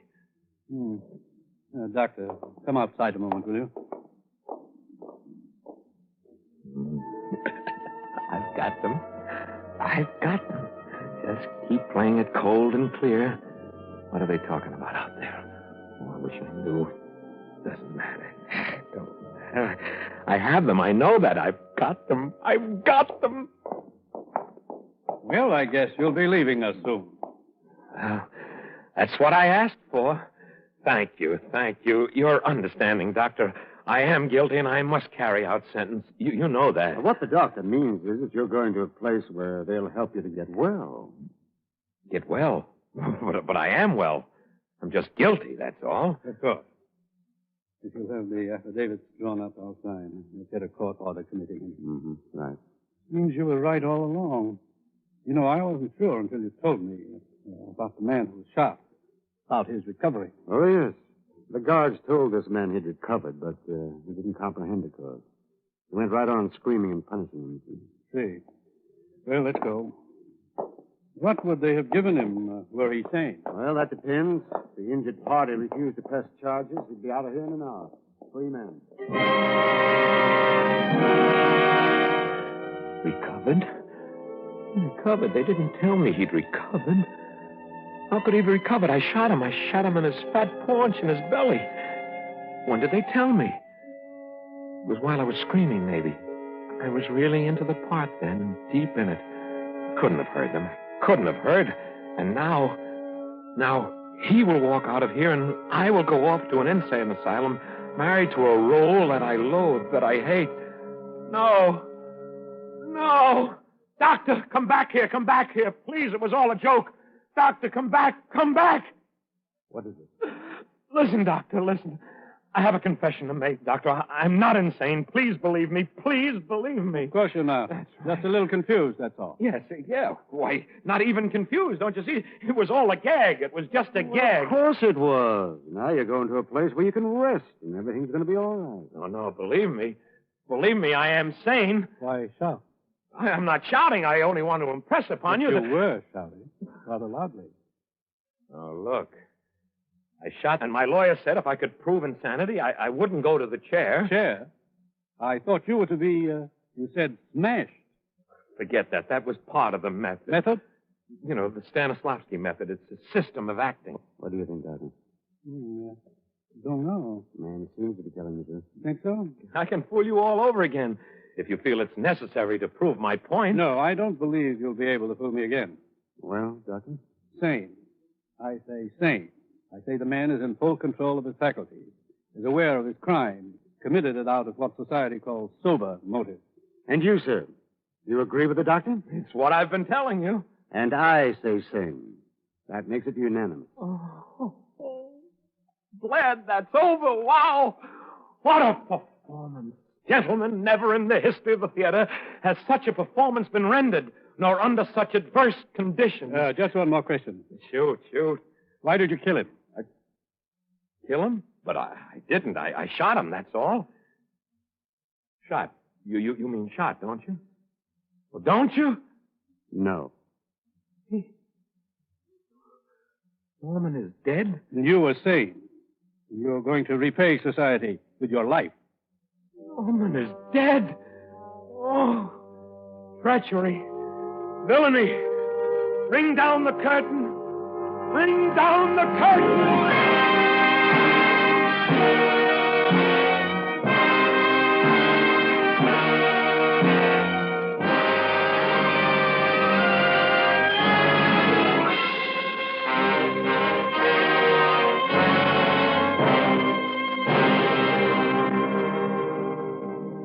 Suspense, presented by Autolite. Tonight's star, Milton Berle. Well, Wilcox, did your candidate win? Win, Senator? Why, the Autolite Stay Full Battery is the winningest candidate the polls have ever produced. And this winsome leader is only one of over 400 Autolite winners for cars, trucks, planes, and boats made by Autolite in 28 plants coast to coast.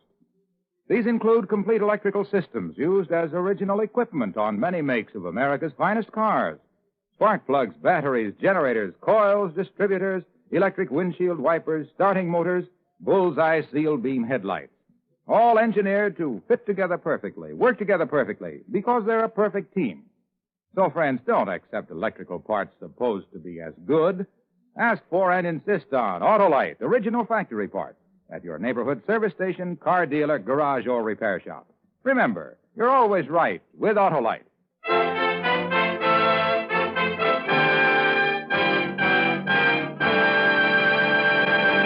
Next week on Suspense, Miss Barbara Stanwyck as a woman who gambled, and the stake was death in The Wages of Sin.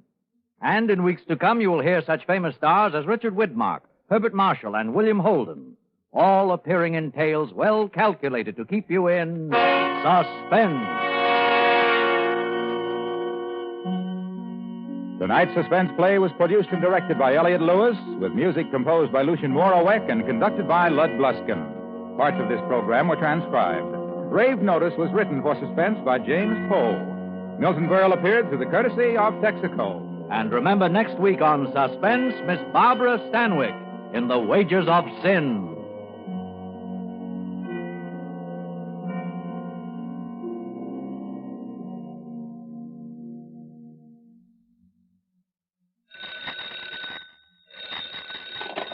You can buy Autolite Stay Full batteries, Autolite standard or resistor spark plugs, Autolite electrical parts at your neighborhood Autolite dealers.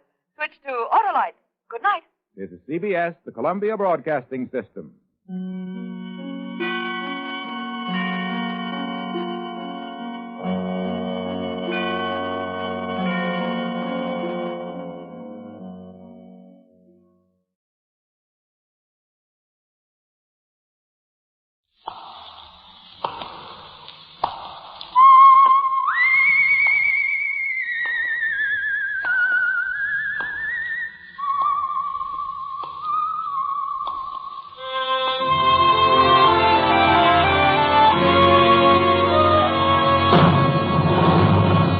The Adventures of the Saint, starring Vincent Price.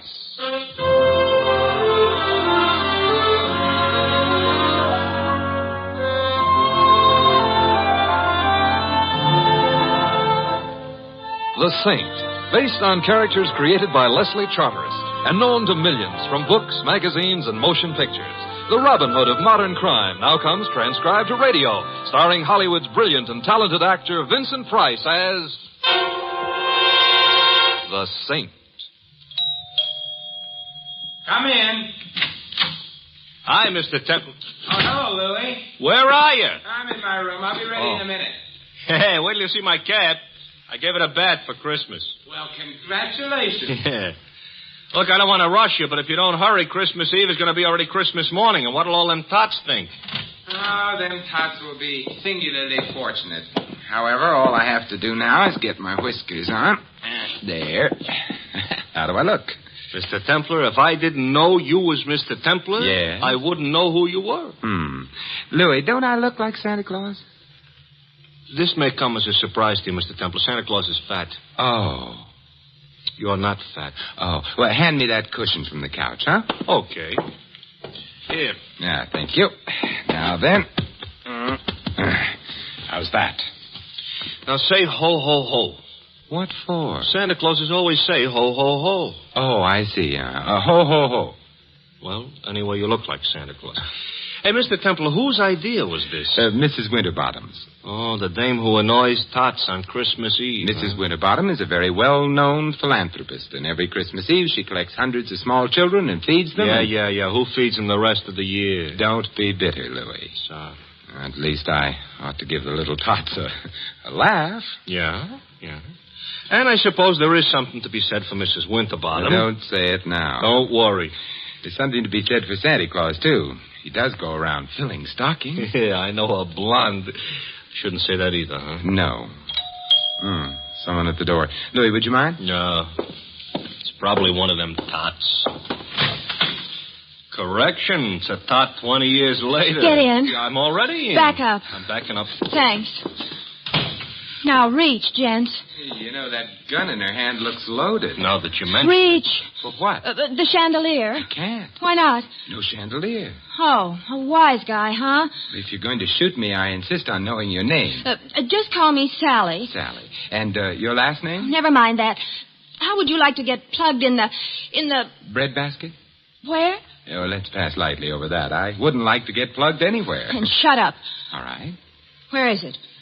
Right down the hall. Are you trying to be smart? Not especially. So it's going to be like that, huh? Like what? Now you listen to me, Fats Boylan. Huh? You shut up, too. I didn't say anything. Well, shut up anyway. I'm shutting up. What was I saying? You just finished calling me Fats Boylan. That's right. That's wrong. I'm not Fats Boylan. Ha. Well, it helps keep the conversation Look, going. Fats, are you going to stop stalling and hand over the stuff, or will I have to shoot? Since I am not Fats Boylan, and since I have no stuff to hand over, I'm afraid you'll have to shoot. Mr. Templar, that could be fatal. You keep quiet, punk. Who's a punk? You're a punk. Mr. Templar, am I a punk? Well, Sally is just a little confused this evening, Louie. Confused or not, she shouldn't call me a... Shut up. Oh. You don't have to start bawling. I am not bawling. I am... You were just about to shoot me. Well, I know, but then you'd bleed. Oh, I'm sorry. I can't stand the sight of blood. Why don't you strangle him? Louie, don't be unkind. It seems to be the doorbell again. No, wait. Oh, it's very impolite to keep people waiting. But I must have been followed here. Sally, look, stop illustrating a point with that gun. It might go off. I don't care. But then I'd bleed. But where can I go? I've got to hide. Well, try the kitchen. All right. Oh, come on in. It's open house tonight. Well, my old pal, Fats. I am not. Boylan. Although I'm beginning to waver. Perhaps I am. Simon, the split personality. Who are you? Well, Joe Hudson. You remember your old pal, Hudson? Hudson. Well, I must admit you look like a hornet, but your lines aren't as nice. Look, if I'm your old pal, why don't I know you? Oh, that's easy. We never met personally. Well, how else can you meet? Ignore that. But if we haven't met personally or otherwise, how can I be your pal? Oh, I was just being friendly. Besides, you got something for me. I have? Great little kidder, ain't you, Fats? Ain't he, pal? Now I feel better. I'm a pal, too. Look, I wish I deserved your delighted choice. Look, just leave me have the stuff, and then I'll get... Stuff again. What stuff? Am I going to have trouble with you? The door behind you is open. Why don't you use it, huh? In that way, nobody will have any trouble. I'll use it after. After what? Sounds like that, huh? Ever see one of these before? I'm afraid I'm going to disappoint you, but the answer is yes, I have. Good. And you know how it works. It shoots bullets at guys. Guys who get bullet shot at them have a habit of dying. Really? Well, then perhaps you'd better not shoot that gun at me. I won't. So gimme. So I ain't got. Well, that is, you ain't got. Thanks, Louis. Basic, I ain't a patient man. Hand the stuff over, or I don't have any stuff. Or you get shot. I'd bleed. Who cares? I do. I hoped you might. However... This could be a stall. This could be trouble, so you... You can't shoot him. Why not? It's against the law. I read it in the papers. It's against the law. Yeah, I believe you. Oh, well, so that's okay. Yeah, but I like doing things against the law. Oh, well, you could go to jail. I already been there. Well, for shooting somebody, they'll hang you or something. If somebody told them. Well, I would. You would, huh? I would. So maybe I'd better shoot you first. Well, I wouldn't want to deprive Mr. Templar of the privilege. Well, Fats, it's your last chance. Oh, not that phrase. Also, I still don't know... So it looks like I'm going to break a law. Hey, who did that? You did, you dope. I did not. This here's a plan. But you won't get away with it. Goodbye, Mr. Hudson. Mr. Templar, who made with the artillery? It must have been Sally. She's in the kitchen. She can stay there. She saved our lives, Louis. Yeah, but maybe by now she's found out she likes to shoot guns. Let's hope not. Hello. It was nice of you to frighten Mr. Hudson off. I did? You did. I didn't hit anybody? No. Oh, I'm so glad. Hey, I've got her. She's out cold. Come on, up. Put her on the couch. Yeah. Come on. Up.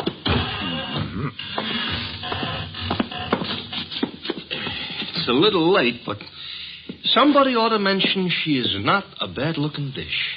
You've mentioned it. Looking for smelling salts in her bag? No. Identification. Here's a driver's license. Her name is Sally Walters. Address 49 Arden Drive. Social Security card.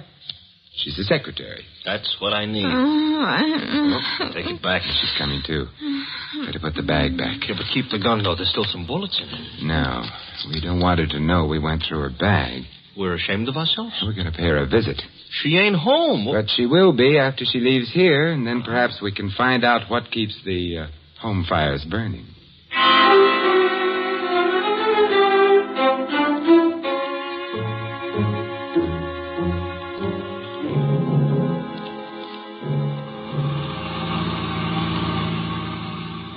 Sally was in kind of a hurry leaving us.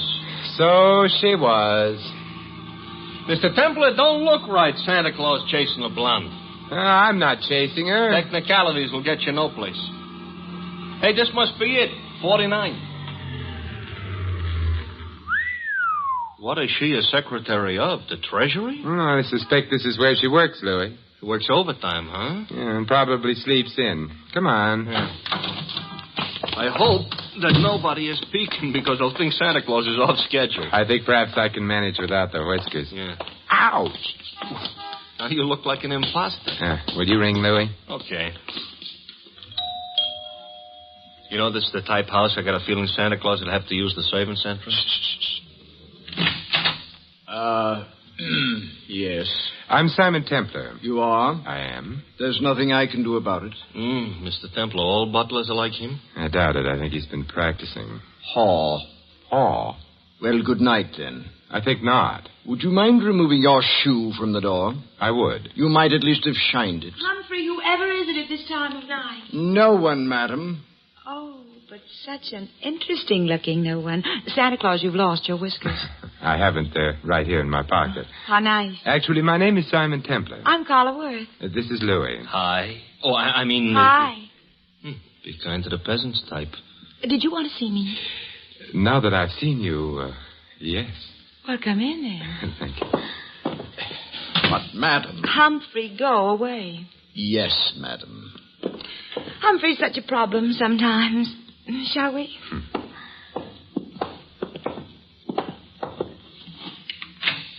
Nice? Yeah. Fire in the fireplace, books on the bookshelves, port in that decanter. Yes, would you like some? No, thank you. I just wanted to be sure the accessories were all correct.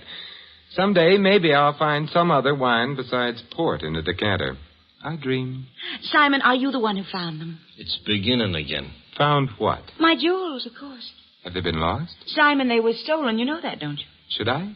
I've heard of the saint, Simon. I didn't know he was also a Santa Claus. Oh, it's a fleeting impulse. When were your jewels stolen? This afternoon. You see, Claude, my husband, that is, bought me them for Christmas. Santa Claus. Louis. Sorry. We decided to have the party this afternoon. We thought it'd be nice to have a quiet eve, so we did. The jewels were in quite a large box. There were quite a lot of them. And? Claude had hired a Santa Claus, but before the party was over, Santa Claus had disappeared. So had the jewels. Well, there must have been some precautions. Oh, there were several detectives. But the Santa Claus said he was going out to get some air while the party was on. He never came back. But he didn't have the jewels on him. The box was locked, and it was too large for the detectives not to have noticed. I see. The name of the man hired to play Santa Claus was, of course, Fats Boylan. And who may you be? Claude, this is Simon Templar. And Louis. I know neither of them. Snoops, obviously. Get rid of them. Claude likes to behave as though he were an emperor on occasion. The box wasn't found anywhere in the house? The jewel box, no. The jewels were insured? Naturally. It's none of your affair. I shall speak severely to Humphrey. He should never have let you in. I let them in, darling. So now he's going to speak severely to her. We'll go quietly, except... Mr. Worth, what is Fats Boylan's address? I have no idea. Good night. Good night, Simon, and I'm sorry. So am I. I'll show you out. Thank you. Wow, wow, wow, wow, wow. Pronounced Carla Worth. Yeah. What do we do now, Santa Claus? We get into your nice, clean cab and... Hey, wait a minute, Louis. Now we're going to find out what became of Sally. Simon. Well, good evening, Sally. I overheard. Fat's address is 17 Beale Street. 17 Beale. Yes, I've got to get right back to the house before anybody notices. Goodbye. An awful short visit. But long enough. Now we're going to visit Mr. Boylan? I think so. I hope he ain't so handy with a gun as the rest of these characters. He may be, he may not be. Now I'm all cheered up. But there's one thing I'm sure he isn't. What's that? Fat.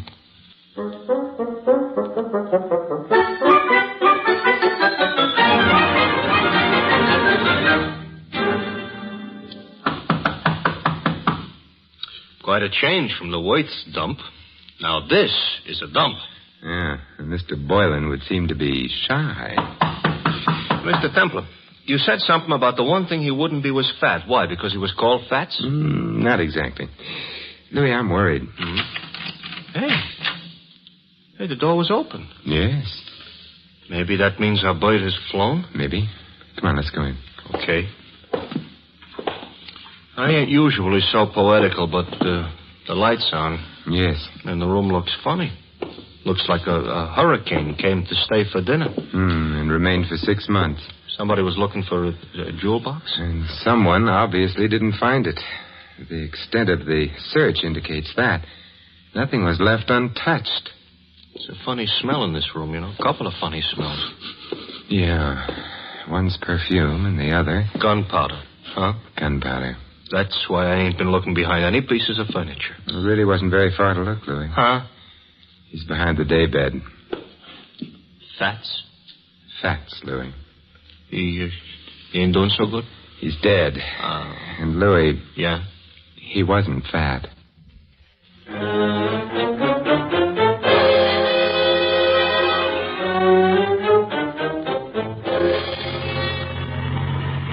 Templar? Yes, Louis? We're being followed. Since we got out of Boylan's place. Oh, that's interesting. Louis, stop the cab. That'll make it easier for whoever's following us. Exactly what I want. Even on Christmas Eve, this shouldn't happen. Now what? We get out. Don't look behind you. Start walking. This here is a nice, lonely street. Mm-hmm. Everybody else is home hanging up stockings. I wouldn't mind hanging up stockings myself. Who do you think it is? I think it's our friend Hudson. Oh, I just lost 5 pounds. You mean the guy that was chasing Sally, who was all ready to shoot us until she made the explosion? Neat reminder. Oh, you think he wants our money or our life? Possibly. What kind of an answer is that? In here, quickly. Here. Mr. Templar, this here alley is full of garbage cans. It's also dark. You don't have to see garbage cans to know they're around. Hudson? Yes. Good evening, Hudson. What? Don't turn around. I've got a gun on you. Hey, I don't like it. Louis, take Mr. Hudson's gun away from him. Okay. Got it, Mr. Templar. Good. Aim it at him. Hey, now, wait a minute. You can't shoot me with my own gun. Why not? That ain't tactful. What other gun could I shoot you with? Your own. Hey, you mean you ain't got a... Oh, mister, you are a liar. And on Christmas Eve, too. Hudson, who hired you to follow Sally and me? It was my own idea. Louis, Mr. Hudson isn't being friendly. He ain't, huh? He ain't. Therefore... Hey, now, don't lose your heads, fellas. We've lost patience with him, Louis. We have? Shoot him, Louis. He's beginning to bore me. He's beginning to... I should shoot him? Yes. Fatal? Fatal. Okay. Except I don't know what my wife and 6 kids are going to say. You haven't got a wife and 6 kids. No, wait a minute, please. Louis, we're being cruel, prolonging Mr. Hudson's agony. Put him out of it. Now, wait a minute. Who hired you? Mrs. Worth. Mrs. Carla Worth. You quite sure? Strike me dead. That is, don't strike me dead. Look, if she didn't, why would I say she did? You have a point there. But why should she have wanted you to follow Sally? Well, she had an idea. Her husband and Sally were kind of,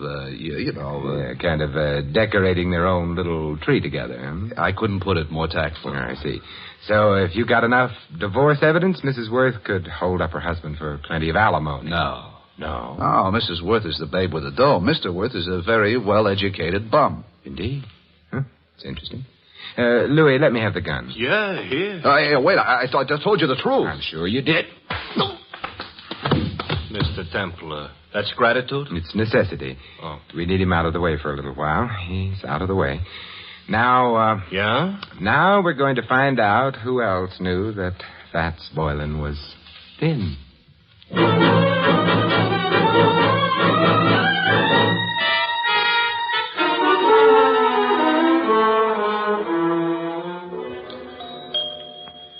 You know, if we visited often enough, I might even get accustomed to this joint. You might also start confusing yourself with Grant. Good evening, Humphrey. I'm sorry the family have retired for the night. Well, it is late, I know. I wish to retire myself. Why, Humphrey, you don't look 65. Good night, sir. Aren't you going to ask us in? No. Why, Humphrey, I thought you and I were going to sing Christmas carols together. Let go of me. Shut the door, Louis. Okay. I shall complain. All right, but not now. Mr. Templar, I'm going to wear that gun out, hitting people over the head with it. And I couldn't have him warn anyone we're here. Why, we're going to burgle the joint? In a way. Huh? And a kinder description would be search the place, Louis. Oh, for what? Oddly enough, something that can't be seen or touched. Sounds like a ghost. Yes, and in a way it is. The ghost of a murderer.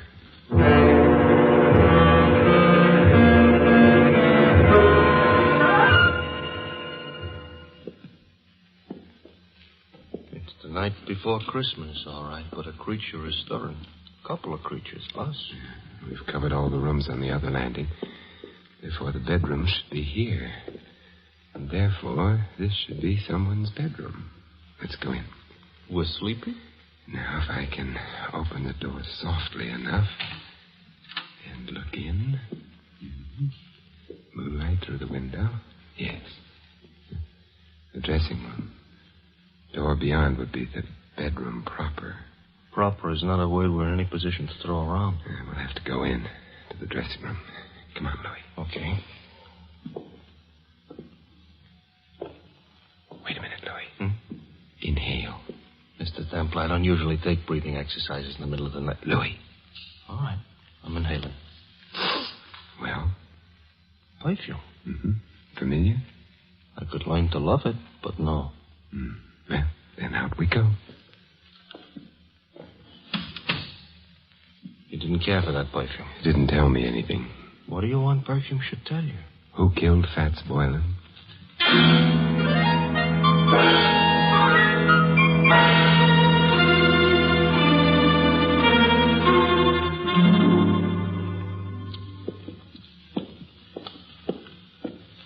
Another bedroom. We go in? Naturally. For a bachelor, that ain't the word you should have used. I'm beginning to get worried about this. Supposing somebody screamed. Pull yourself together, Louis. Okay. After all, like the poet says, strong heart never won fair maiden. You mean faint heart. All right, so for dinner I'll eat dog food. Now. Another dressing room. Well? Hey, Mr. Templar. Yes. The same perfume we noticed. Uh-oh. Don't be frightened. Simon, what are you doing in here? Louis and I have been testing perfumes. It's the middle of the night. You awakened me. I'm sorry. I'm even sorrier about something else. What's that? The perfume you use is very distinctive, Sally. Am I supposed to say thanks? No. Because the last place Louis and I noticed it was in Fats Boylan's room. Minutes after he'd been killed. Oh. Not good, Sally. You're making all this up, or... No. This bottle of perfume will be evidence. But I didn't kill Boylan. You must be joking about that. I don't think a jury would find it funny. You knew about Boylan stealing the jewels. You must have helped him. I didn't. But then you found yourself being trailed by Hudson, who'd been hired by Mrs. Worth. You were afraid he'd discover the connection between you and Boylan. That's why you came to my apartment. No. Oh, yes. You hoped I'd throw Hudson off, perhaps frighten him. In the meanwhile, you could get to Boylan, get the jewels from him. That isn't true. But when you got to Boylan's place, you found him already dead, and the jewels gone. I didn't. It would be much better for you that way. What do you mean? You wouldn't be liable to a first-degree murder charge. But there were detectives here while the party was going on. Boylan couldn't have stolen the jewels. They saw him leave. He didn't have them. He did have them. He was playing Santa Claus, and he was a thin man. Santa Clauses, as Louis pointed out to me earlier tonight, are fat. Therefore, Boylan entered this house wearing padding underneath his costume. He left it with a large jewel box in place of the padding. That's how he did it, Sally. You're smart. You found Boylan. You knew his address. Therefore, you'd hired him in the first place. And therefore, also, a jury would believe you'd killed him unless you tell us who did. Well, all right. I'll tell you. There's really no need, my dear. Oh, Claude. Hey, Mr. Temple, tell him to point the gun someplace else. Mr. Worth, point that gun someplace else. I prefer this direction. You were saying, Mr. Templar, about the jewels? The jewels were insured. Therefore, you, Mr. Worth, arranged to have them stolen. Indeed. In that way, you could retain the jewels, the insurance money as well, and not worry very much whether or not your wife divorced you. Clever. Boylan is dead. How true. You had to see to that, didn't you? Otherwise, he might have blackmailed you for the rest of your life, or for whatever money you got out of the entire crooked deal. I can see two other deaths. Yours, your friend. And Sally? You going to kill her, too? That depends, I should think, on Sally. Claude, I never knew you intended to kill anyone. There's no need to play the ingenue quite so strenuously, my dear. You were in on most of it. But not murder. I'm afraid Mr. Templar's pessimism is justified. I shall have to include you. But however did you get onto her, Templar? Her perfume. To be precise, this perfume. Well, you got him in the eye. Yeah, I hope this gets him someplace more effective. Mr. Templar, the trail of unconscious bodies you're leaving behind you tonight, if laid end to end, yes, Louis, would look terrible.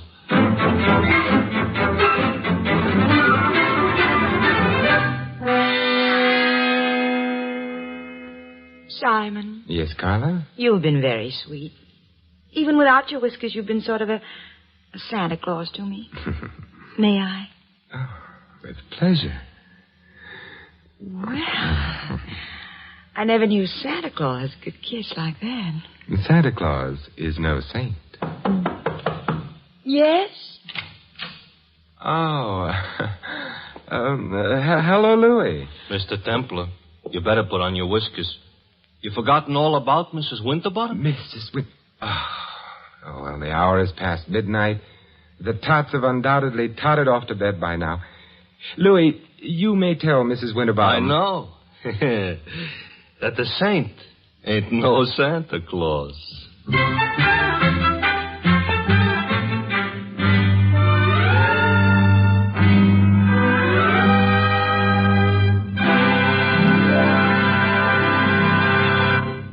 You have been listening to another transcribed adventure of The Saint, the Robin Hood of modern crime. Now, here is our star, Vincent Price.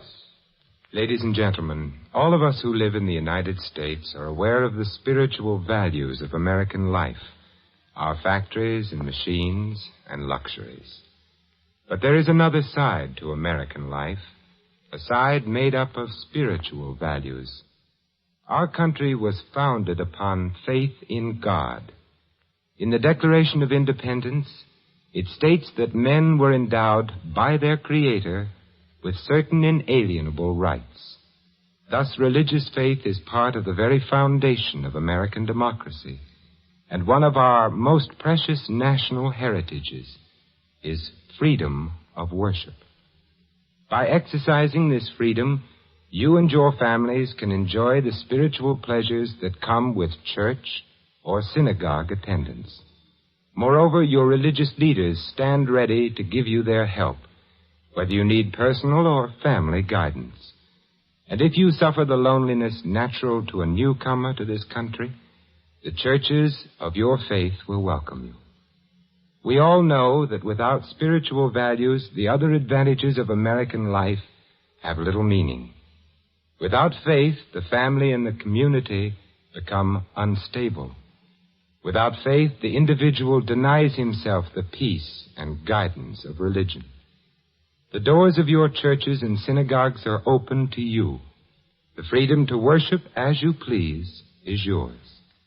And so America's religious organizations invite you to find yourself through faith and to come to church this week. And may I wish you all a wonderful Christmas, and for the world, peace in all the years to come.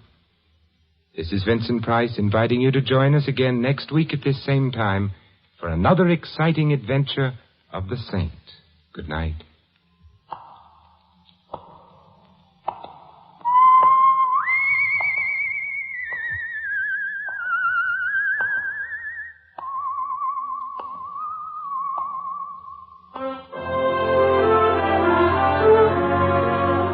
This adventure of the Saint was written by Louis Vittes. Our cast included Mary Shipp as Sally and Betty Lou Gerson as Carla. Hy Averback was Hudson, Ted Osborne, Claude. The butler, Stanley Farrar. Louis is played by Larry Dotkin.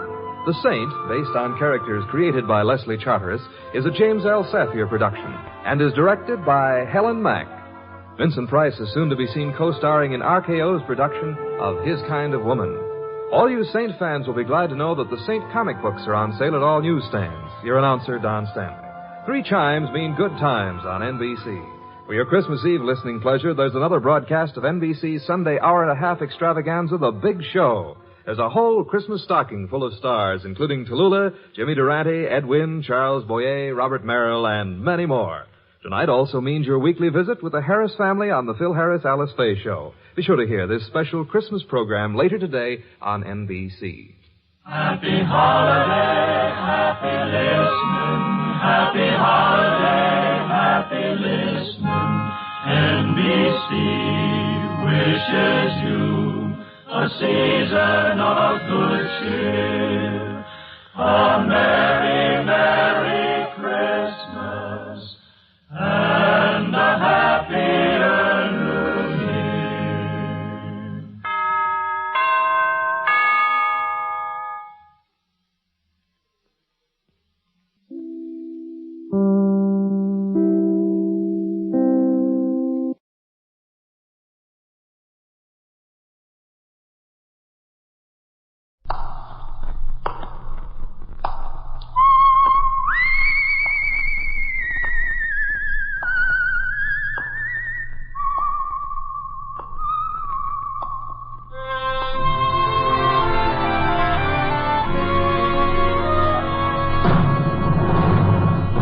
The Adventures of the Saint, starring Vincent Price. The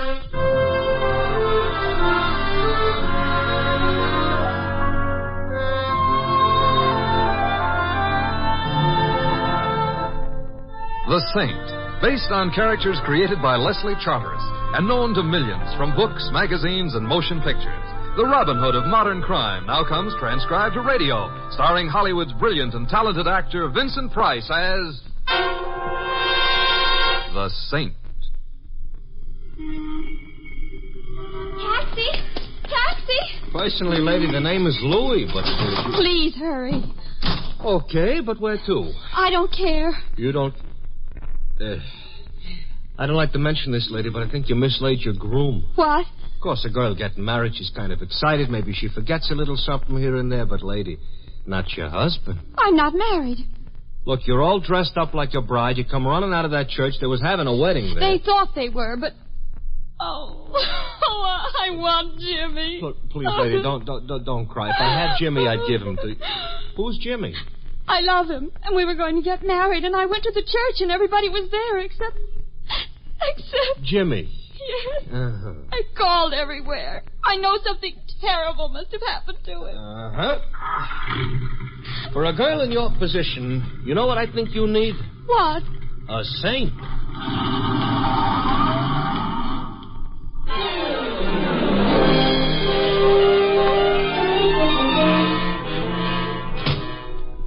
Mr. Templar, I hope you don't mind our barging in like this. Of course not, Louis. But you see, this here is...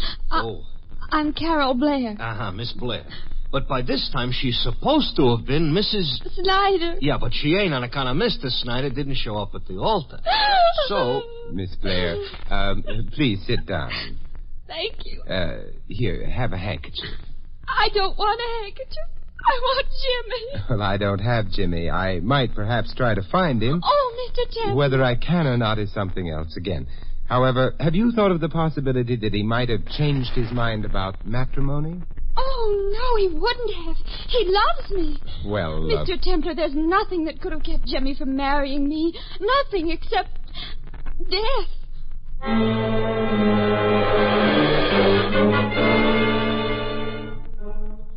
Thank you for bringing me home, Mr. Templar. You're very welcome, Carol. I'm sorry I cried so much. Well, I'll call you as soon as I have any news. Good night. Yeah. Miss Blair lives in a very type mansion. So she does. Well, let's go, Louis. Okay. Where to? James Snyder's apartment. Uh-huh. You think maybe he overslept? I doubt it. Hey, Mr. Templar, I read a book once. No, I wouldn't brood about it, Louis. No, listen. In this here book, a girl's fella don't show up to marry her on account of he's dead. You know, on account of somebody killed him? Oh, well, that would explain why he's dead, all right. So the girl says zounds. In those days, girls used to say zounds. That ain't what Miss Carol Blair said. Well, I guess she didn't read the book. Well, probably too busy clipping her coupons. Oh. She's loaded, huh? She is loaded. Well, money ain't everything. I wonder if that's what James Snyder thought. Huh? Oh, yeah, Miss Blair told us he was broke, yeah. Hey, I got the solution. Yes, Louis? Yeah, maybe he got a job.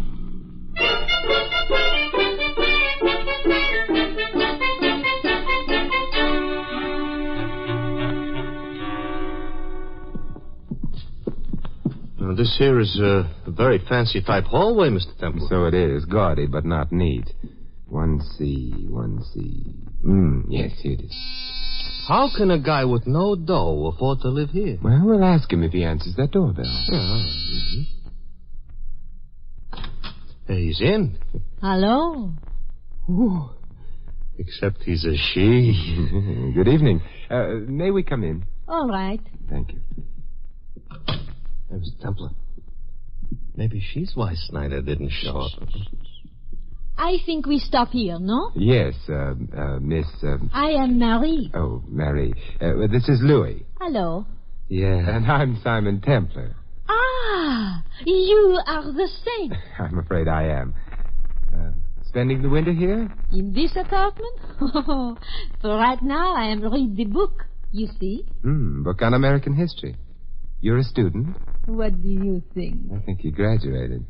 Why the book, then? Well, I'm not so long in this country, and I wish to learn about The American people? American men. Oh, they're not that different from Frenchmen. Maybe so, but it's the little difference that counts, Perhaps. You know, there are better ways of learning than from books. Why don't you ask Jimmy? He is out. He is? Yes, he's marrying himself.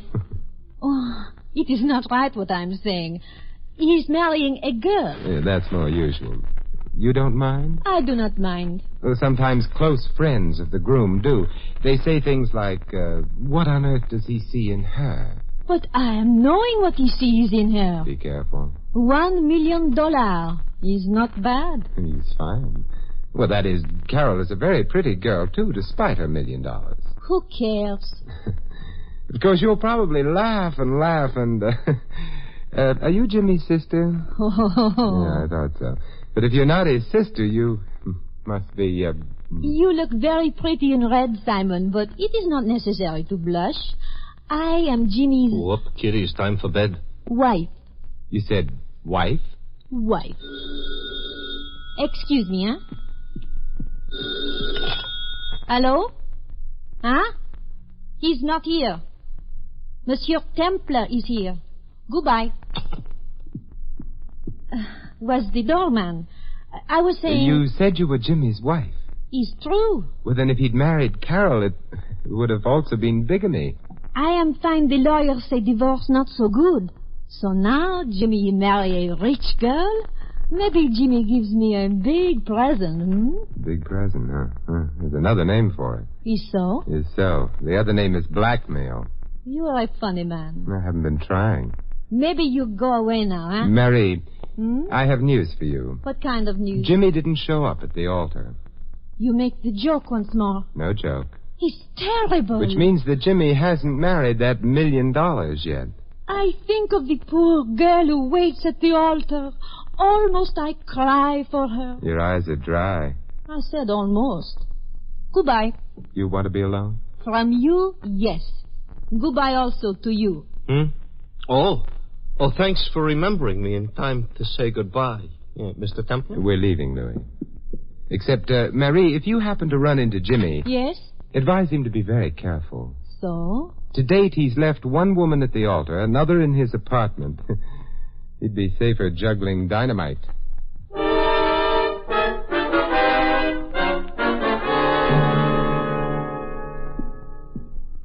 About Marie's character, I got nothing to say. But about her figure... Louis. I also got nothing to say. But, I can dream. It's dark. Yeah, it usually is at this time of night. I know, but it don't hurt to mention it. Back to the cab? I suppose so. Hey, you Templar? Huh? Me? Yeah. Who wants to know? Who's asking you? You are? So figure it out. All right. You got a pencil and paper, maybe? Oh, wise guy. If you don't mind my intruding, I'm Simon Templar. Well, thanks for telling me, silly. Hey, you can't. I did. Now, don't move too quick. Him I gave the butt, but it's you I'm pointing the business in. Get in the car. Not just yet. If you've hurt Louis... You want to get shot? Not especially. But first I'm going to look at Louis. Oh, he's unconscious. Hey, what was the idea? Well, all I wanted was you, so let's get going, huh? But Louis... From what I gave him, he'll wake up, but you won't if you don't get in the car. Oh, very well. Your name would be... Dugan. You already know mine. Where are we going? That's what you're going to tell me. I am? Yeah. Because we're on our way to visit Jimmy Snyder. You've told me. Just so happens his present address slips my mind, so give, huh? Or else? No. Tonight we don't play. Tonight it's for keeps. Take me to Snyder. Nobody likes to die.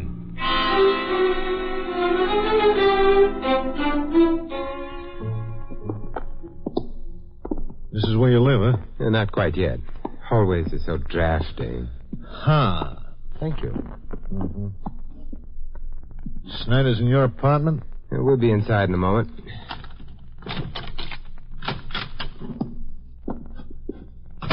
Hold it. Hold what? Shut up. Okay. Move slow, straight ahead.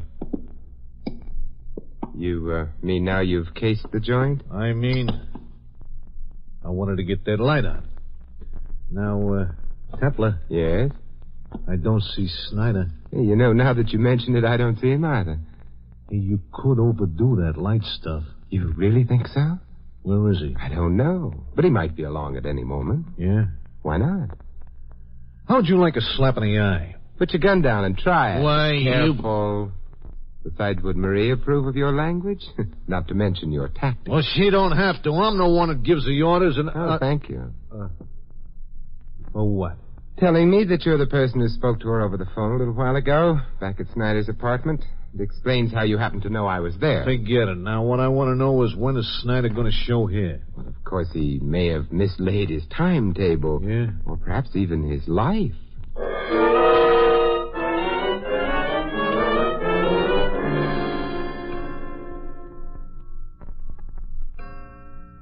Hey, Templar. Yes?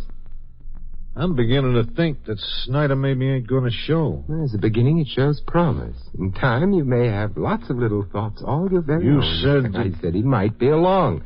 I offered no guarantees. Nobody's offered a guarantee on your life. Sheer oversight. You could be playing me for a dope. Oh, good heavens, no. Are you a dope? Where's Snyder? Well, men who have just been married usually spend the time immediately thereafter. No. He ducked the church. Well, that's interesting. But how did you know? I know. Something else, however, that you don't know. What's that? The door behind you is just being sneaked open very, very softly. Ha. Oh, I amuse you? You kill me. You're so funny. You exaggerate. I'm not the one who may kill you. There's a revolver barrel poking its snout around the edge of that door. Point of it's aimed at you. Well, I don't take my eyes off you, mister. I don't suppose there's anything I could say that would stop that little stranger from shooting, whoever he or she is. I do dislike having my home used as a shooting gallery, though. Neighbors complain. So, Mr. Dugan, would you mind going away and being shot someplace else? I am staying right here. Get out of my way. No. Oh, you fool. I want to go after whoever shot you. No, that's a trick. It's some kind of trick. You moving up.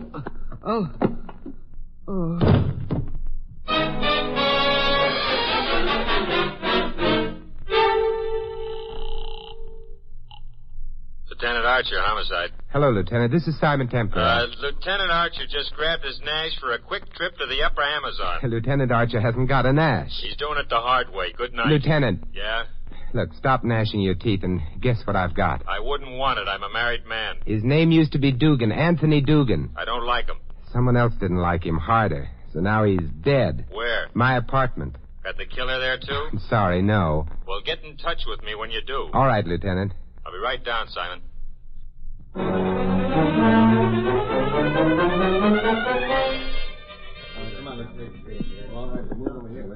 He doesn't make a pretty corpse. He makes a very dead one, though. Friend of yours? Lieutenant, neither of us really care. Yeah, Company, Simon. Who? Oh, Louis. Louis, he says. That's what he said. Louis, you're not hurt. No. No, in my family, everybody goes around with two heads. Well, there was nothing I could do. Hang out with the saint and see Johns Hopkins from a bottle. Mr. Templar, where is that hooligan? I'm gonna... That's him? Yes, Louis. But he ain't breathing. No, Louis. Oh. Lieutenant. Yeah? Louis and I have an errand. You mind our leaving? Thanks for asking. So long. Goodbye. Louis? Coming. But to where? I think perhaps it's time we visited Carol Blair. Uh-huh. You think maybe she needs help? Help? Or an alibi?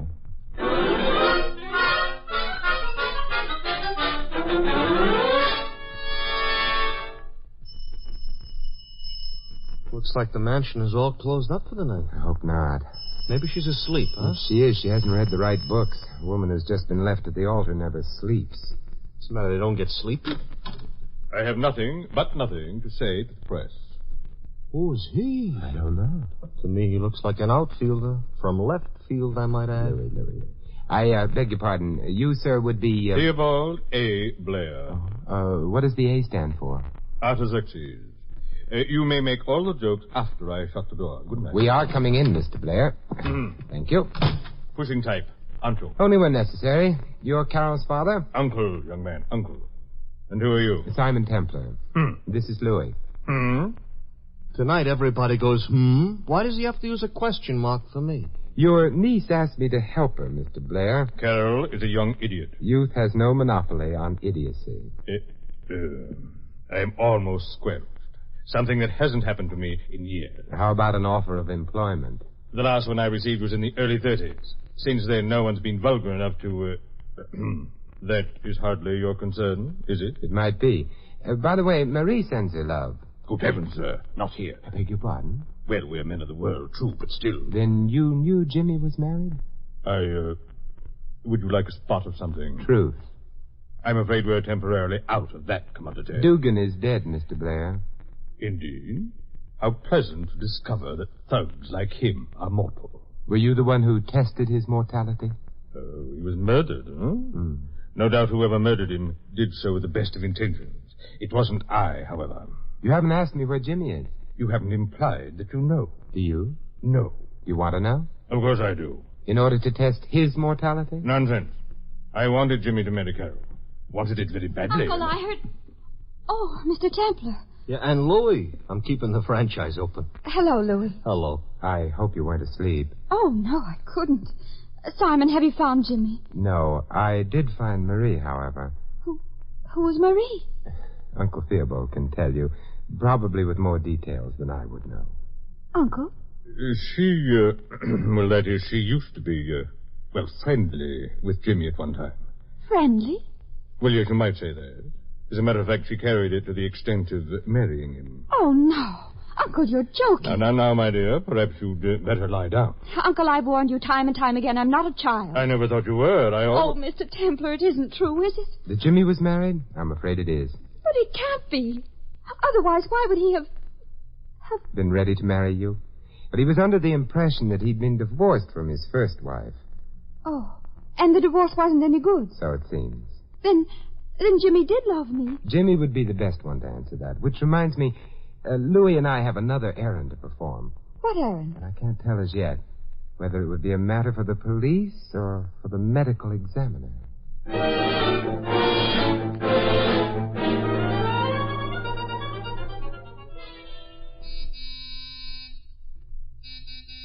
The Templar, you're excited. Worried. What about Marie? That's why we're ringing her doorbell. No answer. It's locked. I don't like that. It's not much of a lock. Don't look now, but you just ruined that lock. It's not important. What is important is... Ooh, Marie. Yes. Blood on her nightgown. She's dead. She was shot, huh? Yes, close range.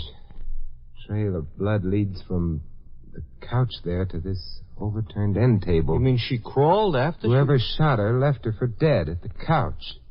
She wasn't quite dead. She fell to the floor, managed to reach the end table, knocked it over, and started to read a magazine or something, because there's one right under her hand. Not read. No? Actually, she tore a page out. That's all she was able to do. No writing on it? No, which means... Let's see. One side's the back cover. The other's a full-page advertisement for Hamilton watches. Maybe she wanted to know what time it was. It's a bad joke, but I don't feel good. She was evidently trying to tell us something with that ad. Something about her murderer. Hey, maybe the guy who shot her was a watchmaker, huh? Yeah, possibly that. More obviously that his name was Hamilton. But so far as we know, there's been no Hamilton connected with the case. And it would be stretching coincidence too far, anyway. Ready-made clue like that? No. Well, they'll have to wait. Are you calling the cops? No, they can wait, too. I'm calling the Blairs. You want to let Carol know her husband is now a widower? I want to find out who's home. Hello? Carol? Simon Templar. Simon, you found Jimmy? Not exactly. Carol, is your uncle in? No, he went for a walk. In the park. He was upset. Thanks, Carol. Goodbye. Come on, Louie. Where are we going? We're upset, too. So let's make it the park.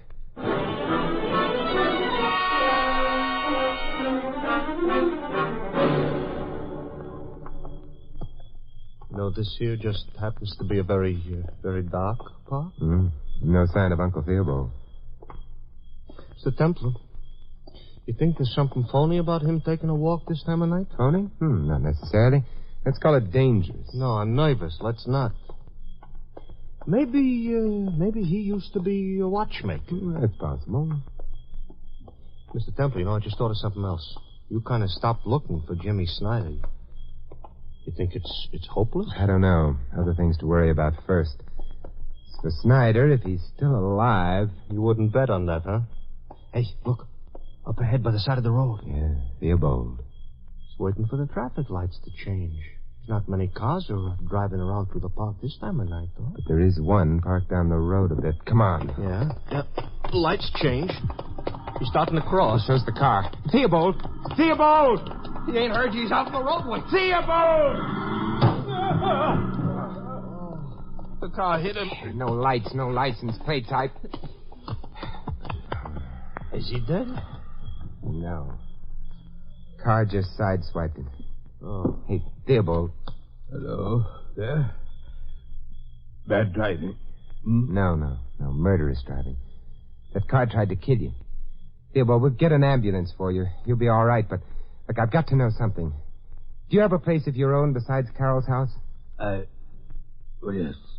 I keep a small room. Shabby vanity of mine. But it belongs to me. Where is it? 19 Terrace Place. Apartment 3. Have fun and... Oh, he's fainted. Louis, go get help for him. I'll wait till you get back, and then... Yeah? And then we'll remember the forgotten man.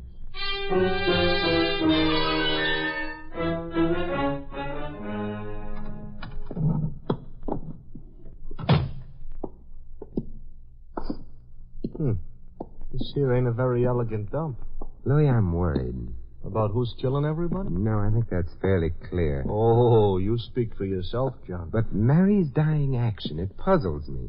That ad for watches, it seems to point nowhere. Just adds an unnecessary complication. To me, all complications are unnecessary. No, Mr. Templar, maybe what you need is a secretary. A what? All I said was a secretary. Louis, I love you. What? Look, this is my busy weekend, please. Here's apartment 3. Oh. This is where he hangs out when he ain't being rich. Hey? Yeah, from back there. It's this closet. Don't look now, but that there must be Jimmy Snyder all tied up and gagged. You're quite right, Louis. I better untie him. No, Louis. Huh? You better make a phone call. Who to? The police. Mr. Snyder can untie himself without too much difficulty, I suspect. Hey, he's got a hand free. I rather thought he would. I'll take that gun and... Oh. You felt you had to do that? Of course. He wasn't tied up very good. No. All right, I'll phone the police. Yeah, but what'll I tell them? To come and pick up Mr. James Snyder, vanishing bridegroom and murderer.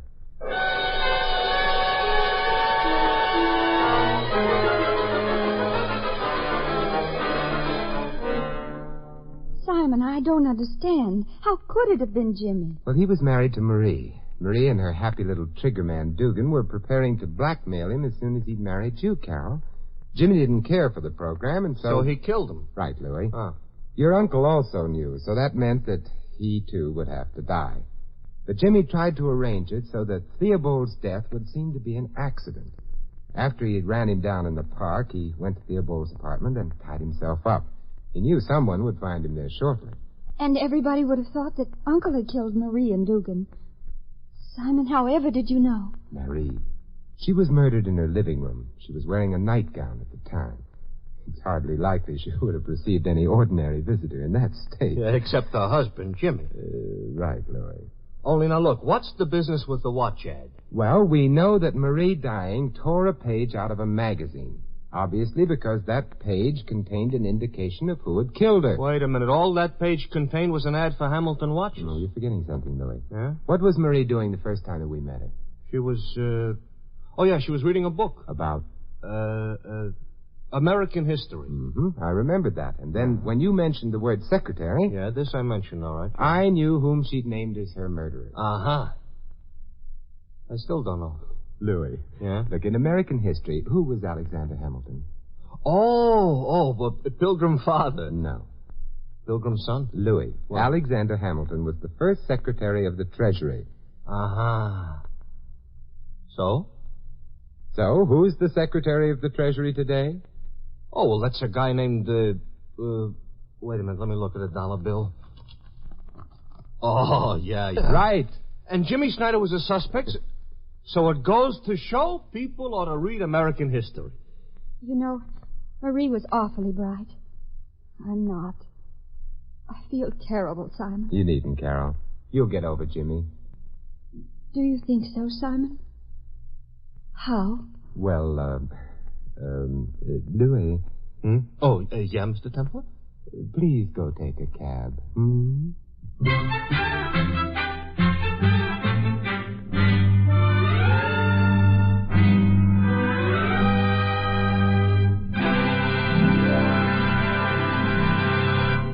You have been listening to another transcribed adventure of the Saint, the Robin Hood of modern crime. Now, here is our star, Vincent Price. Ladies and gentlemen, from the past we have received a heritage, our American heritage, and it consists of many things. It's an ideal and a way of life. It's everything America stands for, our heritage. We can repay the past only by using our heritage well today, by taking pride in the most complete expression of individual liberties, civil rights, and personal dignity. And by doing so, we'll be guaranteeing our future. For we have learned from history that unused freedom has a habit of slipping away. Of course, using our freedom makes certain demands upon us. But to the people of many countries today, these demands would constitute a gift beyond price. They mean voting in an informed way, serving on juries, taking an interest and having a voice in all the affairs of the community, the state, and the nation. All this preserves our heritage by exercising it.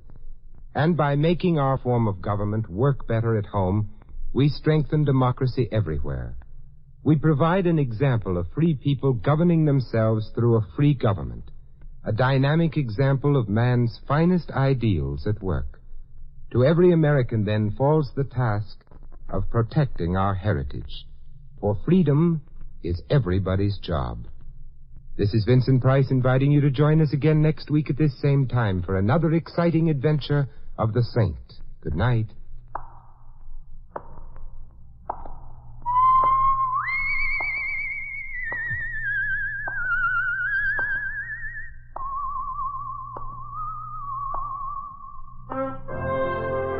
This script of The Saint was written by Louis Vittes.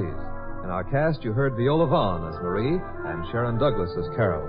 Sheldon Leonard was Dugan, Ted Osborne, Uncle Theobald, Frank Gerstle was Lieutenant Archer. Louis is played by Larry Dotkin.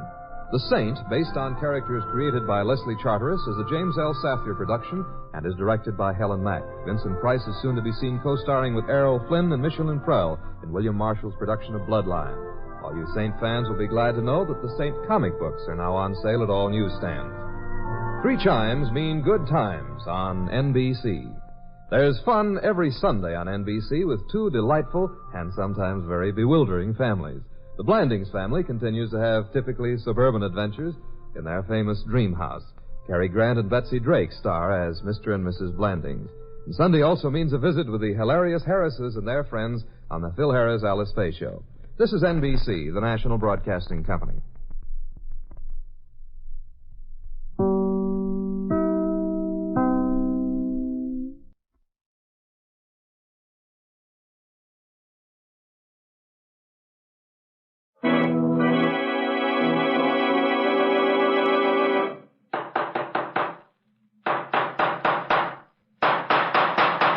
What's the matter? What is it? It's another case for Nick Carter, master detective. Yes, it's another case for that most famous of all manhunters, the detective whose ability at solving crime is unequaled in the history of detective fiction. Nick Carter, Master Detective, presented by the 3 great Linx home brighteners. Linx Clear Gloss Varnish, Linx Cream Polish, and Linx Self-Polishing Wax. Created by Acme, America's great producer of fine Acme quality paints.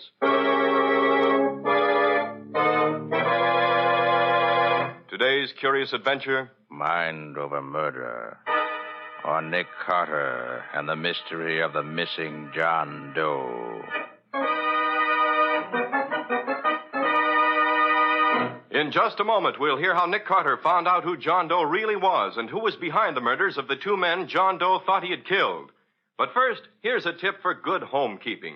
Millions of American homemakers have discovered how Chemtone, the miracle wall finish, keeps their walls fresh and lovely.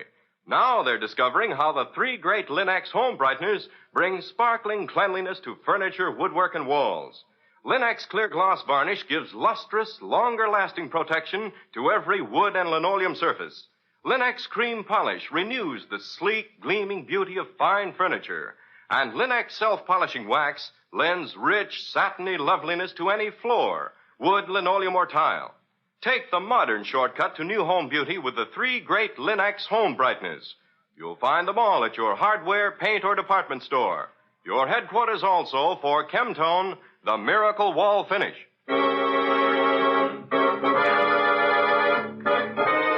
And now for today's mysterious adventure with Nick Carter. Today's story starts in Nick's office as Nick and Patsy are interviewing a stranger, a young man who has just called to consult Nick. Well, how did you happen to come here? Well, I asked a policeman where I could find a good detective, and he gave me your name. Suppose you tell us what's bothering you. Well, 3 mornings ago, I woke up in a strange bed in a strange apartment.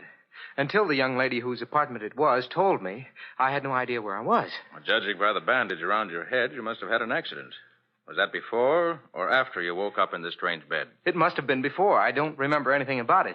The girl whose apartment it was told me she found me on the steps of her apartment house last Friday night. Or rather, Saturday morning as she returned from a party. Well, she saw I was injured, so she managed to get me up to her place and called her doctor. Well, he said my injury wasn't serious, but I had to be quiet for a few days. So she let me stay there for the night. But the next morning, even though I was able to answer her questions, I knew nothing about myself. I had to tell her something, so I invented a name, and I told her some story about being from out of town, having had a bad fall, and so on. What name did you give him? John Powell. That name doesn't mean anything to you? No, I just picked it out of the air. What makes you think you may be a criminal? This. Look. Good grief, Nick. Look at all that money. Yes. There's over $10,000 there. And look at this. Oh. Well, diamond lavalier. One like that, even though it's pretty old-fashioned, must be worth at least $5,000 or $6,000. And those diamond eardrops are pretty special, too. Did you find anything in your pockets that might help you establish your identity? No. The suit I was wearing the night she found me was bloodstained, so I bought this suit and hat this morning at a small store I passed. I left the other suit at the cleaner's, but I went over it thoroughly first. All I found was this. A calling card. Warren McAllister. No address or anything. Does this mean anything to you? Not a thing. I looked in the telephone book and found there is a Warren McAllister on East 81st Street. I thought maybe I was he, so I called up and asked for him, but whoever answered said Mr. McAllister was just leaving for the country and couldn't come to the phone. What do you want me to do? Find out who I am, if you can, and especially find out whether or not I'm a criminal. Come on, Nick. We've got nothing better to do. Why don't you help him out? All right. First, what's the girl's name and address? Her name is Laura David. She lives at 7684 Windsor Road. And what about the doctor? Well, Miss David called him Dr. Bourne. That's all I know about him. And where'd you leave your other suit to be cleaned? Here's the claim check for it. I'm sure he won't find anything. You never can tell. Where are you going to be? I don't know, but I'll let you know as soon as I get settled. Very well, Mr. Powell. Meanwhile, Patsy and I'll start by calling on Miss Laura David.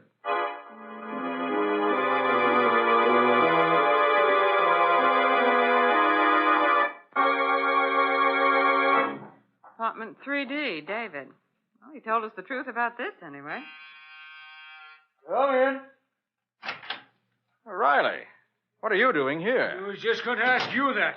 What do you know about her? About who? The dame who rents this apartment, wise guy. We never even heard of her until half an hour ago, Lieutenant. Oh, you don't say. You just stopped in to pass the time of day, I suppose. We came to see her about a client of ours. Hey, look here, Riley. What's this all about? And why are you here? Right now I'm asking the questions. What's the name of this client of yours? He told us his name was John Powell. And what did he want you to do for him? He wanted us to find out who he is. He has amnesia from a sock on the head. Oh, so that's what that note meant. Well, what note's that, Riley? We found it on the table here, the $100 bill pinned to it. Here it is. Dear Miss David, thanks for all you've done. I Can impose on your hospitality no longer. Please reimburse both the doctor and yourself for any expense you've been put to on my account. Gratefully yours, John Powell. Well, doesn't say much. The David girl will tell us what it means once we start working on her. Why, where is she? In the jug. A cop on the beat found her trying to hide a gun in an ash can on her way to work this morning. He brought her and the gun down to headquarters. She claims she found it on her steps last Friday night and was trying to get rid of it. Well, maybe she's telling the truth, Riley. People do that, you know. Anything wrong with the gun? Plenty. In the first place, it was a Swedish gun, a Bofors .32 caliber. Now, you just don't find them on your doorstep. In the second place, we checked it and found it was the gun used to knock off a stiff who was killed near the waterfront last Friday night. Oh, is that so? So you better kick in with what you know about this so-called client of yours. Well, I'd be glad to let you talk with him, Riley, but I don't know where to find him. For the love of... You got a client and you don't know where to find him? Just as soon as he gets in touch with us, we'll let you know. In the meantime, how about letting us talk to the David girl? Sure. Anything I can do for you, Mr. Carter, will be a pleasure, even though you won't do nothing for me. Come on.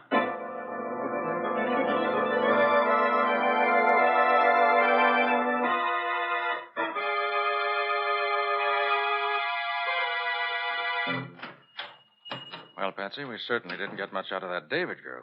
No, she just told us the same thing she told Riley. Oh, yes, please. We want to see the suit this check calls for. Oh, yes, sure. Just a minute. I'll get it for you. I ain't sent it out yet.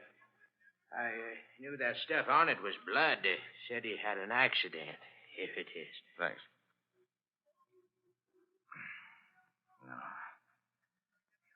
No. Pockets all empty. Just as he said they were. No labels. Oh. Look here, Patsy. A hole right through pocket, lining cloth, and everything. Smells of powder, too, Nick. Yes. He fired the gun right through the pocket. Didn't have time to draw it. Nick, is this part of the lining of the jacket, or is it something in the lining? Let me see. Here. Feels like something in the lining, I should say. Yes. There's a hole in the pocket here. Just a second. Here it is. But what is it, Nick? It's one of these small labels you paste on your baggage showing the ship you sailed on. Oh. This one came from the Abercrombie. Well, does that help? It may. We'll find out later. Well, that's all we can do here. Now let's call on Mr. McAllister.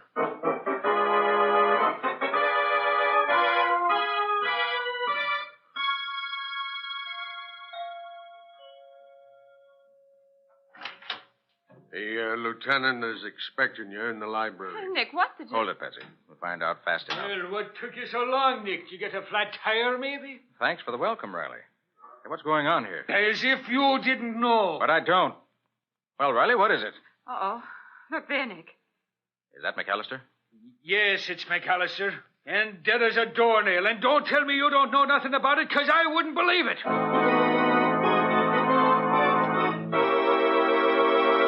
Well, so McAllister is dead, too. How is this going to affect Nick's efforts to learn who John Powell really is? Or does John Powell know more about this than he's told Nick? We'll see in just a moment. Folks have a habit of forgetting to use the doormat, whether they come home through winter snow and spring rain or from summertime swimming pools. And the water they track in certainly spoils the appearance of shining, freshly clean floors.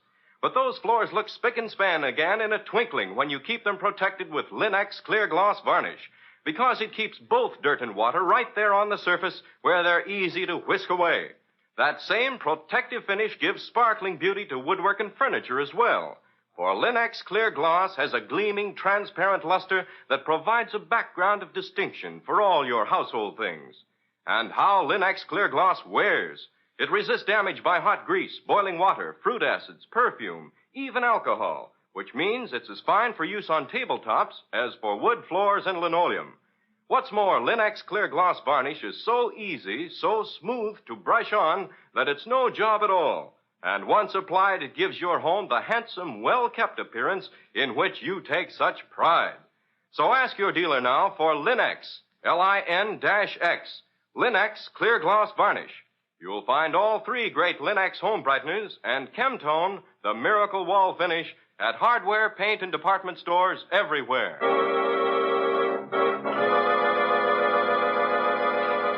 And now back to our story.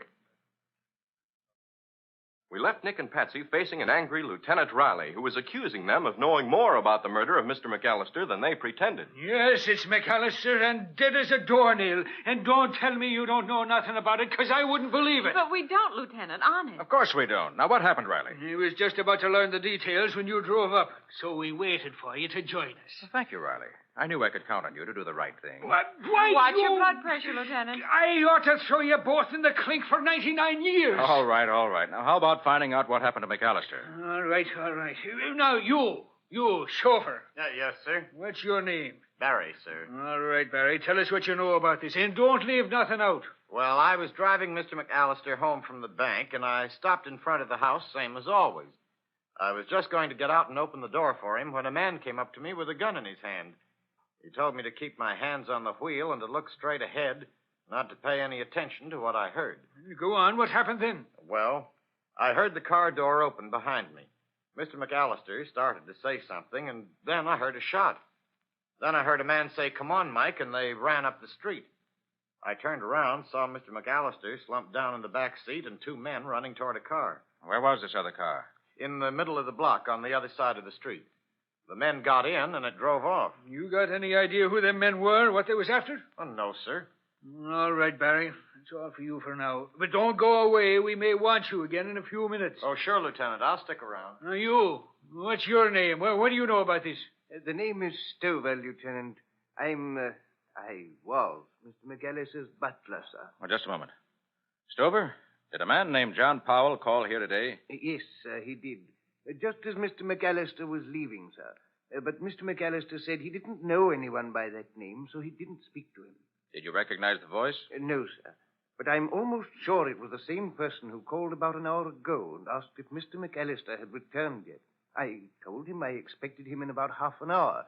I asked him his name, sir, but he hung up. So, Mr. Detective Carter, this guy Powell didn't just happen to call you two up and tell you he knocked off this guy, too, now, did he? He couldn't have called us, Lieutenant. We haven't been back to the office since we left you. Then how did you happen to show up here just when you did then? We found McAllister's card in Powell's wallet. That's right, Lieutenant.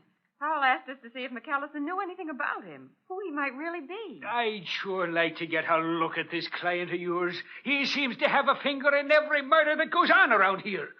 You wouldn't let me just take a little peek at him, would you, Nicky? Just for the sake of our long and lovely friendship? Riley, I mean it. I haven't the Hey, what's going on? Nick, there goes McAllister's chauffeur. I told that guy to stick around here. He'll be right back, sir. He's just taking the car round to the garage on the next avenue, the same as he always does when it's not being used. But we got to go over that car for fingerprints as soon as my men get here. I'll go get him. I'll have him back here before you can say John Joseph Michael Riley.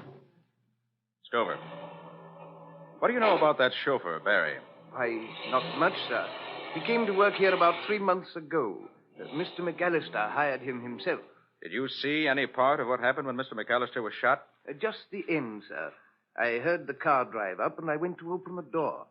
Just as I did, I heard a shot and saw the two men start toward the other car. And Barry was sitting in the front seat, the way he said? Yes, sir. He was sitting there with his hands on the wheel. As soon as the men started running, he called me, and I went to see how badly Mr. McAllister was hurt. I see. Oh, by the way, Stover, do you happen to know where the chauffeur Barry lives? I think he has a room over in the next avenue, sir.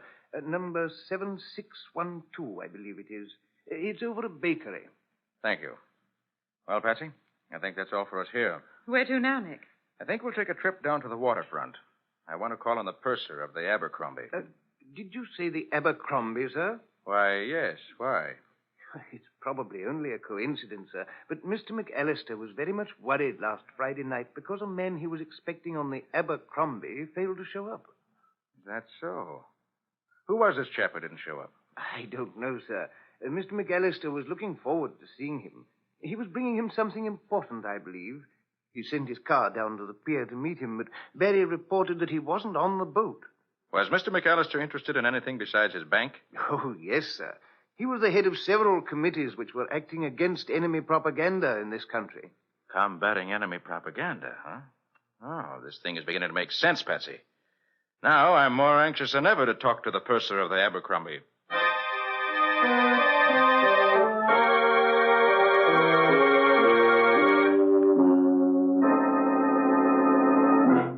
Will you tell the purser I'd like to see him, please?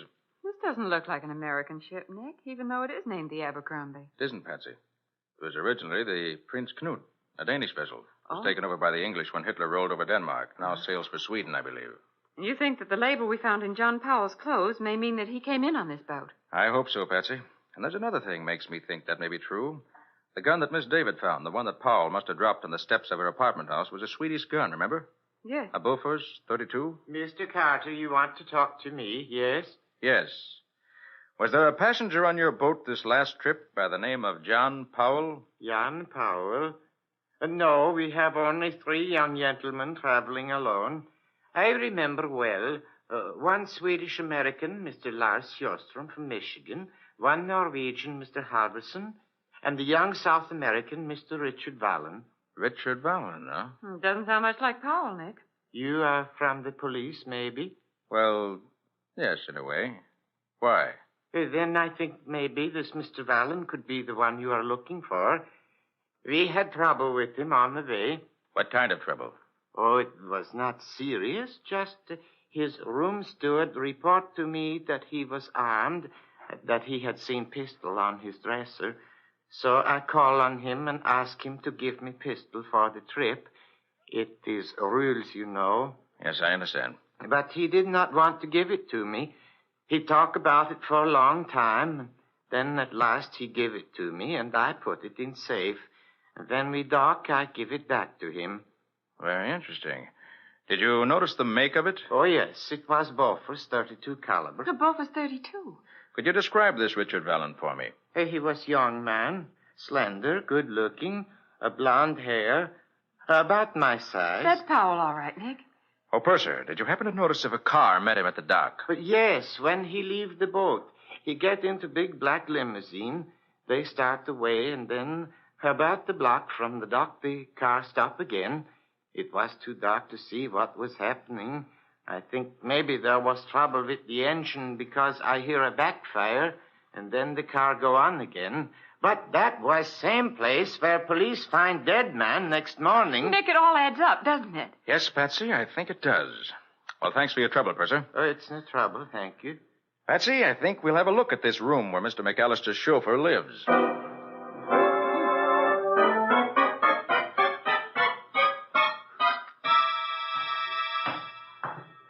Do you expect to find Barry here, Nick? I rather hope not. I'd like to get a look at his room without his knowing it. Oh. Are you looking for someone? Yes. We have an appointment with Barry, Mr. McAllister's chauffeur. He told us to come here and wait for him. Said you'd unlock his door so we could wait inside. I don't unlock no roomers' door for no strangers. Oh, yes, you do. See this? Oh, sure. Sure, I'll open it for you. Don't have to act like that about it, though. Go ahead, open up. Is it on this floor? Yeah, right over here. There you are. Hurry up, will you? Now, sit down inside here where I can see you. Okay. That's it. All right, Patsy, shut the door. Okay. Now, let's see what we can find here.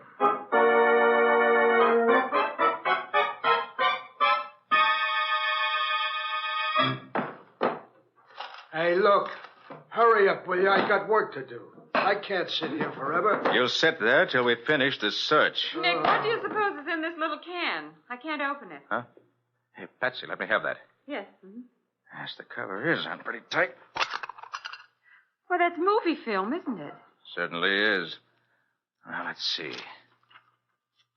Oh, boy, look at that. Well, what is it, Nick? Looks like pictures of German atrocities and destruction in some of the conquered countries. Oh. Oh, these are brutal. Where did you find this, Patsy? In the bottom drawer, wrapped up in some long underwear. There's a briefcase there, too. Briefcase. Let me see it. Here it is. Yes, that's it, all right. Come on, Patsy. No, but Nick... No time to lose. We're going to take this stuff down to Riley to be turned over to the FBI. They'll be very happy to get it. Maybe they would, but they ain't gonna. Barry. Now, Carter, take a look at this gun of mine and then hand over the film and the briefcase. I'll take care of them myself. Barry, I'd like to make a deal with you. Yeah? What kind of a deal? Excuse me. Do you mind if I get my handkerchief? Never mind the funny business. Give me the stuff you found here. Very well. Here. May I get my handkerchief? All right, but I'm watching you, so don't try anything. I don't carry any guns in my breast pocket. I just want my handkerchief. There. Hey, what was that? Why, you... Oh.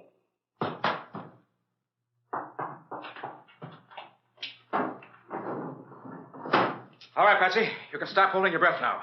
We get out of here fast. Find a cop and bring him up here quick. Right, Nick. Gee, I'm glad I realized what you were doing in time, so I didn't get knocked out, too. That little flask of quick-acting knockout gas comes in handy sometimes. Now, my unconscious friend, I'll just collect the film and the briefcase and turn them over to Riley to be forwarded to the FBI. They'll be glad to get evidence like this.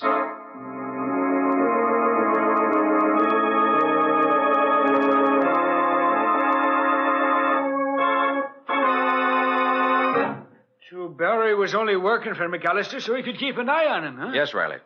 McAllister was very active in combating enemy propaganda, and Barry was on the other side. Mm-hmm. I believe that as soon as he, Barry, found out the names of the men McAllister was working with, he had him killed. Well, with the pictures and other data in that briefcase, the FBI should be able to make short work of the whole crew. Yeah. Oh.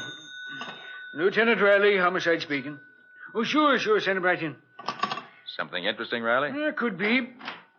Well, Schultz? I was on my beat tonight when a big car goes around the corner fast and the guy falls out. Lands with his head up against one of the L pillars, out cold. I got an ambulance and took him to the hospital. Well? Well, I found these things on him, Lieutenant. That's why I come direct to you. Nick, Powell's lavalier and eardrops. Yes. And there's McAllister's card and all the money. You mean that guy could be John Powell? Certainly could be, Riley. So he wasn't no crook, eh? Well, this sure looks like it. Well, I'm sure he wasn't, Riley. I'm going to the hospital and have a look at that guy. You want to come? Right you are. Grab your hatchet, Patsy, and let's get going.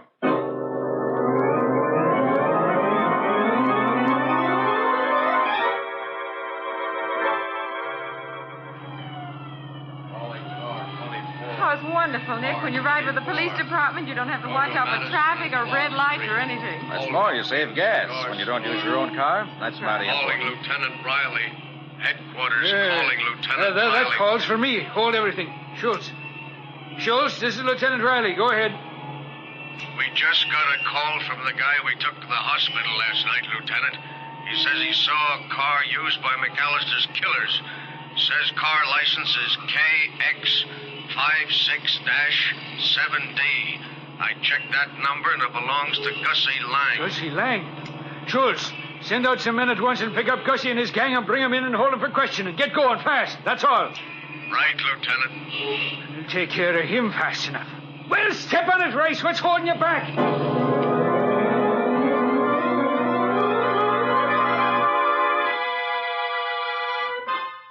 So, Powell, you actually saw McAllister killed last night. Yes, plain as I see you now.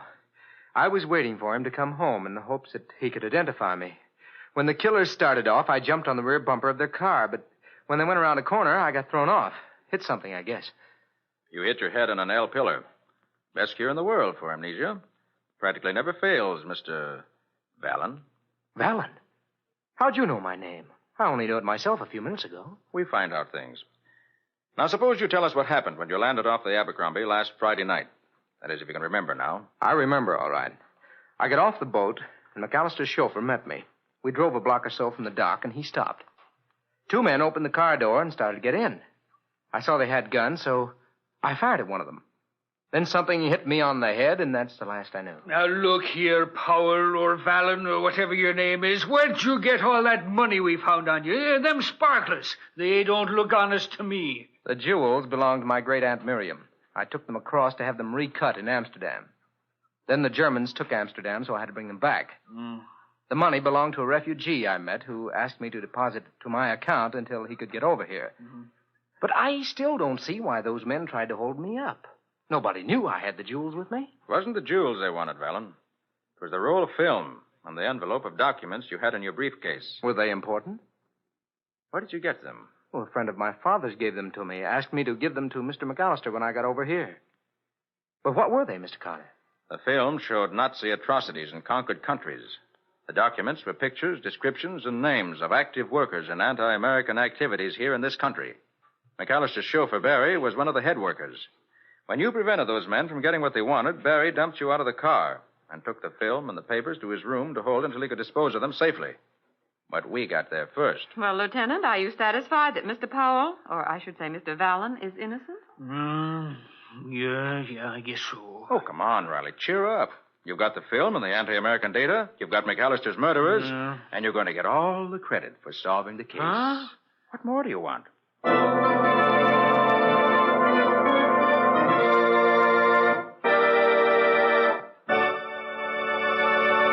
In just a moment, Nick and Patsy will bring you a preview of next week's exciting case. But before they do, think this over. The more home-like the place you live in, the more fun you have inviting folks to share your hospitality. And these days, every home can look its shining best with very little effort when you depend on the 3 great Linex home brighteners. Take Linex cream polish, for instance. In one quick, easy application, it reveals your fine furniture in all its original gleaming beauty, renews the appearance of the wood, frees it from the dull cloudiness of dust, old polish, and finger marks. You see, Linex cream polish actually cleans as it polishes, cutting your job in half, saving one whole step. And when you're through, you'll find that Linex cream polish has left no oiliness on the surface of your furniture. It dries hard, bright, and dustless. Yes, in every way, Linex cream polish for fine furniture is the modern shortcut to furniture loveliness. Be sure to ask your dealer for it by name. Linex cream polish for fine furniture, which cleans as it polishes. You'll find all 3 great Linex home brighteners, Linex self-polishing wax, Linex clear gloss varnish, and Linex cream polish at your nearest hardware, paint, or department store.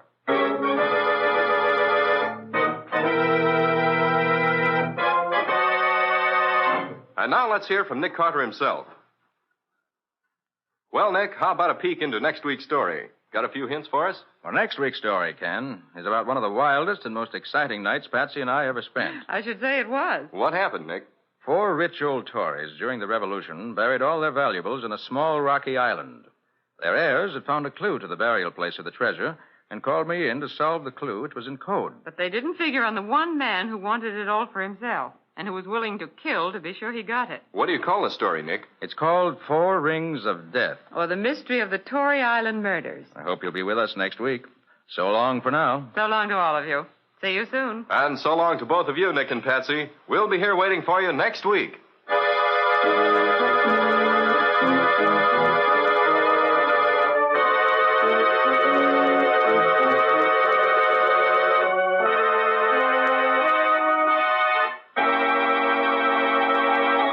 Next week at this same time, listen to another curious experience of Nick Carter, Master Detective, entitled 4 Rings of Death. Or Nick Carter and the Mystery of the Tory Island Murders. Nick Carter, Master Detective, is featured in Street and Smith magazines. Lon Clark is starred as Nick with Helen Choate as Patsy. Original music is played by Lou White, and the programs are written and directed by Jock McGregor. Nick Carter, Master Detective, is presented at this time and over these same stations each week by the 3 great Linex home brighteners: Linex clear gloss varnish, Linex cream polish, and Linex self-polishing wax, created by Acme, America's great producer of Acme fine quality paints. This is Ken Powell speaking for the thousands of Linex dealers all over America and saying so long until next week. This is Mutual.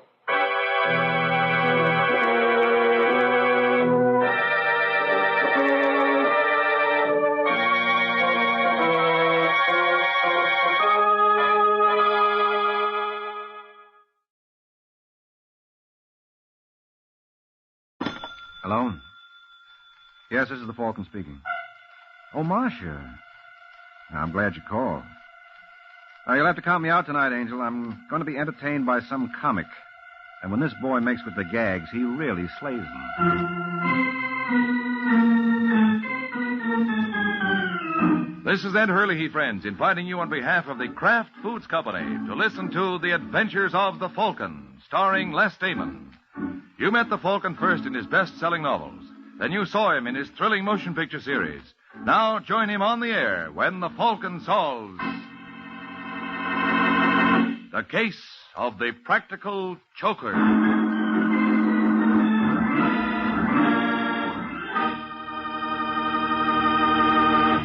Before we join the Falcon for his latest adventure, I'd like to tell you about 9 of the handiest little menu helpers you ever had in your kitchen. They're the 9 famous Kraft cheese spreads, and they really are handy for making snacks and sandwiches, salad toppings, and appetizers. All of the Kraft cheese spreads, the mild-tasting ones and the sharp-tasting ones, too, are delicious. And they're all the very finest quality because they're made by Kraft. So, tomorrow, get several of the 9 famous cheese spreads made by Kraft.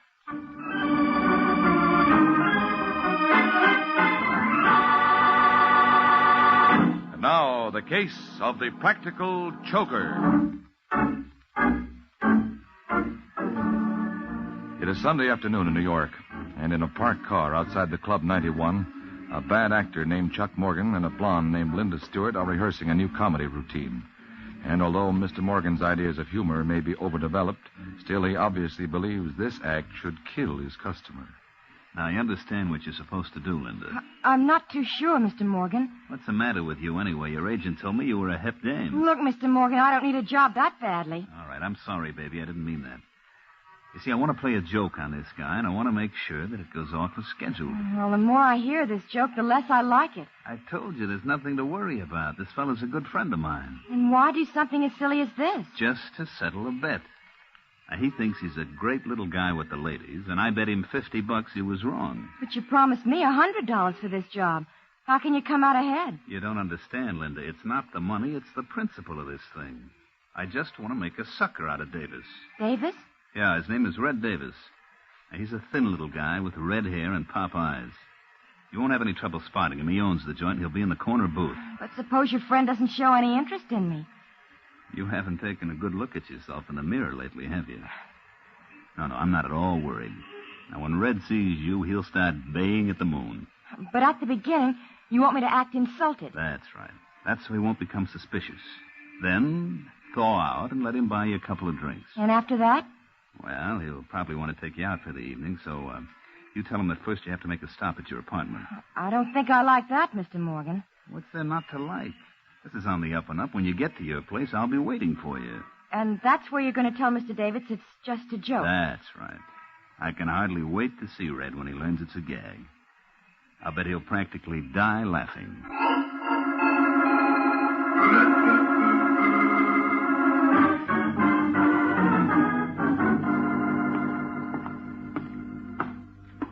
Hey, where do you live anyway, Linda? It's just the next floor, Mr. Davis. Oh, cut it out. You promised you were going to call me Red. I'm sorry. Red, do you know a man named... Man named who? Forget it. You know, I don't get you, Linda. When I first saw you in the club, I immediately said to myself, now there's a dame with class. I was surprised when you gave me a tumble. Well, I don't often do things like that. It was an impulse, huh? Yeah. I understand. I get 'em all the time. Where do we go now? It's this apartment here. Oh, here. Let me help you. It's all right. I can manage. Come in. Thanks. Hey, nice layout you got here, Linda. I think I'm going to like this. I wouldn't bet on that, Red. Morgan. Oh, then you do know each other. Are you dirty little double-crosser? But he told me it was a joke. The joke's over now, honey. You can beat it. Now, see here, Mr. Morgan. I said beat it. Oh, I don't If you're a smart girl, you'll keep your trap closed. Now, go on. Listen, Morgan. Shut up. I don't want any conversation from you, Red. I just want my dough. What dough? Don't play dumb. The $60 grand you owe me on the Robinson fight. Oh, that. What'd you think I was talking about? Well, you see, I'm kind of low, Chuck. I've been running in tough luck lately. From now on, it's going to get worse. You know, all the boys are laughing at me for letting you hang me up. A man in my position can't afford that. It might give other people ideas. Look, Morgan, suppose I pay you a little at a time, huh? What do you call a little? Well, I could give you 10 grand now and the balance Keep next... your hands up. I was just reaching for my wallet. You got that dough on you? Yeah. Okay, let's have it. Oh, sure. I was going to give it to you all the time. What? All right, Morgan. Put 'em up. Put away that gun, Davis. Act your age. Well, Mr. Morgan, who's the joke on now? I guess it's me. And you're not kidding. That's okay, Red. I'll see you again. And I'll lay you odds next time you won't be this lucky.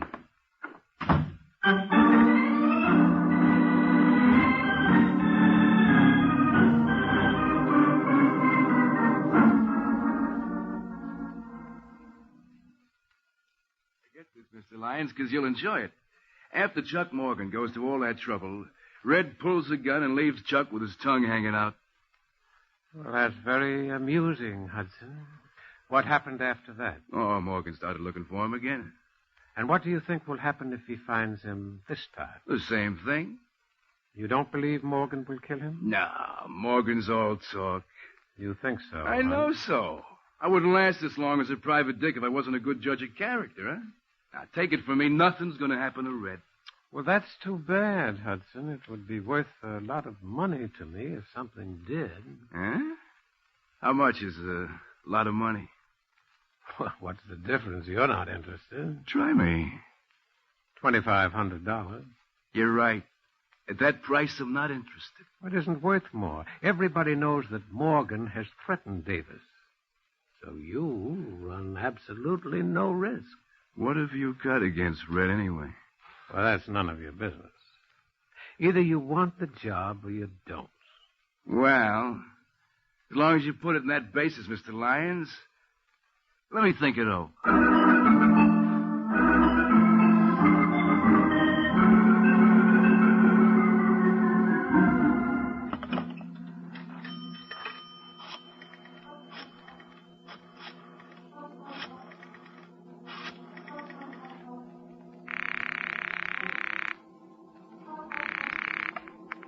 Club 91, good evening. Hello, Victor. This is Red. Oh, yes, Mr. Davis. I'm in a booth at the corner of Madison and 46th. Anybody been around the joint asking for me? Several gentlemen. What'd you tell them? That I had not heard from you all day. Good. Norma there?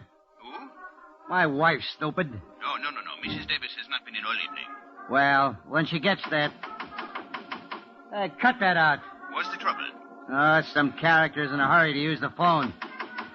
Hold it a second, Victor, till I take care of this pest. Now, listen, you. How would you like a good... Oh, punch. Punch.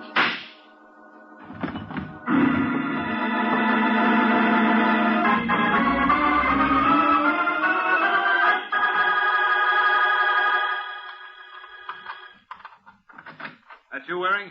What the... Shut the door. Listen, Morgan. Shut it. Just keep your hands right where they are. What are you doing here, Chuck? Red Davis was knocked off a couple of hours ago. That still doesn't answer my question. I don't see why not. One, the cops think I did it. Two, you can prove I didn't. Now, does it add up? Not to my liking. You better get somebody else. Listen, Waring, maybe I haven't handled this right, but I didn't kill Red. Then why don't you tell that to the police? You don't think for a minute they believe me? Suppose I told you I don't either. Now, look, Mike, I know you don't like me, but give me credit for a little intelligence. If I was going to knock off Davis, would I shoot my mouth off all over town? So? So I tell you I didn't kill him. Then who did? I got no idea. Okay, Morgan. I'll see what I can do for you. But first, I want you to surrender to the cops. Oh, no. All right, then it's no deal. Now, wait a minute, Mike. I'll make you a proposition. No, I'm not interested. For Pete's sake, give me a chance, will you? I'm convinced that with any luck, you can clean this up in a couple of hours. If you haven't by then, I'll give myself up. What'll you do in the meantime? I'll stay right here. What's to prevent me from walking out and calling the police? Nothing. Oh, you just trust me, huh? I don't have any other choice. What do you say, Mike? Well, this is against my better judgment, Morgan. But you got yourself a boy.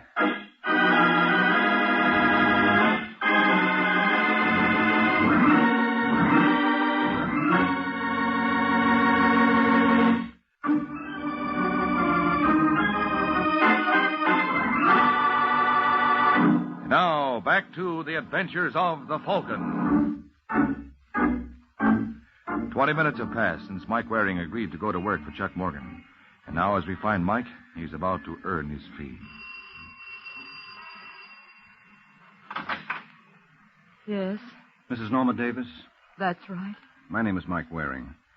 I'm sorry to bother you at a time like this, but I'd like to ask you some questions about your husband. But I've told the police everything I know. Well, I'm working on a different angle. Come in. Thank you. What do you want to know? Mrs. Davis, have you any ideas who might have killed Red? Yes. Chuck Morgan. I mean, besides Morgan. No. Red didn't have an enemy in the world.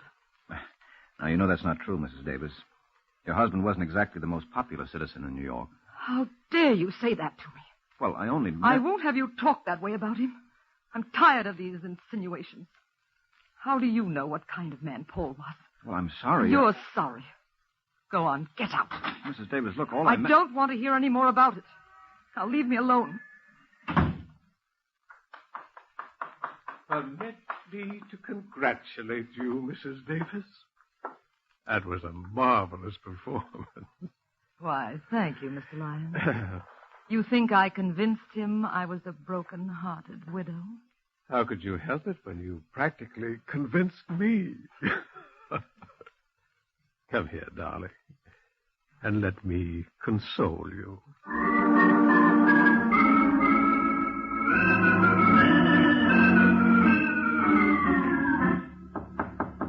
Just a second. Yeah? I'm looking for a guy named Larry Hudson. Well, look no further, Mr. Morgan. You, Hudson? That's right. One of my friends told me you wanted to see me. He told you right. Care for a drink? Yeah, I could stand one. Help yourself. Bar's in the corner. Pour me one while you're at it. You're in a bad spot, Chuck. You bring me up here to tell me that? Yeah. Yeah, you see, I know who killed Red Davis. What? You heard me. Oh, that one mine? Yeah. Thanks. Say, how you fix the cash? What do you mean? Well, I got a lot of information to sell. It's going to the highest bidder. You mean you can clear me? I'm not doing any more talking until I see the color of your dough. How do I know you got merchandise? I'll give you a sample. Did you know that Davis's wife was two-timing him? With whom? Oh, no, that's all you get free. But you can use that kind of stuff, can't you? Listen, Hudson, I want you to talk to Waring. Oh? Mike Waring, the Falcon. He's working for me. Are you kidding? No. Will you talk to him? Sure. Providing I can make a buck. I'll take care of you. I'm going back to Waring's apartment. I want you to call him there in about 15 minutes. Well, I'll be sitting right here at the phone. Tell him what you told me about Mrs. Davis. Oh, no good. Get the dough up first. Now, look, Hudson, I only got $1,000 on me. I'll give you another $4 the next time I see you. Ah. Okay, Morgan. You got yourself a deal.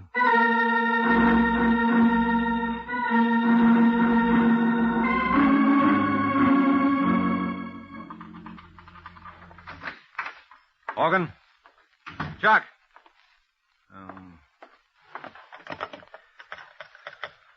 Hello, desk. This is Mr. Waring. There was a man waiting in my apartment. By any chance did you... Never mind. Come in. Hello, Mike.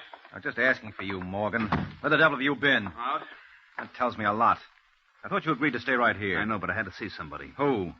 Suppose you tell me what you found out first. Well, not very much. Every lead I explored came back to you. Did you see Mrs. Davis? Just for a few minutes. What'd you think of her? She seemed all broken up over her husband's murder. She was kidding you. What makes you think so? Because I've been doing a little checking on my own. She's been holding hands with some guy who wasn't her husband. Where'd you get that from? Private dick named Larry Hudson. Oh, that lying thief. I don't care what he is, Mike. He's got the evidence to clear me. Who did he say killed Davis? He wouldn't tell me, but I made him promise to talk to you. He should be calling you any minute. Listen, Morgan, I wouldn't trust that guy on a stack of Bibles. What'd you give him? Give him? Yes, a guy like Hudson doesn't talk for free. How much you promise him? $5,000. Then you better save your money. But I tell you, he can clear me. There, that's probably him now. Hello. That's you, Waring? That's right, Hudson. I take it then you've talked to Morgan. Yeah. Well, what do you think? What I think is unimportant. Morgan tells me you can clear him. Sure. For a price. Well, for my part, I'm not interested. You gotta talk to him, Mike. I don't like it, Morgan. Neither do I, but if this guy can save my Well, neck... make up your minds, boys. I ain't got all week. Okay, Hudson. We'll be over in an hour.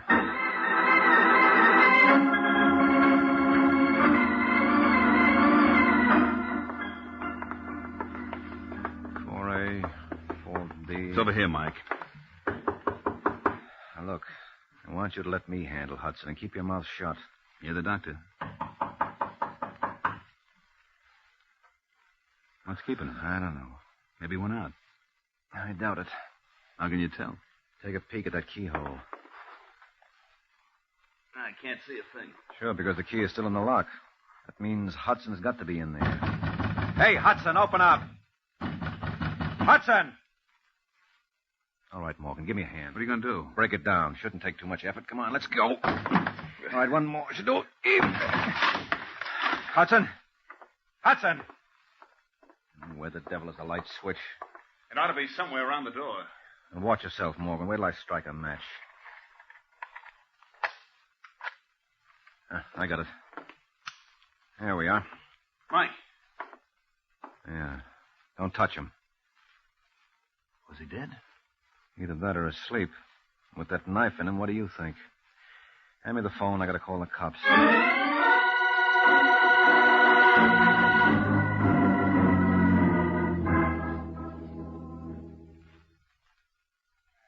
A nice piece of work, Mike. A very nice piece of work. All right, Morgan, let's go. Now, hold it, Corbett. He's not the reason I called you. I know, but I'm not complaining. I told you not to call him, Mike. I'm beginning to think you're right, Morgan. For the same dime, I could have phoned someone with brains. What kind of a crack is that? Well, in case you hadn't noticed, Sergeant, that's a body in that chair. It'll keep. But as long as you raise the point, why did you kill him, Morgan? You crazy? I just got here with Waring. Don't hand me that. It's the truth, Corbett. So you're going to be his alibi. Yep. And you better listen to me unless you want to look like a jerk when we get to headquarters. Now, how long would you say Hudson was dead? Yeah, not too long. Body's still warm. Could be anywhere from 15 minutes to 3/4 of an hour. And that lets Morgan out. I don't see how. Because he was with me every minute from the time I got Hudson's call to the time we broke down the door. And the whole business took at least an hour. Your word's not good enough, Mike. Okay, Sergeant. If you don't believe me, you can check with the switchboard at my place and the doorman downstairs. And if that's not enough, I'll dig up the hacky who drove us over. That still doesn't mean Morgan couldn't have killed Red Davis. Oh, now, come on. Use your head, Sergeant. You know both these murders were committed by the same party.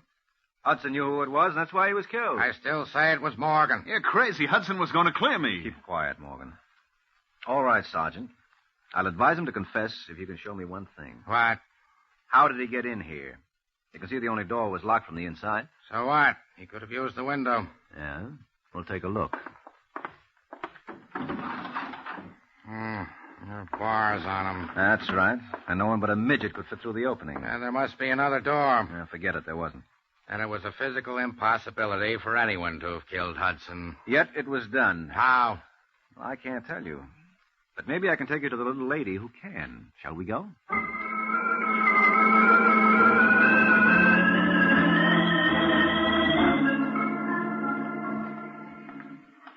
Listen, Mike, if the DA ever finds out I let Morgan go, he'll have... Wait a minute. Huh? Isn't this where Red Davis lived? That's right, Sergeant. Well, you can't bother his wife now.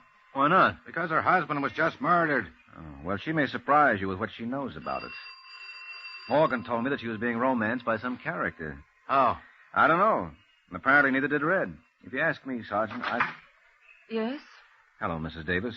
Remember me? Not too pleasantly. May we come in? I'm sorry, Mr. Waring. I'm busy. Oh, well, this gentleman would like to ask you a couple of questions. This gentleman means nothing in my young life. Well, now you never can tell. He's a sergeant in the New York Police Department's Homicide Division. Oh. Uh-huh. Well, it's just that the house is in such a mess. Well, we promise not to stare. Who was it, Norma? Norma. I think you're being paged, Angel. It's nothing, Raymond. Oh, for a moment, darling, I was... Oh. Hello, Mr. Lyons, Raymond Lyons. Listen, Sergeant, I can explain everything. Sure, but suppose we do it downtown. Downtown? As is customary, Mrs. Davis, when the police are questioning suspects. But we did absolutely nothing. Nothing but murder your husband and the man named Larry Hudson. That's a lie. You deny that you and Lyons are busy in the romance department behind your husband's back? Yes. And what's Lyons doing here now? Well, he's just helping me. Mm-hmm. Like he helped you murder Hudson? No. Now, just a moment, Waring. I thought this gentleman was the officer of the law. You're right, Lyons, but if you think my questions are going to be less embarrassing, you're in for a bad shock. Larry Hudson was murdered at 10:45 tonight. Where were you at that time? I was with Norma. That's right. Well, now, that's what I call a wonderful alibi, Sergeant. Too bad there wasn't anyone else around to substantiate it. Oh, but there was, Mr. Waring. A justice of the peace, named Smith, over in Jersey. I think he might recall us. Why should he? Because I gave him $100 to perform the marriage ceremony that made Norma here Mrs. Lyons. I guess he should remember that, don't you?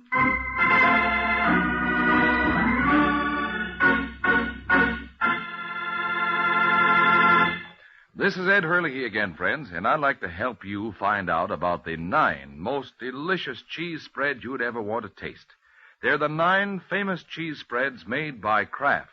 They're delightfully mild-tasting ones, such as Kraft Pineapple Cheese Spread, Kraft Olive Pimento, and Kraft Relish. And there are sharp-tasting ones, too, like Roca, Smokell, and Kraft Limburger Cheese Spread. All of them are mighty good to eat. And they're good for you to eat, too, because they're wholesome dairy foods made from only the finest ingredients. For quick, easy snacks and sandwiches, keep your refrigerator stocked with several of the 9 delicious Kraft cheese spreads.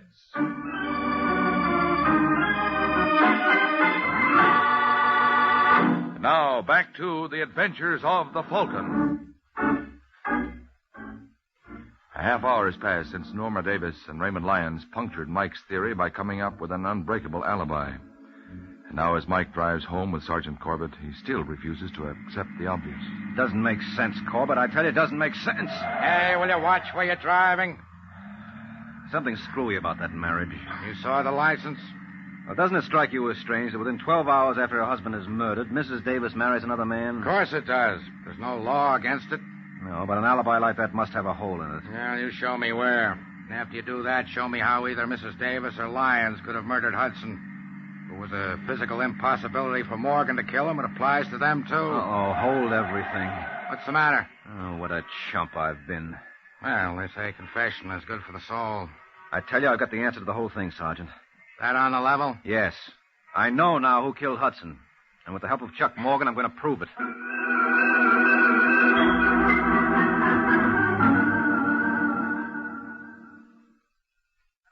Driving at, Mike. I don't know anything about Mrs. Davis except what I told you before. Well, how did you discover she was seeing Raymond Lyons? I didn't know it was Lyons. All Hudson told me was that it was some man. Mm-hmm. How well did you know Hudson? I met him for the first time today. He got in touch with one of my friends and said he wanted to see me. Well, that puts us right back where we started. Look, Mike, why don't we drop the whole business? Ah, you'd like that, wouldn't you? Well, sure. The cops know now that I couldn't have killed Hudson. That's where you're wrong. You mean they still think... No, they don't. But I do. What are you babbling about? Morgan, I know how you managed it. Do you? Yes, it was pretty clever. I can't blame myself for not seeing it sooner. No wonder you insisted I go up and see Hudson. I'm still waiting to hear you explain how I killed him. Well, I'm saving that for the cops. Ah, don't kid yourself, Mike. You've done all the talking you're going to.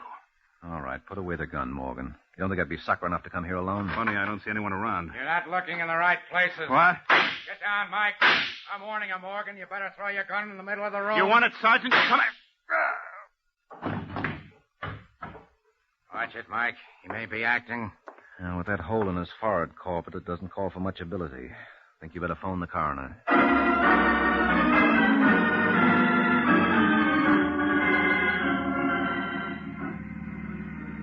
You can drop me over at the corner, Sergeant.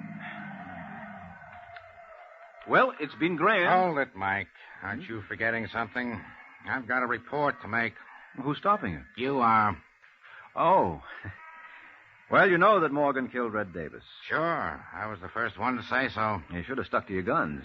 Well, when you tossed in that razzle-dazzle about Hudson's murder, you threw me. Yeah, well, don't feel too badly about it. I was right with you. Of course, I'm reconstructing now, but this is what must have happened. Lyons tried to hire Hudson to bump Red. Hudson said he'd think it over. When Red was killed, Hudson knew immediately that if he hadn't done it, Morgan must have. I don't see how that follows. It could have been Lyons. If Lyons were willing to do the job, why did he approach Hudson in the first place? No, it had to be Morgan. And when Hudson realized that, he tried to shake down Morgan. He even told Morgan that if the price were right, he might be induced to frame Red's wife. So Morgan played along with him and asked him to get in touch with me. Now we're coming to the part I want to hear. Well, when Chuck went to meet Hudson, he knew it would be the first of many such meetings, unless he took steps. So he slipped a slow-acting drug into Hudson's drink. Why didn't he kill him then and there and be done with it? Because he needed an alibi, and I was it. I don't get it. He needed someone with him while he murdered Hudson. What? Sure. Remember you said it was a physical impossibility for anyone to get into that room and kill Hudson before Morgan and I broke down the door? Yeah? Well, there you hit the nail right on the head. It was a physical impossibility. So it means that Hudson was killed while I was in the room. Let me get this straight. You mean while you were hunting for the light switch? Morgan was hunting for a place to plant his knife. Wasn't he taking quite a chance there? Oh. Hudson was drugged, so he couldn't make an outcry. And the knife makes no noise at all. Well, that'll learn you. The next time I say something, you'll listen. I told you Morgan was the killer all along. Yeah, well, you'll have to forgive me. I've been hearing so many radio shows. I forgot it wasn't unconstitutional for a cop to be right. Let's hope this establishes some sort of a precedent. Huh? Good night, Sergeant.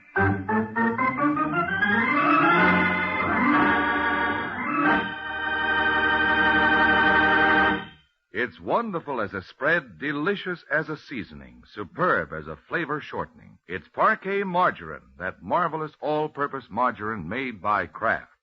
Yes, millions prefer Parquet to any other spread, seasoning or shortening, for one big reason. It tastes so good. And it tastes so good because it's always fresh. In states where the law permits, get yellow Parquet in its new aluminum foil Flavor Saver wrap. Elsewhere, get the regular package or Color Quick bag. Get Parkay, Parquet Margarine made by Kraft. It tastes so good.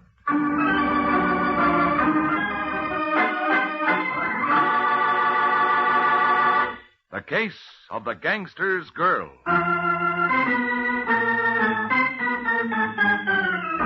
The Case of the Gangster's Girl. That's the title of next week's adventure of the Falcon, when Mike Waring learns that somebody who starts out to be a stool pigeon is likely to end up being a dead pigeon. So be sure to listen at this same time next week to another exciting adventure of the Falcon, brought to you by the Kraft Foods Company. The Adventures of the Falcon are based on the famous character created by Drexel Drake, produced by Bernard L. Schubert, written today by Gene Wang, and directed by Richard Lewis. Music was by Arlo. Les Damon was starred as the Falcon, with Ken Lynch as Sergeant Corbett. Also heard on today's broadcast was Miss Ann Williams of New Orleans, Louisiana, who was chosen by this program from among the dramatic students of Sarah Lawrence College in Bronxville, New York. Be sure to hear the great Gildersleeve next Wednesday evening over most of these stations.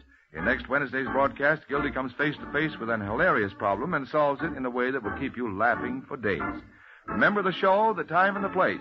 The Great Gildersleeve, next Wednesday evening over most of these stations. Check your newspaper for time of broadcast. This is Ed Hurley speaking for the Kraft Foods Company. Monty Woolley, Jack Haley, and Judy Holliday join the big show on NBC. Now, True Detective Mysteries. In cooperation with the editor of True Detective magazine and the Mutual Broadcasting System, True Detective Mysteries, brought to you by X-Lax, America's largest selling laxative.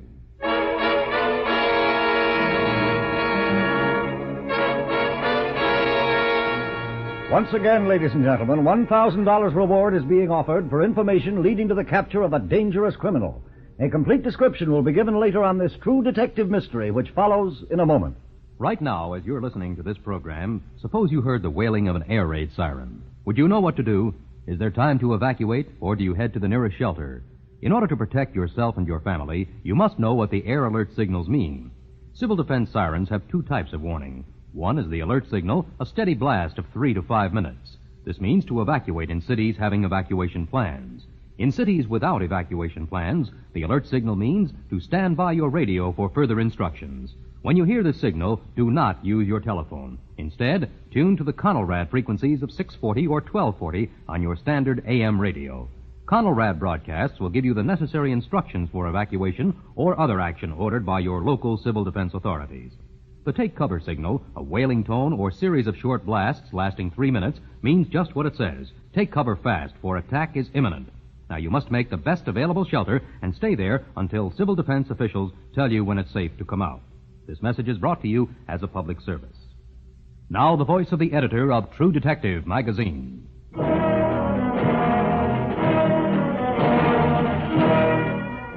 The case history you are about to hear is the actual report of an actual crime. Office of Police Chief Herman Hillary, Chief of Townsend Township. Chief Hillary, for the moment, a very confused man.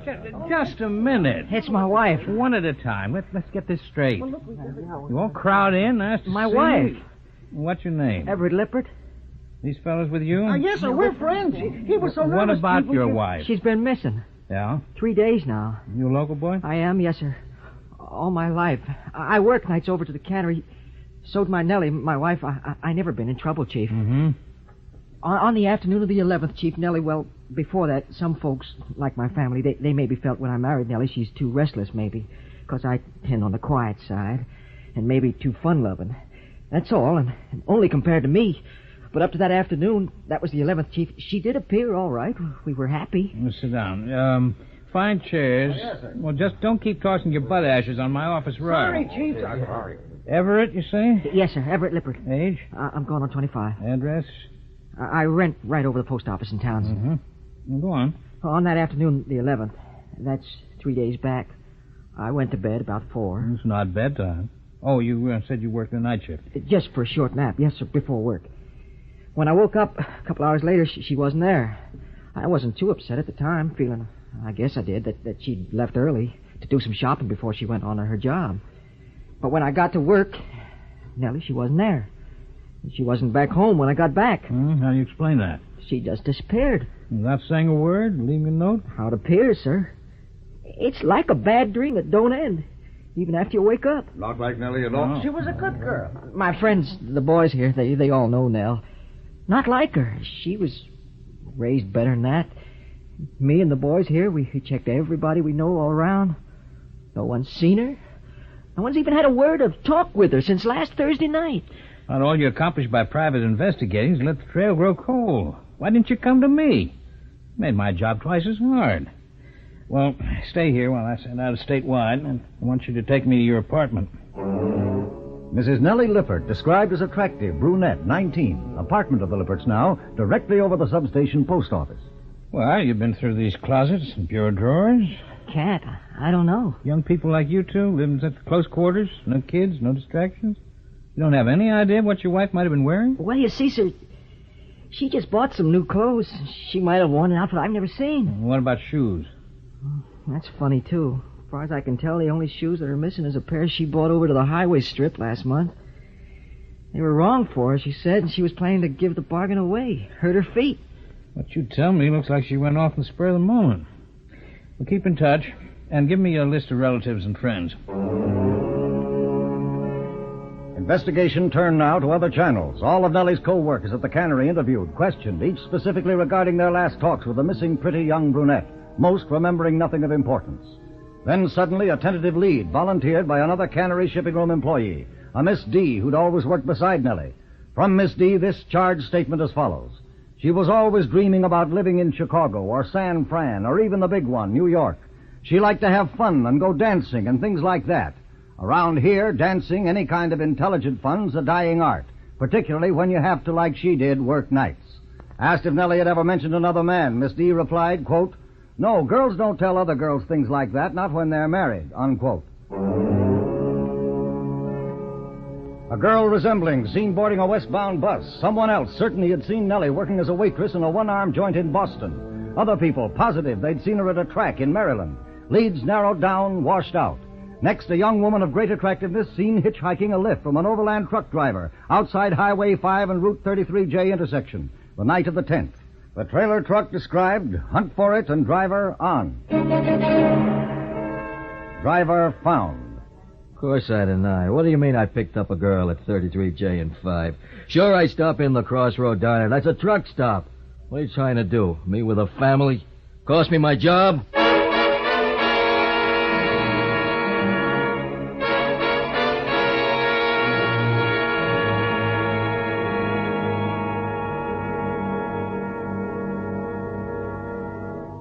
Back to True Detective Mysteries in just a moment. You probably know what you're doing every minute you drive, but do the other drivers know what your plans are? In other words, do you signal your intentions to other drivers every time you want to turn, stop, or do anything else that might not be expected of you? Now, the law says you must. Your own common sense must tell you should. Most cars today are equipped with mechanical turn signals. Use them, but be sure to use them correctly. If you use a turn signal for indicating your direction at a fork in the road, and you should, remember that the turn may be so gradual that the signal will not turn itself off, as many do after a 90-degree turn. Be sure your signal is off after it has served its purpose. There is probably nothing more frustrating and dangerous than following a car with turn signals flashing away and the driver blithely driving straight ahead. The National Safety Council urges every driver to use his turn signals correctly, safely, at every turn. This message is brought to you as a public service. Now again, the editor of True Detective magazine.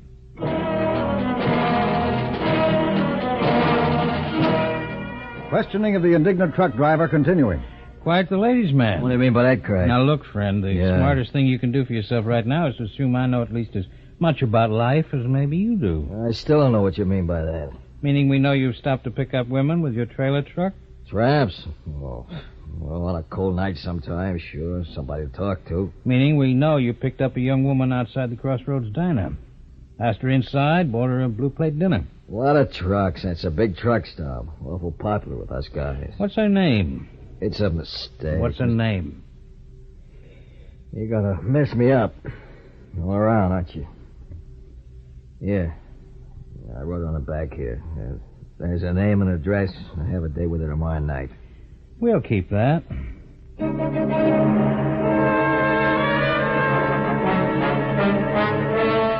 The address, a street corner. The date indeed kept by Police Chief Hillary. The girl, a vivid redhead, definitely not Nellie Lippert. The redhead admitting she herself had been the mysterious girl seen riding with the truckee on the night in question. Investigation grinding to a full stop. Dead end. District Attorney Charles P. Pines interesting himself in the case now. Pines' office. Well, you lead, Chief. Dirty clues, eh? What bothers me? From what I understand, this Nellie Lippert's disappeared completely. Too completely. In my mind, what do you want, a match? Yeah. It means only one thing. Your mind usually runs that way. You coming into this case to heckle me? She was murdered. If she was living, there'd be bound to be some trace of her. Figures. Another thing. While it's true enough she might have walked out on her husband without a word, how about her folks? Were they close? That's a point. One of those families that liked each other. No, she couldn't very well have dropped them word if she was dead. No. Some kind of word. How old is she, 19? Kid. Restless, the word I get back on her. But on the energy side. Full of life. Liked to dance, innocent fun. Yeah, there was a world outside. Suppose it was murder. Any ideas who did it? Mm-hmm. I have. Anything definite for us to go on? No. We can't, you know that, charge anyone in this state without proof such a crime was committed first. I'd advise you to walk easy there. Several days later, Chief Herman Hillary learning something that caused him to disregard District Attorney Pines' advice. The Lippert apartment now. How come you're quitting your cannery job, Everett? Well... Bad memories? Yes, sir. Getting away from it all. The Air Force is looking for men. I might just as well. Mm-hmm. I'm all for being patriotic. How'd you know I quit? Payroll clerk. You also told me you not only picked up your own paycheck, but the check that was still due your wife. Hers was about $100. Was I supposed to donate it to some charity? No, I mean, I'm down, Chief. Real down about Nellie being gone. You're not supposed to be pushing me down some more. You're supposed to find her, isn't that right? You're supposed to cooperate. Well, I will. I have. How about taking a lie detector test, hmm? It'll clear you of any shadow of doubt. I'm afraid not. Once and for all. Since Nellie's disappearance, I'm real down. Nerves shot to pieces. I'm afraid I'd be too nervous for the machine to give any accurate result. All right. Weeks now, weeks, months. Search for Nellie Lippert, age 19, pretty, restless, and well-liked continued. No luck. Authorities receiving word that Everett Lippert has indeed enlisted. Conference after conference between Chief Hillary and District Attorney Pines. This Lippert seems on the level, Pines. If she was murdered and he did it, I doubt he'd enlist. He'd more than likely skip out of sight completely. Not put himself in a spot where we can keep close tabs on him. At no cost and no effort to us. Maybe you're right. Weeks, more weeks now. Pressure of other police work. But Chief and District Attorney not forgetting, both increasingly upset by the continuing mystery of Nellie's whereabouts. Then, from two woodsmen out for deer, from their excited phone call... Chief, Cobby Harris, you know, from the lodge. Ned and me, we was out on a shoot, and we come upon this mound of earth. It's a rectangle, like, on the old kennel property. Yeah? Ned and me were taken with a look of it. We took a stick, scratched some of the loose dirt away. There's a toenail. A red-painted toenail sticking up out of the dirt. And we cleared a foot and a leg, wrapped in a sheet. The Nellie Lippert girl.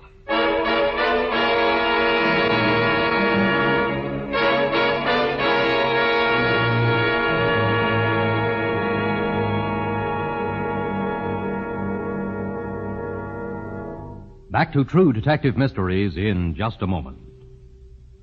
Now, the easiest way to save is better than ever. That's right. The United States savings bonds you get through your payroll savings plan pay a higher interest faster. Yes, Series E bonds pay a higher interest than ever before. Savings bonds reach maturity faster, too, in only 8 years and 11 months. Now, this means that redemption values are higher, especially during the earlier years. Now, you'll appreciate the new size of savings bonds, too. They're smaller, in convenient punch card form that stores easily in any safe deposit box. For the best way to save for any goal, join the payroll savings plan. Talk to the payroll plan people where you work before next payday. And then sign up. Buy improved United States savings bonds. The best buy today. This message is brought to you as a public service. Now again, the editor of True Detective magazine.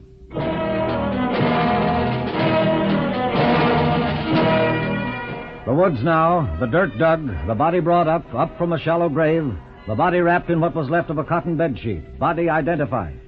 No question. Nellie Lippert. All right, Coroner. Pines. One of you men, go get District Attorney Pines. Men spread like buckshot throughout the surrounding woods. Pines arriving, coroner completing preliminary. His report as follows, quote, "No wounds, no bruises. Pre-autopsy, unable to determine cause of death. It might have been suffocation or it might have been poison.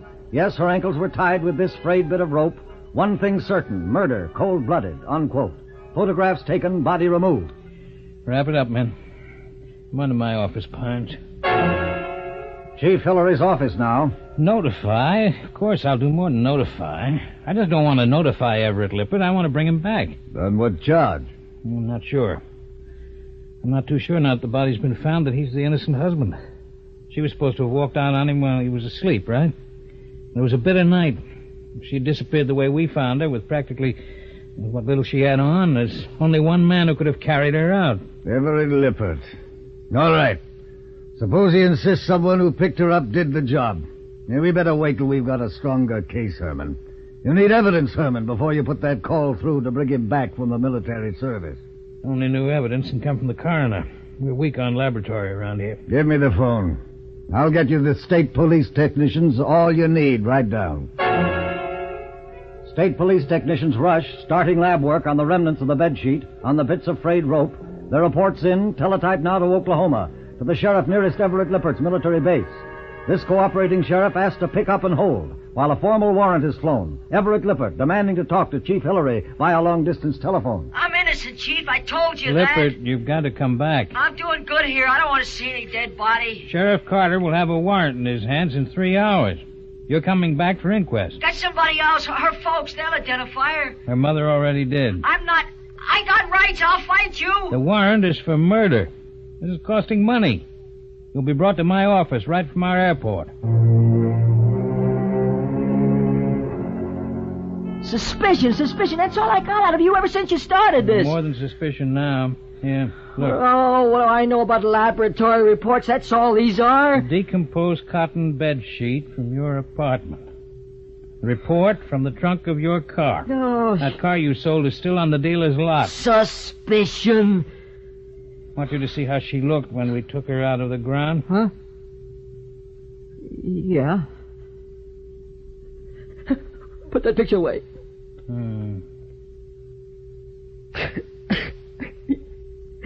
Yeah, I did it. I killed her. We had a quarrel. That's what started it. It was on a Wednesday, I remember. Nell, she kept talking about a dance she wanted to go to on Saturday night. I didn't want to go. Didn't want to go. We kept chewing about it, and finally she told me she was going anyway. And would dance with anybody and everybody there. I socked her. I socked her on the jaw. Must have knocked her out. I don't know. I must have lost my head. Then I stuffed a tea towel in her mouth. Got a bath towel. Choked her until she stopped that heavy breathing. I tied her. Tied her hands. I tied her feet. I don't know why she was dead. I remember now. Her body. I lived there with her body 24 hours. Then I took her as she was, dressed as she was out in the moonlight. It's cold. To a woody place, that place where you found her, the old kennel place. The ground was cold and there were roots. All I could dig was 10 inches. And that was not enough. I put some dirt on top. I guess that's how they come. Well, found her so easy. Then I went home, washed. Sun up, I went over to her folks. I guess I looked calm. They didn't catch on. When I asked them if they'd seen her. They say you ate breakfast with him. Did I? Hardy. Did I now?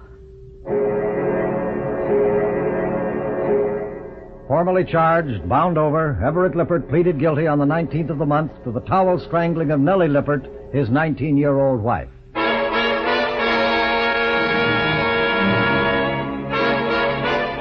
Except for the use of fictitious names and places, this has been a real story of a real crime, solved by real people with a real criminal brought to justice. But beyond the alert, a vicious criminal is at large and may be in your neighborhood. As editor of True Detective magazine, I offer a $1,000 reward for information leading to the capture of Eugene F. Newman, 1 month from the date of this broadcast, and as a direct result of listening to this broadcast.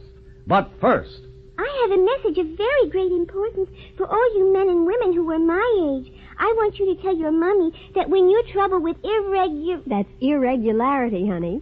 When you're troubled with irregularity, you have her give you X-Lax, that's chocolated, honey. Yes, that's right. You tell them. Well, mothers, when your youngsters need a laxative, X-Lax does help them toward their normal regularity. Does it gently, overnight. You just give them pleasant-tasting, chocolated X-Lax. Taken at bedtime, X-Lax won't disturb their sleep. Next morning, they're well on their way toward their normal regularity. And X-Lax doesn't rob their systems of the vital nutrition so necessary to their growth and health. You can get X-Lax in 15, 37, and 79-cent sizes. Remember, X-Lax helps you toward your normal regularity. That's X-Lax. and now here are the details regarding the wanted criminal.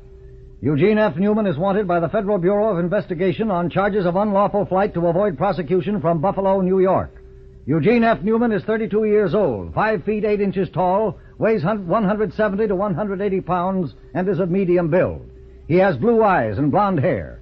Born in Brooklyn, New York, this fugitive has many distinguishing markings. A 1-inch scar on the outside of his right eye, 2 small scars in the center of his left cheek, a birthmark on the upper part of his left arm, and a mole on his left index finger.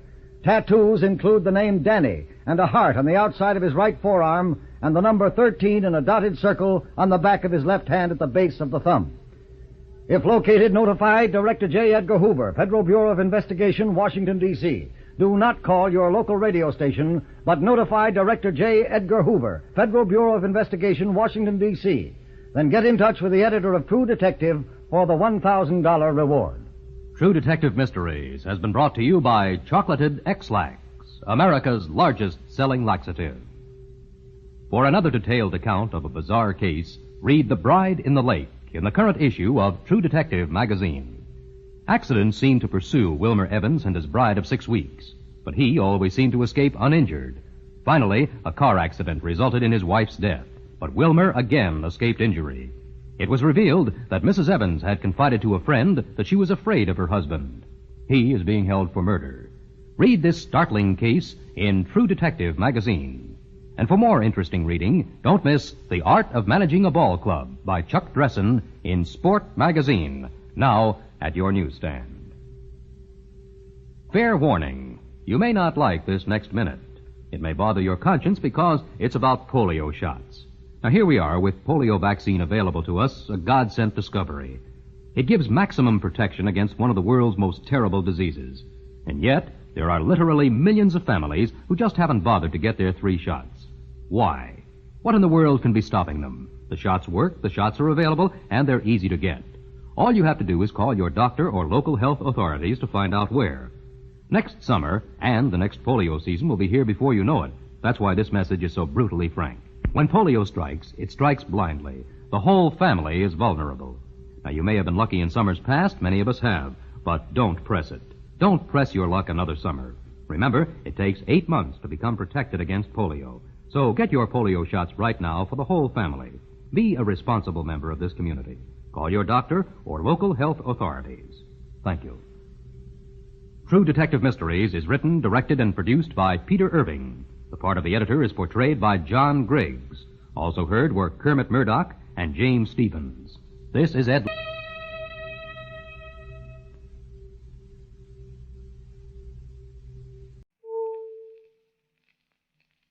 You were about to hear a story based on actual events to protect the innocent. Names and places have been changed.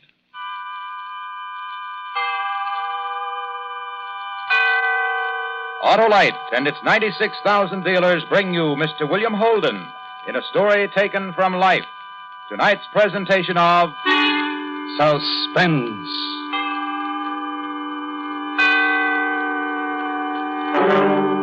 Tonight, Autolite presents Report on the Jolly Death Riders, a story about the tragic misuse of hot rod automobiles, starring Mr. William Holden.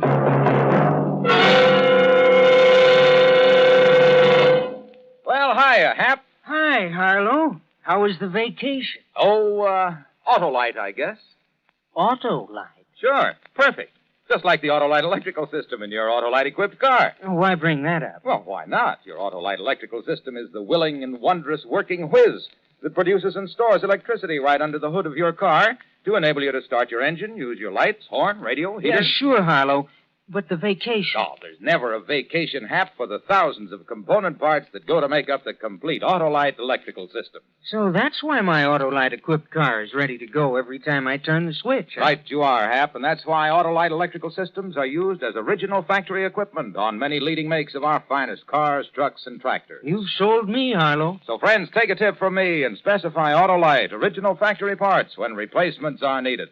You'll find it pays because you're always right with Autolite.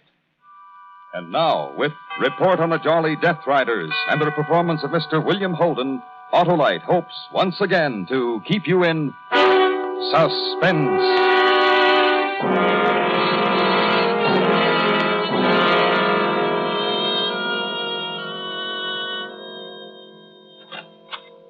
Hi, Herb.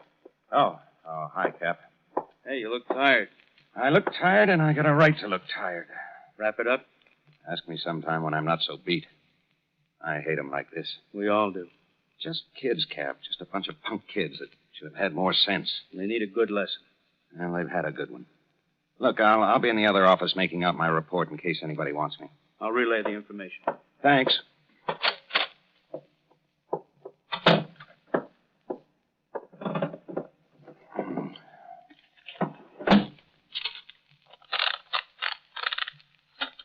Let's see now. Accident report. Huh. Murder. Yeah, that'd be a better word for it. From Lieutenant Harbor, San Francisco Police Department 2, Traffic Division, August 27th, 1951. Report on the Jolly High Riders. Jolly Death Riders might be more appropriate. At approximately 8:35 p.m., August 22nd, Mr. and Mrs. Warren Milford of 3589 Glendon Drive, Berkeley, California, were driving in their 1949 sedan along the Bay Flats, approaching the ramp into the Oakland Bay Bridge. Brackets. Special note.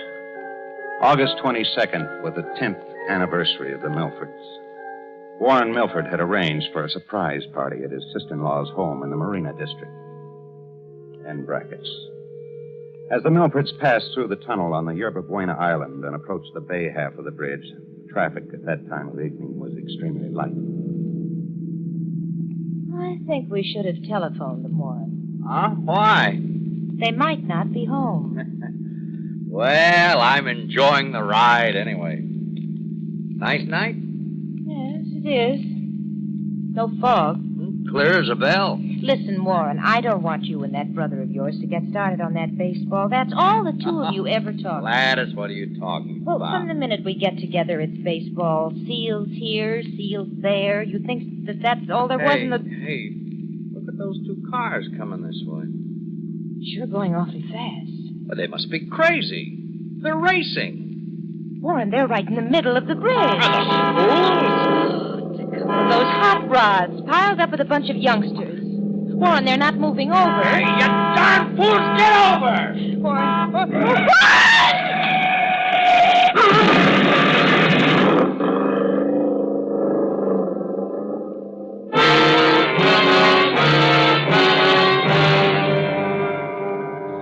In order to avoid a head-on collision with one of the hot rods, Warren Milford swerved his car to the right, but he lost control and crashed into one of the steel beam supports of the bridge. Neither one of the hot cars involved stopped, and not one of the other passing motorists who stopped to render assistance was able to give any specific information to the officers at the scene of the accident. In view of that fact, no general alarm was spread. Results of the accident. Warren Milford was thrown clear of the crash. He miraculously only suffered cuts and bruises. His wife, Gladys, died of internal injuries in the ambulance. Warren Milford was informed of his wife's death at the receiving hospital. Our 10th wedding anniversary. She didn't know a thing. I'm so sorry. Mr. Milford, I'd like you to try to answer just a few questions for me. Thing she probably thought I hadn't remembered, but I did. I know it's hard for you, Mr. Milford. I know it's awfully hard, but do you think you'd be able to identify either one of the cars? Cars? Oh, kids. They were just kids. Kids? Yeah, out for a joyride. Could you identify any one of them if you saw them again? No, I didn't see any faces. They weren't all boys, though. Some girls, I think. Just a bunch of jolly high riders. What about the cars, Mr. Milford? What kind were they? Well, you've seen them. All over town, all the young high school kids have them. They're hot rods. Hot rods? Could you identify just one of them? Jolly high riders took her. What was that? It was in white letters on a gold background. Just for a second, I saw it. What did you see? The Jolly High Riders, painted on the side of one of the cars. They took her. The Jolly High Riders? Yes, it was white letters on a gold background. All right, Mr. Milford. You can rest now. Sergeant? They were kids, just young kids. Out for a joyride.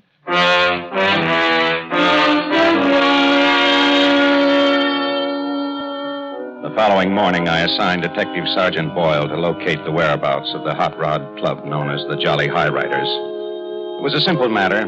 They were listed in one of the national hot rod magazines. The address turned out to be a cheap gymnasium located up on West Stockton. The gym was up one flight of stairs.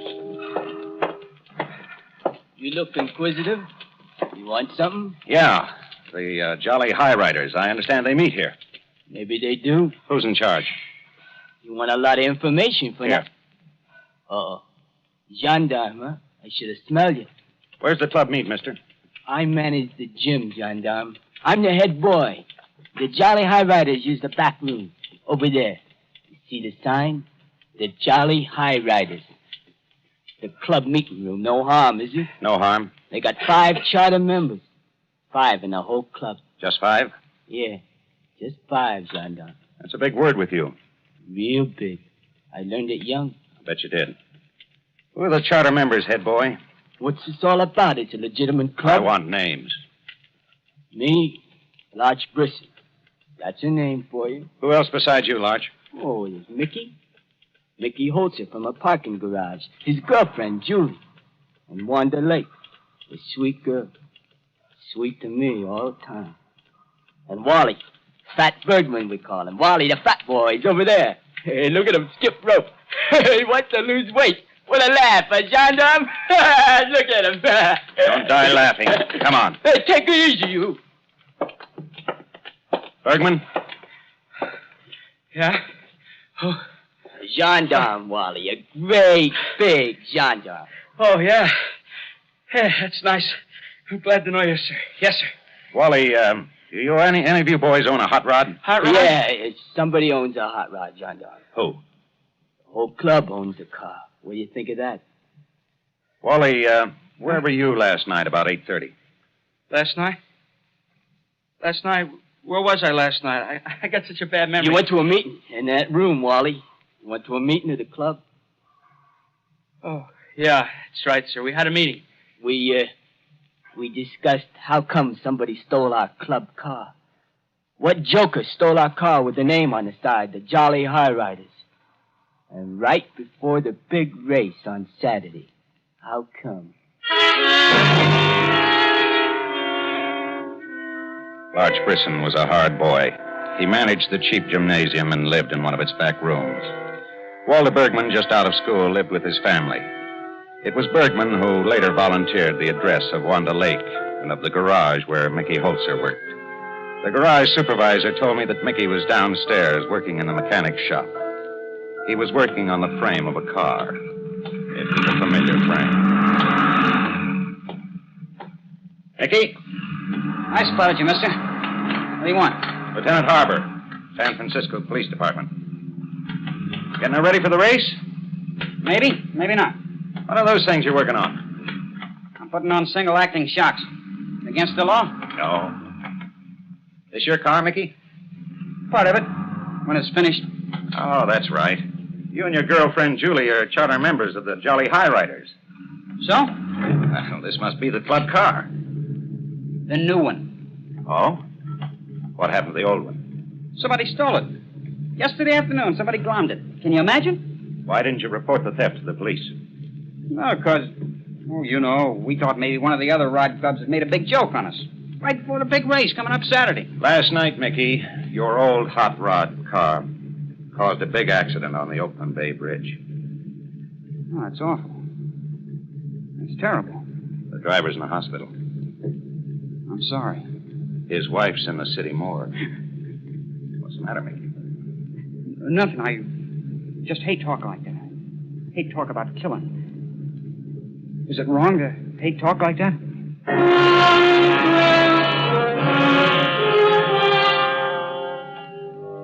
After having spoken with the 3 male members of the High Riders, I knew I had a tough one on my hands. All 3 boys were lying. It was obvious. Wanda Lake was home when I rang the doorbell of her apartment on Kearney.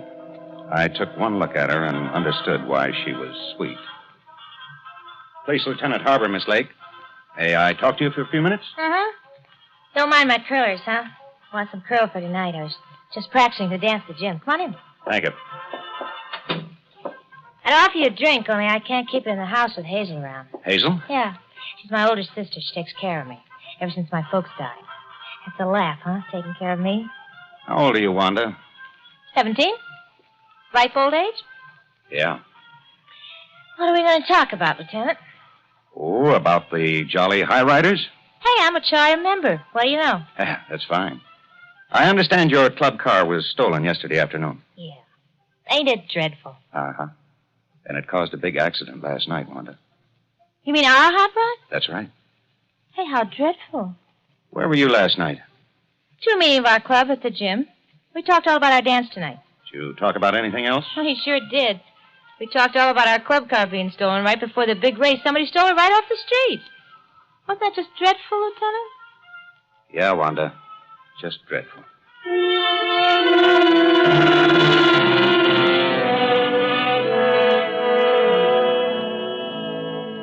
The High Riders had built a solid alibi.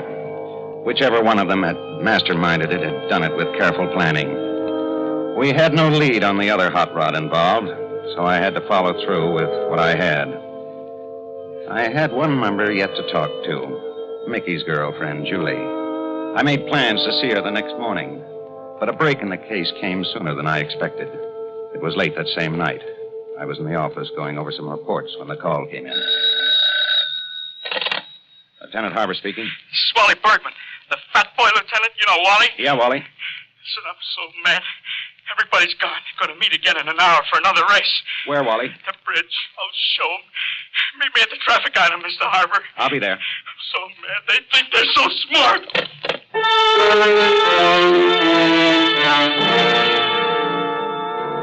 The straightaway onto the bridge was practically deserted when we got there. As we drew up to the curb of the traffic island, I saw that something was wrong. Lying doubled up on the grass was Wally Bergman. He had bruises and cuts all over his face and was bleeding at the mouth. And standing next to him, hands outstretched, was Mickey Holzer. Another meeting, Mickey? Huh? Look, somebody called me. I came to meet somebody. Save it, Mickey, save it. Tell it to somebody who'll believe you. All right, Cap, put the cuffs on him.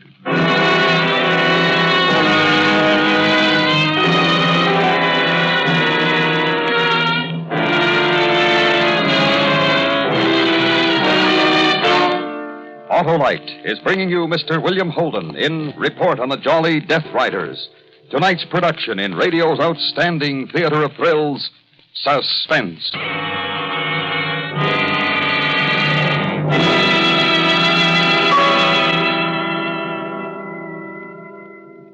Friends, the big Labor Day weekend is coming up. If you're going to drive, make certain that your car is in good condition. If it's slow and sluggish, treat your car to a checkup at your nearest authorized Autolite service station, where you will find specialists trained under Autolite supervision. Just look in the classified section of your telephone directory under the heading Automobile Electrical Service, or pay a visit to the dealer who sells your make of car. In either case, you can be sure of getting Autolite original factory parts. Remember, only Autolite original factory parts can assure you the balance, teamwork, and perfect timing built into your car's Autolite electrical system right on the assembly line. Because from bumper to tail light, you're always right with Autolite. And now, Autolite brings back to our Hollywood soundstage Mr. William Holden in Elliot Lewis's production of The Jolly Death Riders, a dramatic report well calculated to keep you in suspense.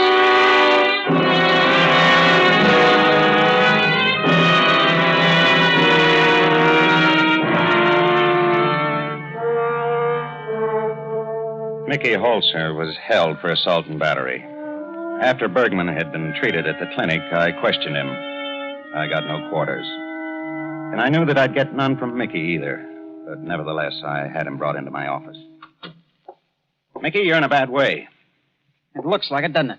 A charge of assault and battery can be a bad thing. You got to prove it. Mickey, tell me who was driving the car. You're so smart, figure it out for yourself. No, I'm not so smart. Just trying to see that things are done right. It's the job of any police officer. I wonder if Julie will tell me, Mickey. Ask her. Go ahead, ask her. What about your mother? You try everything, don't you, copper?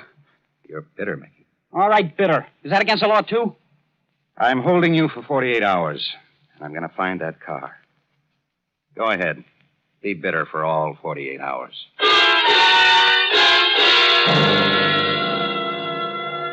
It seems that every cop, over a long period of time, develops a sense of intuition.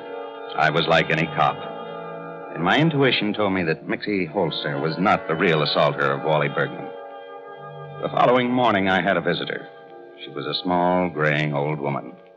I told her the whole story. Not Mickey, Mr. Policeman. Oh, no, not him. He wouldn't even hurt a little thing. Tell me, has Mickey ever gotten into any trouble before? Oh, no. His papa died when he was only 9 years old. Mickey promised his papa he would never lie to me. Mrs. Holzer, all I want to know is the name of the person who was driving the car that Mickey was in. If I know that person, I'll know who beat up Wally Bergman. But Mickey refuses to tell me. Oh, maybe I will talk to Mickey. Maybe he won't lie to me. All right, we'll try it. Sergeant, bring in Mickey Holzer. As soon as you bring him in, I'll leave you two alone. I have faith in my son, all the faith in the whole world. He promised his papa, he wouldn't go back on his word. Mickey is not that kind of a boy. I believe you, Mrs. Holzer. All right, inside, kid. Ma. Ma, what are you doing here? Oh, my son. Oh, my son. All right, I'll wait outside. Doing here? Why'd you come? I came because I have to help you, Mickey. Ma, go home. Go home. This is no place for you. Mama should be by her son when he's in trouble. Who called you? Nobody called me. I came because I want to help you. Nobody can help me. Leave me alone. You got no business here. Well, I got a lot of business. Mickey, the policeman told me you're in a lot of trouble. He told me that if you would only tell him the name of the boy who was driving the car, he said if you told him that, Mickey, there would be no more trouble. There'd be lots of trouble. Mickey, if you won't for your mama, maybe you will for Papa. Papa loves you, Mickey. Mark, leave. Papa, for Papa, Mickey, for him. Mark, get out! Get out!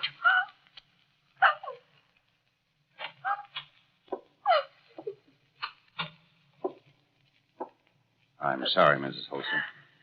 Not even sorry, Papa.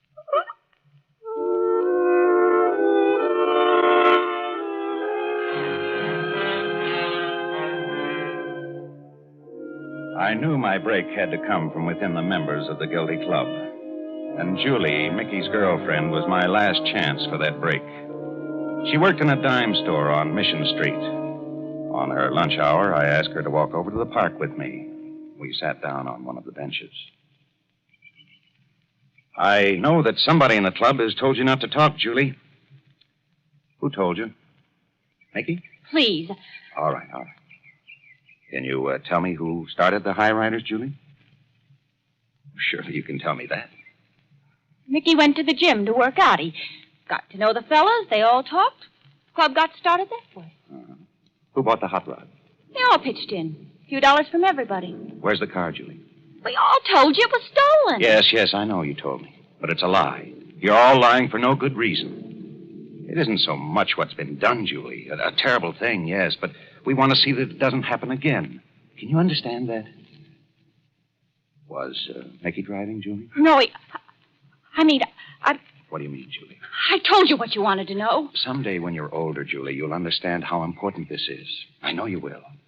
You're not a bad girl, but it's up to me right now to make you understand. Young as you are. Please, I don't want to talk about It's because you're afraid. Please, Mr. Harper. Julie, someday you and Mickey will be man and wife. Marriage is the happiness of two people. A long time ago, this man, Warren Milford, and his wife were just like you and Mickey. Mr. Harper. They made the same plans. They thought the same thoughts, and in each other's arms, they felt the same feelings. And there was then no difference than there is now between you and Mickey. Mr. Harper, You've taken a silly pledge dictated by a person who in the cool of evening strikes down another person in death and thinks nothing about it. Do you know what a person like this is called, Julie? Do you know? I'm afraid. A murderer, Julie, a murderer. And if you and I let them go, it can happen again. What they did was wrong, and we don't want it to happen again. Tell me, Julie, tell me. Help Mickey. It was Wanda. She was driving it. It was a race with the Flying Fleeters from Oakland. On the bridge, Wanda wanted to drive, and Lark said it was all right. And the hot rod, where is it? I don't know. When we got back to the club, Lark said not to worry. He made up the story. He told us not to worry about the car. All right, Julie. It's all right.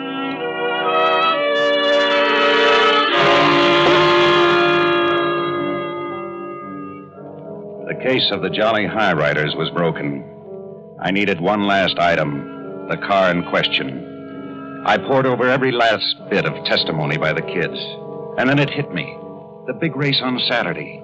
It was a hunch, and I played it. A local paper gave me the location of where the speed test trials were being held. A long, sandy stretch of beach on the west end near the peninsula. The trials were already in progress when I got there. The two of them weren't hard to spot. They were racing in a low, cut-down blue car. The frame had looked familiar as it whizzed by me. I recognized the single shocks that Mickey had been working on. Hey, come to the races, gendarme. Hi. Nice-looking rod, Larch. Hey, the latest. 46 block, member mountain for the master cylinder, floor shift transmission. Great for drag. And single-acting shocks. Right. Nice paint job. When are you going to put your club name on the side? Soon. Right now. Oh, sure you will. Right about here, Larch? Hey, don't scratch the paint job with that knife. Gold. Underneath the blue. And I bet if I scratch the rest of it off... You copper! Letters J-O... You got no right to touch me. I played a hunch, Large. Yeah, you're crazy! My hunch was that you boys couldn't resist this race. It's lousy when a guy can't live his own life. I'm arresting you for assault and battery, Larch. And Wanda, you for manslaughter. Larch, we can't race. Yeah. That's right, Wanda. You can't race. And it may be a long time before you race again.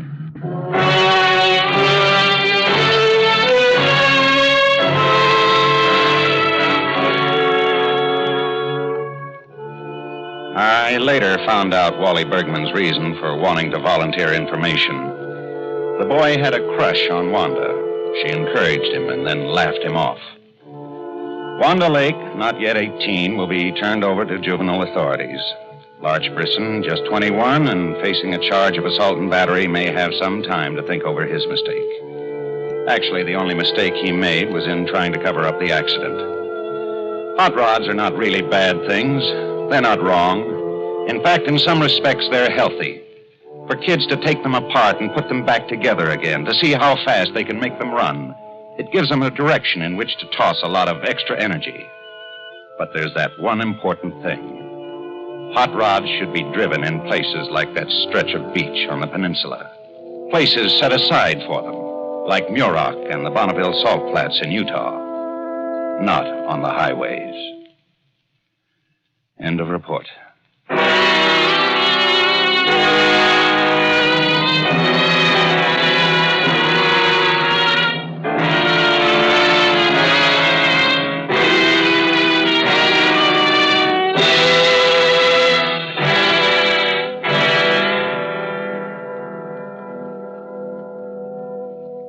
Suspense. Presented by Autolite. Tonight's star, Mr. William Holden. Autolite has again started its new suspense season with a story which demonstrates the tragic results of careless driving. And now here is a man who, as president of the National Safety Council, is vitally concerned with highway safety, Mr. Ned Dearborn. Thank you, Mr. Wilcox. It is especially significant that Autolite chose to present Report on the Jolly Death Riders this evening, because in a few days the Labor Day weekend will start with its tragic toll of needless highway accidents. Through stories like this, along with continued efforts of outstanding companies like the Electric Autolite Company, we are making some headway in the fight against thoughtless driving. In recognition of vigorous and continued efforts of Autolite in helping to improve highway safety, it is my great pleasure as president of the National Safety Council to present for the third consecutive year the Council's Public Interest Award for Exceptional Service to Safety to Mr. Royce G. Martin, Chairman of the Board and President of the Electric Autolite Company. Thank you, Mr. Dearborn. Safety is as much our business as making automotive, aviation, and marine products in our 28 plants from coast to coast. We will always cooperate with the rest of the great automotive industry to help make America a safe driving nation. So this Labor Day and every day, don't take chances. Make sure that your car is in proper operating condition. And then drive carefully. The life you save may be your own.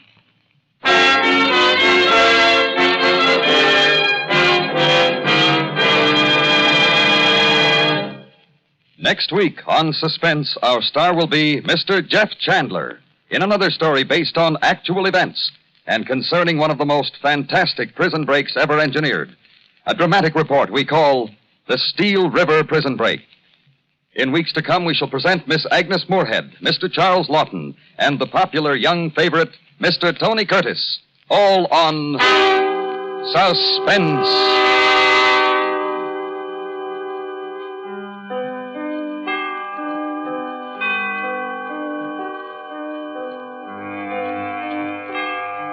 Suspense is produced and directed by Elliott Lewis, with music composed by Lucien Morawick and conducted by Lud Gluskin. Report on the Jolly Death Riders was written for Suspense by Richard George Petticini. Featured in tonight's cast were Jack Crucian, Sam Edwards, Kathy Lewis, Edith Ungold, Barbara Eiler, Joseph Kearns, and Eddie Firestone. Portions of this program were transcribed. William Holden will soon be seen in Paramount Pictures' Submarine Command, starring William Holden and William Bendix. And remember, next week on Suspense, Mr. Jeff Chandler, in another story based on actual events, a dramatic report we call The Steel River Prison Break. Autolite and its 96,000 dealers wish you all a happy, safe Labor Day weekend. Good driving, good night, and remember, you're always right with Autolite. This is the CBS Radio Network.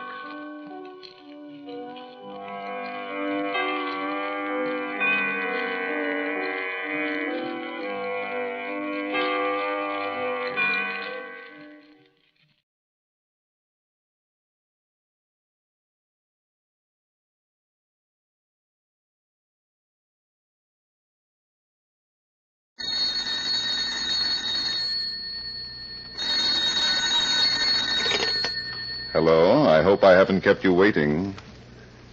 Yes, this is the Crime Club. I'm the librarian.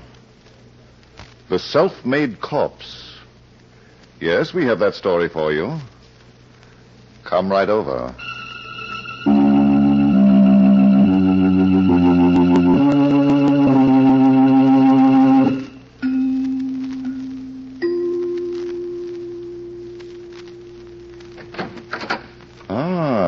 Here. Good. Take the easy chair by the window. Comfortable? The manuscript is on this shelf. Here it is, The Self-Made Corpse. The very unusual story of a plan for living in which the architect was death. Let's look at it under the reading lamp. It was late one evening, and Skippy Parker, the hat-check girl of the Chickadee Club, was at her station in the cloakroom when a small, timid-looking man came into the spacious lobby of the club and walked over to her. Excuse me, miss. My name is Andrew Mitchell. That's nice. Here's something for you. $50? Well, it's all I can afford at the moment. Please take it. All right. But what do I have to do for it? Just tell me where I can find Mr. Spade's diamond. What? He owns this place, doesn't he? So I've been told. And he's one of the most successful gang leaders in the country, an empire builder. Andrew, you wouldn't be crazy, would you? Oh, no. Then why do you want to see Spade? Well, it's business. Very important and very private. Here's your money back. But why? Go home to your padded self. You don't believe me, do you? Traffic, I don't see it. Very well, I'll find Mr. Diamond without your help. And I'll tell him that you refuse to cooperate. But don't forget to mention my name. It's Skippy Parker. I won't forget, Miss Parker, but you'll regret it. I'm going to have you rubbed out. Well... So young and so beautiful, but your manners are bad. I'm going inside to look for Mr. Diamond. Every night a new nut. Oh, well.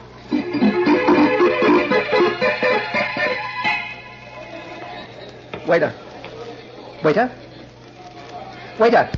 Where's the riot, mister? Waiter, this check you left on my table a few minutes ago, I just looked at it. Thanks. You're welcome. But don't you think you've made a mistake? Yeah? I had 4 small glasses of rye and ginger ale and 2 cups of black coffee without sugar. And you're charging me $16. There's a $3 cover charge if you're here at 10 o'clock. Oh? There's a $5 cover charge if you're still here at midnight. But that's an outrage. Go fight City Hall. It's a rule of the house. I won't pay it. Oh. A red. I'm not a red. I'm a fine, upstanding citizen, and I'm not going to be charged just for sitting at a table. Stand on your head and we'll pay you. I had to sit here all this time. Don't you understand? All me and the boss wants is $16. I haven't got it. I've got a job that pays me $62 a week. I've had it for 30 years. And when I started, I was getting only $12. You're in trouble, mister. What am I going to do? You want to take my advice? Yes. Kill yourself. What? Nobody ever gets out of here without paying a check. But I came here looking for Spade's diamond, and what's the matter, Joe? This guy's full of liquid, boss, and no dough. Okay, I'll take care of him. Go on back to your beat. With pleasure. I want to explain my predicament, sir, if you'll just give me a chance. What predicament? You're tearing up the check. Sure, you're the great Andrew Mitchell. Great? I'm just a teller in an out-of-town bank, and... How did you know my name? I've got spies. Of course, you're Spades Diamond. How do you do? Oh, you don't look at all like your pictures in the newspaper. Your eyes and your... Oh, what's the matter? Oh, you're squeezing my hand too hard. Oh, I'm sorry. Sometimes I don't know my own strength. No broken bones. Well, I don't think so. Good. Skippy Parker, the hat check girl, said you wanted to see me. Oh, then she's redeemed herself. I'm so glad. A girl of her youth and beauty. She said that you got a business that concerns $500,000 in cash. Oh, well, I really haven't got it, sir. You see... Have I been sizing you up for nothing? No. The money belongs to the... Well, this is no place to discuss private matters, Mr. Diamond. All these people with ears. Okay. We'll go into my office. Will we be alone? Like in a grave. Come on. It's one flight up. And it's soundproof.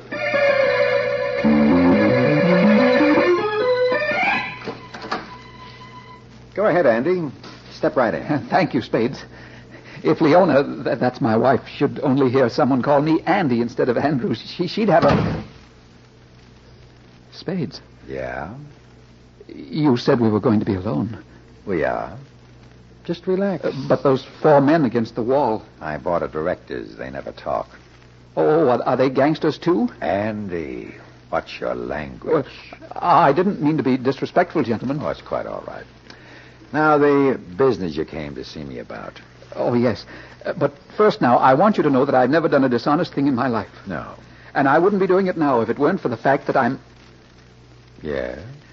Well, I'm bitter. Oh. I've been cheated out of my proper station at the bank. We gotta listen, fellas.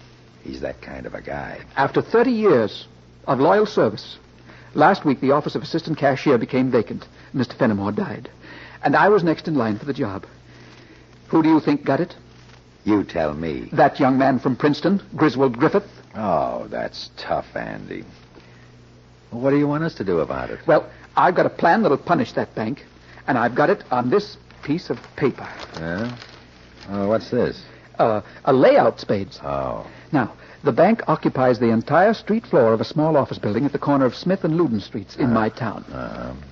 Now, the main entrance to the bank is on Loudon Street. That's right over here, see? Oh, yeah. Now, but over here on Smith Street, there's an entrance to the office building into a tiny vestibule. And would this line over here be another door to the bank? Yes, an entrance through the vestibule. I see. Oh, and what's this box over here? That's the elevator to the offices upstairs. Oh. Now, mind you, those offices have nothing to do with the bank. I get it. And these 2 lines running between the bank wall and the elevator? That's a short, narrow corridor that leads to a stairway behind the elevator. Oh. And every weekday, what happens? Well, every weekday at exactly 4 o'clock, the entrance to the building is locked by the bank guard. No one can come in or go out for 10 minutes. Why? At exactly 3 minutes after 4, the money box is wheeled out of the bank by 3 men, including me. You don't say. Where does it go from there? Into the elevator, of course. We take it down to the basement and lock the money box in the vault. And there's $500,000 in cash riding that elevator? At least. How many guards? With guns, I mean. Only one. It should be very simple, Spades. Cops outside? No. You and your men could go in the building before that Smith Street door is locked by the bank guard. Stay on one of the upper floors until the money box is wheeled out of the bank. And then... The boys come down to the stairs and do the job. Yes. How big is that money box? About 4 feet high and about 3 feet wide. It's built like a safe. You can't move fast with a thing like that, Andy. Well, now, wait. I've thought of that, too. Yeah? Smith Street is quite deserted at that hour. And if you forced me and the others into the elevator, it would be quite a simple matter to bind and gag us. Hey, everything's a simple matter to you, huh? How much do you expect for your trouble? Well, I thought 20% wouldn't be too much. 20. And you take 10. Okay, Andy, we'll case out the place and let you know. May I know when? When we're ready. Now, go downstairs and tell Joe to give you a drink. Plain ginger ale. What? But Spades... I said plain ginger ale, pal. From now on, you'll have to be careful what you drink. I don't want you talking at the wrong time. And to the wrong people.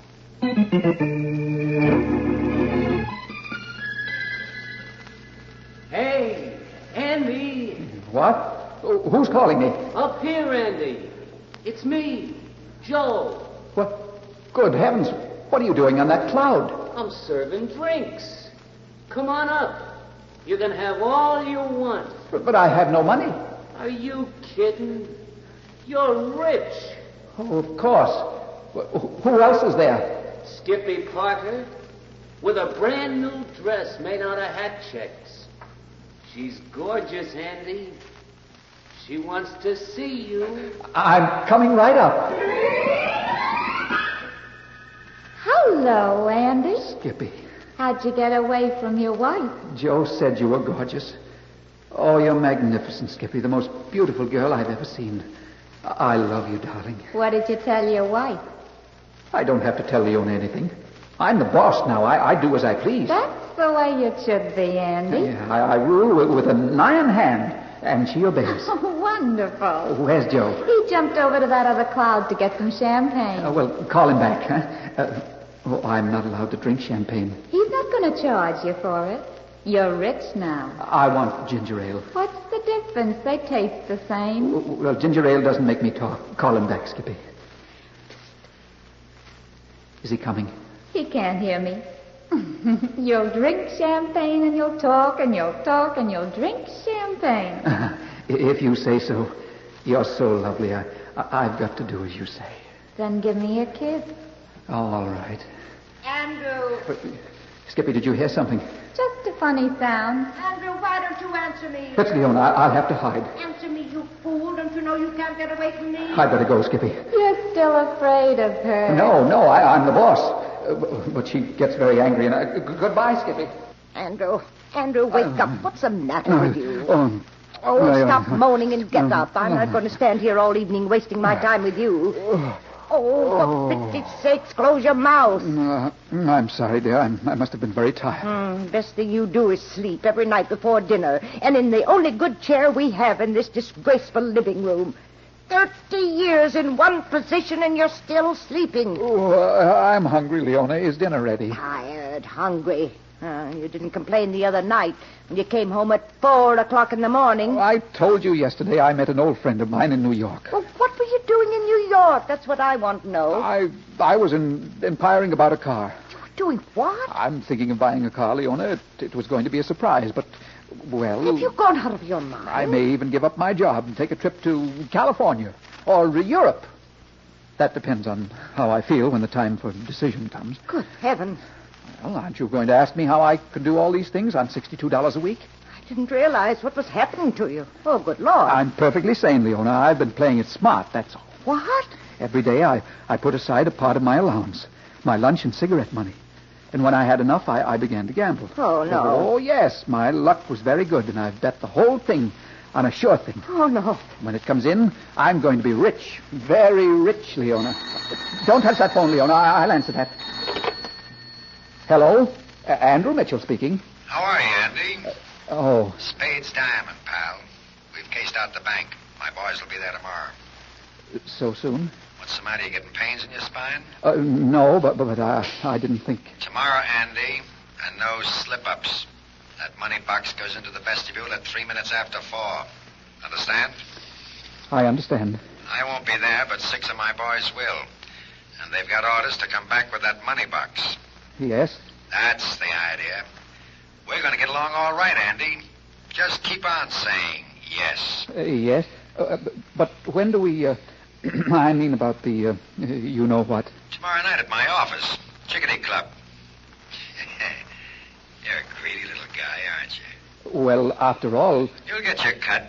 Be here at 9 o'clock. Who was it, Andrew? Huh? Who were you talking to, and what did you mean by you know what? It's none of your business, Leona. What? You heard me. Now you go put my dinner on the table.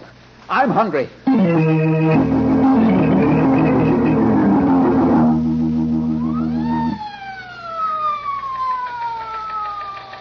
Attention. All law enforcement agencies, New York, New Jersey, Connecticut, Pennsylvania. Be on lookout for 6 men in small armored truck These men held up the bank at Belfort this afternoon and escaped with...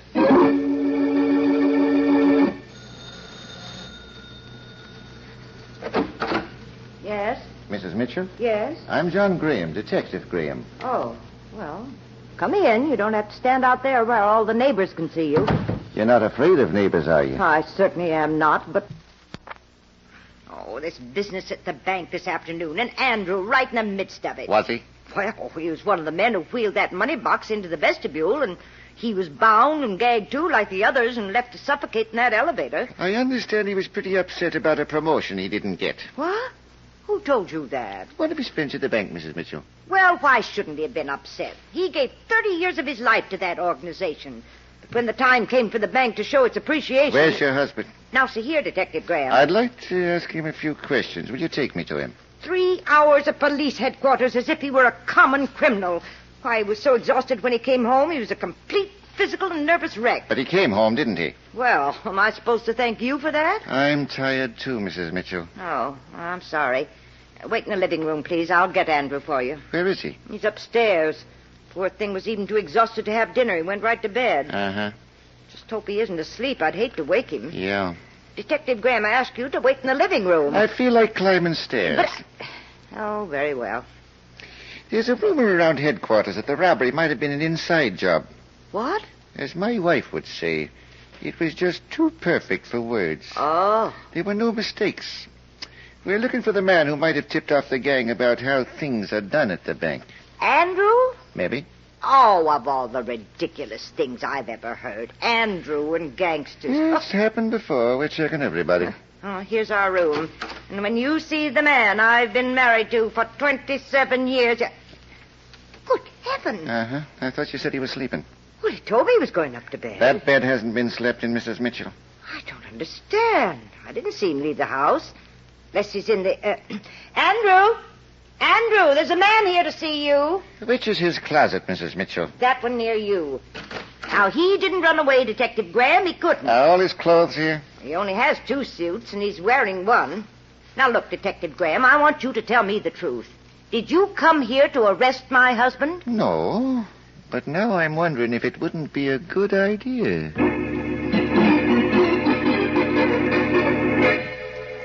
It's a lot of money, Andy. $55,000. Oh, I can't believe it, Spades. All mine. You want to run your fingers through it again? Well, go ahead. We don't mind if you're happy. Do we, fellas? That means they don't mind, Andy. Oh, does it? It's delicious. For the first time in my life, I'm going to live. Oh, I'm grateful to you, Spades. I'll never forget you. Sure, the poor man's best friend. Why don't you go downstairs and start celebrating? I can have a drink now. Sure, have a dozen. The Chickadee Club likes to make a buck, too. Well, I'm afraid I won't be able to do it tonight. Well, why not? You see, Leona thinks I'm in bed. And if she should find out that I'm not... Listen to this guy, fellas. He's afraid of a woman. That means you're killing them, Andy. I don't have to be afraid of anyone now, do I? That's the spirit. Tell Joe to get you some of that champagne I keep for my special customers. Champagne? Yeah, well, don't you like it? I don't know. I've never... Oh, for pity's sake. What's the matter? I didn't thank you for this traveling bag you loaned me. Oh, that's all? I couldn't have taken the money without it. I'll return it tomorrow, Spades. Don't bother. I'm not going anyplace. Oh, well, good night, gentlemen. Give me the cloakroom, baby. Skippy, Andy's on his way down. That's the idea, honey. We don't want him to get lonesome.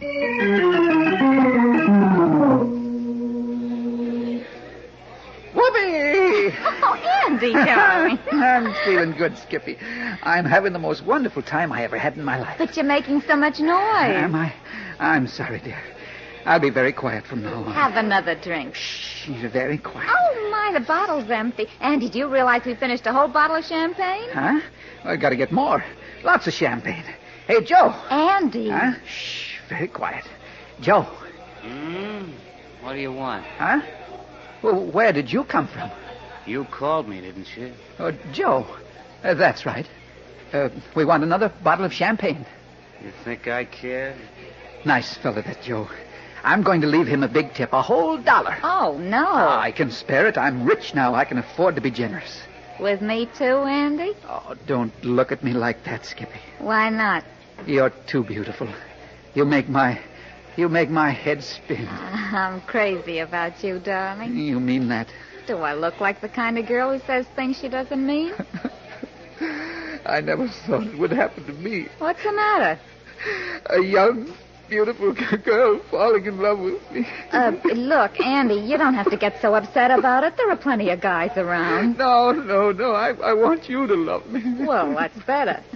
But I've got no right to love you. Darling, don't be a jerk. Oh, you don't understand.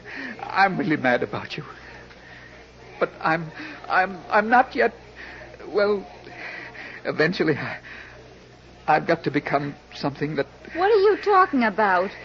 You won't tell anybody. Is it something awful, It's dear? worse than that. Someday I'll have to become a fugitive. From your wife? No, from the... Skippy, where's my traveling bag? I checked it for you in the cloakroom. Oh, yes, that's right. I'm going to see if it's still there. Oh, my head, I can't get up. Then don't. I've got to see about my... That's all, Cookie. And now Mama's gonna make an honest man out of you.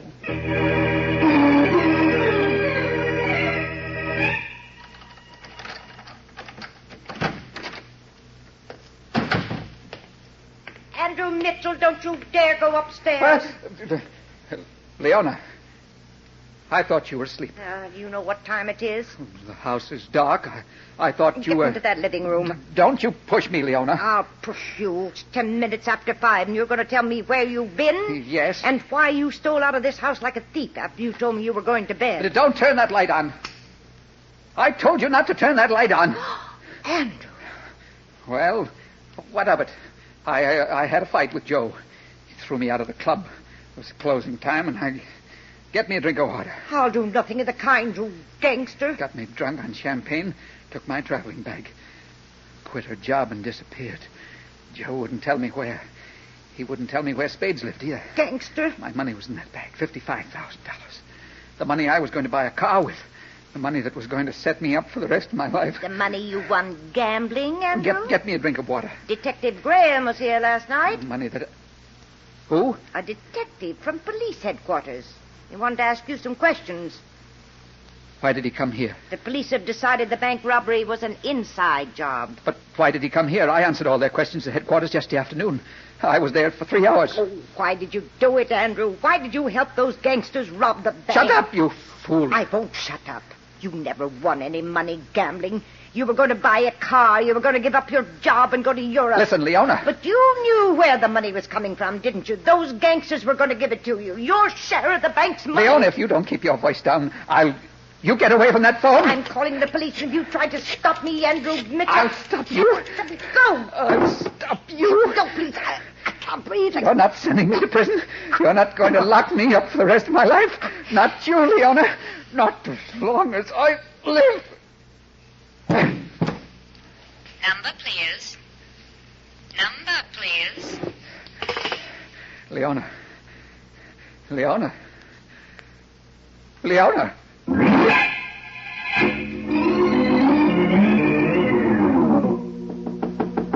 Come in.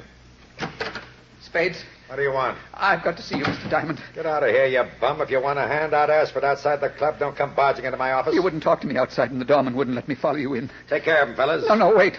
I'm in trouble. I need help. The $55,000 you gave me last night. Hey, it's Andy. I walked all the way from Belfort all day, and then I had to steal in through the surface entrance. No one saw me. It was dark. Yeah, well, you should have phoned me that you were coming. I would have put out the plush carpet for you. I'm sorry, Mr. Diamond. You dumb cluck. The first time you get your hands on real dough, you'll act like a football player with butter on his fingers.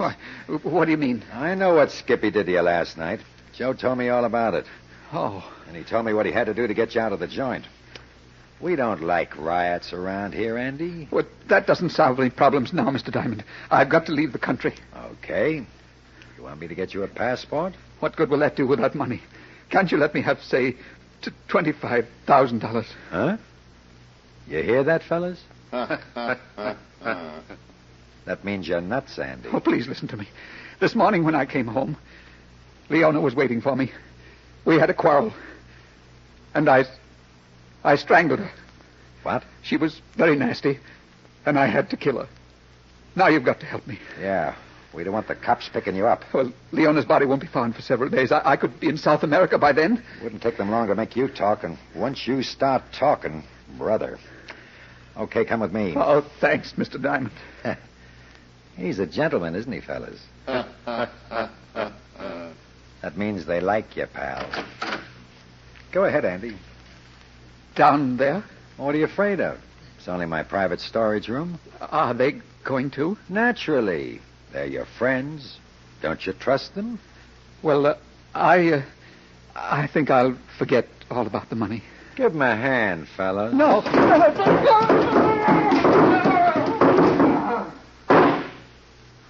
Oh. I should have warned you about that top step. It's bad. I'm sorry you had to take such a fall. You told them to push me, Mr. Diamond. Huh?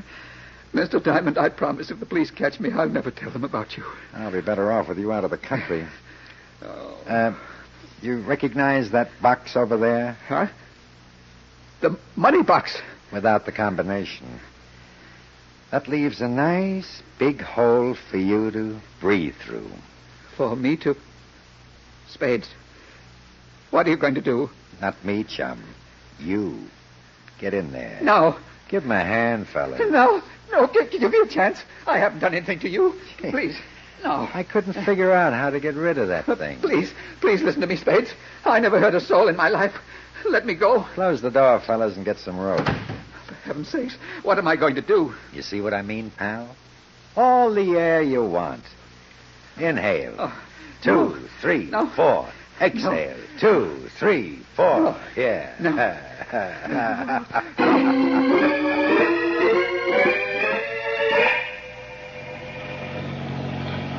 I don't want to die, Spades. Please let me live. I'll do anything you want me to. I'll go any place you say. You're going, Andy. I'll bet you've never been out this far. Can you see the moon? Shines differently outside the 3-mile limit. Doesn't it, fellas? That means it does, Andy. Look, Spades, you're a big man. How can I hurt you? I'm insignificant. I could walk along any street in the world and not be recognized by the police. I look only like so many other little insignificant people. Just let me go. I'll get out of the country somehow. You'll never hear from me again. Nobody will ever hear from me again. Spades, will you do it, please?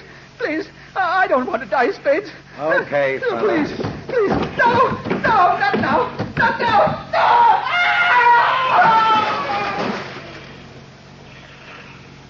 No! Let's go home, fellas. The ocean air makes me sleepy.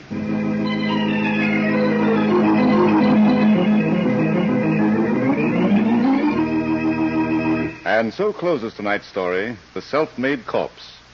Oh, are you wondering what happened to Spades Diamond and his gang? Well, they died in the electric chair, of course. After Skippy was arrested with the money, she told the police about the murder of Andrew. Stedman Coles wrote the radio script. Roger Bauer produced and directed. Bill Smith played Andrew Mitchell. Arthur Vinton was Spades Diamond. Irene Hubbard was Leona Mitchell. Joan Tompkins was heard as Skippy Barker. Bill Quinn was Joe, and Barry Thompson was Detective John Graham. Oh, I beg your pardon.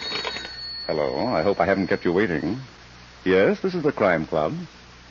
I'm the librarian. Yes, come over a week from tonight. Good. We have the very unusual story of a baseball that captured a gang of thieves. It's called A Pitch in Time. In the meantime, there is a new Crime Club book available this week and every week at bookstores everywhere. Yes, it's available now. Fine.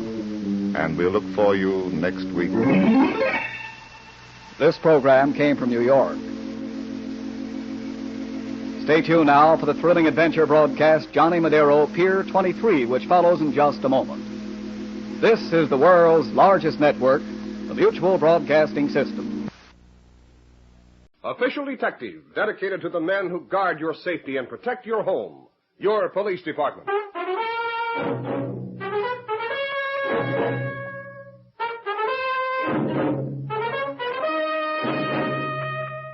Now, official detective.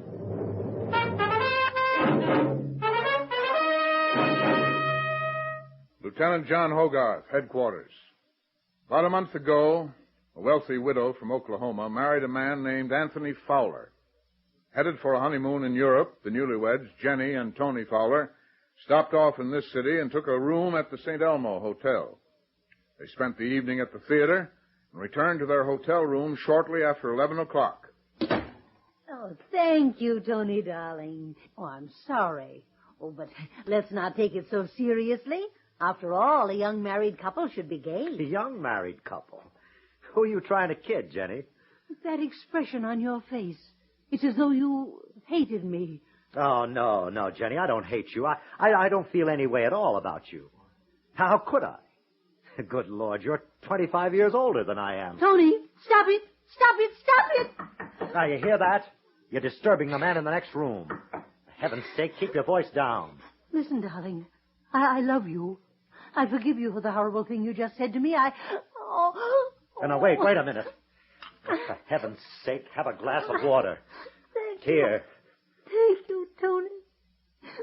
When we get to Europe, we'll never mention this. I think you must be very tired. And get Europe out of your mind. I'm not going. Not going on our honeymoon? Honeymoon? Oh, don't be ridiculous. You might as well get it straight, Jenny. I only married you for your money. Tony! Oh, but now look what you've done. I've dropped the water glass. I'm sorry. I better take it up off the floor. You might cut your foot. Don't do that with your bare hands. You'll cut yourself. Is that what you really want, Tony? Is money the only thing you want? That's it. I guess it's plain by this time that I'm pretty much of a louse, huh? Well, you're right, Jenny, I am. I always have been. What do you want me to do? Divorce me, of course. And, make a nice, fat financial settlement. There'll be no divorce, Tony. That isn't the way our marriage is going to end. Oh, Jenny, stop that. Now, look, you've cut your hand. You've got blood all over your blouse. Oh, that's all right. I'd better put this broken glass in the wastebasket. Oh, for heaven's sakes, go into the bathroom and clean up. You look terrible. Yes, I guess I do. I'm sorry. Tony. Yeah, what? I meant what I said. Our marriage isn't going to end in divorce.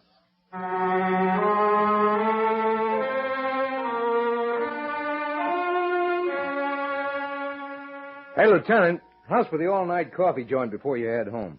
Good idea, Alan. As the commuter says to his wife, I had a hard day at the office. You and me both. I'll lock the file. Lieutenant Hogarth. Oh?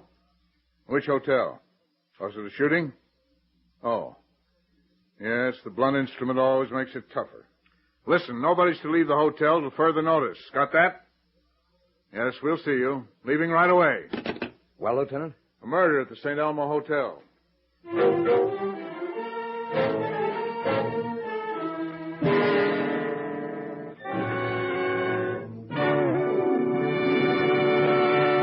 In the hotel room, Hogarth and Allen are continuing their investigation of the murder of Tony Fowler. The body has just been taken from the room, and the detectives are questioning Tony's widow. Now, Mrs. Fowler, will you tell us exactly what happened here? I'll do my best, Lieutenant. We just come in from the theater, my husband and I. We talked for a few minutes, and then I started to get ready for bed. I went into the bathroom to bathe and wash out a few things. Now, while you were in there, did you hear any sounds from this room? No, sir. You see, the water was running most of the time, so I couldn't have heard. How long were you in there, Mrs. Fowler? I'm not sure. 20 minutes, perhaps. And when you opened the door and came out? I was in my nightdress and negligee. I saw my husband lying there on the floor. Take your time. It was his head that was so horrible. Oh, what was it? What was he struck with? Something heavy and blunt. We haven't found the weapon, but we think it was one of the bedside lamps. Yes. There were 2 lamps in here. So the housekeeper told us. They were a matched pair, heavy metal base with a glass column going up to the bulb. By the way, we noticed that bandage on your right hand. What happened? A bandage? Oh, I poured myself some water and accidentally knocked the glass off the table. It shattered on the floor, and when I was picking up the pieces, I cut myself. And you threw the pieces in this wastebasket. Yes. We wondered how this glass got in here. Well, let's get back to your story, Mrs. Fowler. You came out of the bathroom and saw the body. Then what? I'm not sure, but I remember screaming, and then a man came running in. He said he was a guest in the adjoining room. He picked up the telephone and told the operator. How did this man from the next room get in here? Well, I don't know. He just opened the door, that's all. It must have been unlocked. If the killer's prints were on the knob, this guy certainly ruined them. Now, Mrs. Fowler, as you know, the story of your marriage has been in newspapers all over the country. It was considered news for many reasons. Your social prominence, your great wealth, and the rumor that you took a great deal of cash with you on your wedding trip. Is that true? Did you bring a lot of cash? Of course. How much? $175,000. What? You had all that in cash? Yes, Sergeant. Well, that much money is a strong motive for murder, Mrs. Fowler. I know, but it wasn't stolen. I made sure of that before you came. It's in a suitcase. Here, in the closet. Here, let me get that, huh? Oh, thank you. You may open it if you like. Yeah, I'd like to see that much money. Holy Hannah. Is this 175,000? Yes, in thousands, hundreds, and some smaller denominations. I'm going to have this suitcase put in the hotel vault, Mrs. Fowler. Very well. There's another reason why this marriage of yours was considered news. The fact that you were 25 years older than your husband. That didn't affect our happiness at all. Tony loved me. And you had no differences? No spats or arguments? Of course not, Lieutenant. Tony worshipped me. Well, I'm sorry to have upset you. Alan, have Mrs. Fowler move to another room on this floor. I'm sure she'd be more comfortable. Okay. What about this money? We'll have to put it in the vault right away. Well, the motive certainly wasn't robbery, or this suitcase full of dough would be gone. Could have been robbery. The killer might have gotten scared away before he found the suitcase. Maybe so. As soon as we get a chance, I want to question that man in the next room.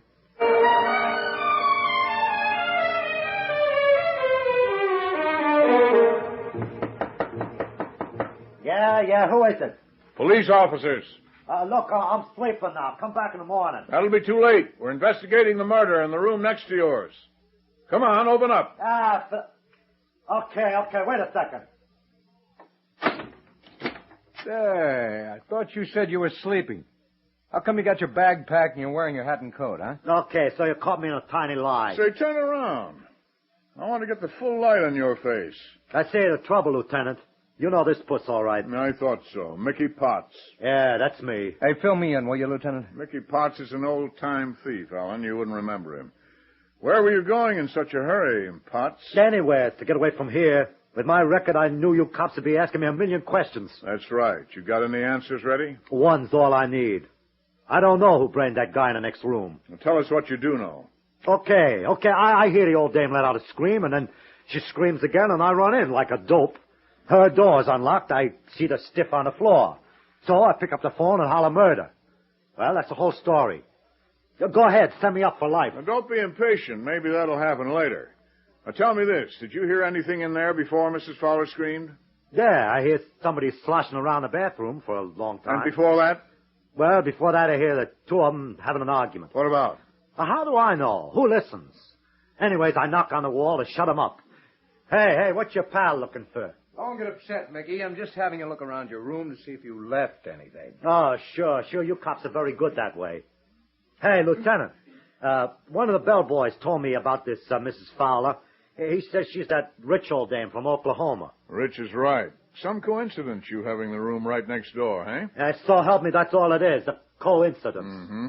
But you may as well get undressed, Potts. Go to bed. You mean I gotta stay, huh? Till further notice. Let's go, Sergeant. Okay.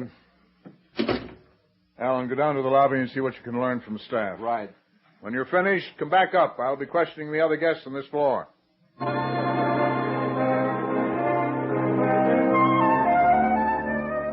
I'm sorry to disturb you at this hour, miss, but I'm talking to all the guests on this floor. Oh, that's okay, Lieutenant. I couldn't sleep anyway. Imagine being this close to a murder. Your name and home address, please. Rose Clark. I'm from Madison, Wisconsin. What are you doing in this city, Miss Clark? Oh, I came to buy clothes. I do that every year. Say, is the dead man really that Tony Fowler like the maid told me? Yes. Did you know him? Me? Gosh, no. But I read about those two in the paper. I was absolutely fascinated. Imagine her being 25 years older. Yes. Miss Clark, this room of yours is directly across the court from the room where the murder was committed. I know, Lieutenant. Gives me goosebumps. From this window, you have a direct view into that room. I was wondering whether you heard anything or saw anything. Well, yes, as a matter of fact, I did. But I don't suppose it means anything. Tell me about it anyway. Well, it was, maybe 11:30. I was at this window looking up to see if the stars were out. That's when I saw this woman. She was at the window over there throwing something out. When I heard it smash down on the courtyard, I knew it was something made of glass. Thought maybe it was a whiskey bottle. Do you think this woman was Mrs. Fowler? Golly, I wouldn't know. It was too dark. I could just see her outline, that's all. Lieutenant, is it true what the paper said about Mrs. Fowler? Does she really have a suitcase full of money? Well, Miss Clark, the newspaper said a lot of things that, Lieutenant, it's me. Come in, Sergeant. The maid told me you were in this room. Oh, excuse me, miss. Certainly. I think I found the murder weapon, Lieutenant. Yes? Somebody reported hearing it crash down in the courtyard around the murder time. I went out just now and looked. It was the lamp, just like you figured. Anything on it? Blood, all over the metal base. That's all that's left of the lamp. The glass is in a million pieces, not a chance of any fingerprints. Is Mrs. Fowler settled in her new room? Yeah, 907. I think we'd better talk to her again. Well, thanks a lot, Miss Clark. I hope you can get some sleep now. I'll try, Lieutenant. Good night. Now,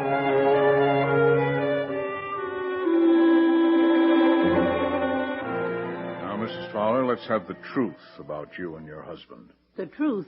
What do you mean? The man who had the room next to yours said he heard you having a loud argument. Told us he had to knock on the wall. No, he must be wrong. Mrs. Fowler, I asked for the truth. All right. Tony and I did disagree. But it wasn't about anything important. It was just about the play we'd seen. I see. Why did you throw the lamp out the window? Throw the lamp out of the window? I don't know what you're talking about. You deny doing it? Of course. Now about your hand. Did you really cut it when you were gathering up the pieces of the water glass? Yes. What are you men trying to do to me? Get the truth. You weren't straight with us about arguing with your husband before he was killed. Well, I was ashamed to tell you about that. You suspect me, don't you? You really suspect me of murdering Tony? If your suitcase full of money were missing, we wouldn't suspect you half as much. But one of my suitcases is missing. What? I didn't know it till they moved me into this room. It was a duplicate of the case with the money in it. Well, what's in the suitcase you claim is missing? Well, some of my clothing. Suits, sweaters, and shoes. You don't believe that it's missing. We'll have to take your word for it. Well, why should I lie to you?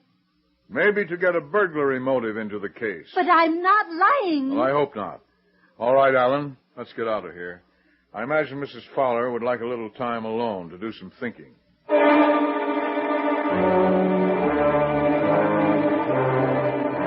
Hey, let me alone. Let go of my arm. Quiet down, Potts. You'll wake everybody in the hotel. What's the idea, you two cops grabbing me like this? I told you to go to bed. Instead, we find you walking around the hall. Now, let's get back to your room. Okay, don't drag me like a drunk. I'm sober and I'm walking. What's the idea of you prowling around? I was getting stir-crazy in my room. Just one little thin wall between me and where that guy was murdered. It was spooky.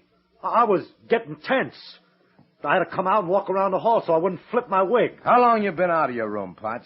10, maybe 15 minutes. Okay, here's your room. Alan and I are going to put you to bed.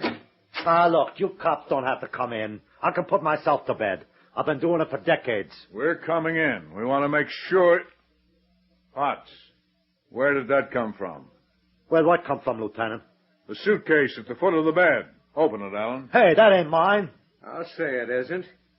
Mrs. Fowler's, Lieutenant. Her initials are on it. It's a duplicate of the one she had the money in. Yeah, let's see what's in here. Suits. Sweaters. Shoes, just like she said. Well, Potts, start talking. Hey, look, this was planted on me. It was planted in my room when I was out pacing the hall. Maybe so. Now, suppose you go to bed and stay there. And don't try to get out of this room because I'm going to have a patrolman stationed outside your door. Okay, Lieutenant, but this is going to be a night of positive terror. Alan, we'll go back to headquarters now. I want you to take this suitcase to the crime lab and have it examined for fingerprints.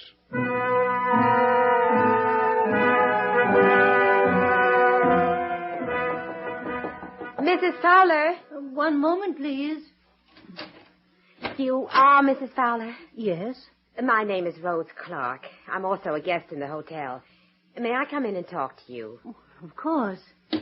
I know it's almost 2:30, but I couldn't sleep.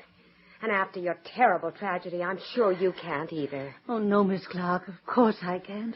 I thought maybe there was some way I could comfort you. Oh, that's very thoughtful of you.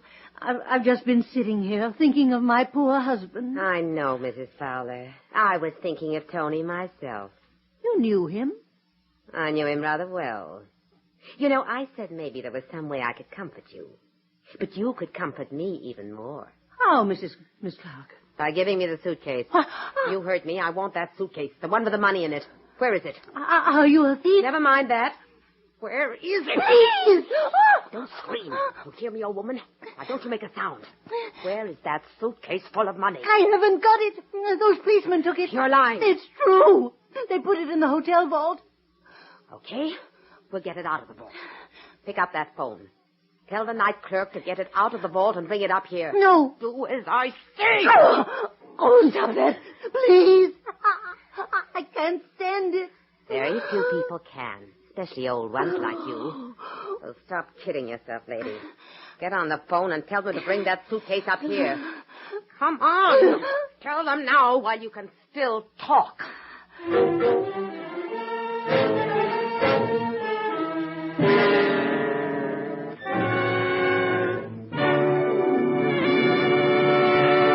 It's 2:30 in the morning at police headquarters. Lieutenant Hogarth comes into his office, bursting with news. Hold on to your hat, Alan. Yeah, what cooks? The boys and records identified the prints on the suitcase. They belong to a young woman named Ada Lasker, confidence woman. Ada Lasker. Don't know her. You will in a minute. The boys told me that Ada works with a con man named Buck Babson. That's so. I got their mug shots out of the files. This is Ada. Recognize her? Hey, let me... Hey, this is Rose Clark. The gal in the hotel. Now, here's a shot of her sidekick, Buck Babson. You won't recognize him, though. The only time you saw him, he was dead, with his head bashed in. You mean Tony Fowler? Yeah. Got his prints from the morgue. Tony Fowler was really Buck Babson. A con man taking that poor old gal for her dough, huh? Looks that way. He and the girl were working together, but something went wrong, and he got killed. Let's get back to the hotel. I want to call Rose Clark by her right name and see what happens.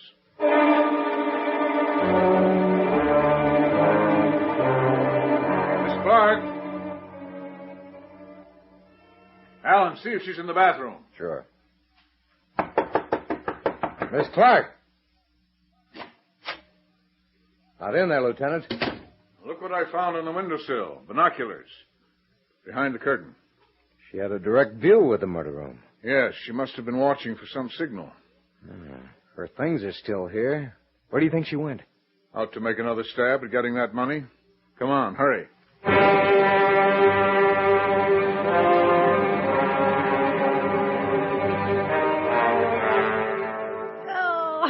Are you going to pick up that phone? No, you can't make me. Do as I say.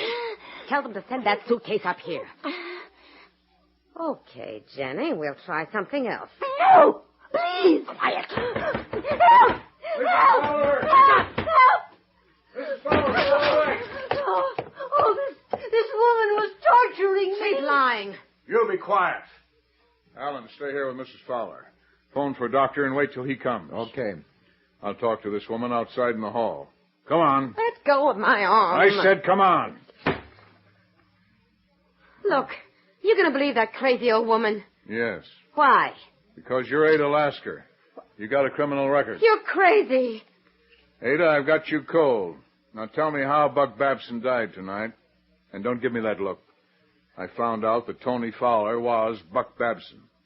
So how did he die? Did you double-cross him? You're so smart, why didn't you tell me? I'll tell you part of it. You took a room across the court and watched through binoculars. Buck was to give you a signal, but you didn't wait for it. Am I right? Ada, you got to tell it sometime. Okay, handsome. We did have a plot rigged up. Buck was the signal, and I was to go over. He left the door unlocked. He was to go down to the bar and talk to a lot of people for an alibi. And you were to kill Mrs. Fowler, take the suitcase full of money, and leave the hotel. Say you are smart. Never mind that. You did double-cross him, didn't you? For 175 grand? Certainly. Through the glasses, I saw the old girl go into the bathroom. So I went over to the room. When Buck had his back turned, I let him have it with the lamp. He sank right down without knowing what hit him. Then what? Well, I threw the lamp out of the window, grabbed his suitcase, and took it back to my room. Only trouble was it was the wrong suitcase. Had clothes in it instead of money. So later you planted that suitcase in the room of a certain Mr. Potts. Yeah. Say, handsome, are you interested in money? Definitely. Well, downstairs in the vault there's 175 grand in a suitcase. You had it put into that vault, and you can get it out. Can't you? Sure. What did you have in mind? Oh, a quick trip somewhere. Just you and me. Ada, you must be a mind reader. You mean you were thinking of a trip? Mm-hmm. Just the two of us. Well, what do you know? Where to? Police headquarters. Huh? You'll love it there this time of year. Come on, Ada. Let's get going.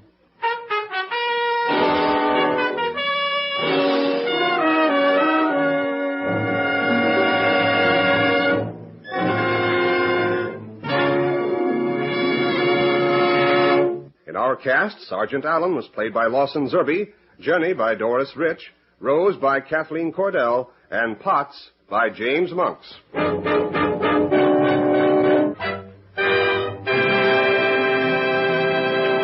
Official Detective is produced and directed by Win Wright, written by Albert G. Miller. All names of persons and places used in this program are fictitious. Any resemblance to names of actual persons, living or dead, is coincidental. Jack Irish speaking. This program came from New York.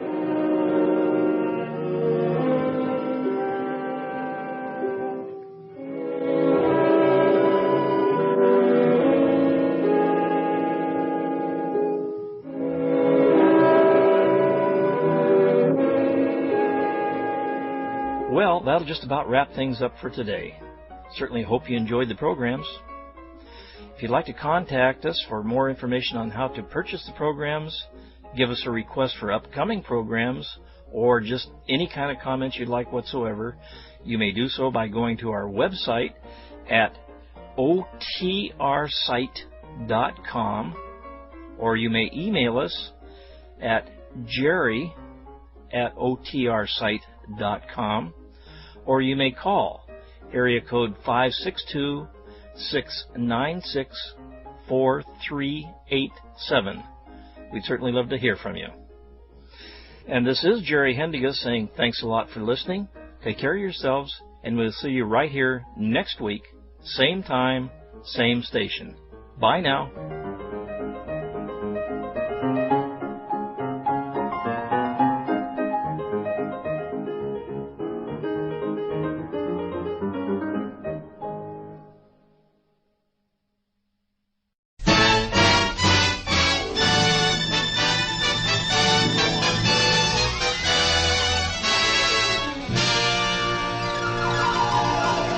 The F.W. Fitch Company presents Dick Powell as Private Detective Richard Rogue in Rogue's Gallery.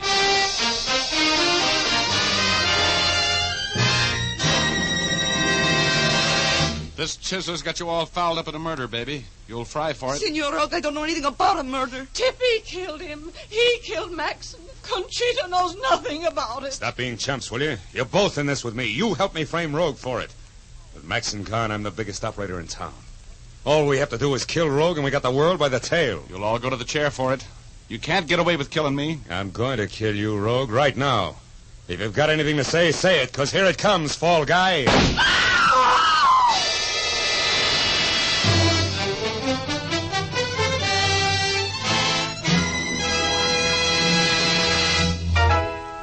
Rogue speaking. This afternoon, I found a little case in my crime gallery that brought back memories. You just heard a little of it. Enough to know that I was framed for murder. I call the story Little Old Lady, and I'll tell you all about it in just a minute. But first, here's Jim Doyle, who's going to tell you men how to get a fast, clean shave without having to scrape and slave. You bet I am, Dick. Men, the simple, sure way to a comfortable shave is Fitch's No-Brush Shaving Cream. The instant you apply this grand cream to your face, the three important shaving ingredients contained in it go to work. They smooth down the flaky top layer of skin and soften up the beard.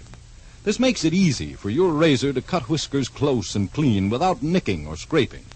Among the important ingredients in Fitch's No Brush is a special skin conditioner. This conditioner gently lubricates your skin, protecting it from irritation and burning. After your shave, it gives your skin a cool, refreshed feeling that will linger for hours. For those who prefer a lather cream, there's Fitch's Brush Cream. It gives a swell, hurry-up lather that stays moist and washes off quickly and easily. It, too, contains the special skin conditioner for sensitive skin. Ask for either Fitch's Brush or No Brush shaving cream. But for a solid comfort shave, be sure it's Fitch, spelled F-I-T-C-H. Thank you, Jim. And now I'd like to go on with my story. Okay, here's Dick Powell as Private Detective Richard Rogue in another personally conducted tour through Rogue's Gallery.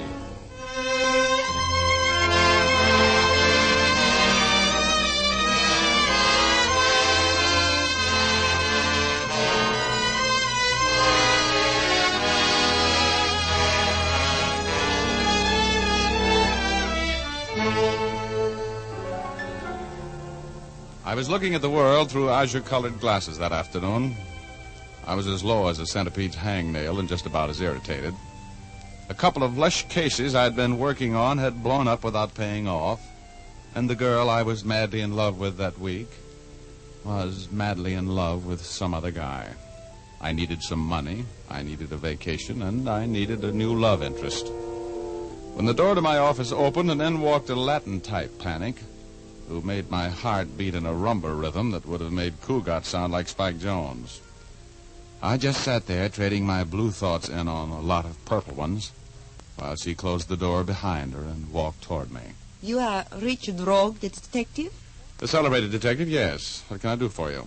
I need your help, Senor Rogue. Okay. What's your name? Conchita Morales. Oh, the singer, huh? That's right.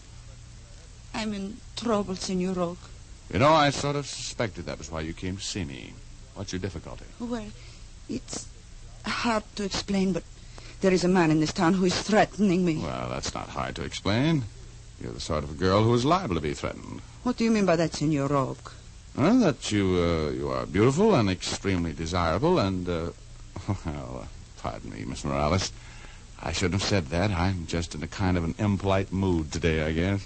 Then you don't really think I am beautiful or desirable? Don't let that glassy look in my eyes fool you, Conchita. I can see, and what I see pleases me, if you go for understatements. Then you will help me. You know, beauty's a wonderful thing, Mexican type, but so is money. My time's for sale. I have money. I will give you $250 if you will help me. What do you want me to do? I want you to get some letters back for me. Oh? Why? Because I write them when I'm very young and foolish to a man I think I love. I do not love him. I hate him. I want to marry someone else. That man I love, but I cannot because of these letters. Oh, here. Slow it down to a gallop, Conchita. I'm getting a little confused. Who has the letters? Frank Maxon is his name. He's no good. He is what you call a poor loser. Uh-huh. And who is this man you love at the moment? Tippy Tyler. We will be married soon. Oh, you will be married, so... Well, in that case, let's make this strictly business. What do you want me to do? I'm having dinner with Frank tonight at the Club Cuba. I want you to meet us there. I want you to tell him he must give me back my letters. If he knows that I have employed you to help me, he will give them up. He is without courage. Don't see how I ever think I was in love with him. Frank is considered quite a ladies' man, or was, before you went up on that income tax rap a couple of years ago. Yeah, I understand the boys in his mob are giving him a little trouble since he got out. Where's that $250 you mentioned a while ago? It is here. Just a moment. That's a retainer. If the case gets tough, it's going to cost you plenty more, Conchita. You know that? I do not care. I must have these letters. Here is $250. Thank you. And now, what time do I meet you at the Club Cuba? Be there at 9. And I'm warning you, Mr. Rogue. Come prepared for trouble.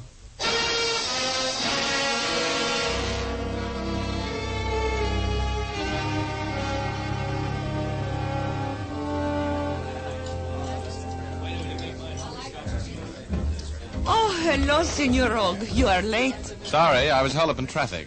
Oh, hello, Frank. Well, what are you doing here, Rogue? Conchita invited me. Sit down, please. Thank you.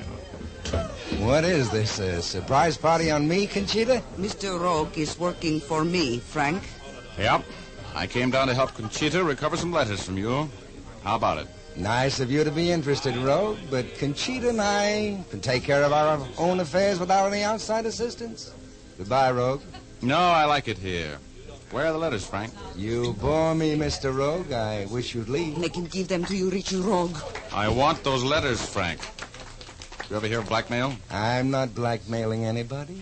Those letters are mine. They came to me through the mail.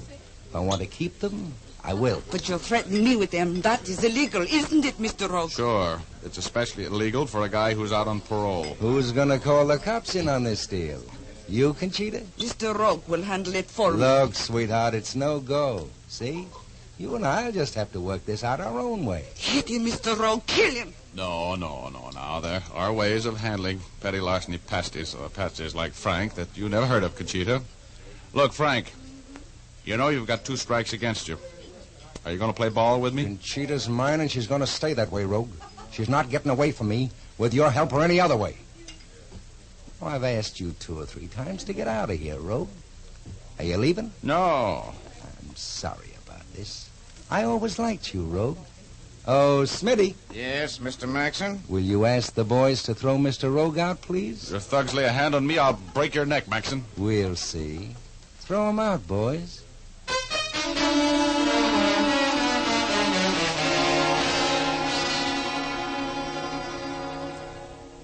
It occurred to me as I hit the sidewalk with the back of my head, among other things, that Frank owned a piece of the Club Cuba and that it was a bad place to start a beef with him. I got up piece by piece, counted my arms and legs, and waited a while for Conchita to come out. She didn't. So I felt in my pocket for that $2.50. It was there. I went home. The next morning, I went to the office and tried all forenoon to get in touch with my Latin-type client at her swank apartment hotel. The Mayflower couldn't locate her. I had a late lunch, and when I got back to the office about 3, there was a little old lady waiting there for me. A lovely little old lady with rosy cheeks and twinkling eyes with a lot of laugh crinkles in the corners of them. Mr. Rogue? That's right. You waiting to see me? Oh, yes, I was. I've been waiting for quite a while, Mr. Rogue. I just had to see you. Oh, I'll have a chair. Don't tell me you're in trouble. No. Oh, yes, Mr. Rogue, I am.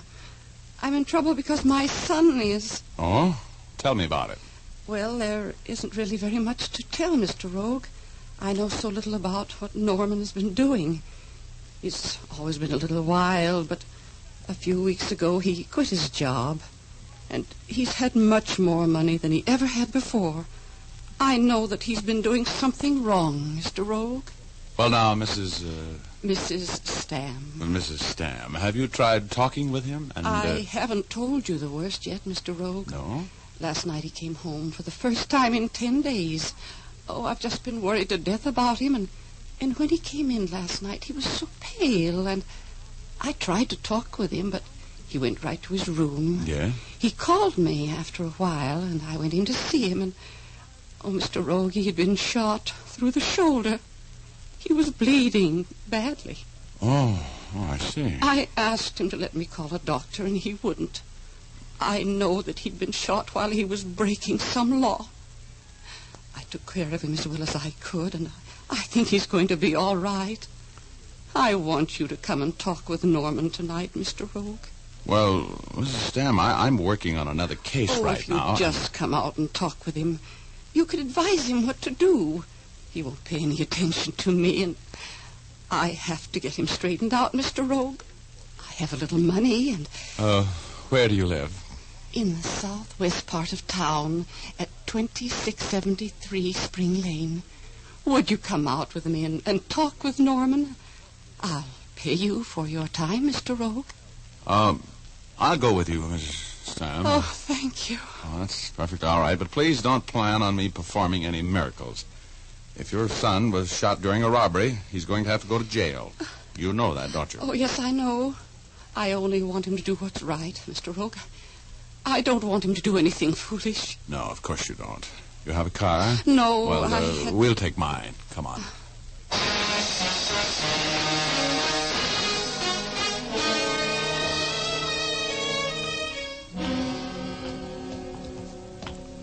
Well, you certainly have plenty of privacy out here, Mrs. Sam. Yes, it's lonesome. But my husband bought it many years ago. He thought then that it would build up out here, but it hasn't. Did your son know you were coming in to see me? Oh, no, I didn't tell him. He's right here in the front bedroom, Mr. Rogue.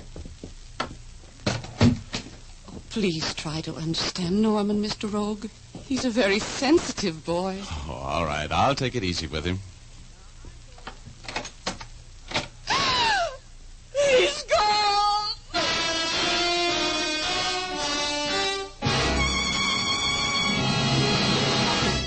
There was the bed with blood on the sheets where a man's shoulder would have been lying. There was no note. No sign of the wounded boy I'd made the trip to see. The little old lady was almost hysterical. I finally got her calmed down. She made some tea, offered me a cup. I should never have gone away and left him. I should have known better. He was frightened, Mr. Rowe. Now, drink your tea, Mrs. Stam. Don't cry. Don't worry. I'll take care of everything for you. We'll find him. You will help me, won't you, Mr. Rowe? Oh, of course. Please drink your tea. Don't you like it? I love it, yes. It's, it is a little bitter. It's a special kind my oldest boy sent me from China. Well, I'm feeling a little woozy. You are? Well, that's right. That's the way it should be. You poisoned me, you... That's right, Mr. Rogue. I did.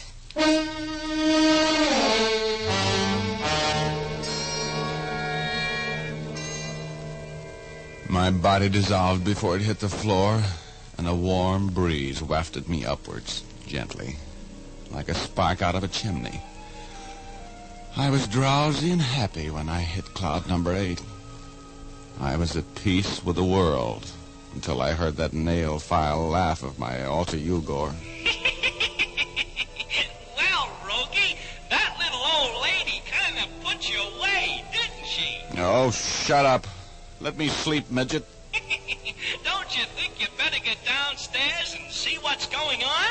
Why? Oh, there must be some reason why Mrs. Stam, if that's her name, gave you those knockout drops. Look at you, knocked out by Lavender and old Mickey's. Bright boy. Why do you suppose she did it, Pest? Oh, I don't know, but you'd better find out. You're in a jam, Rogie. Oh, I'll bet that Conchita dame fits in here someplace. Get out of here, Rogie. Okay. Don't push, Ugor. You're my friend. Going down.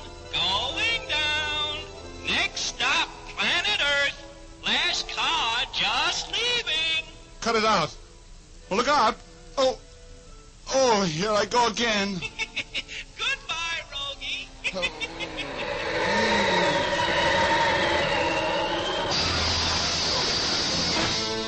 I came to in my car. My gun was gone. I looked for my money. It was still there.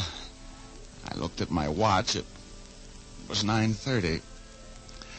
I drove to my office, opened the door, and stopped dead in my tracks. There was a dead man lying there in the middle of the floor. He'd been shot at close range through the head. My gun was lying a foot from the body. The gun that had been stolen from me while I was knocked out. I closed the door and leaned up against the wall to think. I was still leaning there when the door opened. Hello, Rogue. Who's your friend? Hello, Lieutenant Urban. What are you doing here? I got a call telling me you just killed a man. Yeah? Well, that's Frank Maxon, that defunct character there. Your gun? Yeah. Looks to me like we're going to have to hold you, Rogue. For murder.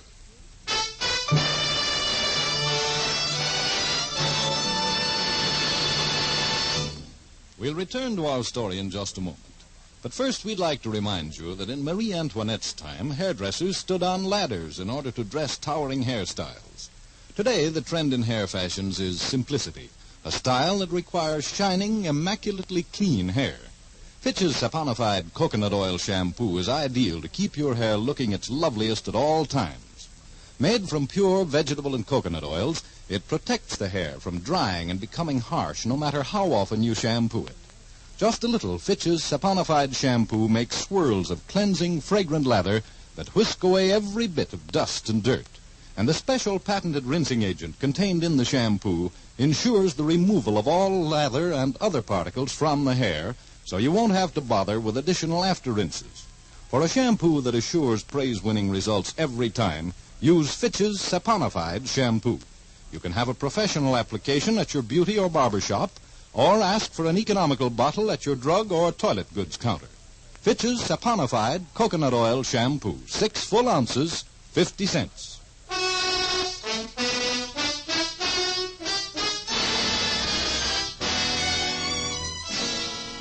Now back to Rogue's Gallery.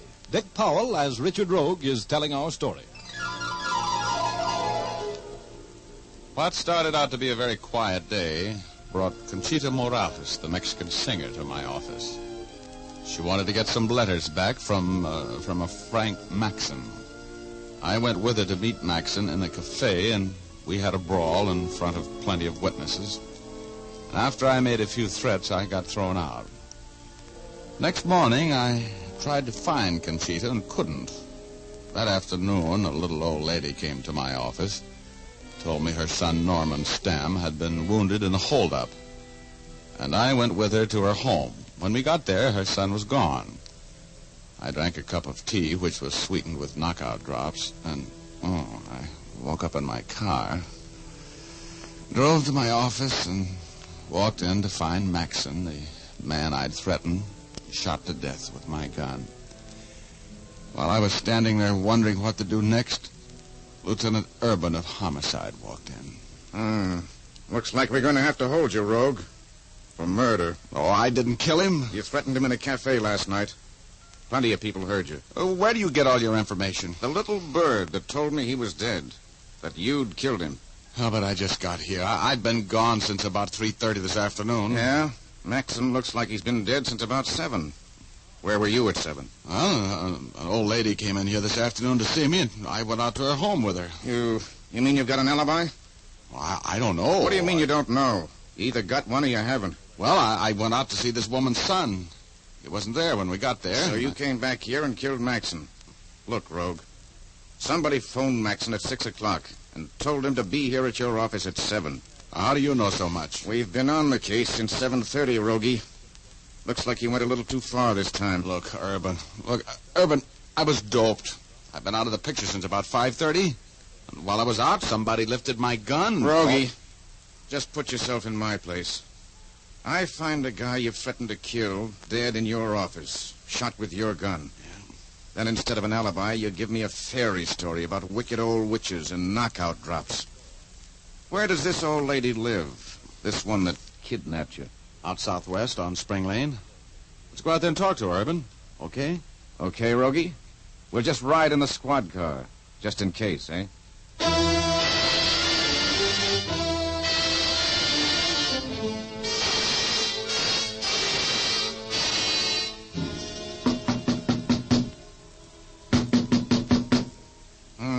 No lights on. There's nobody home. Think we'll go in, Rogie. As long as you say there's a wounded man in here, I don't have to have a warrant. Try the door. Well, it's unlocked. Come on. Turn on the lights. Well, they don't go on. You got your flashlight? Yeah. Look, Rogie. The furniture's all covered. There's nobody living in this house. Urban, come over this way. Let's look in this bedroom. Are you sure you're all right, Rogie? Sure. Come on, over here. Well, there's not even any furniture in this room. That's right. But there was a bed with blood-stained sheets. I'm sorry, Rogie. They seem to have disappeared with the old lady and your alibi. This house hasn't been lived in for months. Why'd you kill him, Rogie?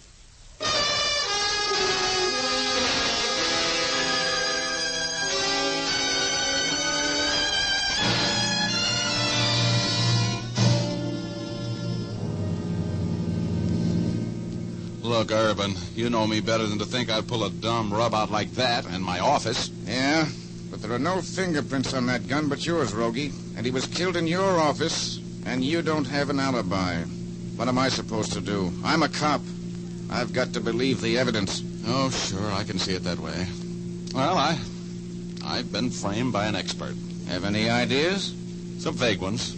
Well, I'm gonna pull up here and get some cigars in that cigar store. If you're not here when I get back, I'll expect you at headquarters in an hour. Thanks, Urban. Good luck, Rogie.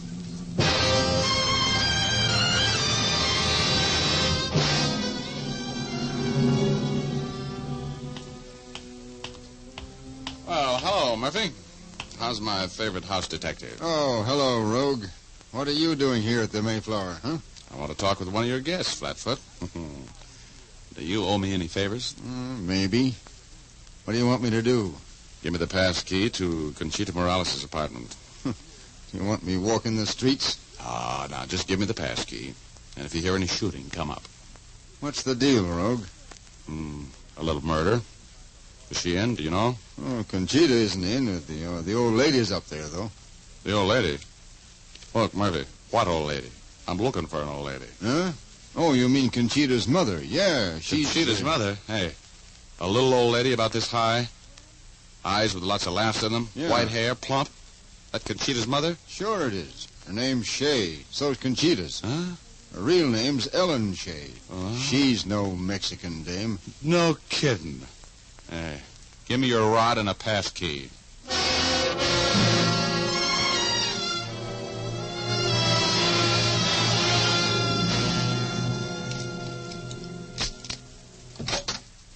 No, don't get up. Please, Mrs. Shea. Just keep your seat.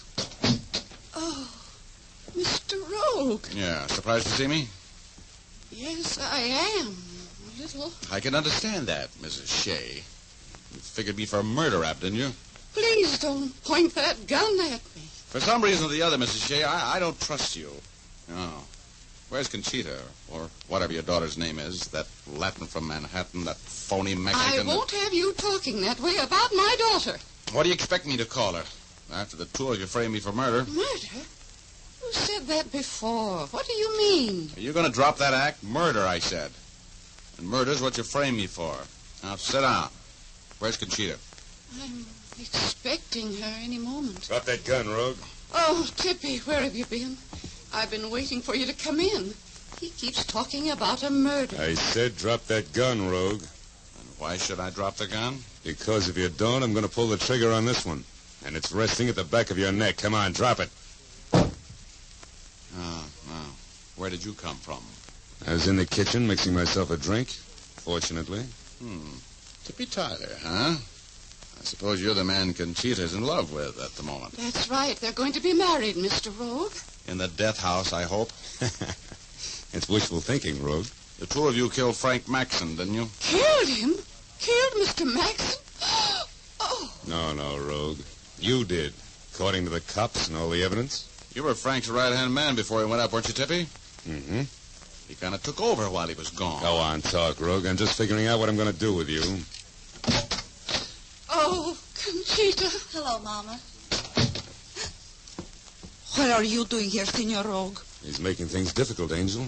I just dropped in for a little chat about a house out on Spring Lane and a wounded man who wasn't there and a murdered man in my office. That's all. It was a very nice job of framing me, Conchita, Ellen Shea. And you can drop that broken-down accent. Okay, Mr. Rogue, smart guy. What happened? Who was murdered? You ought to know. You helped to plan it. I did not. I don't know what you're talking about. I've been arranging things for us, Conchita. Frank Maxon is dead. Your mother helped arrange it. I didn't know what I was doing, Conchita. Honest, I didn't know. That's a lie, and you know it. You and your daughter are in this thing too far to get out now unless you smart up fast. There's too much talk going on in here. Maxon's dead. He was found dead in Rogue's office, shot with Rogue's gun. Rogue's as good as burned for it. Mama, did you kill him? No, I didn't, Conchita. Look, sweetheart, everybody heard Rogue threaten Maxon last night. It was our chance to get rid of him. Conchita, listen to me. This Chisler's got you all fouled up in a murder, baby. You'll fry for it. I don't know anything about a murder. He killed him. He killed Maxon. My Conchita knows nothing at all. Stop being chumps, will you? You're both in this with me. You helped me frame Rogue for it. With Maxon gone, I'm the biggest operator in town. All we have to do is kill Rogue, and we've got the world by the tail. You'll all go to the chair for it. You can't get away with killing me. I'm going to kill you, Rogue, right now. If you've got anything to say it. Because here it comes, fall guy.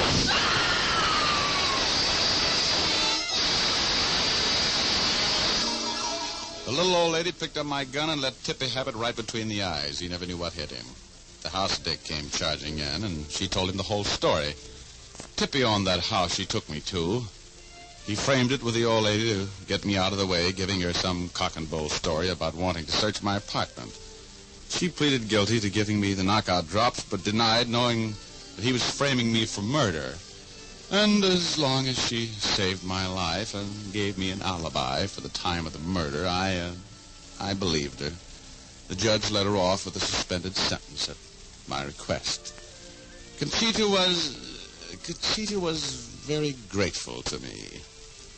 And when Conchita, she was grateful, oh, the angels, she sing.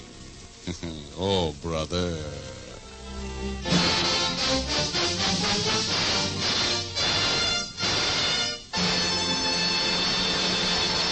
This is Dick Powell again, ladies and gentlemen. Don't I meet some lovely people in these stories? They love murder like Richard Rogue loves money, and it makes a very happy combination.